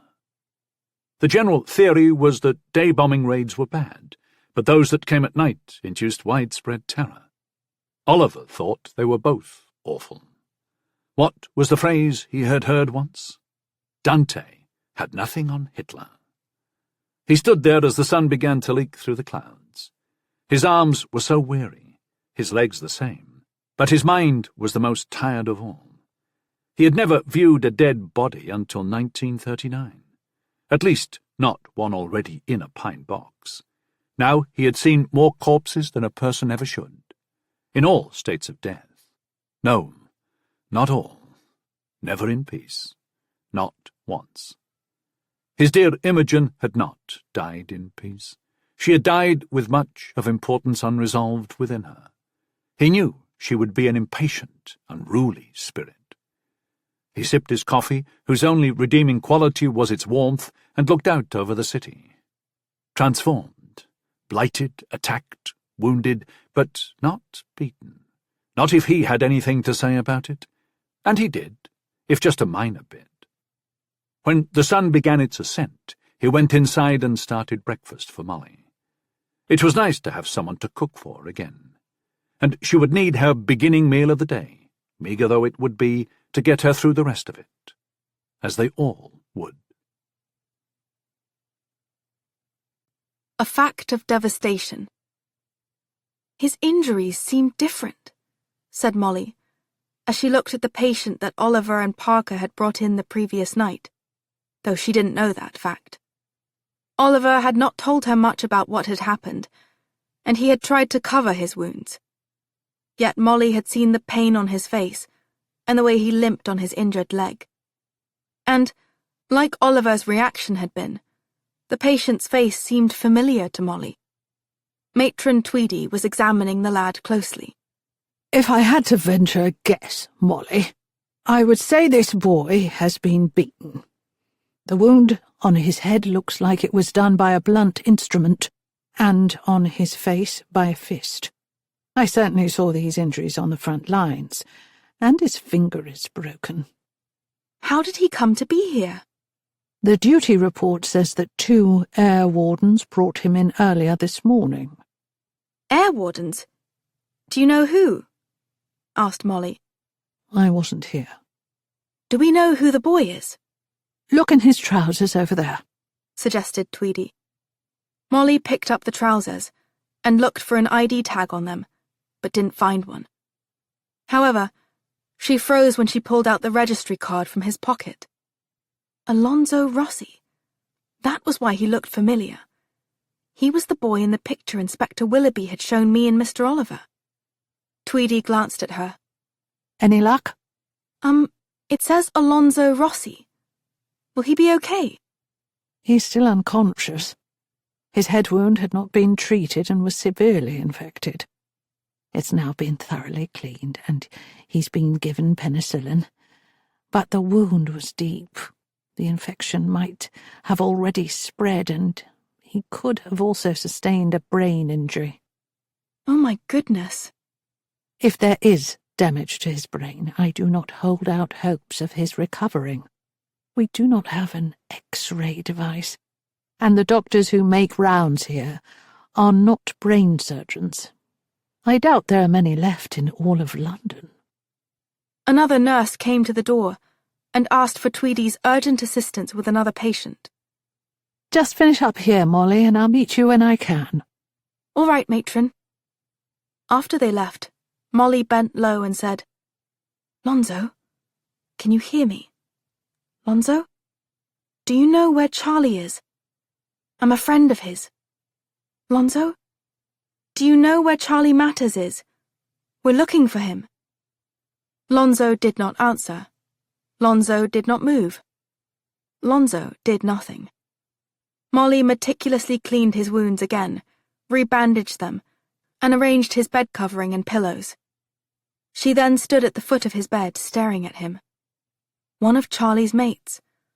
The one who had been with him on that night. But then, where was Charlie? Had he been beaten as well? Was he lying somewhere injured? Or... After her workday was over, Molly, with Tweedy's permission, had brought home bandages, antiseptic, and wound ointment. She had told Tweedy that her father was an air warden who had sustained injuries during the bombing. Then you take good care of him, Molly. We will surely need him in the future. When Molly arrived at the bookkeep, she put her things down, waved to Mrs. Macklin across the way as the woman stared pointedly at her through the glass, and then went in search of Oliver. He was not in his bedroom, but she looked down in horror at the remains of his warden uniform that was lying bloody and shredded on the floor next to his bed.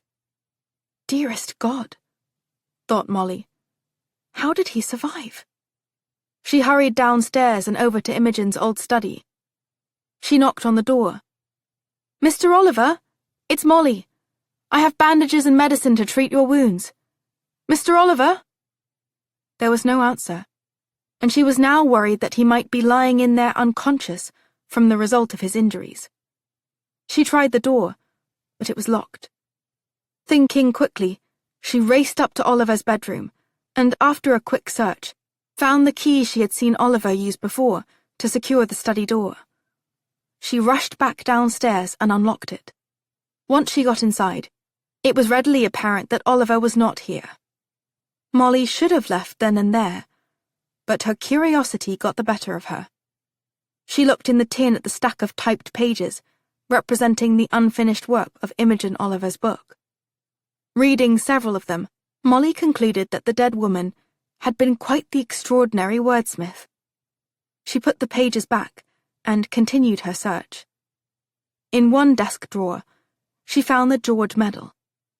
She reverently ran her fingers over the engraved image of their current king. As she returned the medal to the drawer, Molly noted that there was another photograph of Imogen on the desk. She knew because it was the same woman in the crepe-covered framed photo out front. Oliver was standing next to her. He looked younger and carefree.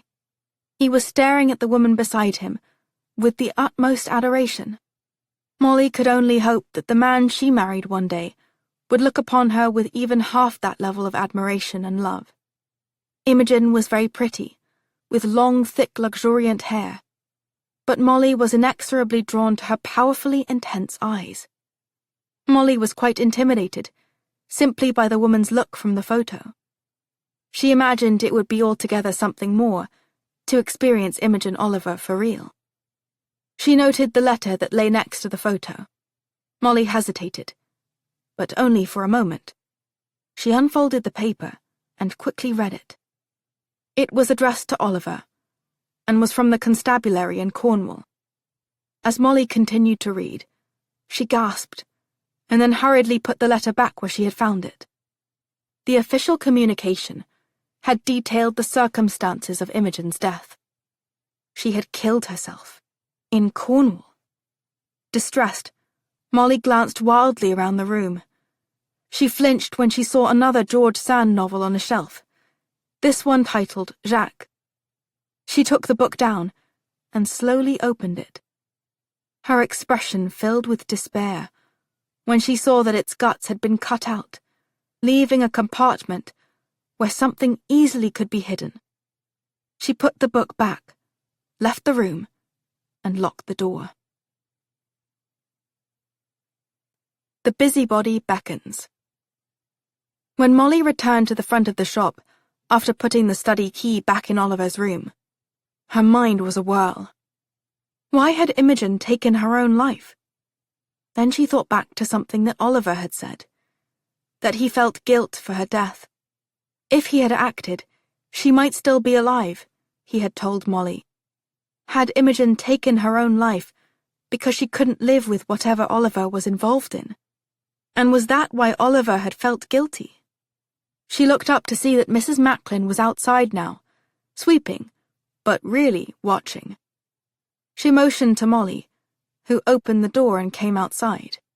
Hello, said Mrs. Macklin. I don't believe we've met, love. I'm Desdemona Macklin. This is my tea shop. Hello, I'm Molly Wakefield. Macklin set her broom aside, and lit a cigarette from a pack pulled from her apron pocket. She sucked in smoke, and then exhaled directly at Molly, who irritably waved it away. "And how do you know our Mr. Oliver?" said Macklin, ignoring Molly's displeasure. "He's the cousin of my mother," Molly said automatically. "So they don't live in London, then?" Molly said, "No, in Suffolk. That's why I'm staying with Mr. Oliver." Macklin eyed her uniform. "Surely that's a sister's outfit. But you can't be more than 14 or so." "I'm older than I look, and I have medical training, you see. I'm a nurse auxiliary at the Covent Garden Medical Clinic.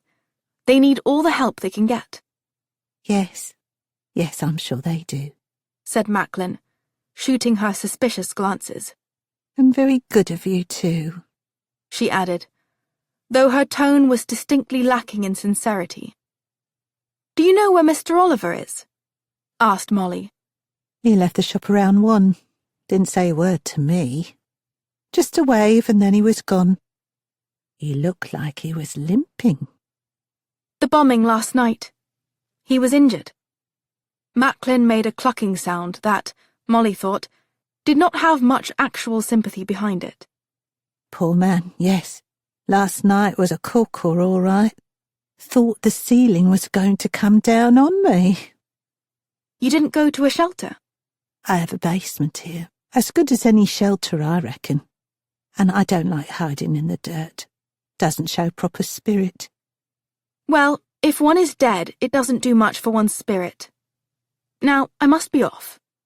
"I did notice what looked to be a police inspector here the other day talking to Ignatius." Molly slowly turned back around. "Yes, someone tried to break into his shop, but nothing was taken." "Oh my, those hooligans. Here now, was that tied to what happened with that constable and the lad that got struck by the lorry?" "I believe so, yes." My, how terrible." Yes, it was." "I also noticed through the glass that you went into the study. Imogen's study, I always called it. Her father, Mr. Bradstreet, once told me it was her favourite place in the whole bloody world." "Yes, I'm sure. It is very nice." Macklin gave her a cagey look and said, "So, did you find what you were looking for in there?" Molly was disturbed by the woman's obvious probing, but did her best not to show it. "I was looking for Mr. Oliver. So, you knew her father and Imogen?" asked Molly. Yet her unspoken thought was, you know, the woman who thought you an insufferable busybody. "Oh, yes. The book shop passed to Imogen after her father died. That was when she and Ignatius came to live there." "And then she died. How very sad," said Molly, looking inquiringly at the woman. Molly was now doing some delicate probing of her own. Yes, it was quite sad. Now, we didn't see eye to eye on much. She was Labour and I'm a Conservative, as was my father and grandfather. She liked to read all the time, but I think books can do odd things to folks. Look at that one Hitler wrote. I forget the name. You think he didn't change some minds with that rubbish? "But other books thoroughly refuted all of which he argued," countered Molly. I guess it comes down to what you read and what you believe from what you read, eh? "Yes, I suppose it does." "And it seems Germany believes him," said Macklin. "I think some of them may not have a choice in the matter," "Murderers, all of them," exclaimed Macklin. "Look at last night, bloody heathens." Did you go to Imogen's funeral?" Macklin placed a malicious stare on Molly. "There was none." "I'm sorry?" "There was no funeral because there was no body to bury." "I don't understand." "You mean Ignatius never told you?" she said, obviously enjoying this. "No." Macklin took a puff of her cigarette. "Well, perhaps he thought you too young. though you're a sister and all. She added disdainfully. So what happened? Asked Molly, ignoring the other woman's ugly tone. I'm not sure I should tell you, if Ignatius thought not to. Molly realised by Macklin's body language and expression that she was simply dying to convey what she knew. I can assure you that I am mature enough to be told the circumstances of her passing. You sound like you read lots of books, too, said Macklin, in a way that was clearly not a compliment. I've been known to pick up one or two, Molly replied diplomatically. She had faced individuals like Macklin who, though she ran her own business, thought that a woman should probably never open a book, but only cook, sew, clean, and make babies. But if you'd rather not tell me, that's fine. I have some things to do. She started to turn back to the bookshop. Macklin tapped out her smoke on the cobbles and drew closer to Molly, her expression one of ill-concealed delight at what she was about to communicate.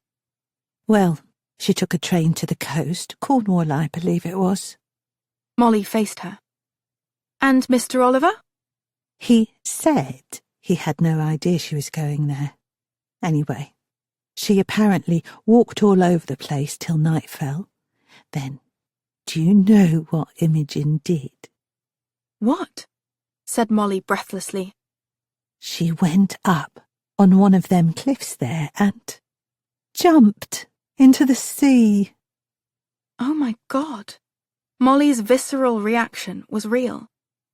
While she had just learned that Imogen had taken her own life in Cornwall, she did not know the exact details, because the letter had not mentioned them. Macklin's eyes danced merrily at Molly's stricken expression.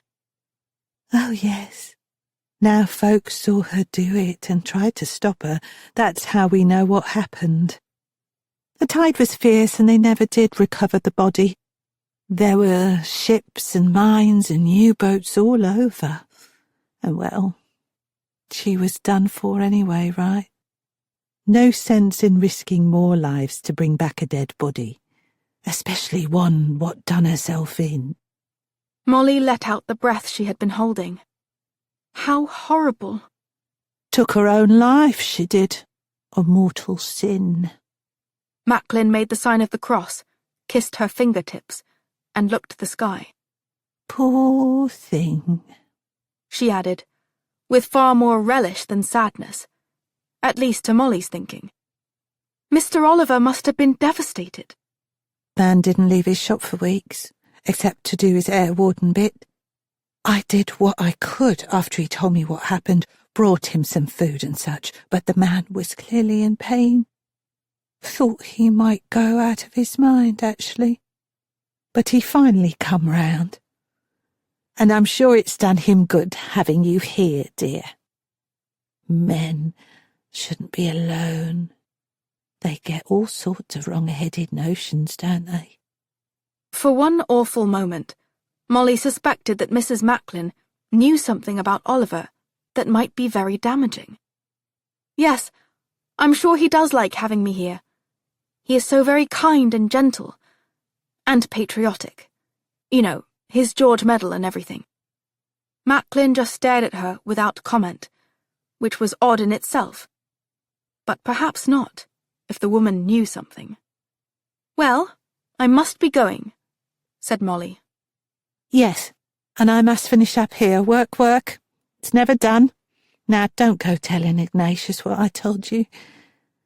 It'll be our little secret. Seems to be lots of those floating around these days. With Macklin's Parthian shot still ringing in her ears, Molly went up to her room and lay on the bed, her mind full of worry. Our little secret. And lots of those floating around these days. Molly felt terrified that she might very well end up losing both Oliver and Charlie. And then I'll truly be all alone. A second reveal. Later, when she heard the door open, Molly rushed downstairs and saw Oliver walking in. I was worried about you, she said tersely, and with a trace of annoyance. Oh, I'm sorry, but I was out looking for Charlie, as I said. Molly's frown vanished. Oh, what an idiot I've been. Of course you were. I forgot. He waved a letter. I did receive an answer from my friend at the War Office, though. You did? What did he say? I thought we could read it together. Molly looked quite frightened at the prospect. Noting this, he said, Are you all right? What? She said distractedly. Yes, I'm fine. But before we read the letter, you must let me attend to your injuries. I brought supplies from the clinic. But I'm not injured. Mr. Oliver, I am a trained nurse auxiliary, yet even if I weren't, it would be only too obvious. But the letter? He said, waving it enticingly. Will still be there when I am done. Molly cleaned, applied ointment to, and bandaged the wounds to Oliver's arms and legs. I feel quite embarrassed having you do this, Molly. I do it for strangers every day. She then tested his calf and ankle, probing and fingering certain spots, and eliciting grunts of pain and tense features from the man. She pulled out a splint and tape from her bag. You have a mild sprain. This will help keep the joint immobile while it heals. But you should keep off it for a few days. Molly, that is quite impossible. After the last bombing, all air wardens have been ordered to work every night until further notice. Well, do the best you can then. I have a stick I can use.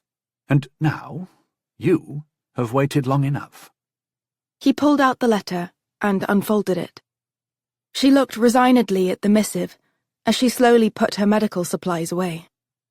He caught her expression and said, Do you not want to hear what they have to say? Of course I do. But, said Oliver. But up until this moment, I had hopes that my father would come back. Yet I suppose it's better to know than to remain ignorant. Now that I think of it, I believe you should read this alone. No, I will need your advice for additional steps, so let's read it together. They sat side by side and went through the letter. Molly was a bit faster than Oliver, and tears welled up in her eyes as she got to the end. As Oliver finished, he glanced at her in surprise. He said, I'm sure there must be a misunderstanding. I don't see how there can be, seeing as how the War Office says that my father is a criminal who is now in hiding from the authorities. Hermes. Hey, how old are you again, boy? Asked the snowy-haired man with the sharp white collar, the stiff black jacket, and the name Arthur Benedict.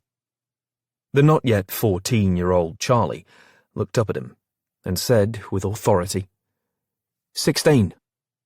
Charlie was in a postal office because he had seen that they were hiring telegram messengers. You're a bit small for 16. Haven't hit my growth bit yet, Gov. If you're 16, why haven't you sat your civil service exam then? Who said I ain't? Well then, With the war, not many jobs even with that. I need to earn money. Benedict's expression softened. what's your name? Ignatius Oliver. That's quite a name. Named after a saint. Bunch of wild beasts ate him. Yes, I've heard about him from my vicar. Well, it's true, we need the help. Lost 4 lads to the army just last month, and another to one of them unexploded bombs that decided to go off when the poor fellow was riding by. Do you have your own bicycle? Do I need one? No, we have a couple you can use. But it's just you get paid for mileage if you have your own. Otherwise you get a weekly wage. How much? 16 shillings and 4pence. Said Benedict. And if I got me own bike? 4 pennies a mile on top. I got me my own bike, said Charlie promptly. Good lad. Now, It does help if you know the lay of the land hereabouts. Our customers expect swiftness. You ever heard the ancient tale of Hermes? Was he a saint that got et too? Oh, never mind, boy. Benedict asked Charlie questions about various locations and the fastest way to them. Charlie answered all of them quickly and correctly, and clearly impressed Benedict with the cleverness of several of his shortcuts. You've clearly been out and about, noted Benedict. Almost like you've learned the knowledge that the cabbies have to, and that takes several years. Charlie looked around the postal office. Most homes in England did not have phones, and with the war and the bombings, even those that had phones found they did not always work. Thus, telegrams had become quite popular once more, particularly in London. So, do I get the job? Benedict peered at him from behind black square glasses that magnified his pupils into fearsome things. When can you start? Charlie had seen a bike lying abandoned in a pile of rubble around the corner. I just got to run an errand. Be back in a jiff. I can start after that. All right. We'll get your uniform and you can work with one of my other boys today so he can show you the way we do things. Then tomorrow you're on your own. Hey, now, are your parents okay with this? My dad died at Dunkirk. My mum needs all the help she can get. There's 5 mouths to feed. Good Lord, lad, your poor mum. Well, go run your errand and I'll get things organised. Charlie was back in less than 2 minutes with his bike. He had to use a postal pump to put air in the tyres, and he and Benedict had to straighten the handlebars, but it was otherwise fine. Now, your equipment and your uniform get inspected daily. I'll give you a pass today on the bike, but clean and shine it up good like. Same for your shoes, belt buckle, and everything else. We have a public image to keep up, he added proudly. Yes, Gov. Good lad. Charlie's uniform consisted of a navy blue suit with red piping on the jacket cuffs, down the pant seams, and around the collar and edging. The pillbox hat had similar piping, and a red button in the crown's centre. Benedict said, Now, we provide boots and a coat for winter and proper shoes for summer, along with a cape and leggings for the rain, which this country has more than its share of, so help me God. We'll find the ones to fit you proper. Now, as to your schedule, starting tomorrow I'm putting you on the 8 a.m. to 8 p.m. route. But for today you'll get off at 5. Let you get your legs under you, so to speak. But you be here sharp in the morning, boy. Right. Now, when you deliver the telegram, you wait for them to read it in case there's a reply, which you always ask if there is, he added in a warning tone. Mind you, there's no pushing it through the slot and scarpering off. No mucking about like that. We're professionals. Well, how does that work, then, this reply thing? I'll tell you. In this leather pouch, which you will carry on your belt, are spare telegram forms, envelopes, and business cards. If no one is home, you leave your card to show an attempt was made, and what time you will try to deliver the message once more, which you will scribble on the back of the card with this pencil. If they are there and wish to reply, they fill out one of these forms. You will present them. OK, I got that bit. But how do they pay for it, Gov? They pay you. In the rule book here, which you will also carry, the charges are set out. Basically, a 9-word telegram, which includes the address, mind you, is 6 pennies, and a penny for each additional word. Greeting telegrams come in pale blue envelopes like this one here and are 6 pennies extra. Priority telegrams are delivered first and also cost an extra 6 pennies. Now, are you good at maths, Ignatius? Real good. At least when it comes to counting money. Excellent. Because you have to get it exactly right or else it comes out of your wages. And a reconciliation of your takings is done at the end of each day. Now, under penalty of law, you are not allowed to accept gratuities of any sort?"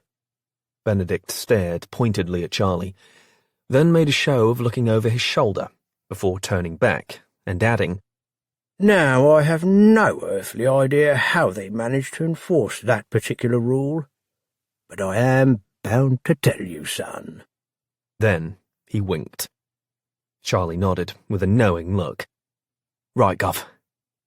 That first day, Charlie worked with a young man named Peter Duckett. They both delivered telegrams issued by the office, but Duckett also told Charlie that they could solicit business on the streets by approaching folks about sending messages on the official forms they carried and collecting the money owed. Customers would use the boys' backs as desks to write down their messages and pay at the same time, Duckett told him. "But if we get paid the same wage each week, why try and drum up more business?" asked Charlie. "What good's it?" They give out bonuses the more telegrams we get, explained Duckett, a thin, reedy-necked fellow of 18. "And mileage on our bikes, too. More messages is more miles, see?" "Right," said Charlie. 4 pennies a mile." And folks tip, too. So the more customers, the more tips. Guess old Benedict told you we ain't supposed to take gratuities. "He did," confirmed Charlie. "But I don't think he means it." You're right, he don't. Duckett told Charlie he had failed to qualify for the army because of something odd in his chest. Didn't do so well on my civil either. But this ain't a bad job. "Is the civil hard?" Well, it ain't easy, mate, I can tell you that. We got to label all these counties and rivers and what's-its on a map of England. Then you got to list down what the government does to get folks to buy war savings.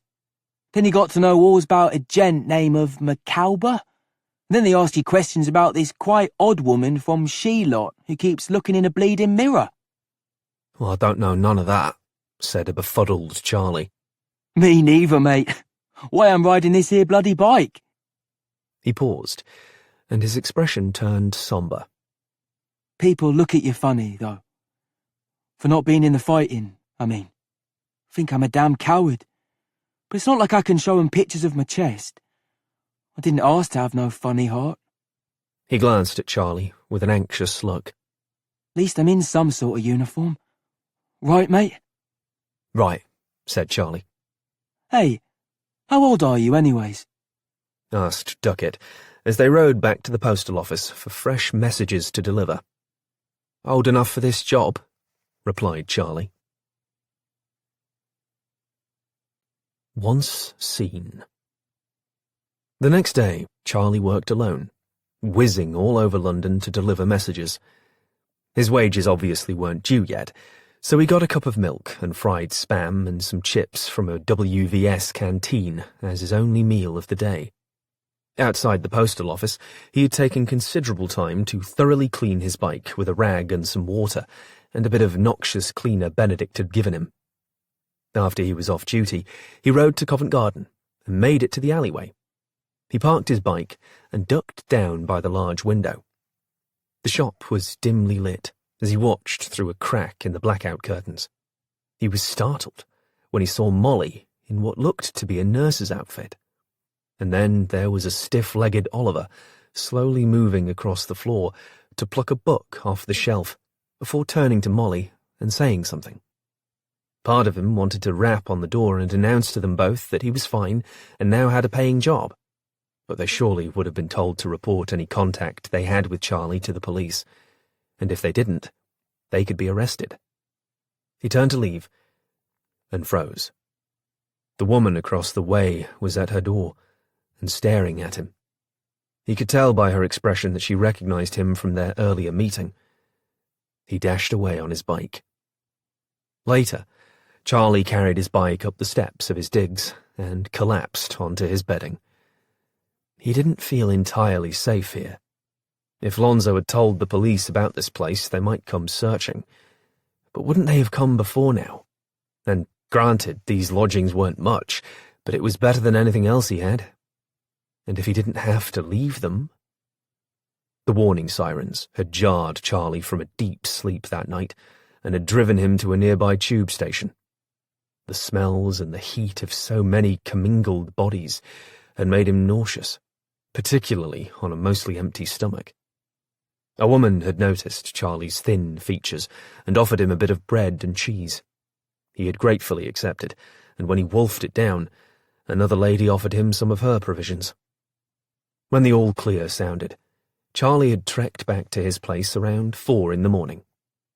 A few hours later, he rode to the postal office to begin work. Benedict looked kindly upon the clearly tired and overly thin Charlie and said, "I'm offering you lads partial wages, Ignatius, if you're interested. Just a bit of pocket change."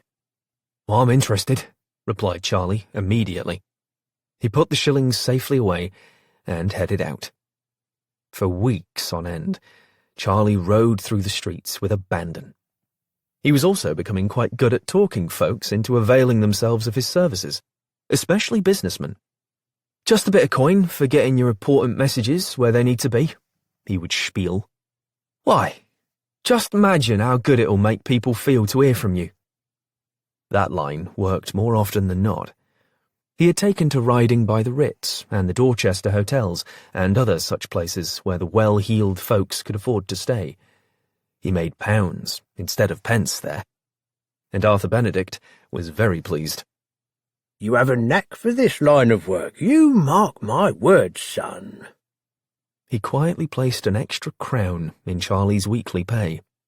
"You could teach the older boys a thing or two, you could." When Charlie got back to his digs that night and changed out of his uniform, he knew immediately that something was off. His things had been gone through, and some of his possessions appeared to be missing. Charlie had all his money on him, so that was all right, and he had hidden the journal under a loose section of wainscoting that looked solid enough. He plucked it out and gathered up what he could and left, thinking of where he might go. He had just reached the street with his bike when someone cried out, "You boy! You stay right where you are!" The man yelling at him was the same stout man he'd seen at the bookkeep, talking to Molly and Mr. Oliver. The copper. Charlie did not stay right where he was. He rode swiftly away, while the slow-footed Inspector Willoughby and Constable Higgins ran futilely after him. It took Charlie 10 seconds to disappear into the streets of a city he knew better than most. Willoughby and Higgins finally stopped running and bent over, sucking in one deep breath after another. The DI looked in the direction of where Charlie had vanished and muttered, "I will catch you if it's the last thing I ever do, boy." Frankness on display. Molly, with Oliver's permission, had used Imogen's typewriter and the bookkeep stationery to compose her letter to Dr. Thaddeus Stevens of the Beneficial Institute. She had gotten Oliver's comments on several handwritten drafts until she believed she had struck upon the right tone. She had duly posted it early one morning and had walked back to the shop to prepare for work. She had previously told Oliver about Lonzo Rossi's having come to the clinic. He had said, "My God, I helped bring him there that night. I thought I recognized him, but I couldn't remember from where." "Sister says it looks like he was beaten." "Yes. The thing is, the inspector told me that they had arrested Lonzo." "Do you think he might have escaped?" "I don't see how he could have possibly managed that," replied Oliver. "But then how did he sustain—" She paused, and then exclaimed, "But surely the police wouldn't have— would they?" Oliver had looked at her uncomfortably. "Before the war, Molly, there were certain things I would not have believed, but after what I've seen, I'm afraid that is no longer the case." Molly had thought back to what had happened to her mother at that shelter. "I guess I feel the same way," she added, suddenly horrified. "You don't mean that Charlie—" "I don't know, Molly. I just don't know." Molly came out of these depressing musings and looked out the window for a moment. "Your friend at the War Office?" Major Bryant, yes. "He must be wrong about my father. He can't be a criminal. I would think as you do, Molly, but I also know Bryant. He is not known for making unsubstantiated allegations like that. But what crime is he accused of committing? I have no idea. She said doubtfully. I know he worked in money matters in the city before the war and travelled quite a bit. Perhaps some missing funds, then? I suppose it is possible. I mean, he has disappeared. Molly looked utterly crushed. But if that is the case, I wonder why the War Office is involved. Did you write your friend back? I would not, without your permission. I simply can't leave it as it is. Then I will make further inquiries. Thank you. She nervously twisted her fingers. Do you think that would explain why those men were watching my house? It certainly could, Molly. The following weeks went by rather quickly, and thankfully there were no more bombing raids. Each evening, Oliver told Molly of his efforts to locate Charlie. I've been everywhere I thought he might be. So far, I've had no luck, but I will keep trying. What if he was arrested? I think we would have heard. I really do. He said. Each week, Molly had duly given him, despite his protests, her entire salary. It's not much, I know, but it's something. It's more than something, Molly. It's quite substantial, in fact, and I will pay you back when I am able. Please. Without you, I would have no home. And I did write Major Bryant for further particulars. I will let you know as soon as I receive a response. As Molly sat and ate the dinner Oliver had prepared, and watched him bustle around the tiny kitchen, she was thinking about how Imogen had died. She decided to broach the subject with him. I happened to meet Mrs. Macklin. Did you now? Said Oliver in surprise, as he sat down across from her with a cup of tea. She was outside several weeks ago and called to me one evening. She mentioned she knew your wife. I mean, I already knew that because you had told me. She also knew Imogen's father, who owned this bookshop before her. Yes, she mentioned that as well. Mrs. Macklin also talked to me about Cornwall. Oliver set his cup down. Cornwall? Indeed. Wait, do you mean... Molly's face paled. Yes, she told me what happened. I didn't ask about it, I promise. He looked down. As I told you, Imogen and I spent our honeymoon in Devon. It was such a happy time for us. Thus it did puzzle me that she would choose nearby Cornwall to do what she did. And you had no idea she had gone there? He shook his head. Imogen said she was travelling by rail to Bristol to visit an old school friend. When the police came round, well, it was quite impossible to believe what they were saying. I made myself think they had gotten it all wrong, somehow. But when I rang the friend in Bristol and found that she knew nothing of a visit from Imogen, and then the fact that Imogen never came back, well, it became rather self-evident, didn't it? Perhaps it was an accident. She might have... No. I was told that the witnesses were quite clear in their statements. She jumped. Did you never go there and see things for yourself? I thought I would have done. I planned to go, in fact. I never got the exact location from the police down there, but He halted. I know this is so very difficult, interjected Molly, her features full of compassion.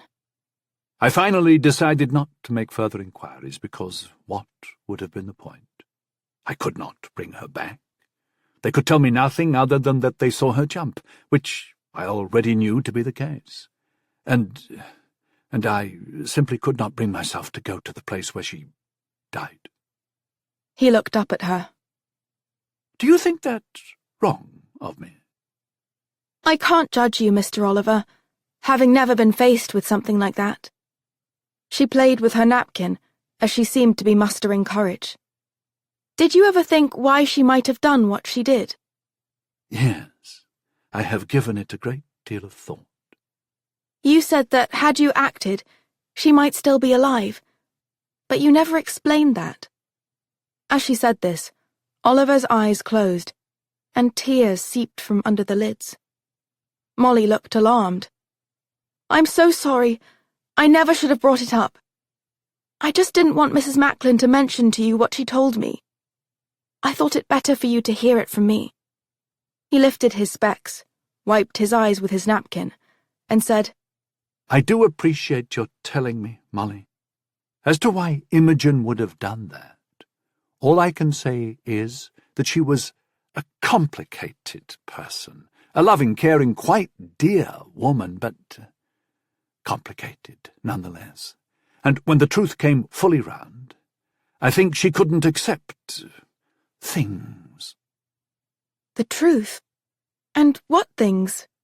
She asked. Molly's mind was returning to the cut-out book and the mysterious visitor and the strange machine Charlie had found, along with the paper in German. She couldn't believe that Oliver was involved in anything criminal or suspicious. But she also couldn't understand what was going on. Had Imogen killed herself because she thought her husband was a traitor? Her stomach uncomfortably clenched. When he looked at her, there was something there she couldn't quite identify at first. Then she hit upon it. Fear. He got up and walked out without answering her, which did absolutely nothing to curb Molly's growing anxiety. The following morning, Molly readied herself for work as Oliver prepared her breakfast. He had insisted, despite the canteen at the clinic, on making her breakfast and dinner each day.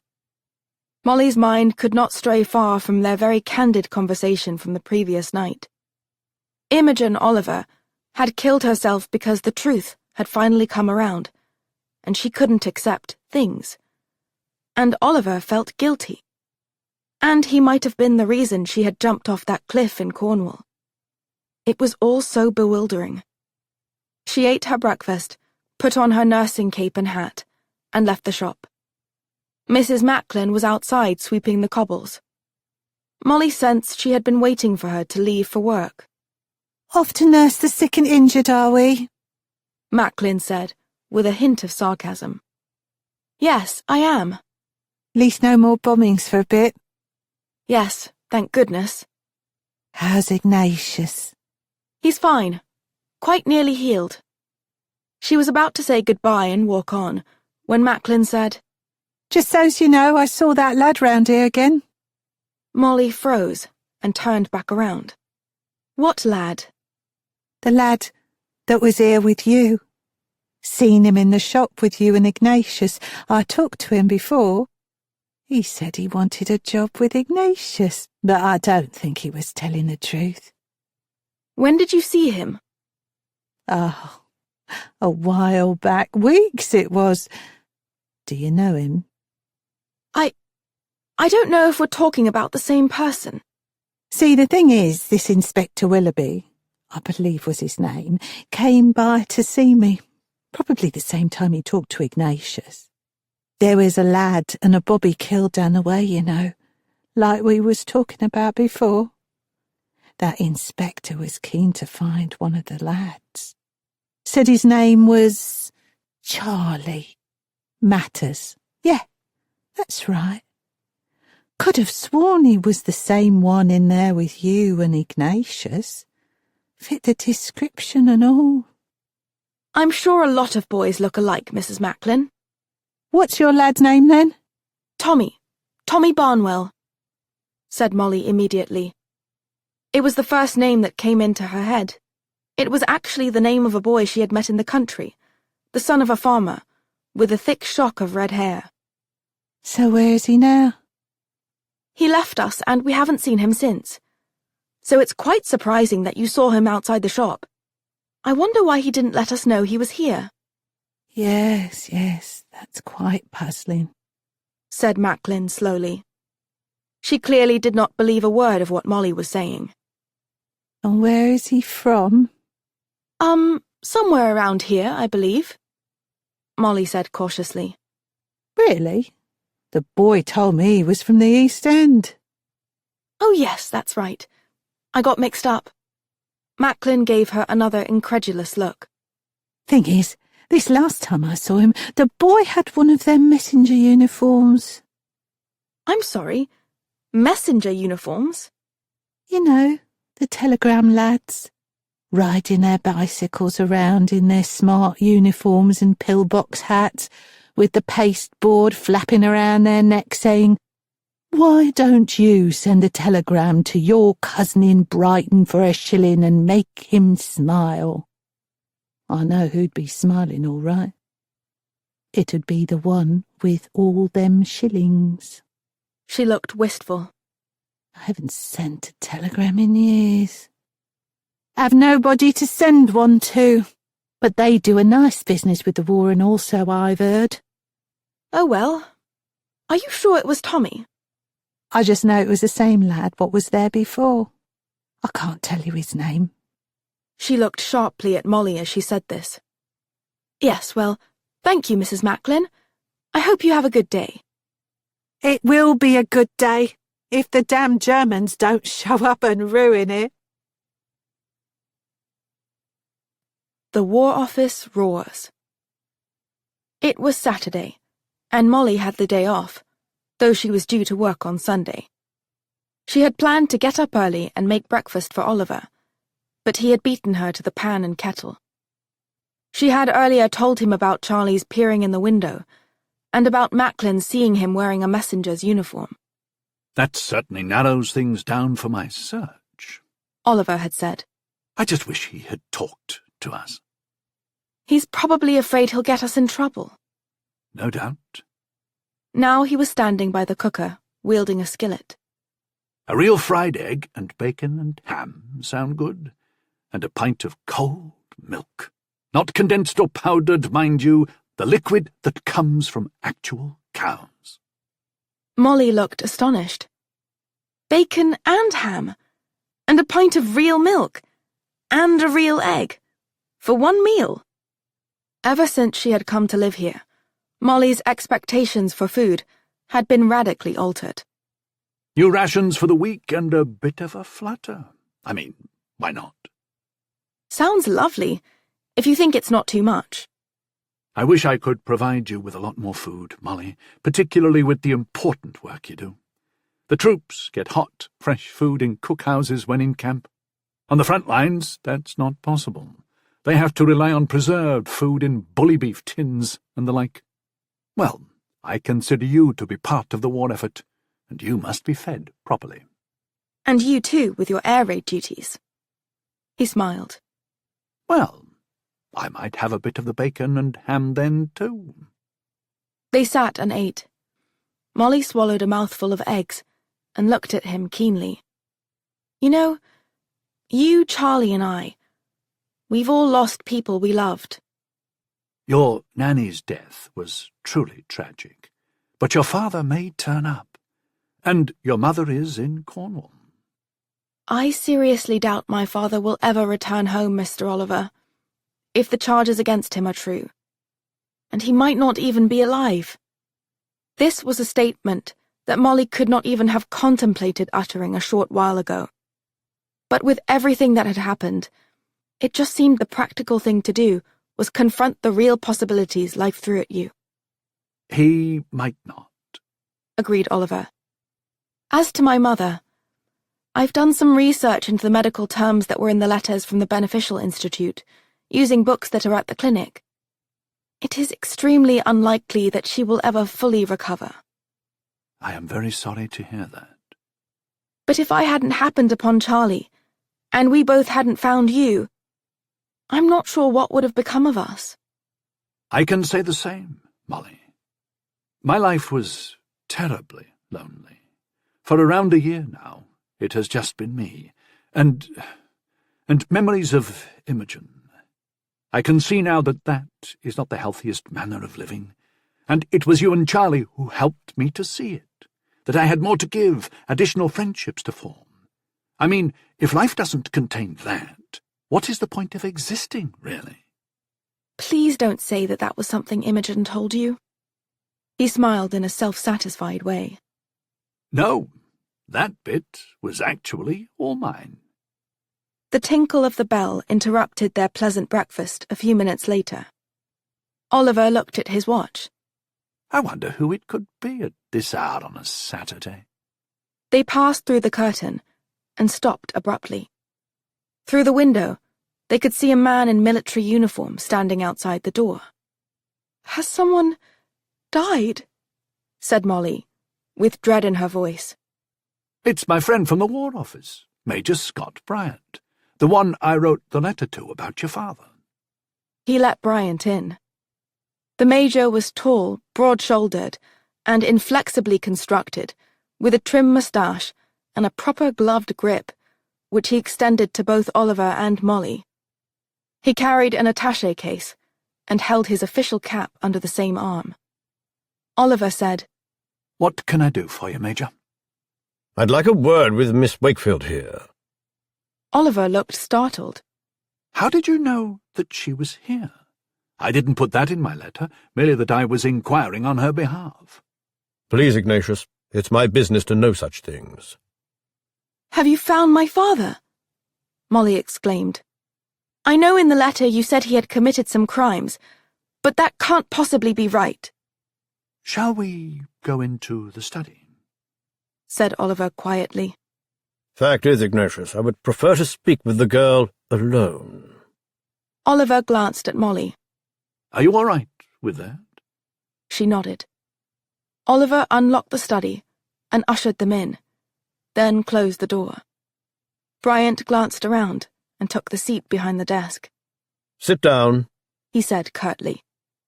She did so, and waited expectantly as Bryant opened his attaché case and took out a file. When was the last time you saw your father? He asked in a brisk tone. When he put me on the train to go to the country in 1939, she answered promptly. And did you go alone? Yes. My mother was not up to it, and my father was working. Did he write to you? Very occasionally. Do you have those letters? I brought them back with me, but then our house was bombed. They were all burnt. Pity that. The house or the letters? Molly replied icily. She had taken a dislike to the man and his blunt manner. Both, of course. Why do you ask about the letters? It might have been something for us to go on. They were just the usual things that a father writes to his daughter. Right, he said, with a suspicious glance aimed at her. Did you also open my nanny's letter? She told me that— Standard operating procedure, interjected Bryant. He opened the file and looked through it with a nonchalance that was severely grating on Molly. We've been following you, did you know that? Yes, or at least I suspected. But then Mr. Oliver confirmed it. Oh, he did he? Molly was suddenly fearful that she had gotten Oliver into trouble. But Bryant pushed on. We also talked to the Coopers in the village where you lived outside of Leiston. Why? To see if your father had visited you there. I could have told you that he hadn't. But he might have told you not to tell us. I would not lie on behalf of anyone, even my father. Molly knew she had done so on Charlie's behalf with Mrs. Macklin and Inspector Willoughby, but to her mind, that didn't count. He scrutinized her. Well, that's quite nice to hear, but we can't take chances. Why do you think he committed a crime? Bryant glanced at the file. Your mother is at the Beneficial Institute in Cornwall. It wasn't a question. I haven't been, but I was told she was there. Told by whom? My nanny, Mrs. Pride. She was killed in the bombing that destroyed my home, but I have read the letters the doctors there sent my father. Were those letters lost in the bombing as well? Yes. Do you remember the contents? Anything at all?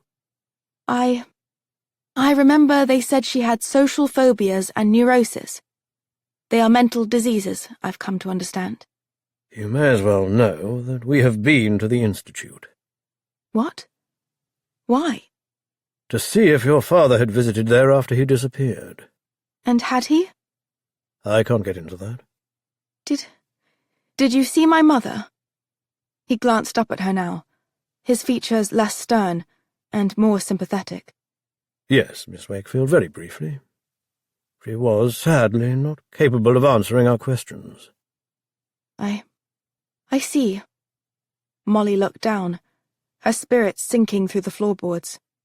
I understand that you are a nurse auxiliary. Bit young for that, aren't you? War makes us all grow older faster, was Molly's taut reply. Bryant smiled. In his letter, Ignatius said that you were mature beyond your years. So I can understand complicated matters, such as my father's situation. Bryant's smile faded as he put his elbows on the desk and leaned forward. I'm afraid there is not a lot I can tell you. But that implies there is something you can tell me. Has your father contacted you in any way since you've been back? No, I've heard nothing from him. Bryant sat back. Your father worked for us for many years, even before the war, and did an excellent job, as a matter of fact. Quite brave and resourceful. He worked for you? For England, rather. I know that he travelled a good deal outside of the country when I was young. Yes, he was on assignment.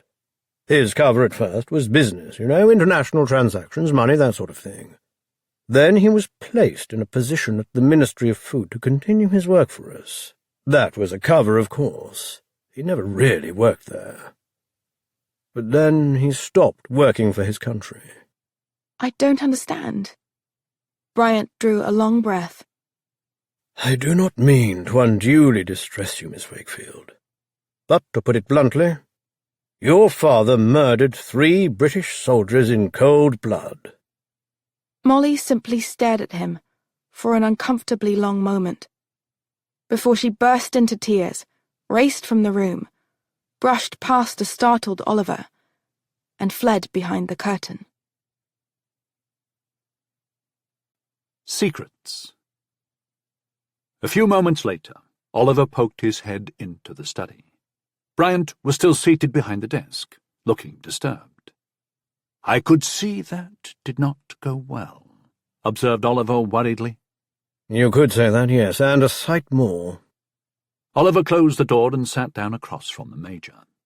What crime did he commit? Bryant told him. Oliver said, "Cripes, and here I thought it was something to do with money." He glanced at Bryant. "But British soldiers? That explains why you're interested. What proof do you have? And why would he do that?" As to the proof, we have a letter from the man admitting his guilt. What? Yes, quite remarkable.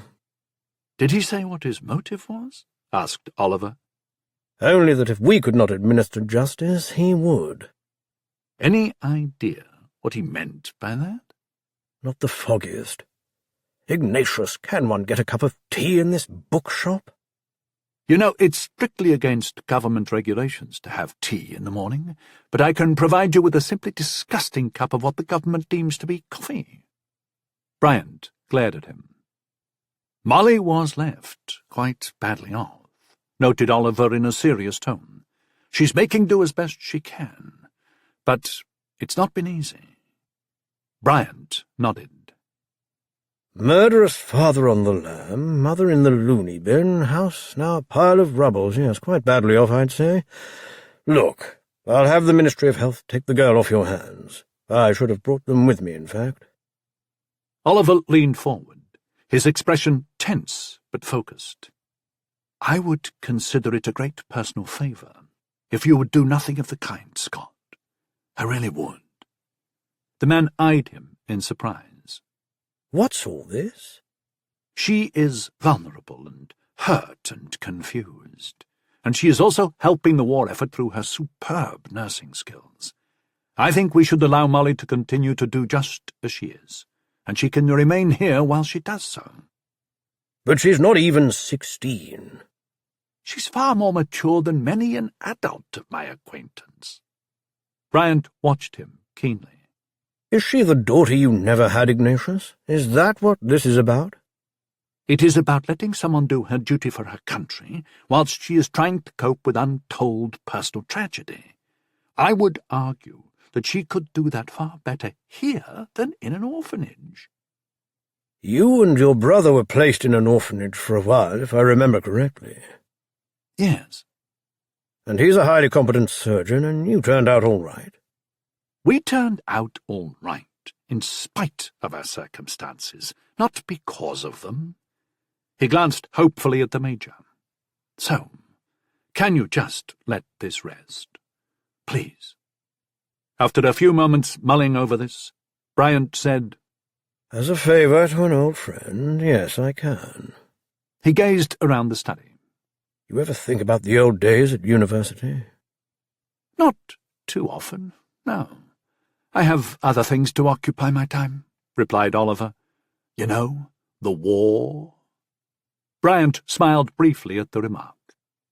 It was quite lucky for us that the Germans didn't stick to only bombing the East End. We might have had social chaos otherwise, poor versus rich, that sort of thing. But they bombed everywhere. Which of course drew us more together, said Oliver, something I have witnessed firsthand in my official duties. And how is the air raid warden bit coming along? The recent lull has been nice. Unfortunately, there are darker days ahead. Oh, really? Said Oliver, dully.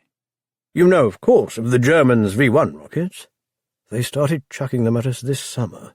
First one hit on the Kent coast, but London has been targeted as well. The doodlebugs? Yes. I've actually witnessed one or two of the bloody things whizzing across the sky. Made from sheet metal and plywood. They can fly 400 miles per hour and carry a bomb payload of nearly a ton. Killed over 6,000 people in southern England. They can't reach the north, limited range, but we learned that by banking a plane sharply while flying close to the V-1, we can alter the flight path and drive the damn things into the ground. Oliver watched his friend's tense features closely. I take it the Germans have come up with something else of concern? Bryant sat forward, lowering his voice. Have you heard any whisperings of the V2 program? No. Can't say that I have. Good. No need to inspire fear amongst the public. Well, please feel free to inspire it in me, said Oliver, brightly. It's a new type of bomb the Germans are readying to hurl against us. I would have thought they had far too many of those already. Like the V-1s, the bombs aren't dropped from a plane. They have their own propulsion and advanced guidance systems, internal gyros and external rudders and the like. They're 13-ton missiles, really, and the damn things can fly thousands of miles an hour with a payload of 1,000 kilograms. They'll be launched from the Dutch coast. They'll strike here, of course, and perhaps Birmingham and Coventry as well, if they have the range. And just when I thought things were going so splendidly. So, when will they be coming? Bryant looked nervous. I shouldn't tell you this, but... Oliver looked expectant. They've already launched them against us, but we, meaning the government, have deemed them to be gas main explosions. Don't want to panic the public and all, you see. Oliver did not look pleased by this. Yes, I do see. The only saving grace is you'll never hear the damn things coming and you'll be dead before you know it. How reassuring. Bryant keenly studied his old friend. You ever regret not going to work at Bletchley, Ignatius? They wanted you badly, you know. Your head for numbers and puzzles and all that. And your paper on cryptography outlining the possibilities of separate divisions of labour, mirrored with a shared purpose and folks from many different backgrounds and intellectual capabilities, is one of the reasons why they initiated a scheme like Bletchley in the first place. Poets and physicists, I think you called it. Careful, Major, you don't want to run afoul of the Official Secrets Act. Since it was on my strong recommendation, I know they had you down to work there. And you could have helped the war effort far more effectively than being an air raid warden. Well, I had Imogen to consider. Poor Imogen. noted Bryant, no longer looking at him. Yes. Poor Imogen, repeated Oliver, staring at the blank page curled in the Crown typewriter. Angels of Death. Charlie rode his bike across the bridge to Clapham, passing the famous green along the way. He was excited, because there would be nearly 8 miles to be paid for this one delivery. He turned down a narrow street and, counting numbers, he pulled to a stop in front of a small brick house with dark shutters set behind a wrought iron fence that looked very much like its neighbours on either side. He climbed off his bike, passed through the gate, and hurried up to the front door. He had many more messages yet to dispense, and the day was getting on. He rapped on the door and waited. Presently, he heard the click of heels, and the door opened, revealing a woman in her early 20s with soft brown hair and large, luminous eyes. She wore a calf-length, hunter-green dress. Yes? She said. "A telegram, Mom," said Charlie. "Are you Eleanor Drews?" Yes, I am. Charlie handed her the envelope. She tore it open, glancing anxiously over his shoulder, and started to read. "Will there be a reply, Mum?" asked Charlie. Drews screamed and threw the message at Charlie. Then she started to slap and punch him. His pillbox hat came off with the flurry of blows, and he fell back, lost his balance, and nearly toppled off the porch. She struck him on the cheek, knocking him down, and Charlie could feel his skin start to swell. Drews staggered back and stared down, horrified, at the bruised and battered Charlie. Her eyes fluttered. Then she let out a low moan and fainted in her doorway. Charlie, breathing hard, rose and looked down at her, unable to process what had just taken place. "Mom?" He knelt down and nudged her arm. "Mom, are you okay?" He looked inside the open doorway. "Hello? Is anybody in there? Hello? We need some help here. Help!" He could hear the sounds of footsteps rushing toward him, and an older woman came into view inside Drew's home. "Ellie!" she exclaimed. She ran forward, knelt down, and gripped the other woman's hand. She looked sternly at Charlie. "What happened? What did you do to her, boy?" A frightened Charlie backed up and said, "I ain't done nothing. I just give her a telegram and she started hitting me." She focused on his messenger uniform and gasped. She looked around and saw the paper where Drews had dropped it. She snatched it up, read off the few lines, and dropped it again, her face pale and her limbs trembling. "Josh! She called back into the house. Josh! Come quickly!" A man, about her age, came hurrying to the doorway, a pipe in hand. "What is... Oh, my God. Ellie." He rushed to the woman's aid. "What's happened?" "Message came," said the older woman, indicating Charlie. "I'm afraid it's Bill. The worst." "Oh, dear Lord." Drews was coming around by this point, and they helped her up and led her back inside, leaving the door open behind them. They apparently had forgotten that Charlie was even there. He stooped, retrieved his pillbox hat, and picked up the crumpled message. From Air Ministry, 77 Oxford Street, W1 PC 687. Deeply regret to inform you that, according to information received through International Red Cross channels, your husband, Flight Sergeant William Everett Drews, lost his life as the result of air operations on night of 30th of October, 44. Stop. Air Council express sincere sympathy. Stop.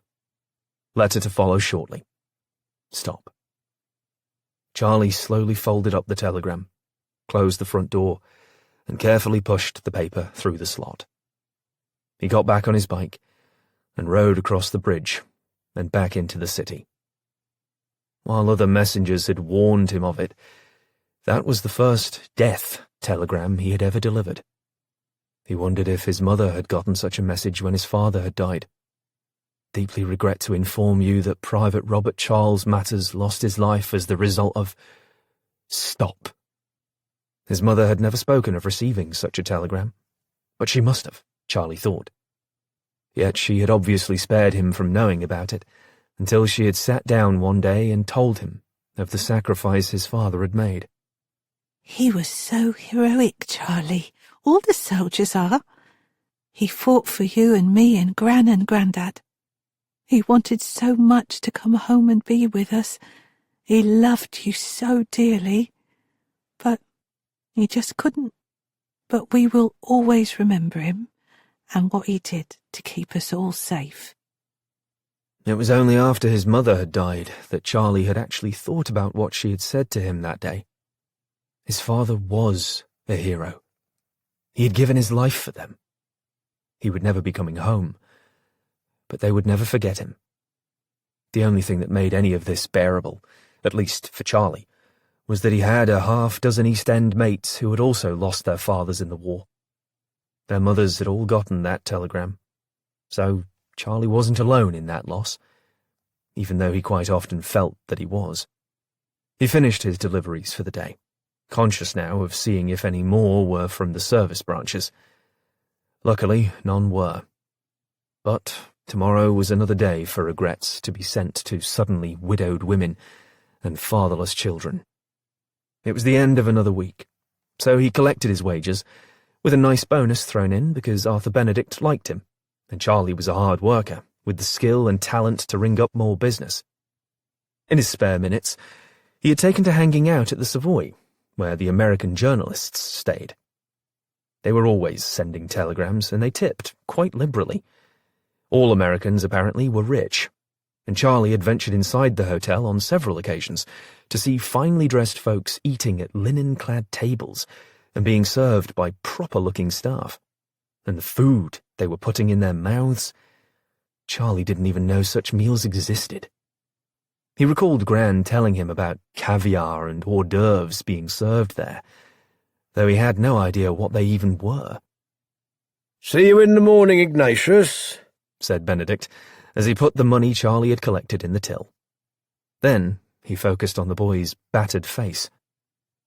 "My word, what happened? Did you fall off your bike?" Charlie looked up at him. "Do all them telegrams read the same, Mr. Benedict?" Benedict gave him a funny look. "What telegrams are you speaking of, son?" The ones that tell the family that he's dead." Benedict closed up the till and came over to Charlie. "Did you deliver one of those telegrams? There were quite a few in the bin for today." Charlie nodded. "Is that how you got scraped up, then? I suppose I should have told you. But I guess I was afraid you wouldn't want to deliver the damn things, and they have to be delivered. Families have to know." Charlie simply looked at him, without speaking. "Yes, well, the fact of the matter is, Ignatius, that there are so many such messages that, well, the government apparently believes that some uniformity is necessary." He glanced nervously at Charlie. "In other words, yes, they pretty much all read the same, except for the names, of course." He paused. "Your father, you said Dunkirk. So your mum received one?" Charlie was no longer listening. He turned and walked out, leaving Benedict to awkwardly study his hands. "Sorry, Eddie." Charlie rode through the darkness to his new home. It was in the basement of a partially collapsed building. It was near the telegram office, and off a street that had once been a busy thoroughfare, but that had gone quietly dormant during the war. He rolled his bike down the steps and pushed open the door. A painted sign warned of dangerous poison gas inside. He found the sign in a dustbin by the river and figured it would be a good way to keep curious people away from his digs. For his dinner, he had bread, cheese, a link of fried sausage he'd bought from Peter Duckett for a few pence, a raw carrot, and a cup of water from an outside hosepipe. Then he carefully unfolded the wax paper and looked down at the boiled raisin cake, popularly known as war cake. He carefully measured out a slice, equal to the width of his thumbnail, took one bite, and then another, and let the lump of confectionery rest in his mouth until it was almost dissolved with his saliva. He believed it was real sugar in there. He wrapped it back up and put the remainder in his bag. He'd purchased it from a Sainsbury's shop clerk, using some of his mileage money. Before the war, Charlie had once had a bit of Jaffa cake, and he had thought nothing could be better than that. But the war cake had come close, if only because his expectations had diminished so. It was after 10 now, and his legs were tired from pedalling, and his face still hurt. But the young woman who struck him had lost her husband. His wounds would heal. Hers, he figured, never would. Charlie lay on his bedding and took up his book and the pen that Oliver had given him. He opened the journal and looked at the words Lonzo had written on the flyleaf. Sorry, Eddie. Yeah, sorry, Eddie, Charlie thought. You should still be here, mate. He had filled in many pages of the journal already. He usually wrote at night, since sleep never came easily to him. By candlelight, with the sounds of the city just outside his door, Charlie usually laboured for quite a long time, as though he desperately needed to get things out of his head and onto the paper, where he could make better sense of them, perhaps. When he was done, he looked over what he'd written, and found nothing exceptional amid the poor spellings. But you ain't special, Charlie. 6 a shilling you are. Everybody says so, except for Gran and Mum. But they're dead now, so... He supposed that Mr. Oliver and Molly might think him somewhat special. After Gran's death, he would have been lost without Molly's help, and he and Molly would have been living on the pavement, or else chucked into an orphanage without the aid of Mr. Oliver. The three of them together seemed to have a chance to make it. And yet now he could never be with them again, and that hurt far more than Charlie thought it would. He had always assumed he could get along fine all by himself, yet he also supposed that people weren't really good at being alone, at least not all the time. Via an interior staircase, he ventured to the top of the damaged building. There, Charlie looked down onto a city that was so different in parts. It actually seemed to be several countries, haphazardly stitched together. He could ride past Buckingham Palace as free as he liked, but he would never be allowed inside. And men in suits and fancy motor cars could go to the East End to throw someone out on the streets who was behind in his rent. But these men would never be accepted or liked or respected in the East End. The war had brought folks together for a bit, but it wouldn't last, thought Charlie. Then things would go back to his lot, as always, being on the short end of pretty much everything. Unless we're all talking German. Lost and Found. "Hello, might I have a word?" said Oliver as he walked into yet another postal office in his ongoing search for Charlie. Arthur Benedict turned to look at him. Yes, sir, is there a problem with something? Oliver approached the counter. "No, I was just wondering about your telegram, boys." Benedict's expression turned apprehensive. What about 'em? "I was actually trying to locate one." Benedict warily looked him up and down. Why, is the lad in trouble? "No, nothing like that. It's just that his mother got back into town and we can't locate him. We do know that he's a telegram boy, but that's all we know." I don't understand. Wasn't he at home? "That's just the thing. He is not at home and his mother is terribly worried about him." Name? "Charlie Matters?" No, got no lad with that name here. Oliver edged forward a bit and started speaking in a confidential tone. "The thing is, the boy might be using an alias." Benedict blanched. An alias? What, is he some sort of criminal? No, things were not exactly happy at home, you see. His mother had to leave for the country to take care of her sick sister and— And the lad didn't like that. That's right. It was actually a terrible fiasco. But she wants him home now, and is desperate to find him. Benedict pulled a paper from a drawer. Well, here's a list of all my boys. Oliver ran his eye down the page until it came to rest on Ignatius Oliver. See anyone you recognise? I do indeed. That's him. Oliver indicated the name. Ignatius? He's a right good lad, one of my best. Works hard and has a way about him. Yes. Yes, he does. He probably won't be back for several hours. I tell you what, let's have a bit of a surprise for young Ignatius. When he returns, can you send him out with a telegram? Well, sir, that is the business we're in. Of course. Oliver filled out the telegram form and paid over the requisite amount. It'll be some time this afternoon, sir. Say around 4 or so. Splendid. He handed Benedict a crown. Make that one Charlie's last message of the day, can you? So his mum can spend time with him. Fix things up. Benedict took the coin and put it in his pocket. Surely, sir, surely. His mum will be thrilled. But not a word, eh? As you say, sir. Mum's the word. Molly, dear, are you all right? Asked Matron Tweedy. What? Said a distracted Molly breathlessly. Those are dirty bandages you're rolling up. The clean ones are in that bin. Oh my goodness, I am so sorry. Molly put the dirty bandages back in the proper bin and thoroughly washed her hands at the sink. Are you sure you're all right? Well, actually, I received some bad news about a family member, and I guess I was thinking about that. It won't happen again, I promise. That's all right. We're all only human. Is there anything I can do?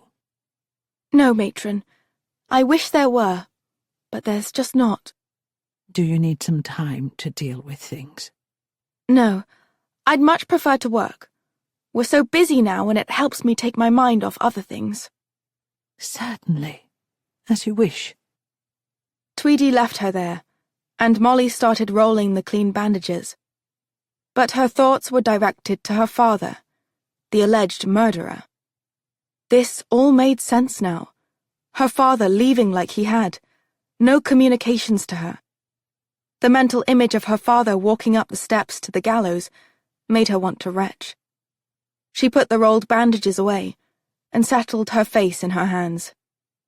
It was clear that her beloved father was lost to her, and her mother in a sanatorium with mental disease. It had been quite some time, and yet Dr. Stevens had still not written back to her. She wondered if he ever would. Perhaps he didn't share information with a child. But I'm not a child. I'm a nurse auxiliary. I'm doing my part, and she is my mother. After meeting with Major Bryant, she had fled upstairs, flung herself on the bed, and had a good cry. Or a bad one, rather. So bad, in fact, that she had nearly stopped breathing. Get hold of yourself, Molly, she had told herself afterward. This does no good. You can't change any of it with tears. Mr. Oliver had done his best to cheer her up, but it was a hopeless task. Her life, so perfect before the war, was now utterly destroyed, as much cast in rubble as her old home. She spent the rest of the morning tending to patients, taking care that she made no more mistakes. The wards were full, the injuries serious, and the pain being endured by those in the clinic crushing to all of them, patients and their caregivers. She had nursed Lonzo every day, hoping that he would tell her something of Charlie. But though he was sometimes conscious, and could eat and drink a bit, he looked muddled, and didn't even appear to recognize her. She hurried to the bookkeep later that afternoon to collect the latest post, something she had started doing after writing her letter to Dr. Stevens. Oliver had given her a spare key, and she opened the door and picked up the letters the postman had put through the slot. She noticed that one of them was addressed to her. Then she gaped. It was from the Beneficial Institute. She eagerly opened it and read the letter at the counter. Dr. Stevens acknowledged the receipt of her letter, and was sorry to tell her that her mother's condition had deteriorated quite recently and rapidly. As Molly read through the letter, her spirits dropped even further. Dr. Stevens did not seem to hold out much hope. I'm afraid that her issues are deep and troubled, and despite certain treatments, we were not able to make any progress. She is also experiencing some grave internal disorders, and frankly, I am not sure how much longer she can survive. I'm sorry to have to tell you this, Miss Wakefield, but felt that you ought to know. Sincerely.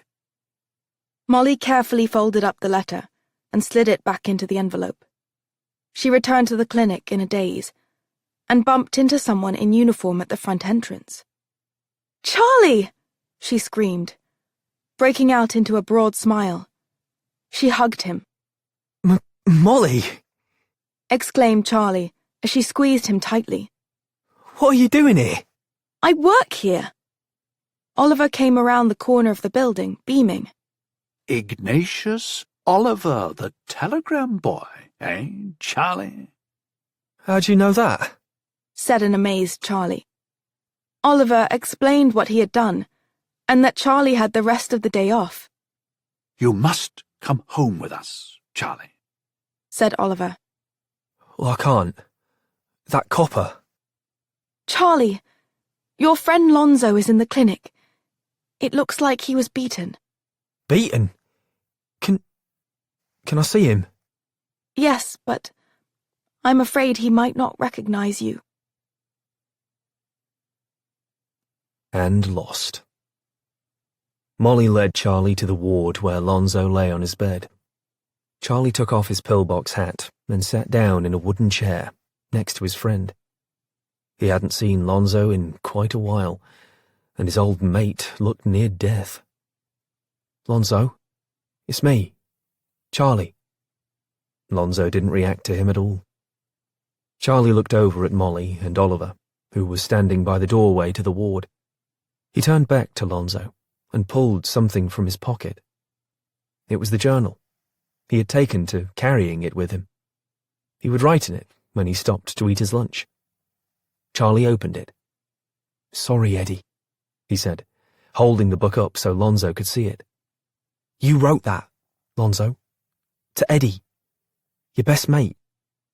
Lonzo's right eye twitched, and then his left one seemed to shiver a bit in its socket as the pupil focused on the book. Eddie? He said, in a frail voice. "That's right, Lonzo. Eddie. Our friend." He's dead. Charlie lowered the book. "Yeah, he is." He looked Lonzo over. "Who did this to you? Who beat you up?" Copper's done it. "Coppers?" Charlie looked over at Oliver, who had clearly heard this. Lonzo said, That Wilby bloke. He and that constable what he's done it. Hit me in the head. Put me in the clink. Then they throw me in the street. D.I. Willoughby. Oliver grimly said to Molly. Excuse me. He stepped away. Charlie gripped Lonzo's hand. "They had no call to do that. We never wanted nothing to happen to Eddie or that copper. And I bet it ain't no hanging job either. He was lying." I'm sorry, Charlie. I told him about you. "It's okay, Lonzo. You rest easy now. I'll be right here, mate." Lonzo closed his eyes, and his breathing actually seemed a bit steadier. Charlie looked over at Molly. "We never meant no harm, Molly. We just run 'cause we was scared." I know, Charlie, I know. I'm just glad you're safe. An hour later, 2 uniformed men marched into the ward. Major Bryant! Molly whispered in astonishment. Also with them was Oliver, who was whispering something to Bryant. The man was nodding in agreement. Bryant spoke quietly with Charlie and Lonzo for a bit. Then, with Charlie's help, Lonzo signed a piece of paper that Bryant presented to him. "That's a good lad," said Bryant. He rejoined Oliver and Molly. "After you rang, Ignatius, I checked, and this chap Willoughby has had numerous complaints against him. Bad egg all around. He even beat up one of our boys after a public drunkenness charge landed him in a cell. I've had Lonzo sign a paper making out a formal charge. He said that a constable also hit him. That bobby will turn on Willoughby quick enough when we put the screws to him. I won't stand for this. Lonzo was trying to join the army when they grabbed him, he said, even though the lad was not of age. Lonzo also told me what happened at the shop, and he said he forced Charlie to go along. Willoughby tried to make it out to be a hanging job, which of course it wasn't. I think I can safely guarantee that neither Charlie nor Lonzo will have difficulties over this. Unless you want to press charges for Lonzo trying to break into your shop, Ignatius, seeing as how he's now confessed to it. I have no wish to press charges, said Oliver quietly. Thought as much. He and the other soldier left. When Molly and Oliver looked over at Charlie, tears were trickling down his face. Charlie! Exclaimed Molly, rushing over, and then stopping abruptly. Charlie was looking at Lonzo, whose eyes were open and unseeing. "He's gone," said Charlie, miserably. "Lonzo's gone." The breach once more. The fire crackled in the fireplace of Oliver's study. They had just returned from Lonzo's funeral service. He had been laid next to his mother. The police had taken care of the arrangements and paid the undertaker's bill. D.I. Willoughby and Constable Higgins had been arrested and charged in Lonzo's death, and were being held for trial. Charlie was wearing his telegram boy's uniform, while Molly wore a faded black dress that she had borrowed from one of the other nurses. Oliver had on his only suit. They had all drawn close to the fire because the weather had grown quite cold. Charlie had refused any dinner and sat there with a cup of tea cradled in his hands. He hadn't yet taken a sip, while Oliver and Molly watched him closely. It was a nice service, wasn't it? Said Molly, glancing nervously at Oliver. Yes, it was, said Oliver. Wasn't it, Charlie? Charlie simply nodded. Molly suddenly remembered something. Oh, Dr. Stevens wrote me back from the Beneficial Institute. Really? What did he say? Asked Oliver. It's not good, I'm afraid. My mother is not doing well at all. He fears for her life, actually. Oh, Molly, I am so sorry. Yes, well, I would like to see her before the end, but I'm not sure I can. I wish I had a way for you to get there. I did check. The trains are not taking civilians to Cornwall presently. Most passenger lines have been damaged, and the railway lines still in service are strictly for military purposes. Yes, of course. And then it happened. The air raid sirens started to blare. Oliver shook his head and closed his eyes for a moment. Why the hell do you have to come tonight, you bastards? They rushed pell-mell from the room to grab their coats and gas masks. Oliver had gotten a new warden's uniform, and he quickly donned it. Come quickly now, he said, before the red alert sounds. They hurried through the chill and gloom to the nearest shelter, and Oliver got them safely inside. He then met up with Lee Parker at the designated place, and they began rounding up those on their list and getting them to the correct shelters.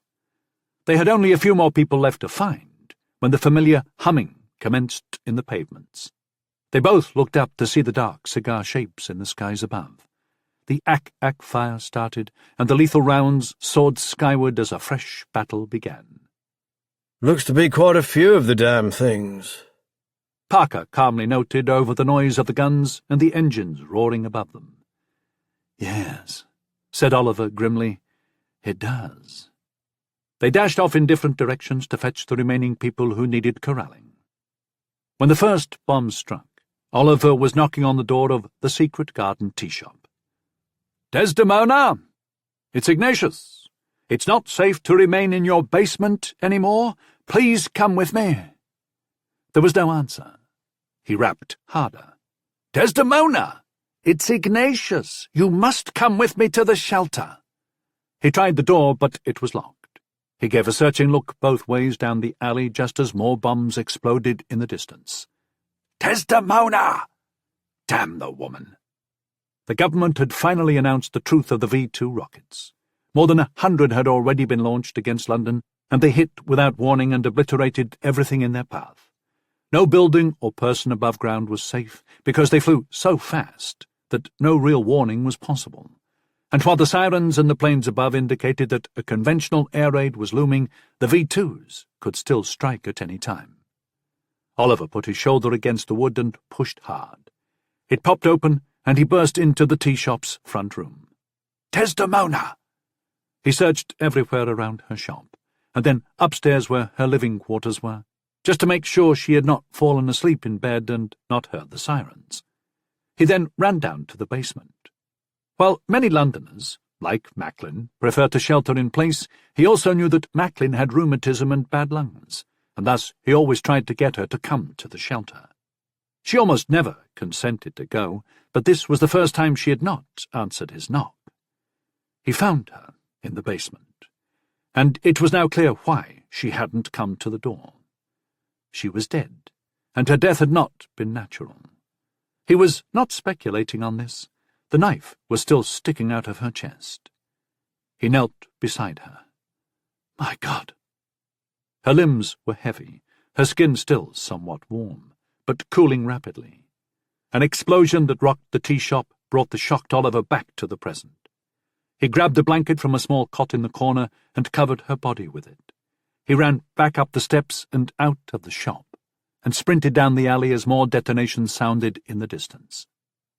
He had one more person on his list, but the house where he lived was empty. The man must have headed to the shelter. At least Oliver hoped so. He looked up again. The sky was filled with aircraft, and the ack-ack raining upward was so intense that what had been a clear night sky was nearly opaque with smoke. He could hear the rapidity of machine-gun fire and the scream of aircraft engines, and he knew that meant RAF pilots were thousands of feet up there, engaging the enemy. As he rushed toward the shelter, two planes suddenly swooped low out of the dark sky. One he recognized as a British Beaufighter, the other a German Messerschmitt. The Messerschmitt was in the lead, and the British plane was racing to catch up. "Go get 'em!" Oliver called to the RAF pilot. The German pilot must have spotted the uniformed Oliver, because he pointed the Messerschmitt in his direction. A blistering salvo of bullets then raced at him, forcing Oliver to dive headlong through the glass door of a shop. He slid across the shard-littered floor, slammed into a counter, and lay stunned as the two planes shot down the street barely 20 feet off the ground.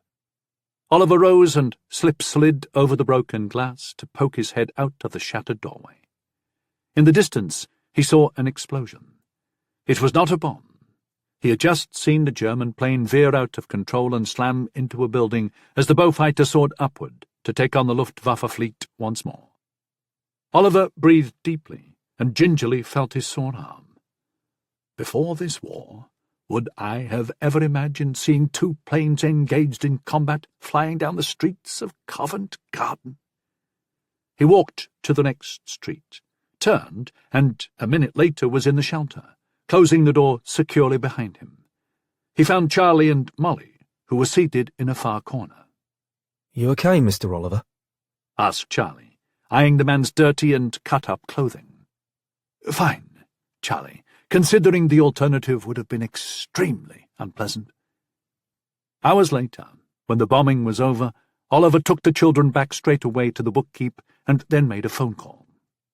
30 minutes later, the police showed up along with what looked like a doctor with his bulky medical bag. While Molly and Charlie watched in confusion, Oliver led the men over to the tea shop and inside. When the police finally departed, Oliver returned to the shop, where both Molly and Charlie assaulted him with queries. He calmed them down, locked the front door, and led the pair into the study. "All right. I will tell you what happened. The fact is that, well, someone killed Mrs. Macklin. I found her body in the basement when I was checking on her for the air raid." Bloody hell! Exclaimed Molly, causing Charlie and Oliver to shoot her a surprised look. "Yes, it is quite shocking," Oliver said. Was she robbed? Charlie asked. "It didn't appear to be a robbery." Who would want to harm her? "I'm not sure. Certainly crime has increased in the city since the war started. It could be put down to that. They might have thought she would have been in a shelter.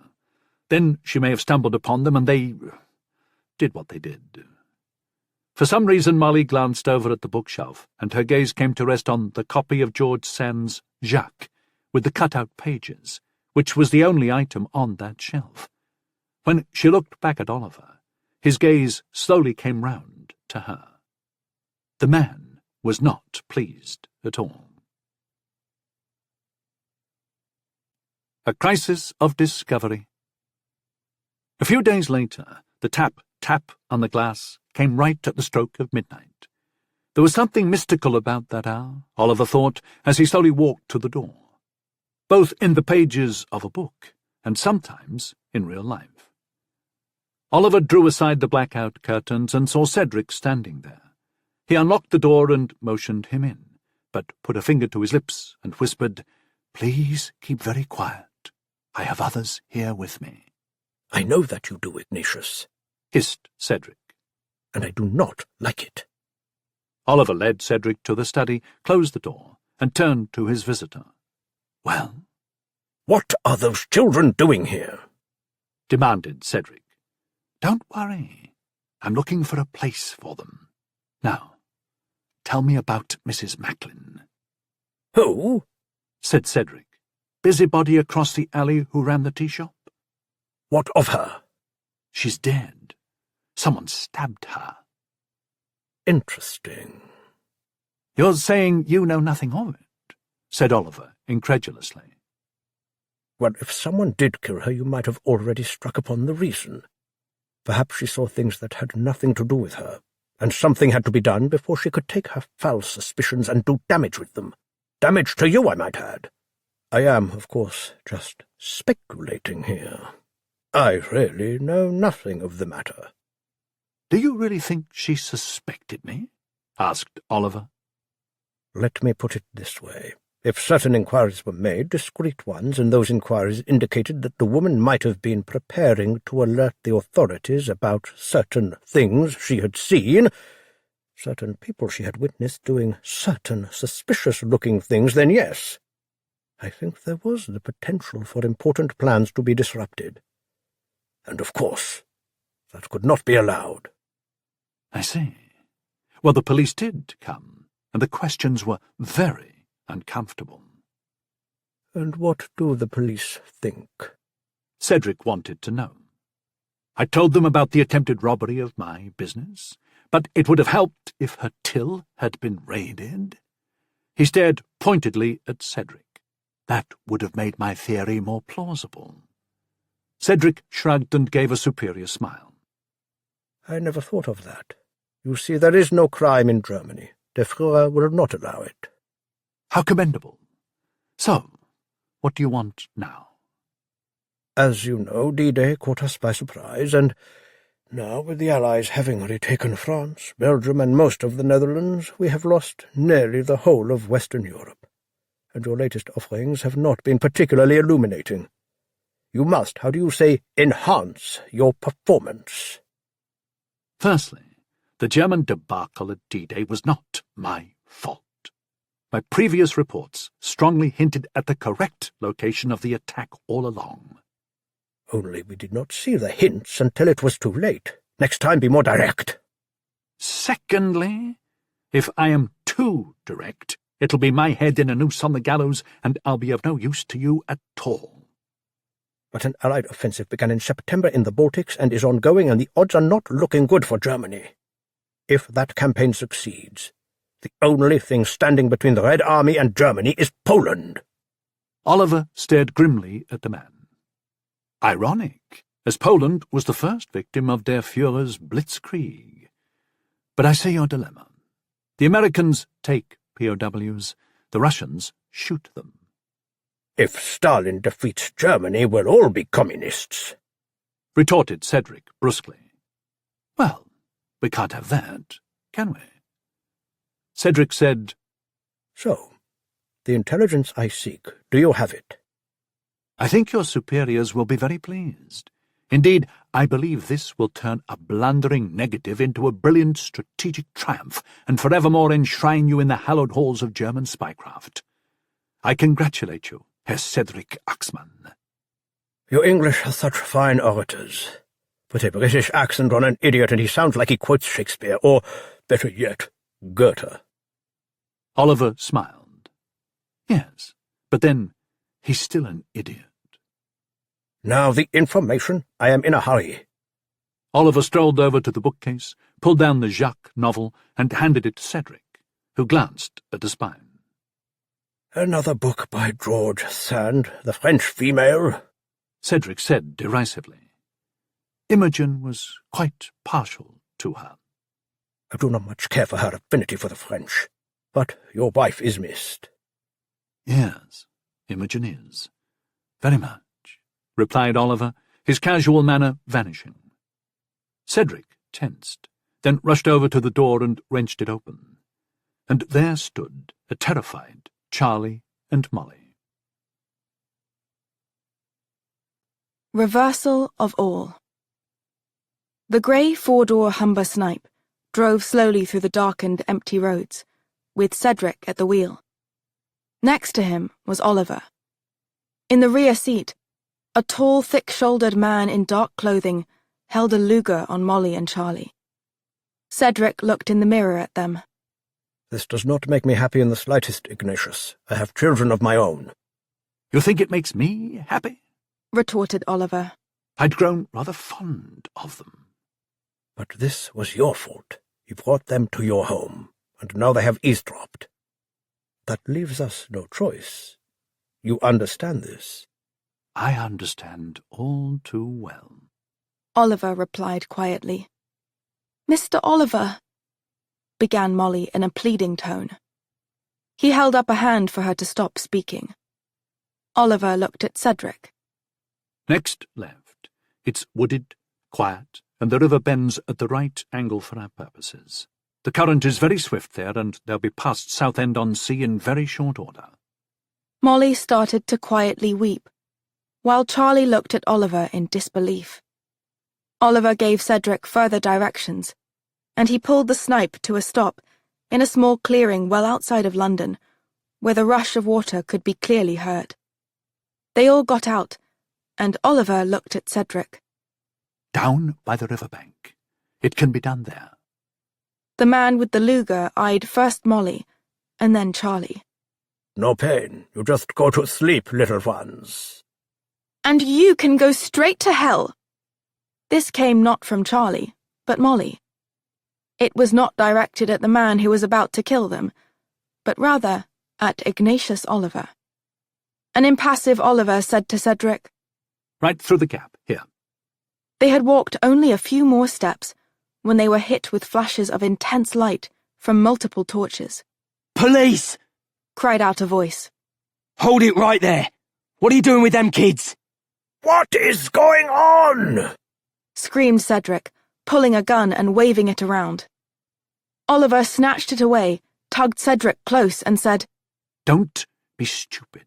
It's just the bloody police. They must have seen us put Molly and Charlie in the car and followed. Get them to the river. I'll hold them off. He fired at the torchlights, as did the other man. Then, multiple shots rang out. The large man next to Oliver dropped his Luger, clutched his stomach, and toppled to the ground. Molly had fallen to her knees, and watched in horror as the shots were fired. She saw Oliver flinch once, and then again, his body twisting with the impacts. He cried out in pain, and his gun fell to the dirt. Get away from them kids!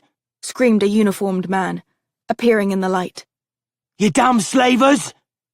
Oliver's mouth sagged, and his hand gripped his chest, where his shirt was fast turning crimson. He looked at Cedric in desperation. The book. Run. Back to the car. Before it's all scuppered. Blood was leaching from Oliver's mouth, as Cedric fled into the trees. A swaying Oliver looked at Charlie and Molly. They were staring back at him in disbelief and shock. I'm so sorry. Then he dropped to the dirt and lay still. A uniformed man rushed up to Molly and Charlie. You okay?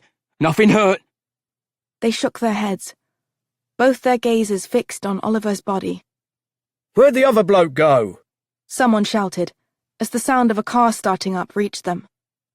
Charlie and Molly pulled their gazes away from Oliver's body when Major Bryant stepped into the clearing and shone a light on them and then on himself so they could see him. He looked down at the dead, Luger-toting man and then at the bloody Oliver lying there, before glancing at Molly and Charlie and saying quietly, It's all right, children. You're safe now.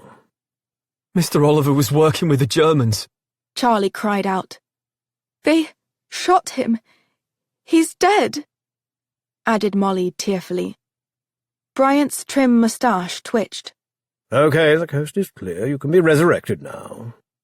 Oliver slowly sat up and wiped the blood off his mouth with a handkerchief. He stood and said, I trust Cedric made his escape. Bryant nodded. We have him on a short leash, of course. Oliver then looked guiltily at the dazed Charlie and Molly.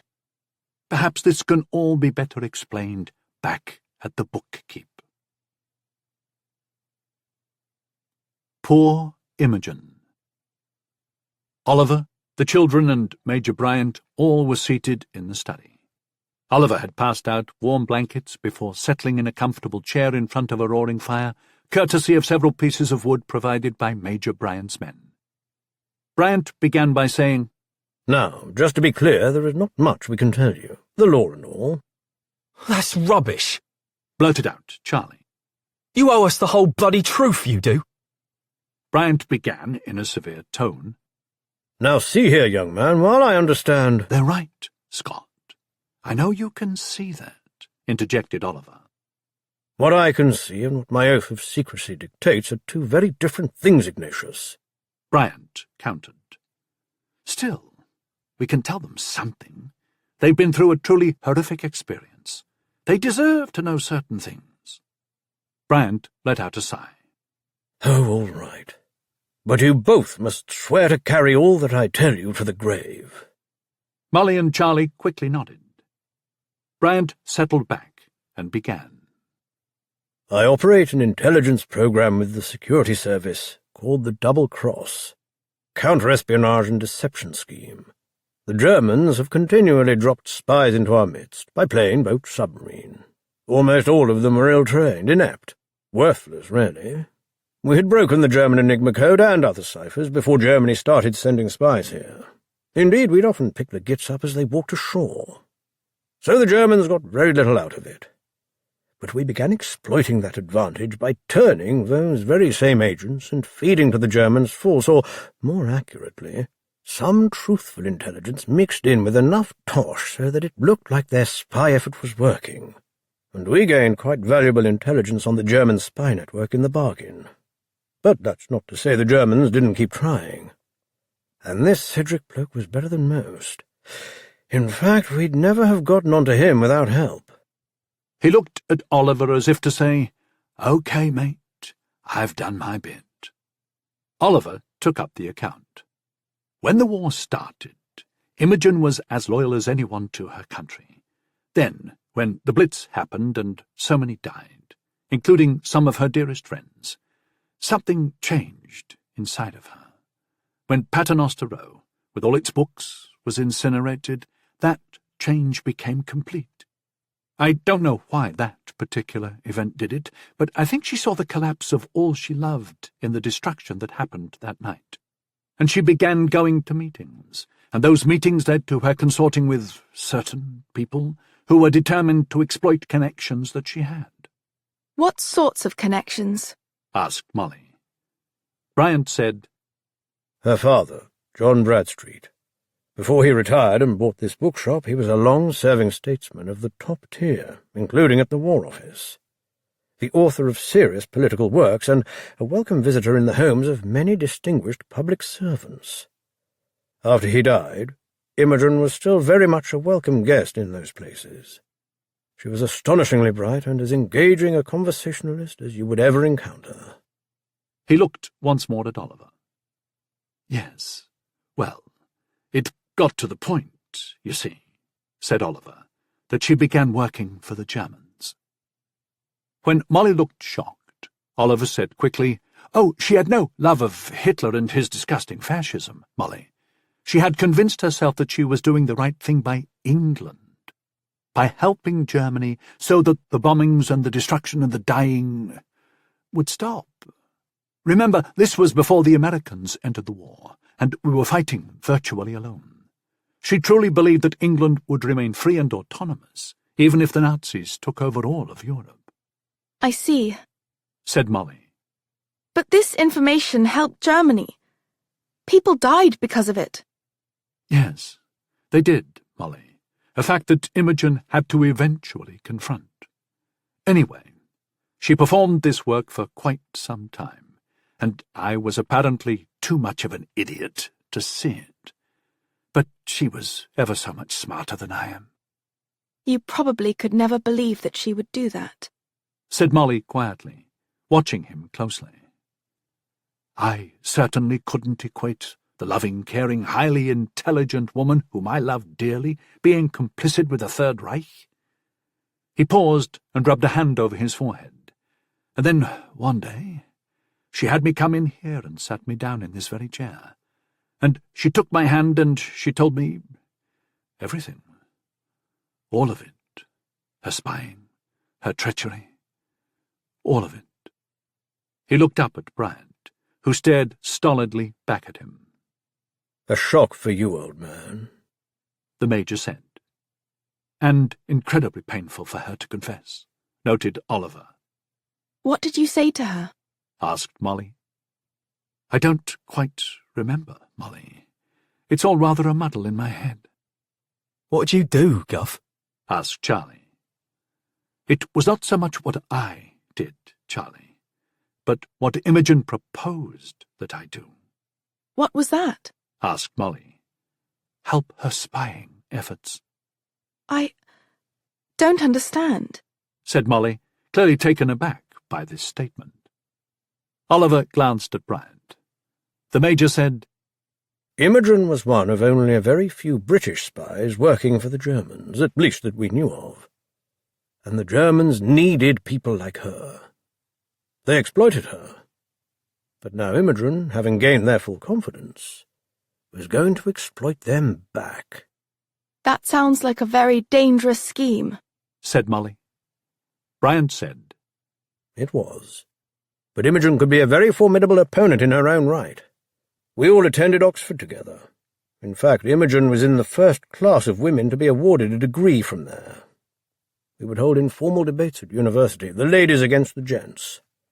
Imogen regularly wiped the floor with us. Right, old man? Oliver smiled weakly and said, Yes, quite regularly, in fact. She used these skills to convince Cedric and others that I had been working with her all along. We met with them and they became convinced of my loyalty, because Imogen knew exactly what she and I needed to say to make them feel that way. You see, she had read the Germans like a book, just like she read all other books. So I began working for them too. Bryant said, But the difference was that Imogen also came to me and explained the whole plan. Including what she had done previously. The whole plan, Molly, interjected Oliver. The last thing Imogen was trying to do was avoid the consequences of her earlier actions. She just wanted to make things as right as possible by now working for her country. Why'd she change her mind? Asked Charlie. I actually think it might have had something to do with me, said Oliver thoughtfully. He touched his arm where it had been burned. As an air warden, I very nearly died one night. I remember her sitting beside my bed in hospital while I recovered, just holding my hand and saying how sorry she was. And when I was finally able to return home, she told me the truth. I can't begin to imagine how much courage it took for her to do that. You really must have been quite stunned. I was many things, Molly, and yes, that was one of them. So, working with Major Bryant here, we regularly fed false information to Cedric, and he, in turn, communicated that to Germany. And Cedric would bring me and Imogen false intelligence with the understanding that we would pass it on to Major Bryant, who he knew we were close with. Which we did, but we also told him it was rubbish, of course. And we continued to disclose to the Major all we knew about Cedric and his operation. After Imogen died, I kept working with them on my own. We knew something was up before tonight, said Molly. Oliver shot her a puzzled look. How could you possibly? Charlie said, Like I told you. I saw that bloke, Cedric, here late that night when I come round. He gave you some papers. And when you come to my flat the next day, I followed you. Saw you meet with Cedric at his place. When you come out, you had some papers you was putting in your pocket. Molly added, And very late at night, we saw you slip an envelope in his letterbox when you were wearing your air warden uniform.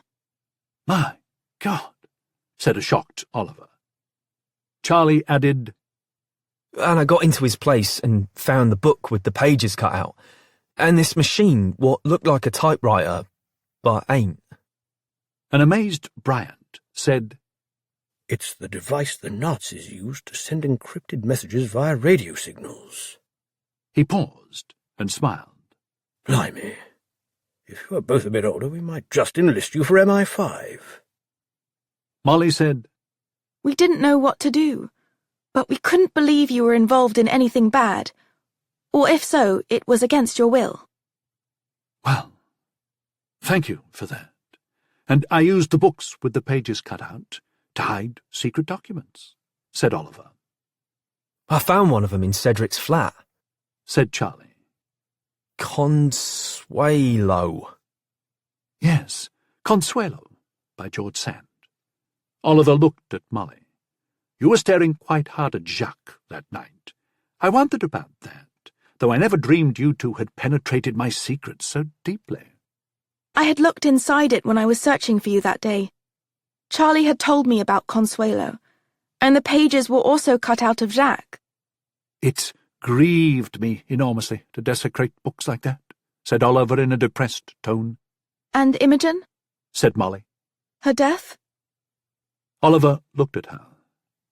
She got me firmly established as a spy in my own right, and then told me she was going to Bristol. Instead, she went to Cornwall and ended her own life. Why do you think she did that? 'Cause she couldn't live with what she'd done, said Charlie, drawing everyone's attention. Yes, Charlie, said Oliver earnestly. I believe you are quite right about that. But you let Cedric go tonight. Why? We let him go only after he saw Ignatius die, said Bryant. And we made it seem that it was simply the police that had seen them with children and suspected the worst. That way he will believe that Ignatius's status as a spy remains unknown, and he will tell his handlers in Germany that the intelligence just provided is perfectly good to use. But the intelligence won't help Germany at all. In fact, we hope it will lead to one of the worst defeats the Nazis will suffer in this war and hasten its end. And when it's time to pick up Cedric, we will, as I said, a short leash. He will not escape. His life will end on the gallows. But how did you manage to show up so quickly tonight? Said Molly. We have a man who follows Cedric when he comes here. So when you left with Cedric, he reported it and we followed. They must have had someone else kill Mrs. Macklin and used the cover of the bombing raid that night to do the deed. Oliver took up the story. And the place I took us to is the prearranged spot when something is amiss. He glanced at Brand. Secret communications do not always necessitate a machine or a series of esoteric numbers. Sometimes it is simply what someone does while being observed. Quite so, agreed Brand. Oliver continued. I was to be shot with a blank gun, and Cedric would manage to escape. But you was bleeding. Just a little capsule I keep for such occasions, Charlie. Slipped between my teeth and cracked open, and one has instant blood. And then I simply rubbed it across my shirt, which means I'm down to just the one clean one now, he added, ruefully looking at his ruined garment. Bryant rose. And now it's time that I was off. He left them there in front of the now dying fire. Molly and Charlie came to sit on either side of Oliver as he continued to stare at the winking embers. Molly said, When you were shot and dying, you said sorry to us. Yes. I felt truly horrible for having placed you and Charlie in such danger. I'm just glad you're on our side, said Molly, as Charlie nodded. And I'm so very sorry about Imogen. He took their hands and squeezed them. We all have each lost a great deal in this terrible war. But amidst all this destruction and despair, we managed to find one another. As a mathematician, I can tell you the odds of that happening are staggeringly long. But here we are, together, as though it was somehow preordained. Now I want you both to know that so long as I am here, you will always have a home. Never question or doubt that. Promise? They both nodded and said together, Promise. Words of a feather. At dinner the next night, Molly could barely stay awake. Oliver filled their plates with what he had managed in the way of food. Their teacups were up to the brim at least. Charlie looked as tired as Molly. His eyes were half closed as he forked some potato and then a sliver of parsnip into his mouth. Oliver sat down and eyed them both. Rough days, I take it. Molly stirred. 3 patients died today, and I would be very much surprised if we didn't lose a similar number tomorrow. That is awful, Molly, said Oliver. I delivered 4 more of them telegrams, said Charlie. We deeply regrets to inform you. He put his fork down. Did the people have someone with them when they got the messages? Asked Molly. One didn't. She went right down to the floor. I hugged her till a neighbour come along. Couldn't think of nothing else to do. I'm sure it was of great comfort to her, Charlie, said Oliver. Charlie shrugged. Next, he rose and did something he had never done. He left the table without finishing his food. He went to the room he and Molly were sharing and closed the door. He's upset, said Molly. He has a right to be. He's lost his entire family to this damn war. And look at what you have to confront on a daily basis. It's not fair. None of it. War doesn't care about what's fair. It's like a virus. It only wants to invade and do harm. She put her fork down. I do have a question. He settled an anxious gaze on her.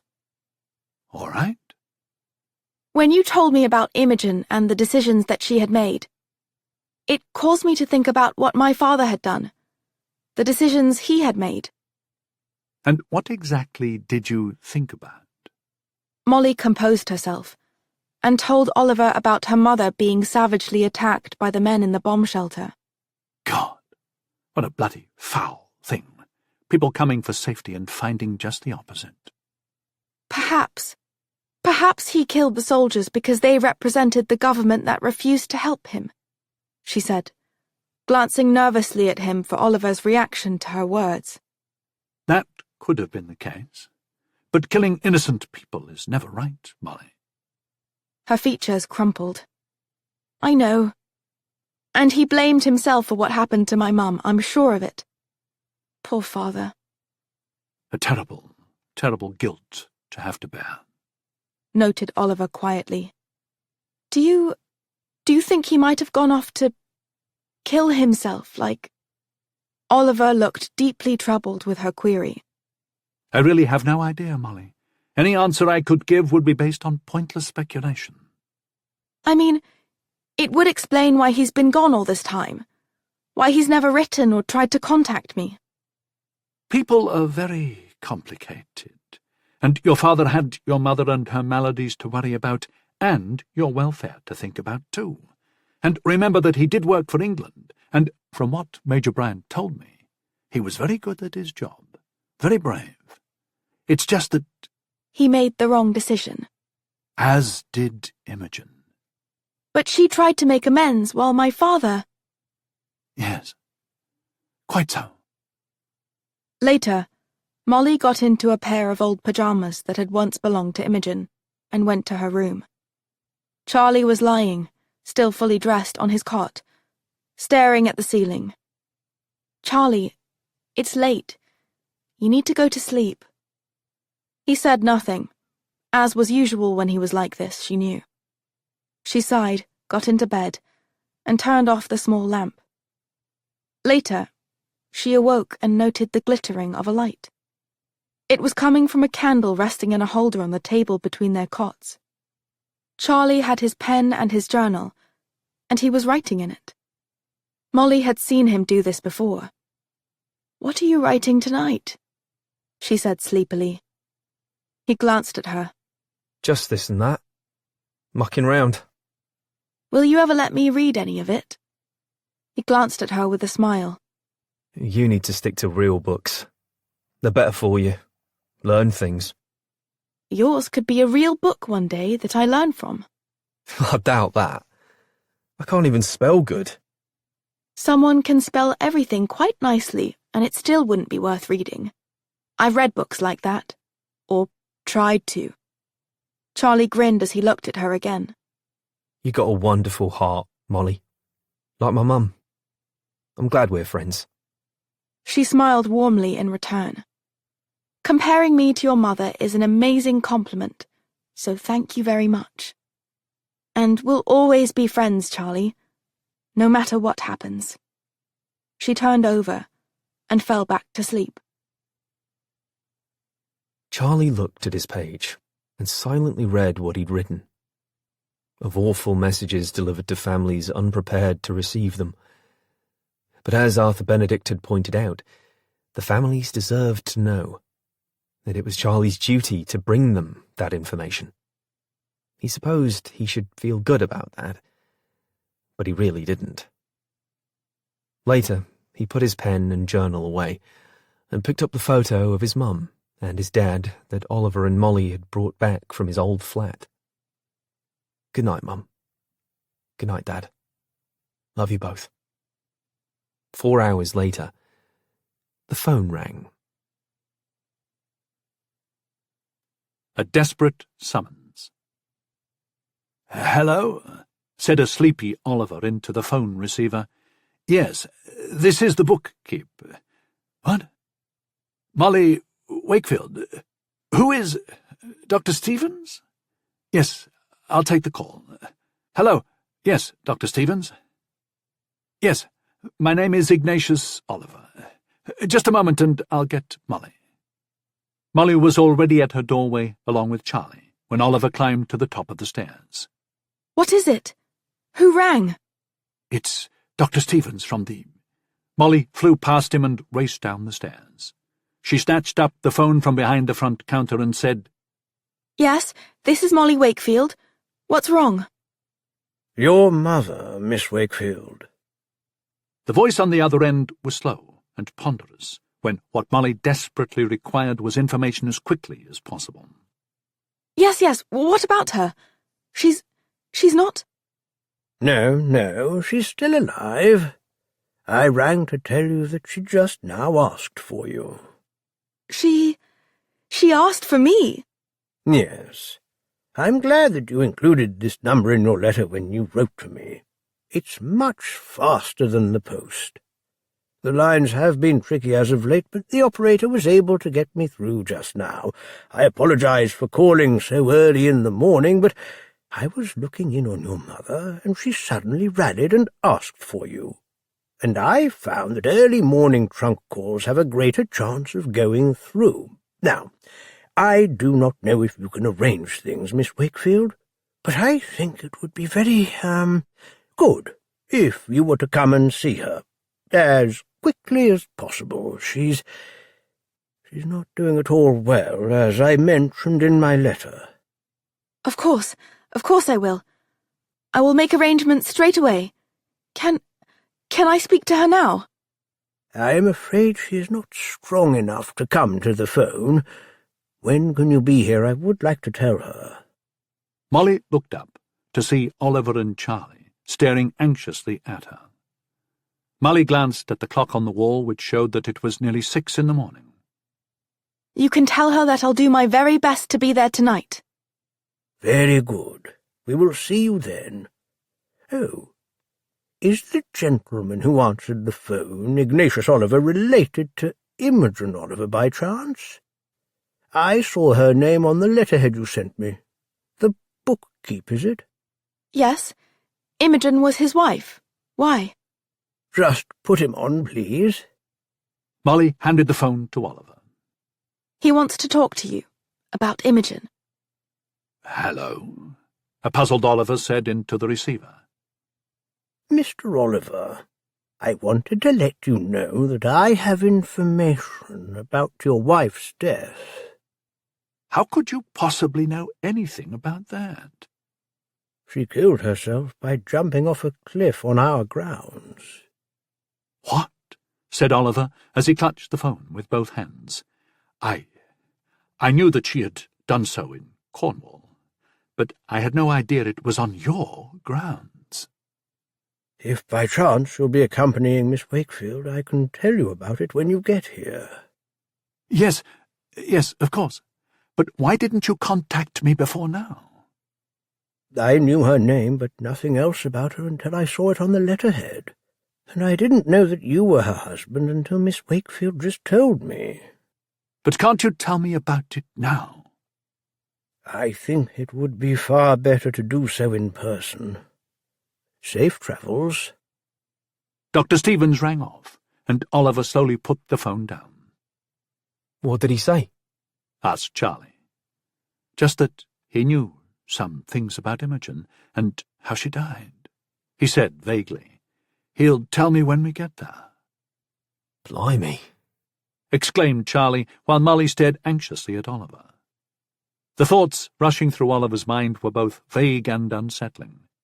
He knew that Imogen had jumped to her death, but learning that Imogen had killed herself on the Institute grounds, the same place where Molly's mother currently was a patient, it seemed too stark of a coincidence.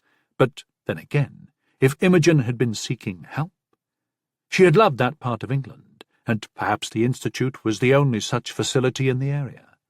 But if she had sought help there, why had she ended up taking her own life? He looked at Molly and said apologetically, "I'm sorry. My mind was just in a muddle. What did he say about your mother?" She asked to see me. It doesn't look like she has very long now. Then we must think of a way to get there, and we will. I can check the trains again, or perhaps a bus. Charlie slapped his forehead. Wait a mo! What is it, Charlie? Charlie ran up the steps and was back down in a jiffy. We can drive there, he said breathlessly. Drive? In what? Charlie held up 2 keys. in your Singer. That's what. Oliver immediately rang Major Bryant and explained the situation. The Major was able to arrange official travel papers necessary to get them to Cornwall, and a map with directions. He got the car and garage keys from Charlie and sent off a couple of men to fill the Singer with petrol, pump up its tyres, and make sure the motor car was in good working order. They then delivered the Singer to the bookkeep later that morning. Bryant had added a caveat to their travel plans. At this point in the war, and on that part of the coast, no one can move about freely without complications. Thus, if you do get stopped, Ignatius, these papers may not be enough. So be prepared to talk your way past any questions.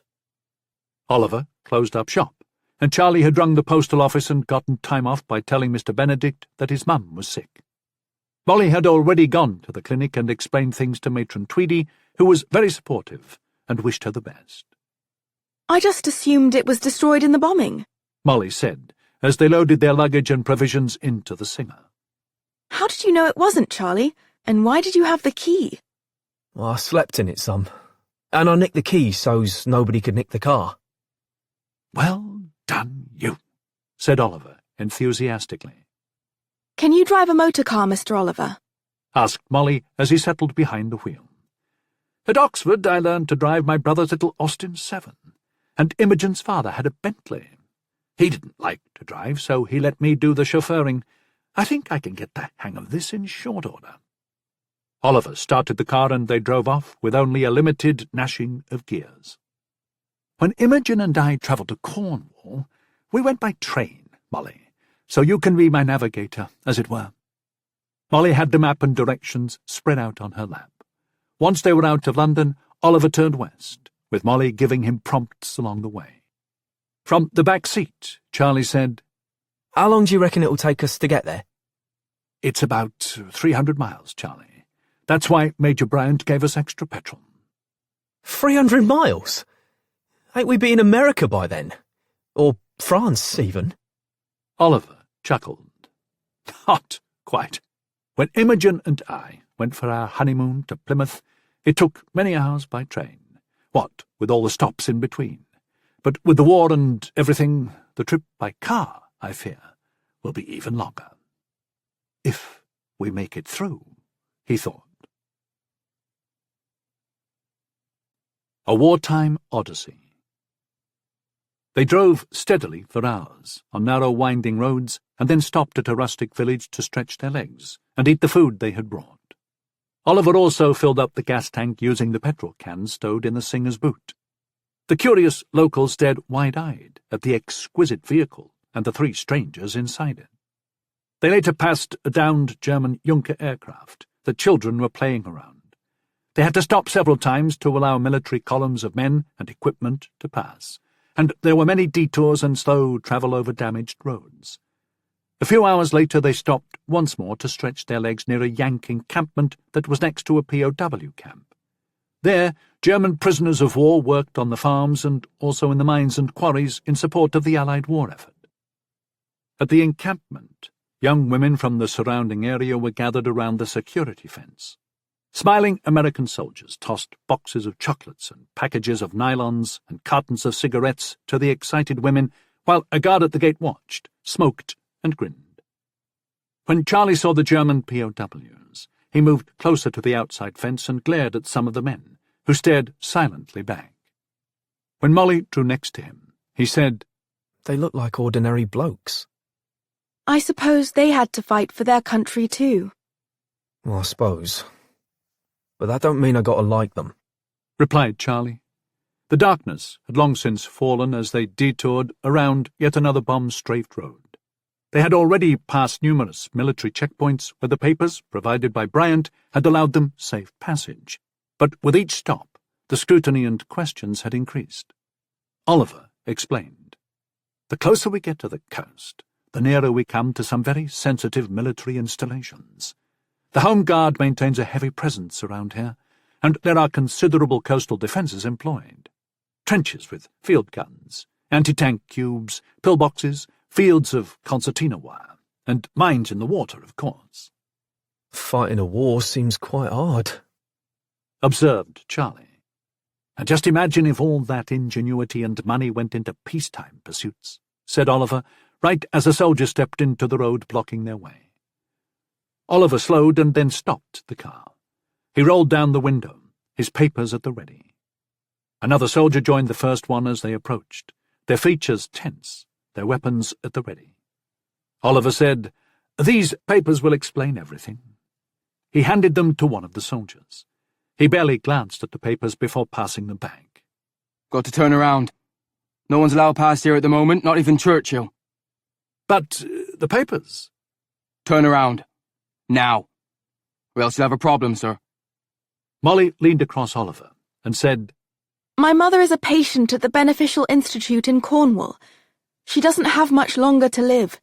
I must see her. I'm very sorry about your ma, said the other soldier sincerely. but we have our orders. There are military actions going on past this point. Is there really no way we can be let by? Asked Oliver. We've come all the way from London. Not unless you can convince us of your trustworthiness. And a bit of paper and a story about a dying mum ain't going to do that, mate, said the first soldier. Molly sat back, looking helpless. Oliver reached into his pocket and took something out. Will this do? He handed one of the soldiers his George medal. They both looked at it. You got this? Said one. From the king. Yes. He held out his ARP warrant card. I'm an air warden. It was awarded for bravery, though I was just doing my job like you are. Well done, mate, said the soldier, handing it back. He looked through the window at Molly. Lost my mum last year. Got leave, though, and said my goodbyes to her. He looked at the other soldier. What do you think? The man shrugged and nodded. Okay. Good luck to you, then, said the first soldier, waving them on. As they drove off, Oliver said, really to himself, First time I'm happy I won that thing. We go left at the next road, said Molly, reading off the dim interior light. Later, Charlie saw the signpost first. The Institute's that way, he said, pointing to the left. Indeed it is, Charlie. Good eye, said Oliver. They drove on as the rain started to fall. Oliver said, My word, the place is really right on the water. You can see the channel over there through the trees, and just across the water is France. I heard of the White Cliffs of Dover, said Charlie. I know they're on the channel. My Gran went there once on holiday and told me about them. Yes, but they're clear on the other side of the country, southeast of London, across the channel from Calais, replied Oliver.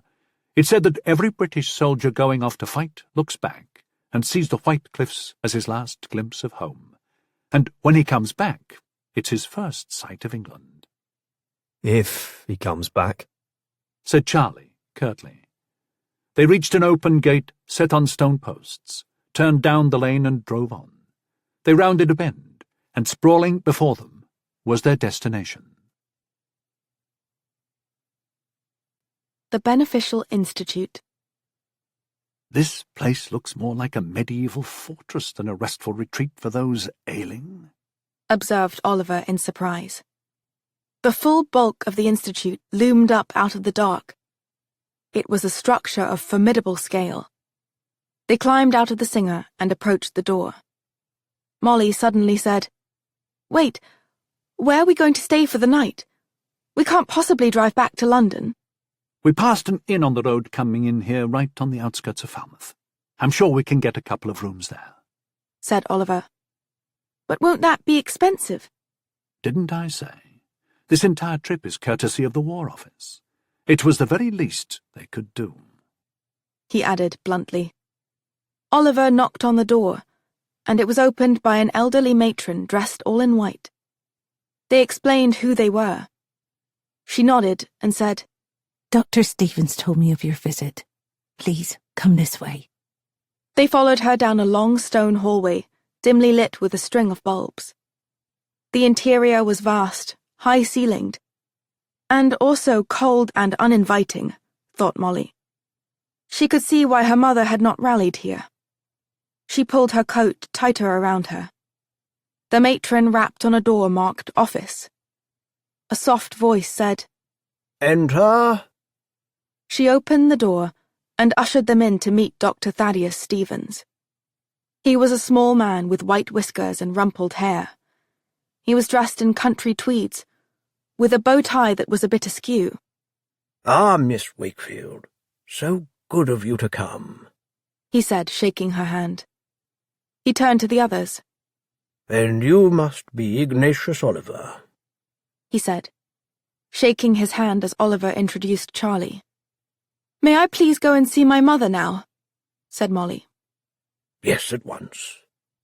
He led them through a labyrinth of hallways, their footfalls echoing off the walls. "This looks like an old castle or fortress," noted Oliver. Stevens nodded. "I believe that is exactly what it once was. Abandoned for a long time, but perfect for our patients. Peaceful and isolated. At least, it was before the war," he added in a grim tone. He led them up a short flight of stone steps, until they came to a room with a brass name holder. Molly read off the name. Eloise Mary Wakefield. Molly hadn't yet turned 11 when she'd last seen her mother.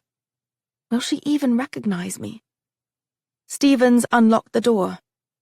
That it would be locked surprised Molly, but she supposed it was for safety reasons. He motioned them in. Molly gingerly stepped over the threshold, as though she were about to enter a venue holding unpleasantness and even terror for her. The room held a bed, a chair, a table, a lamp, and an old battered armoire. Molly's glances shot across the space and fixed on the large monogrammed steamer trunk set next to the armoire. She instantly recognized it as her mother's. It had been bought at Harrods. As a child, she had loved to run her fingers along the stylishly threaded letters of her mother's initials. Then, Molly leveled her gaze on the person in the bed. She blinked several times, and still, that did not seem to help. She looked at Oliver and Charlie, who were also staring at the woman. Molly felt something touch her shoulder, and she jumped. Stevens advised, "Why don't you go sit by the bed, Molly? If you speak to her quietly and gently, she might rally a bit." Molly crept over to the bed and sat down. She thought after Dr. Stevens' warning letter that she would be looking at an emaciated woman with a bony face, clinging to life. But her mother looked bloated. Her skin, instead of being pulled tight against her facial bones, seemed to float above them, like a full pond with submerged logs. Eloise Wakefield's hair was shot thickly with grey, the beautiful auburn locks of Molly's childhood gone forever. Even with the bloat, her mother's face was heavily lined, the etchwork like whorls on fingertips. She appeared smaller than Molly remembered, but then Molly remembered that she had grown over 7 inches in the interim. While her mother had not only not advanced a jot during that time, but seemed, instead, to have shrunk in stature. She reached out and tentatively touched her mother's exposed hand. It was puffy and coarse-looking, the nails irregular and jagged. Nothing like the elegant, refined hand of Molly's youthful memories. And she found her mother warm, disturbingly so. "Mummy, it's me, Molly." Her mother's eyes did not open. They were periwinkle blue, and Molly had always loved those eyes. "Mummy?" The eyelids quivered now, then opened, closed, and opened once more, holding this time. The pupils drifted from side to side, reaching Molly, then passing back before once more swinging to her daughter, and then remaining on her. Molly noted what looked to be crusted, reddened wounds that were present in the corners of both of her mother's eye sockets. The smile emerged on her mother's face, like a crack opening along an eggshell. "Mummy, do you recognize me? I'm Molly." Never did Molly think she would have to introduce herself to her mother. But the hand she was holding squeezed hers just a bit, and her mother's mouth moved, though nothing came out at first. Then, Molly. "Molly, yes, it's Molly. I'm here, Mummy." The smile broadened and spread across her face. The eyes lifted, the delicate cheekbones raised as the doughy, translucent skin receded a bit. A strand of hair drifted into her mother's face, and Molly moved it back into place. And that was when she glimpsed the vertical scar near her mother's right temple. It pulsated, thick, dark, and brutish, against the pale skin. She was brought back from staring at it when she felt a hand on her face. She looked down and saw her mother's trembling fingers slowly drifting over her skin. Like a blind woman Molly had once seen, due to someone she had met for the first time. But clearly her mother could see her. Molly? Yes, your daughter, Molly. I'm here, Mummy. Tears formed in Molly's eyes, and then drained down her cheeks. I've missed you so much, Mummy. I love you so much. Missed Molly. And then the hand withdrew, and the eyes closed. And that, apparently, was that. Eloise Wakefield fell back asleep. She tires very easily, but she seemed quite happy to see you. Stevens said kindly. I was quite astonished when she asked for you by name. She had not been communicative in a long while. Molly reluctantly let go of her mother's hand and rose. That scar at her temple, and those holes around her eye sockets. Yes, we can talk about all that later. I'm sure after your long journey you and your friends need a good night's rest. There's an inn near Falmouth that we passed, offered Oliver. Oh, no, we have a small cottage here on the grounds for visitors. You're welcome to it. Are you sure? Said Molly. I would like to be as near to her as possible. I am very sure. We'll get you settled, and though the hour is late, you can meet my colleague, Dr. Foyle. He led them out and locked the door behind him. Molly said, I wouldn't think she could get out of bed. We like to take precautions, said Stevens vaguely. It is best to. He led them back down the hall in silence. The procedure. Their rooms in the small cottage were utilitarian, but clean. The simple meal they had in the staff room was flavourless and overcooked, but it relieved their hunger. They gathered in Dr. Stevens's office afterward to meet with him and his colleague, Dr. Everett Foyle, who was exceptionally tall and lanky, with curly dark hair and around 40.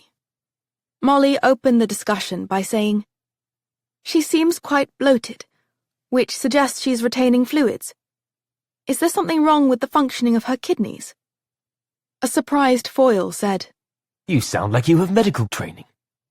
I do, actually. I'm a nurse auxiliary at a clinic in London, and I performed nursing services at a hospital in Leiston before that.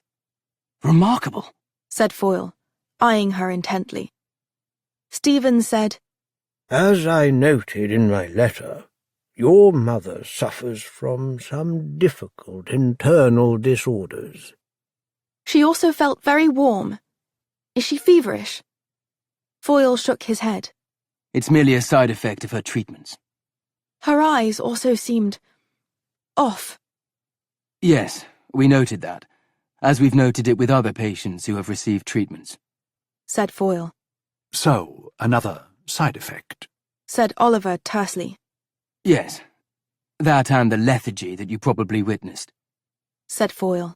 But that is preferable to the violent outbursts and uncontrollable seizures that she was exhibiting before.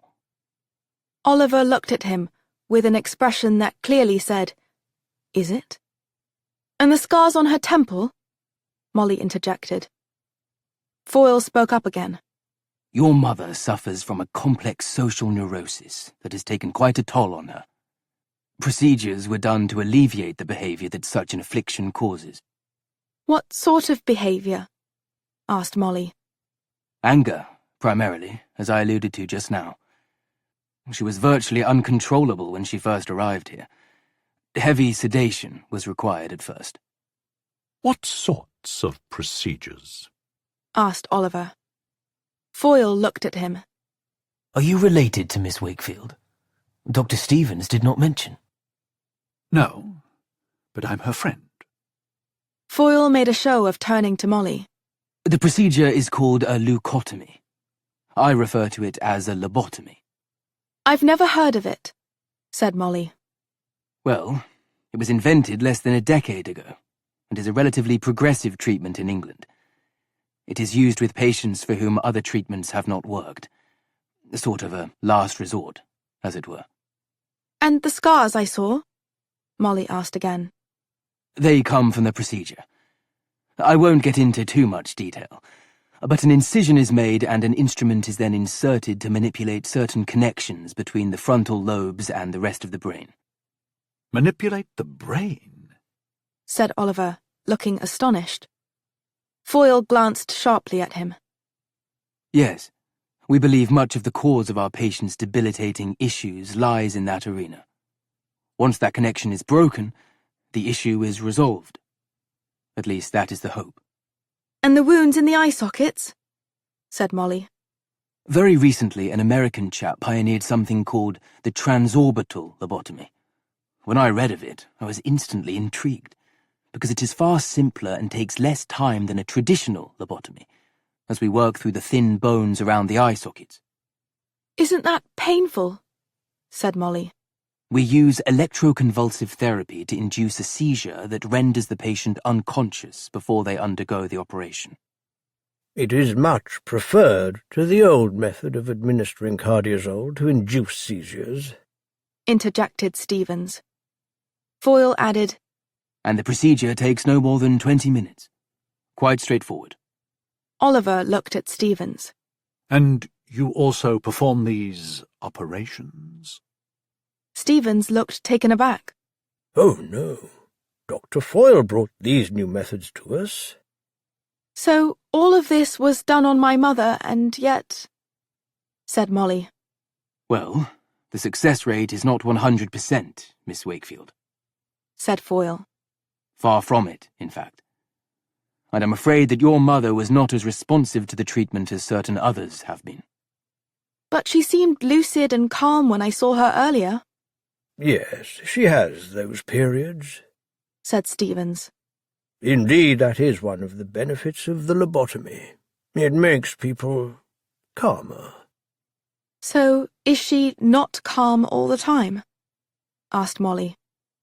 Stevens coughed and said, That is why we lock the door.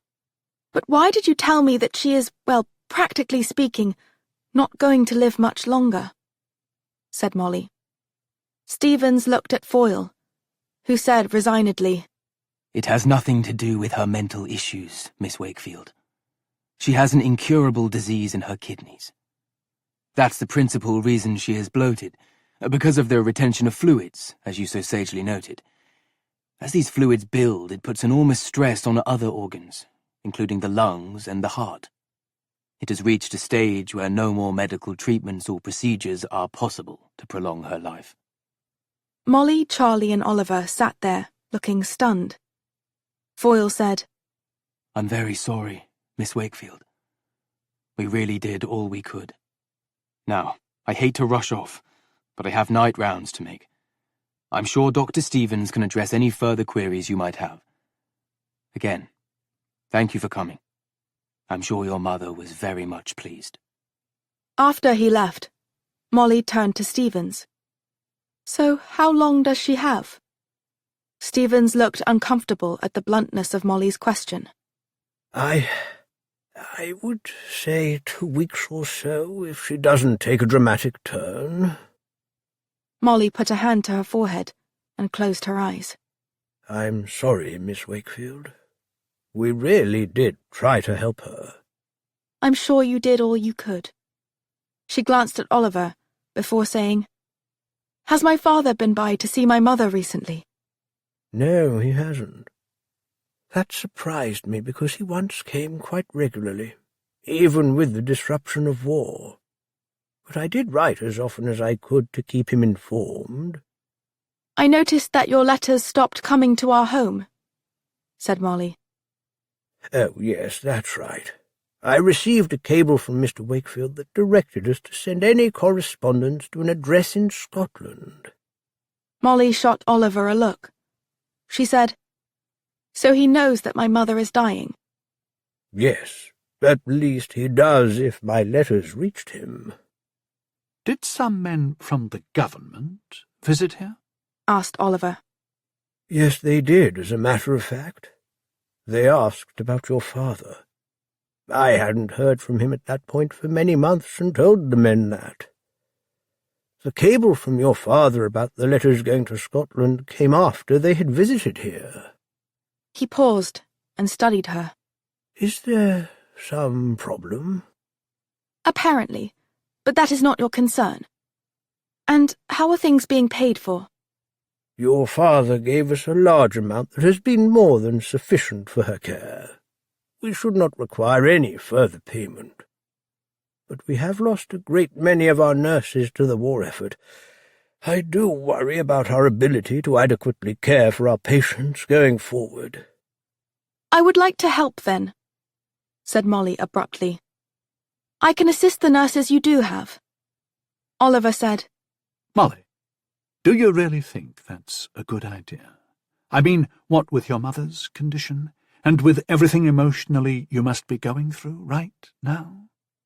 It would provide something constructive for me to do, while I wait for my mother. Stevens said, That is wonderfully generous of you. Thank you. Now, you all need to get some rest. Shall we reconvene tomorrow morning over breakfast? At which time I would like to hear what you know about my wife, said Oliver. Stevens looked at him sadly. Yes, of course. They walked to their cottage and gathered in the front room. Oliver studied Molly, who was sitting in a chair and staring down at her hands. Molly, I'm so sorry. And my father is in Scotland. Is Major Bryant wrong and he's not a killer? What? Exclaimed Charlie. Oliver filled Charlie in about Molly's father. Then he turned to her and said, They rarely get such things wrong. Molly said, I had hopes for something better for her. And him. But hopes don't always come true, do they? No, they don't. Especially now. Another way. Stevens had not been able to meet with them for breakfast, having been called away on some important matter, one of the matrons told them. After they ate the frugal meal, Molly had once more donned the garb of a nurse's assistant, as she followed Sister Lucille on her rounds. There could not have been a greater contrast between this place and the medical clinic in Covent Garden. The latter involved wounds of the flesh. The folks here suffered from maladies of the mind, and as terrible as the injuries were that she had seen at the clinic, the ravages of mental illness that Molly witnessed here left her stricken and dismayed. The very first patient she assisted with had been an infantryman in His Majesty's army. Bernard Hughes was 23 and had had munitions explode in front of him, both blinding him permanently and giving him shell shock to such a degree that he had tried to kill himself a dozen times in fits of nightmarish psychoses. Sister Lucille told her that Hughes had undergone a number of procedures. But the poor man's gone, and he's not coming back. You don't need to have a medical degree to see that, do you? He won't talk, he barely eats, he grunts. He has no energy. He's like an infant, except he's a man. Or was. There were others who were the exact opposite of Bernard Hughes, screaming and chanting and hurling themselves at padded walls behind locked doors. They could only be administered to when burly orderlies restrained them, and sedatives were administered. Still, one had tried to bite Molly as she sought to clean and bandage a bloody and ragged self-inflicted wound. Later, Molly had just finished helping with another patient and was walking back to the staff room when a masked Dr. Foyle stepped out of a room. His gown was covered in blood, and he appeared quite dejected. Through the open doorway, Molly glimpsed a body lying on a metal table, with a sheet fully covering it. A nurse stood next to the newly deceased, looking stricken and helpless. Foyle saw Molly, pulled the door closed, and said, A difficult case. Yes, I can see, said Molly. There are no easy problems to solve here, Foyle said, as he lowered his surgical mask and wiped some blood off his forehead. I'm sure not, Doctor. You've been seeing patients, I take it, he said, eyeing her uniform. Yes. I wanted to help however I could. It's so very kind of you. He looked at the closed doorway. My father was a patient here. Was? I tried my procedure. Unfortunately, it didn't work. He was in the army, you see. Surely he was too old to fight in this war.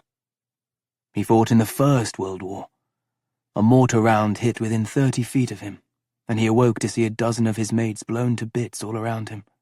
He survived, of course, but with serious injuries. The external wounds were eventually repaired, but the internal ones, the psychological ones, festered. As a child, I remembered that he was always a bit odd after coming home. But then one day, he didn't remember who I was. And, as the years passed, there were other strange episodes. Once, he took off his shoe and tried to eat it. I was quite a capable surgeon by then. But when my father suffered what he did, I changed my career path. I studied mental disease. I brought my father here because my mother insisted that I at least try. And I did. But to no avail. He had a seizure on the operating table that stopped his heart. He literally died in my arms. I'm so sorry, but I'm sure you did your best for him. An awkward silence persisted for a few moments, until Foyle stirred. I meant to ask you last night, but I wasn't sure how to broach it in front of everyone. Yes? She said expectantly. To better help treat patients, it's always important to understand their background, how they came by their disorders and the like. What can you tell me of your mother? Didn't my father inform you of what happened? Not really. He just said she became violent and uncontrollable. He actually had to administer a sedative to her for the trip here. Molly told Foyle about the incident at the bomb shelter. So she was robbed and assaulted and, Yes. Her clothes were torn. She apparently had been... She was understandably hysterical. I see. I am so sorry. But that explains a lot. It does? That sort of mental trauma is like shell shock, in a way. It does things to your mind. Terrible things. You can never seem to dig your way out of the hole the horrible event has placed you in. Your trust in humankind is also shattered. You see the world solely through the prism of that one awful experience. It becomes your obsession and impacts all aspects of your life. It is as though you can never see the good in people ever again. Poor mother, said Molly. Her cheeks flushed, and tears rose to her eyes. I wonder why your father didn't tell us about it. I think he felt guilty for allowing it to happen. I see. Unfortunately, that is a common enough reaction. If I had known that, we would have offered him counselling as well. It sounds like he needed it. I wish he had. Foyle slumped back against the wall and closed his eyes. Do you know what I wish, Miss Wakefield? I'm sure I don't know, Doctor. He opened his eyes. I hope that one day we come up with another way to help people with illnesses such as your mother and my father. I share in that wish. They both went back to work. An end-of-life admission. While Molly had been performing her nursing duties inside, Oliver and Charlie had been working outside, helping to maintain the grounds. Oliver had been told that Dr. Stevens had been abruptly called away to London on important business the morning after they arrived, and would not be back for several days. He and Charlie also pushed convalescing patients around the paths in wheelchairs, and with the help of one of the groundskeepers, caught some fish from the channel for dinner. Charlie viewed that body of water in the daylight the first morning that he and Oliver stood by the shore. Seagulls swirled overhead, looking like bright bits of confetti risen to distant heights. "As I said before, not that far across the water is France," said Oliver, pointing that way. "Knew it was somewheres round here," replied Charlie, still looking amazed by this as he gazed out to sea.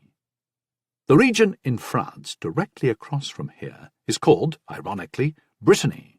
It comes from the Latin Britannia, which means land of the Britons, and indeed it shares a deep history with people from Britain who settled there. I travelled through France while I was at Oxford, you see. A flutter abroad before the working world beckoned. Quite beautiful. And the food and the wine. Well, let me just say that it was something one does not normally experience on this side of the Channel. They glimpsed the long, blunt snouts of artillery guns pointed to the sky, up and down the coastline. And uniformed Home Guard and regular British Army personnel, brandishing binoculars, continually watched over the waters and skies. Far out in the Channel, British ships lurked, and at far higher altitudes than the seagulls, darted RAF planes. As they worked away one afternoon on their 4th day here, Dr. Stevens came outside smoking a pipe, and he waved at Oliver, who was collecting some firewood in a wheelbarrow. Stevens walked over to him and said, "I apologize for not having spoken to you about your wife before now. I didn't want to do so when you first arrived, and the last few days things have been terribly busy. I just got back from London, in fact. Our local MP thought it best if I travelled there and argued my case directly to the government. You see, we desperately need more resources, and as we care for a number of soldiers here, I was trying to procure some public funds, and also some additional nursing assistance." "Were you successful?" "Unfortunately, no. There is apparently nothing to spare, people or pounds. So we'll just have to make do." Stevens motioned to a path that wound around the grounds. "Shall we take a stroll?" Stevens took a puff on his pipe as they walked, and said, "Imogen came to the Institute one day." "So she specifically came here. Why?" "She had heard of us," she said. "There aren't many institutions that do what we do, Mr. Oliver, and our reputation is broad enough to have reached London. Indeed, I think that's how Molly's mother ended up here. Anyway, your wife said that a friend had spoken to her about us." "I see." "Imogen was troubled. She had, I think, a case of severe depression, and she also suffered from undue anxiety. I met with her in my office. I gave her some aspirin to take, along with some meditative breathing exercises, and told her to take a holiday if she could while she was here. The sea air, that sort of thing, take her mind off things. I mean, she certainly wasn't a candidate for Dr. Foyle's procedures or anything. Completely in charge of her mental faculties, she just seemed lost." Oliver looked out to the Channel. "Do you usually see people who just walk in the door?" "No, never, in fact. But your wife, well, she intrigued me. Remarkable for intelligence, but if you don't mind my saying so, she clearly had her demons." "And she jumped off a cliff somewhere around here, you mentioned?" "Not somewhere." said Stevens surprisingly. He pointed with his pipe to a spot on the coast where the land rose high. "There." Oliver looked where he was indicating and inwardly shuddered. "We had several who saw her go up to that very spot. One person even tried to talk her down, but failed." "Is that person still here?" said Oliver quickly. "Yes, it was Dr. Foyle, actually. In fact, I have asked him to meet with you tonight to discuss it." I'm so sorry. I didn't make the connection with the name until Dr. Stevens mentioned it," said Foyle, as he and Oliver sat in the doctor's office. It was in the evening after a sparse dinner, and both men looked tired and strained. "That's all right. But what can you tell me about that day?" Foyle lit up a cigarette and offered one to Oliver, who declined. "I actually never smoked until I got here." "I can understand that," said Oliver. Foyle picked a flake of tobacco off his tongue and sat forward, his long back bowed. I had just finished a difficult surgery and was taking a walk, just to unwind a bit. I was heading up to the cliff. I liked the view from there. When I saw her, there were several other people about, a nurse or two and a gardener, and a patient getting some air with her attendant. But I was the closest because she and I were heading to the same spot, apparently. What drew your attention to her? I didn't recognize her, for one thing, and she was walking with such purpose. I've been dealing with mental issues for quite a while now, and I just read something in her body language that set off warning bells in my head. So I called out to her. What did she do? She didn't stop, not at first. She walked right up to the edge of the cliff, and then turned to look at me. She seemed coolly defiant, I guess you could say. I drew a bit closer and asked her who she was. What did she say? She said she was a conscientious objector. To what? I asked her. You're a woman. You're not going to be called up to fight. And her response? She said she wasn't objecting to the war, although she said she had very good grounds to do so. She said she was objecting to her existence. Oliver's expression became pained. Foyle noted this. Yes, quite. Not what you wanted to hear, I know. He paused and puffed thoughtfully on his cigarette before resuming. I told her that I was medically trained in helping people like her, and if she would come to my office, I would do whatever I could to assist her. And? And she thanked me, most graciously and most eloquently. But she said she was beyond redemption. That was the word she used. Redemption. Do you know what she meant by that? Oliver shrugged and slowly shook his head. And then she told me that if... Let me think. Right. She said, if Iggy ever asked, that I should tell him he was the most wonderful thing her life had ever discovered. Quite an interesting way to phrase it. I assumed that Iggy was referring to you, Ignatius. Yes. It was her pet name for me. She added that if there was any way she could have managed it, she would have gone back to him, or you, as it were. But she never found a way to do so that seemed equitable. Yes, that was the word she used. Foyle stopped and drew in a deep breath. And then before I could say another word, or take a step toward her, she turned and jumped. By the time I got to the edge, she had already reached the water. He paused, and then added, I will carry the guilt to my grave that I did nothing to stop her. Please, don't. If not there, she would have simply chosen another time, another place. When her mind was made up, well. Yes, she did strike me as being quite formidable in that way. Thank you, Dr. Foyle. Thank you very much. Oliver went back outside, walked right to the cliff's edge, and looked down more than 200 feet to where the frothing, rocky channel was but one fatal step away. He took a deep breath, filling his lungs with the salty air. In that motion he tried to imagine absorbing the last bits of Imogen's life as she stood here, making perhaps the most difficult decision a person could make, or maybe the simplest. He didn't know, really. He could see, in her state of mind, how she could have jumped out into nothing, plummeting down, perhaps just staring out at the sky, her very last glimpse of light and life, and then hitting the water and rocks below at such violent velocity that her end would have come before her mind ever had a chance to tell her it was over and done. Yes, he could see how anyone might do that, given the right circumstances. Even me, without my Imogen. But then Oliver took a symbolic step back when the images of Molly and Charlie entered his mind. It was simply a question of being needed, really. Imogen apparently thought that he could get along perfectly well without her.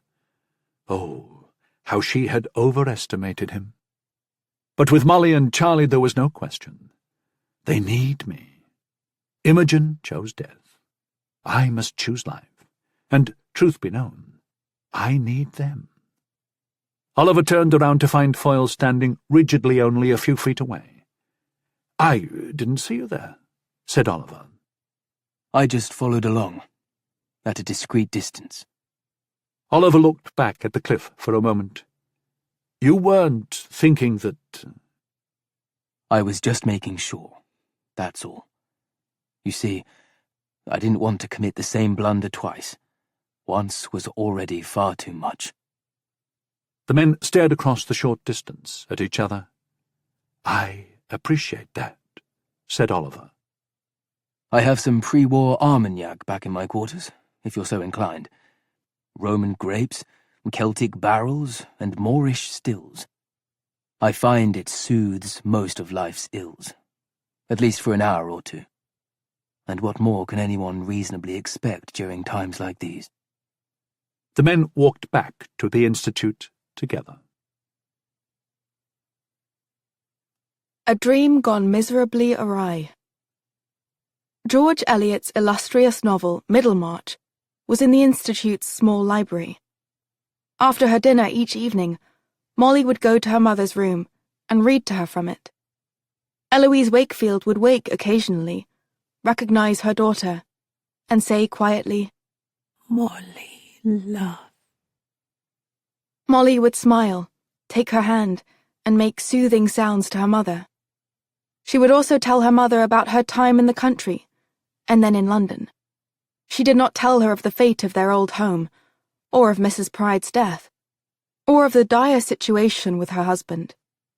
Molly did not have to be learned in the field of mental illness to know that such revelations would not be beneficial for her mother. Molly also had looked through the things her mother had brought with her, or more likely, the items her father had packed for his wife. He was always inclined to oversee tasks like that. In the bottom of the armoire, Molly found a picture of her and her mother that she had forgotten about. It had been taken at Hyde Park before the war. They were on a bench looking happy and content, although, as Molly peered closer into her mother's stilled eyes, she saw perhaps a degree of apprehension that she had never before perceived. Maybe because I didn't want to see it. Molly had put the photo in a frame she found and placed it on the table next to her mother's bed. If her mother saw it, Molly reasoned, it might make her remember happier times. It was a simple contrivance, but one never knew. And at this stage, Molly would do anything to ease her mother's final days. "I think she's actually getting better," she told Charlie and Oliver one afternoon. "Do you think it would be possible?" She halted and looked at them uncertainly. "What?" said Oliver. "I was just wondering if it would be completely ridiculous to think about bringing her back to London to spend what time she has left there." "But where would she stay, Molly?" said Oliver. She could use our room, and I could sleep on the floor in the bookshop, offered Charlie. Molly said quickly, "Charlie, I could never ask you to do that." Oliver said, "And surely she needs hospital care, Molly. And then there's the question of transporting her. We can't simply load her into the car and drive her back." Molly looked defeated, but then her expression changed. "I think I might have an idea." She rushed off. Later that evening, Molly found Oliver and Charlie and told them what she had managed. "I had Dr. Stevens make some inquiries, and he found a telephone number for the Tinsdales in Yorkshire." "Excuse me, the Tinsdales?" said Oliver. Rich relatives of Molly's up north, explained Charlie. "Yes, they're my mother's family, and they are quite wealthy. I don't think they've been in touch for many years. Anyway, it took the poor operator 3 tries, but finally I spoke to Lucretia Tinsdale, Mum's second cousin or something like that. They remembered Mum very well. They had no idea what was going on with her, didn't even know she was still alive. They were extremely concerned when I told them about her condition, and they have agreed to help with her care, and also in getting her back to London." Why, that's wonderful, said Oliver. She could be in hospital in London, and I could care for her there. And there might be some treatment for her kidneys. I thought I would go and tell Mum now. Do you want to come with me? Charlie said. I will. But Oliver said, I don't want to overwhelm her with my presence. All right, we'll talk later. Well done, Molly, said Oliver. Molly had been given a key by Dr. Stevens. She unlocked the door, and they went into her mother's room. Molly drew close to the bed and said, Mum, I've got the most wonderful news. We're going to take you back to London, and your family, the Tinsdales, are going to help. Isn't that so splendid? Molly smiled at Charlie, bent down, and gripped her mother's hand. Eloise Wakefield's eyes popped open, and the person revealed behind them was not one with whom Molly was remotely familiar.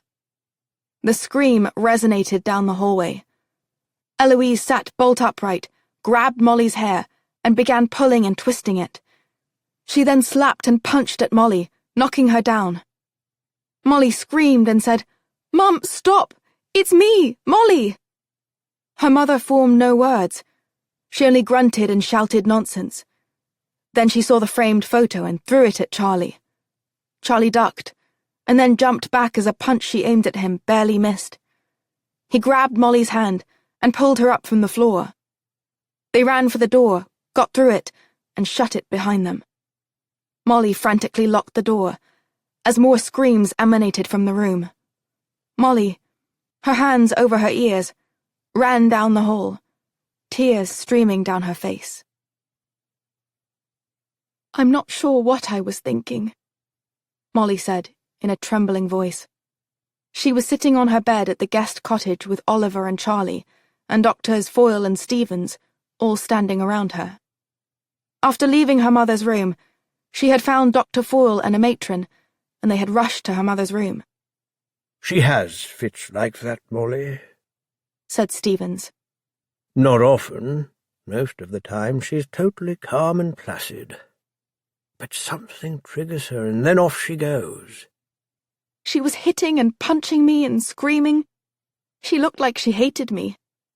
Foyle added gently, I seriously doubt she even recognized it was you, Molly.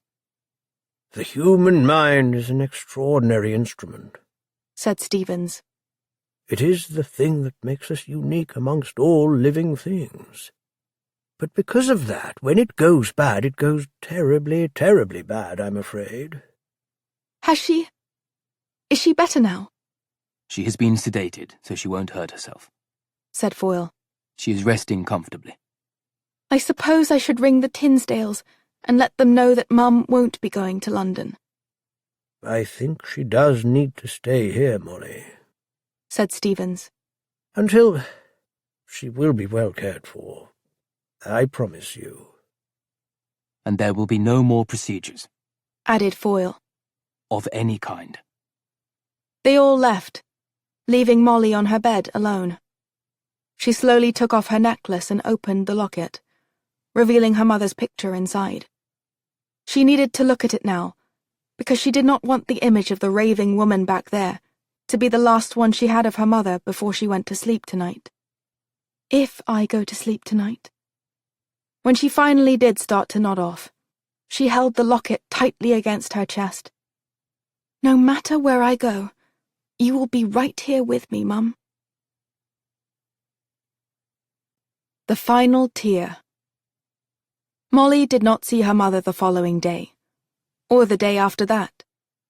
She was quite fine now, she had been told by both Foyle and Stevens.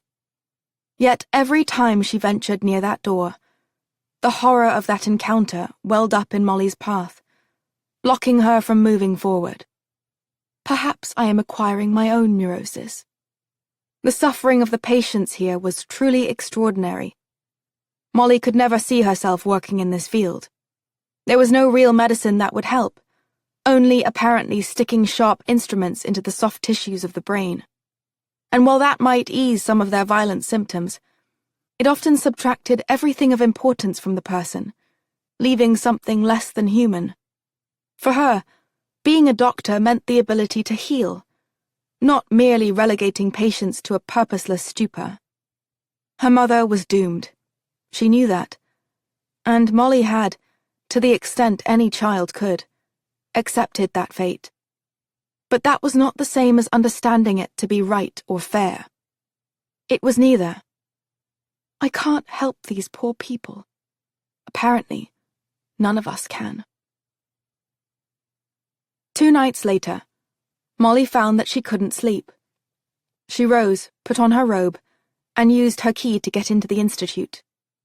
She walked down to her mother's room, with the thought of just watching the woman sleeping peacefully for a bit. But when she got there, she found the door open, and her mother gone. Molly looked wildly around for someone to alert, but found no one about. She ran back to the cottage and rousted Oliver and Charlie from their sleep. They quickly dressed and rushed outside. I thought they locked her door, said Oliver. I did too, replied Molly. But it was open. She must still be inside the institute. She was surely too weak to make it outside. I'm surprised she made it out of her room unassisted. What's that noise? Exclaimed Charlie. They listened and heard what sounded like a door closing. They ran to the rear of the building. When they got there, the first thing they saw was an empty wheelchair next to a small grey 2-door sedan. Her mother was sitting in the passenger seat, looking placidly out the windscreen. And someone else was with her. "Father!" screamed Molly. Herbert Wakefield turned to look at her. He looked old, far older than she remembered. He was thin, she observed, unhealthily so. He was dressed in a 3-piece suit. His hair was nearly all white, and punished by the stiff wind. He looked at her in bewilderment. She took a tentative step forward. "Father, it's me, Molly." My God. Molly? She took another step toward him. "I came to visit Mum." She glanced at her mother. "Where are you going with her?" He looked over his shoulder at his wife. She needs to leave this place. We both do. It's, government business, all hush-hush. I'm sorry I couldn't tell you. Official secrets and all that. "Father, you can't do this. You mustn't do this." I tell you, it's official business. I'm taking your mother to a safe place. "I know, Father. I know everything." Do you now? He replied sharply, his features hardening. "Yes. You killed British soldiers." You know what they've told you, I imagine. He gestured angrily to Oliver. But not my side of things. "Now you can have your say." And would it make any difference to you, child?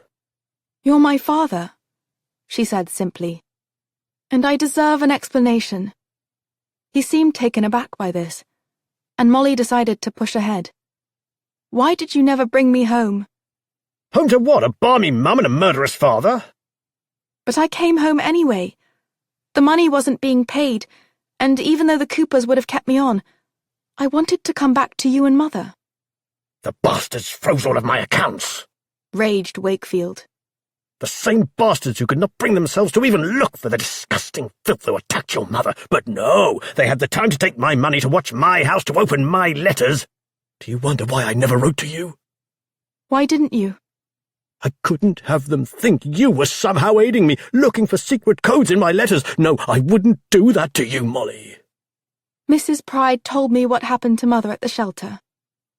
She didn't know everything. I couldn't bring myself to tell her. "What do you mean?"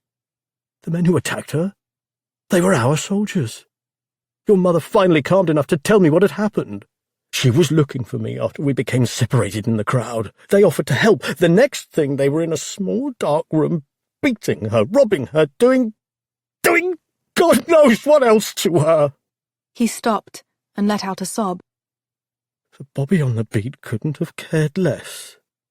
He added more calmly. Not to be bothered.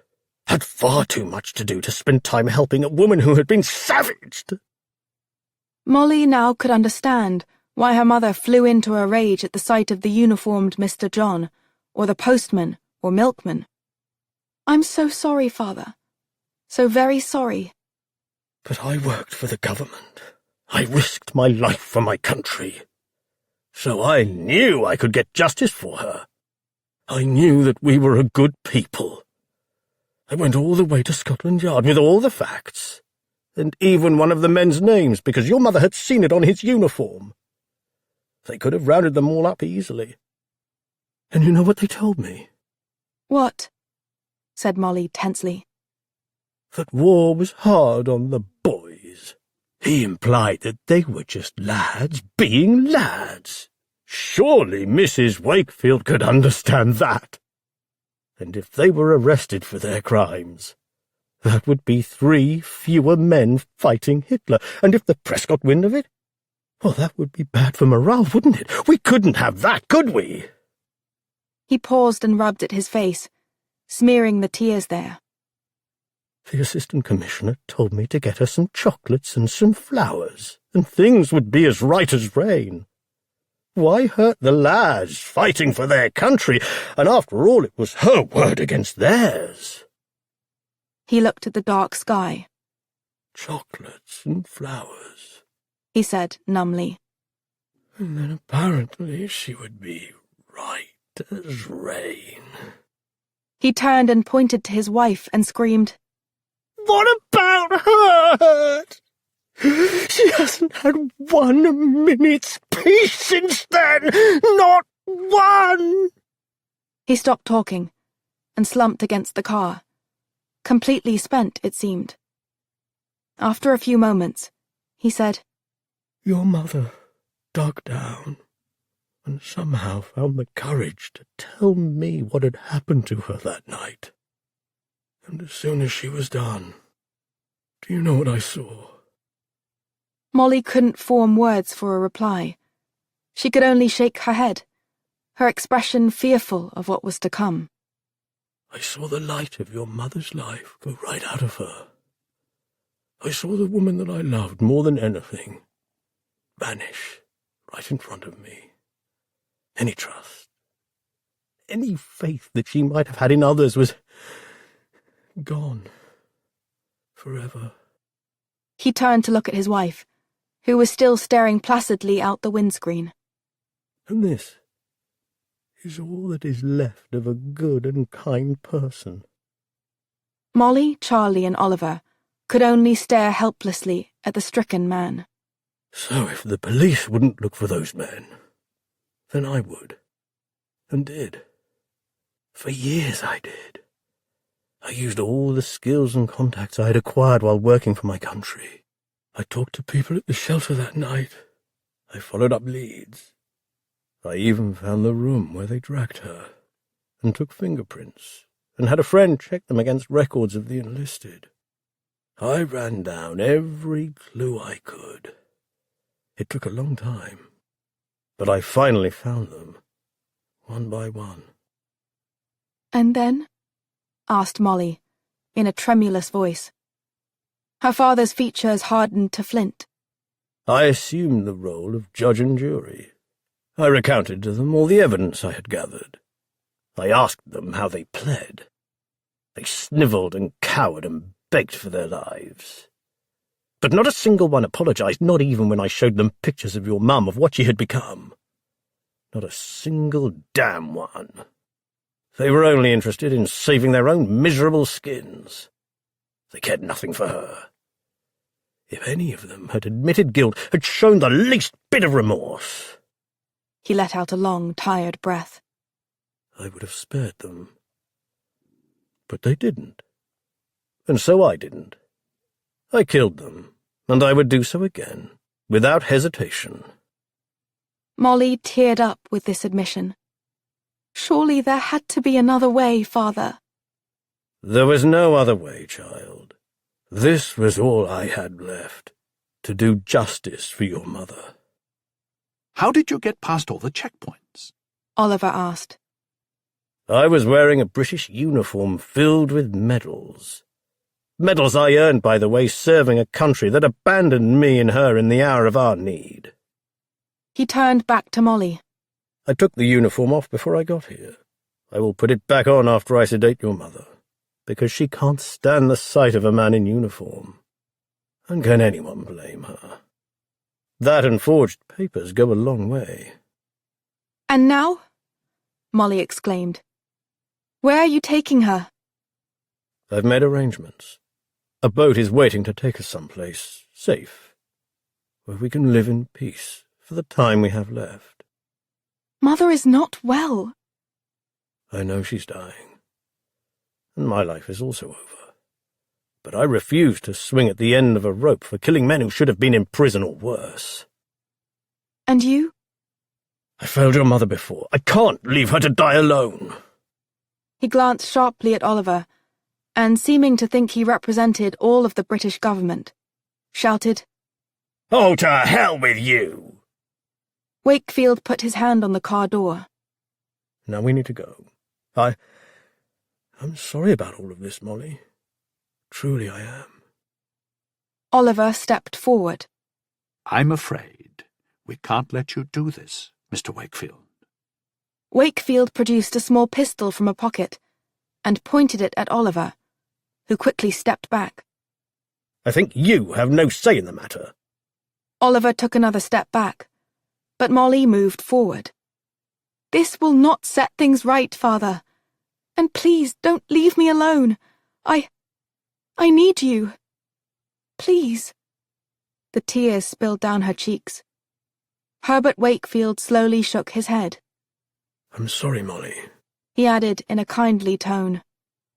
You have your life to live, and I wish it everything you want it to be.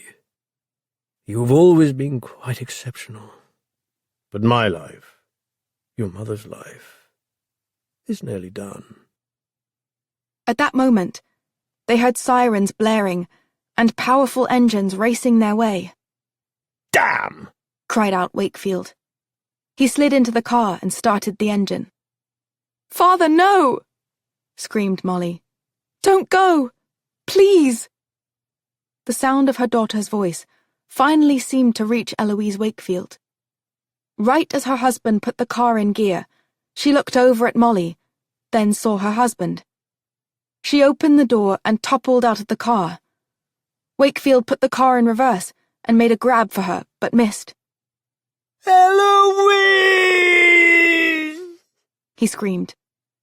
Charlie and Oliver raced over to Eloise Wakefield and pulled her safely away from the automobile. Wakefield looked like he was going to get out of the car and attempt to pull her back in. Instead, he sped off. A moment later, he had to steer the sedan to the right to avoid the police cars roaring into the drive, sirens blaring.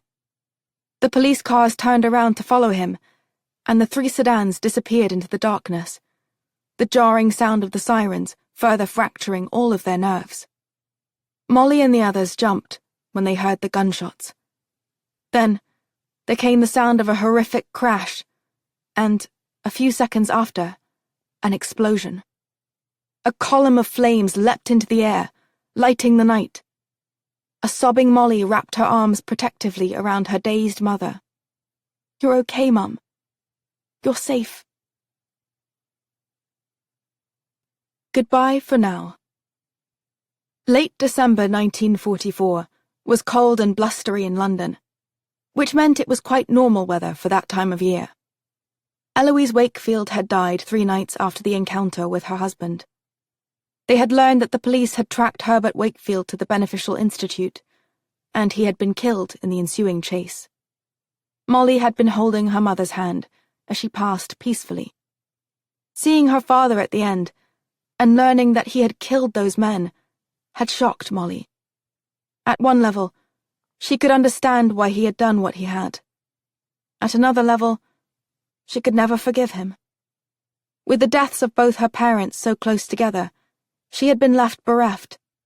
If it hadn't been for Oliver and Charlie's love and support, Molly knew she could not have survived the twin losses. Still, she had cried so much that when she was done, Molly doubted she had any tears left to shed. Ever.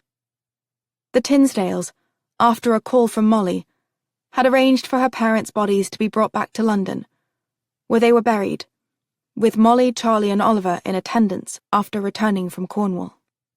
Later, Molly had travelled north to see the Tinsdales for Christmas. After she returned, she told Oliver and Charlie that the Tinsdales would support her university education. They're actually very nice, and were quite welcoming to me. I mean, really, I'm a perfect stranger, but they made me feel quite at home. And they're really all the family I have left now. You're fortunate to have found them, as they are to have found you, commented Oliver. There was never any question of Molly's actually going to live with the Tinsdales. She had made it clear that she intended to live with Oliver and Charlie, and continue her work as a nurse auxiliary for the remainder of the war. Charlie was still a telegram messenger, and he was very busy, because it seemed that the long and torturous war would be ending soon, and folks were anxious for life to return to normal. Sending season's greetings and well wishes and inflated hopes via telegram seemed to be the ticket. Charlie certainly preferred those to delivering death notices. The bombings had tailed off considerably, and the newspapers and the BBC broadcasts were filled with the news of one Allied victory after another. The mood in London was much better, although Germany had unleashed more V-2 rocket attacks against select targets in England and Europe, but not with the widespread devastation wrought by the traditional carpet bombing raids. For a while, Oliver had gone to the study every day in hopes of finishing Imogen's book. But now, having been to the spot where she had ended her life, it seemed that his creative spirit was even more blighted than before. Finally, he simply stopped going. On New Year's Eve, they gathered with their fellow Londoners to welcome in the year 1945 with the hopes of peace soon to be ahead. Walking back to the bookkeep after the festivities, Oliver had said, Molly, while you now have the Tinsdales, I guess we are each other's families too. Molly said, You both are my first family. The Tinsdales are quite a distant second. But please don't tell them I said so. She smiled embarrassedly. I do so want to go to university. Oliver said, And you, Charlie, what dreams have you when this madness is over? I liked seeing that water in the channel. I mean, I've seen water before in the Thames, but that don't really go nowhere. The channel, now, what comes after that? Well, it makes you think about things. You could become a world traveller, said Molly, and write about it. Charlie broke into a smile, a rare thing for him. Even if I'm the only one that reads it. He glanced at both of them. It was the worst thing ever to lose my family. But it would have been a lot worse if I hadn't met the both of you. I don't think I would have made it but for that. I don't think any of us would have, added Molly. Oliver said, Sometimes it simply comes down to the serendipity of whom one meets and when. Is that Imogen or Ignatius speaking? Asked Molly. It's a bit of both, actually. He replied with a generous smile. And isn't that a wonderful thing? The days continued to turn cold and bitter. During the evenings, they would sit in the bookkeep, Molly reading, Charlie scribbling furiously in a third journal, having filled the first two, and Oliver going over the shop accounts and doing the London Times crossword. When the air raid siren sounded in late January, they all looked up from what they were doing. Oliver already had on his uniform and was about to commence his patrol. Charlie and Molly bustled into their winter coats, and they all hurried outside. At the front door of the bookkeep, Oliver said, Now, go to the usual shelter. I doubt it will be much. The Germans are running out of things to chuck at us. I'll join you there in a jiffy. They had parted ways, and Oliver met up with Lee Parker. The two wardens compared their lists, checked the shelters, and found 4 people missing. They split that number and set off in opposite directions. Deep in the basement of a warehouse near the river, Molly and Charlie sat next to each other. It was quite cold down here, but experience told them that the commingled body heat of all the folks here would soon rectify that. Do you think it will be bad tonight? Asked Molly. Dunno. Last few times it ain't been. Do you really think you'll leave England, Charlie, after the war's done? I've never been out of London, except when we went to Cornwall. I might like to see some of the world before I die. You have a long way to go before then. At that very moment, an explosion rocked nearby. Molly reached out a hand and closed it around Charlie's. He squeezed back. "It'll be okay." Molly nodded, but she didn't look like she believed him. The next blast struck closer and with stunning power. The ceiling above creaked and groaned, and the huge wooden posts holding it up seemed to shiver. "V2s," said Charlie knowledgeably. "No hum or buzz, with the planes coming and the bombs falling." Molly nodded. She knew Charlie was extremely knowledgeable about such things. Another blast hit, even closer, and dust and crud and bits of the place fell on top of them. Some screamed. Others scrambled to find cover when there was really none to be had. Charlie held tight to Molly, and they bent lower as the panicked wails of little children filled the now smoky space. "They say these V2 rockets fly by radio beam," Charlie said, in an even, calm voice. "We try to block that signal, and we got pretty good at it." He was trying to take Molly's mind off what was going on. It didn't look like it was working. Yes, I heard something like that too, she said tremulously. "It'll be okay, Molly. Really. We've made it this far." Another explosion hit so close that one wall of the vast room partially collapsed, pushing dust and dirt and shattered wood in a tidal wave toward them. Everyone ran from the destruction. As they huddled against the far wall, with all looking anxiously upward at the tons of material sitting precariously above them, Molly said quietly, "It just feels different this time, Charlie." Charlie stared at the ceiling that seemed to be giving way, bit by bit. "It does feel different this time," he thought. As Oliver ran along the streets, he didn't bother to look up. There was nothing to see. No planes, no howls from Jericho's trumpets. This was clearly a V2 rocket attack. It was only metal machines coming to kill them, no flesh-and-blood pilots and navigators and bombardiers required. And you would never see or hear them coming. Like his friend Major Bryant had said, you'd be dead before you even knew you were no longer living. He had one more couple on his list to find. He pounded on the door of their home. "Mr. and Mrs. Perkins, you must come. Quickly now, please." A blast hit somewhere nearby, and Oliver looked up to see a building collapse nearby. He put his shoulder to the door and knocked it in, toppled through and shoved the door shut behind him as the concussive wave from the blast swept across the street and blew out the front windows of the house. However, the door had not fully closed, and it was hit with incredible force. Oliver was lying on the floor with his feet against the door, but it was blown open so powerfully that he was propelled across the room, where he smacked into a dining-room table. "Mr. and Mrs. Perkins!" He staggered upright and looked in every room. No one was there. He ran back out into the streets and hustled toward the shelter. He had seen plumes of smoke and fire, and they were coming from the very building where Charlie and Molly were sheltering. Another direct hit there, and they would be done for.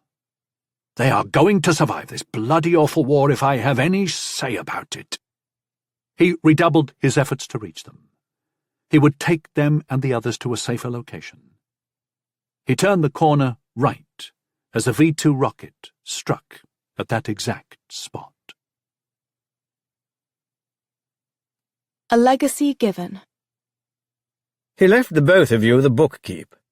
The man in a sombre brown suit and with a handlebar moustache said, as he looked over the typed papers. Seated in the study, Molly and Charlie stared dully at the man, who was Ignatius Oliver's solicitor, as he went over the contents of Ignatius Oliver's last will and testament. Molly stirred. He did? Yes, in equal shares. When you come of age, it will be deeded in your names. There was also the payment from a life insurance policy he had. It will be sufficient to keep the shop going and to help with your expenses. When did he do this? Molly asked. On the day after Boxing Day.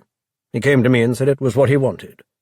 He said he never wanted either of you to fear you would not have a home. That was so very kind of him, she said, while a teary Charlie nodded in agreement. The lawyer said somberly, It was quite sad what happened. They said he was just a minute or so away from safety. The serendipity of life is quite odd. Molly said, Yes, yes it is. She then closed her eyes and tried to force her mind to shut down, because she simply could not process having lost her friend forever. Charlie simply gazed at the Crown typewriter. The funeral service had been a very private one. Major Bryant was there, as were a few other government types. Some fellow booksellers and a couple of Oliver's friends from Oxford were also in attendance. So was Oliver's older brother, Francis, who looked like his younger brother, but didn't have his gentle kindness and empathetic spirit. However, he had told them that he loved his brother very much, and that Ignatius had written him about them, and that if they ever needed anything, he would help them however he could. He had shaken both their hands, glanced at his brother's coffin, and then gone back to his home in Glasgow. Major Bryant had spoken with Molly afterward. I wanted you to know that while I cannot condone what your father did, the 3 soldiers he killed were a terribly bad lot. They had been involved in thefts and other attacks on both men and women, and were about to be court-martialed. And yet the police would do nothing. Heads have rolled, Molly, from the bobby on the beat all the way up to Scotland Yard. Then some good came of it, she said. Bryant glanced back at the coffin. It's an awful loss, both personally and for the country. He was an air warden when he should have been working on other things for the war effort. He would have made a name for himself, I can tell you that. In his field he had few peers. And what field was that exactly? She asked. He looked at her stonily, and she added, Right, you can't tell me. Sorry, it goes with the territory, I'm afraid. So why didn't he work on these other things? She asked. He would have been separated from Imogen. He couldn't do that. He must have loved her very much to have given up his dreams for her. You know, they were the oddest couple at Oxford. She was all fire and fury with ideas that broke through all societal norms. And Ignatius was calm and quiet and— Opposites sometimes do attract, Molly pointed out. Quite so. He certainly always spoke highly of her, and forgave her quite a bit. Bryant coughed and looked around at the others. Don't worry. I will give away no secrets, Major, said Molly. I only wish that Mr. Oliver had realized how very special he was, too. Yes, well, he was just not the sort to dwell on himself. But his memory will be carried forward through us. You really are quite mature beyond your years, Molly. And I am quite fortunate indeed to have known Ignatius Oliver. After the burial, Molly and Charlie sat in the study, with a small fire warming them. When do we go to Yorkshire? He asked. Arrangements had been made for them to move to Yorkshire and live with the Tinsdales for the foreseeable future. Next week, by train. It's all confirmed. Are you sure they want me? Said Charlie. They are very sure, and if you don't go, I won't go. He looked at the fire. It feels quite odd, being here without him. It will always feel that way, I suppose. He was this place, really. You can't imagine one without the other. He was truly a good bloke. I wish I had told him something, said Molly. What? He always talked about how brilliant Imogen was. So much smarter than he. So much cleverer at everything, really. And while he and I talked some about that habit of his, I wish I had told him far more often that he was quite extraordinary too. She looked earnestly at Charlie. What do you think? He had to make it look like he was working for the Jerrys when he was really working for us. That's quite tricky. He was really brave with all he'd done. The air warden bit and everything. I mean, I guess it was brave for Imogen to jump off that cliff. I never could have done it. But I think it was braver to stay here and keep trying to do the right thing, like Mr. Oliver done. I think you said it far more eloquently than I could, Charlie. And he knew that you felt that way about him, Molly. He really did. We loved each other. Only thing that kept us going was that. We didn't have nobody else. She sighed and looked at the Crown typewriter with the blank page. So's we can come back here when we're older. Yes, Molly said. This is our home, Charlie. Home once more. Molly was seated in the study of the bookkeep. It was a fine spring evening, with a warming breeze and a mostly cloudless sky. During the war, people in London would be looking anxiously to the skies for German bombers on such a lovely night. But now, it was just a fine time to be alive. She was writing a letter using her father's old Conway Stewart pen. She loved the flow of the instrument and the elegance of the ink bleeding onto stiff paper. She was now 51 years old, divorced, and the mother of a son and a daughter, one still at uni, and one who had graduated and was now working at a museum in Amsterdam. Her hair was cut shorter and fashioned in the style of the day.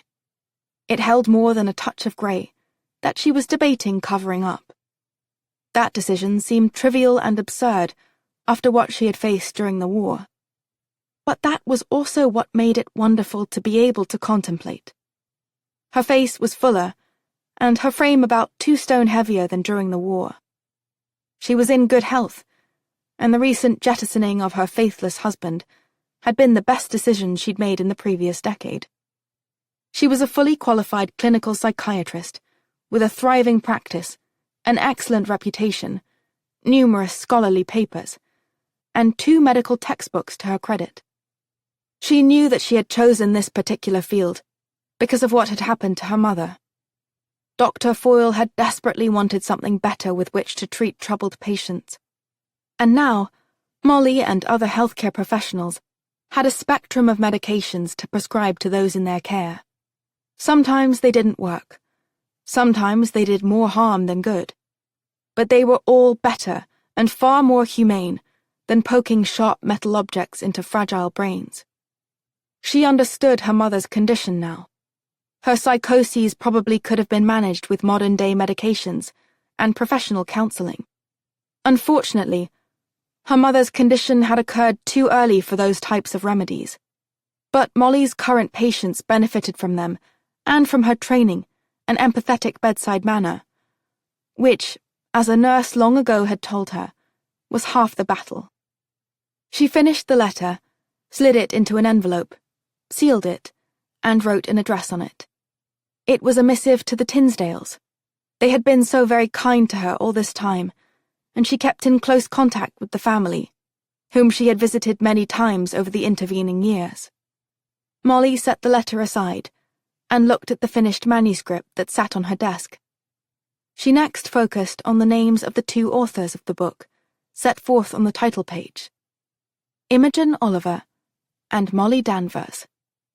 This novel seemed as far from her medical writings as possible. But perhaps not. It was full of psychology, the human condition, in the most traumatic of times. People did not typically need her help when suitably happy with their lives.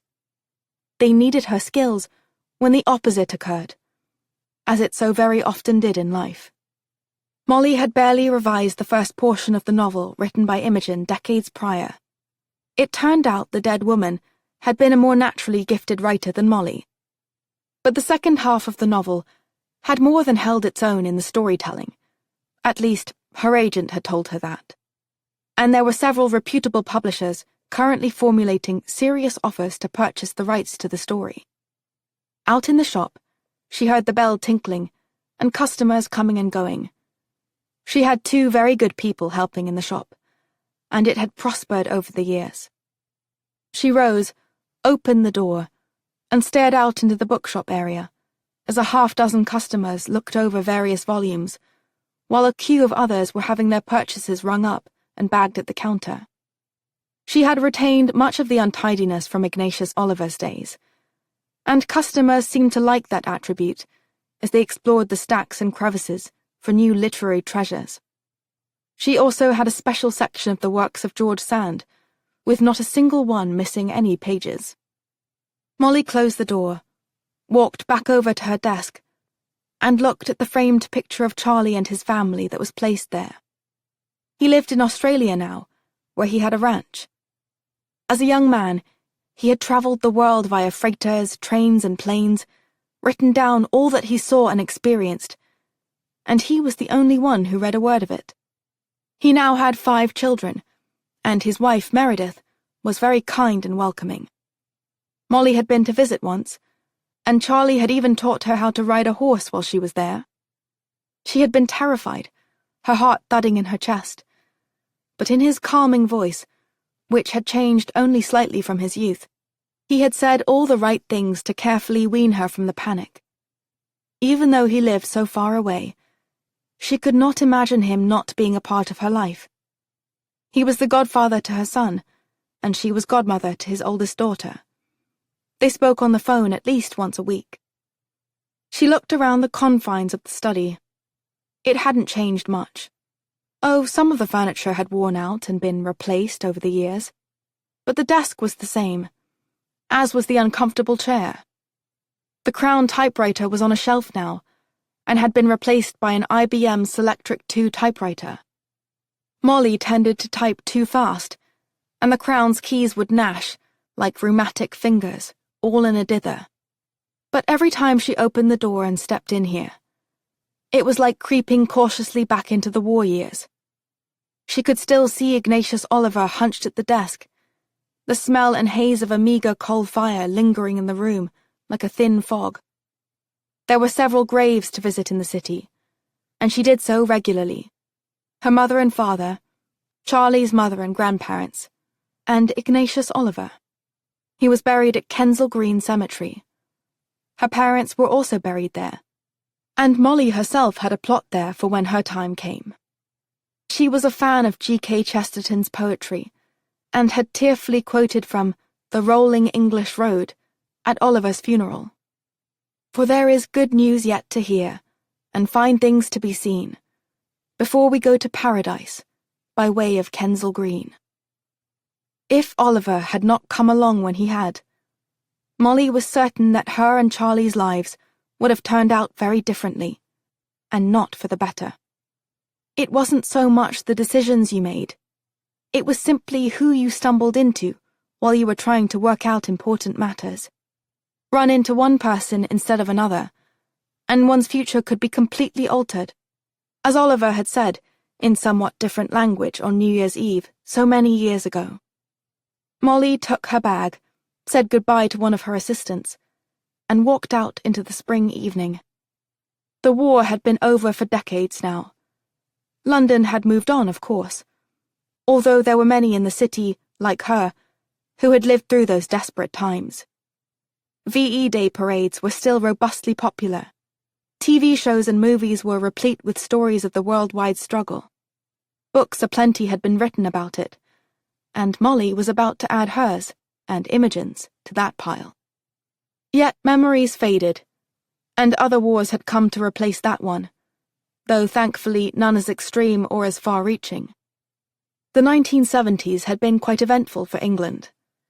There had been strikes by miners and postal and dustbin workers. A drought in 1976, and one of the hottest summers on record, had dampened the spirits of many, but the Queen's Silver Jubilee a year later had lifted the country to a happier, prouder time. That was the way the world worked, Molly well knew. Highs and lows, and long periods of a normal existence in between. The decades-long nuclear arms race between the United States and the Soviet Union was still raging ahead. The British and all the rest of the world were justly terrified about how this struggle would play out between the two superpowers. Indeed, half of her practice was now devoted to those who were certain the violent end of the world was near. Molly found she could speak with particular knowledge and thoughtfulness to such anxieties, because she had lived them herself. No foreign bomb had fallen on English soil since 1945. She hoped that would remain so forever, but there were no guarantees. Life was not about predictability. Indeed, quite the opposite. She stopped at the spot on the pavement where Ignatius Oliver had lost his life while valiantly performing his duties as an air warden. It was fronted now by a women's shoe store, a nice one, an expensive one. Molly had never been inside, nor would she ever. She and Charlie had left the shelter that night and walked back toward the bookkeep, wondering where Oliver was. Then, they had come upon a small group of people and another air warden. They were gathered around something on the street, and that something had been the remains of Ignatius Oliver. Both she and Charlie had fallen to their knees next to him and wept bitterly at losing the very best friend they ever had. As Molly had stared down at him that night so long ago, he had seemed at peace. Perhaps he had joined his wife, who had voluntarily given up her life, while his had been wrenched violently from him. But even with two very different outcomes, they could perhaps find a renewed connection for all eternity. At least, she hoped so. Molly felt herself tearing up at the long ago but still painful memory, and she hastily moved off down the street. She knew there was a price to be paid with important relationships like that. They were wonderful, but they also had the capacity to exact a punishing price when one in the relationship was gone. Grief, sadness, anger at a loss, and terrible, unrelenting hurt were the costs to be paid for loving and being loved. It felt completely worth the bargain, right up until the very moment payment was demanded. She would never get over the loss of Ignatius Oliver, but she would always benefit from having had him in her life. Molly looked into the window of another bookshop, and then lingered, wondering what it might feel like to see her novel there. And if he had lived, what would Oliver think of her having finished Imogen's story? Would she have done so at all if he had not perished? Molly actually understood that she had completed the book mainly as a tribute to her dear friend. Ignatius Oliver had come along at precisely the right time for two young people who would lose everything during the greatest armed conflict the world has ever suffered through. Despite that, she knew theirs was only one small human story among millions of others. But this was their story. 3 people standing together against all the world could hurl at them. As she looked at the clear sky, Molly's mind superimposed a trio of faces there: Ignatius Oliver, Charlie Matters, and herself. Separately, through no fault of their own, they had been something less than full measure in the face of war's deadly grip. Yet together, they had confronted a collective hardship that, at times, seemed beyond anyone's capacity.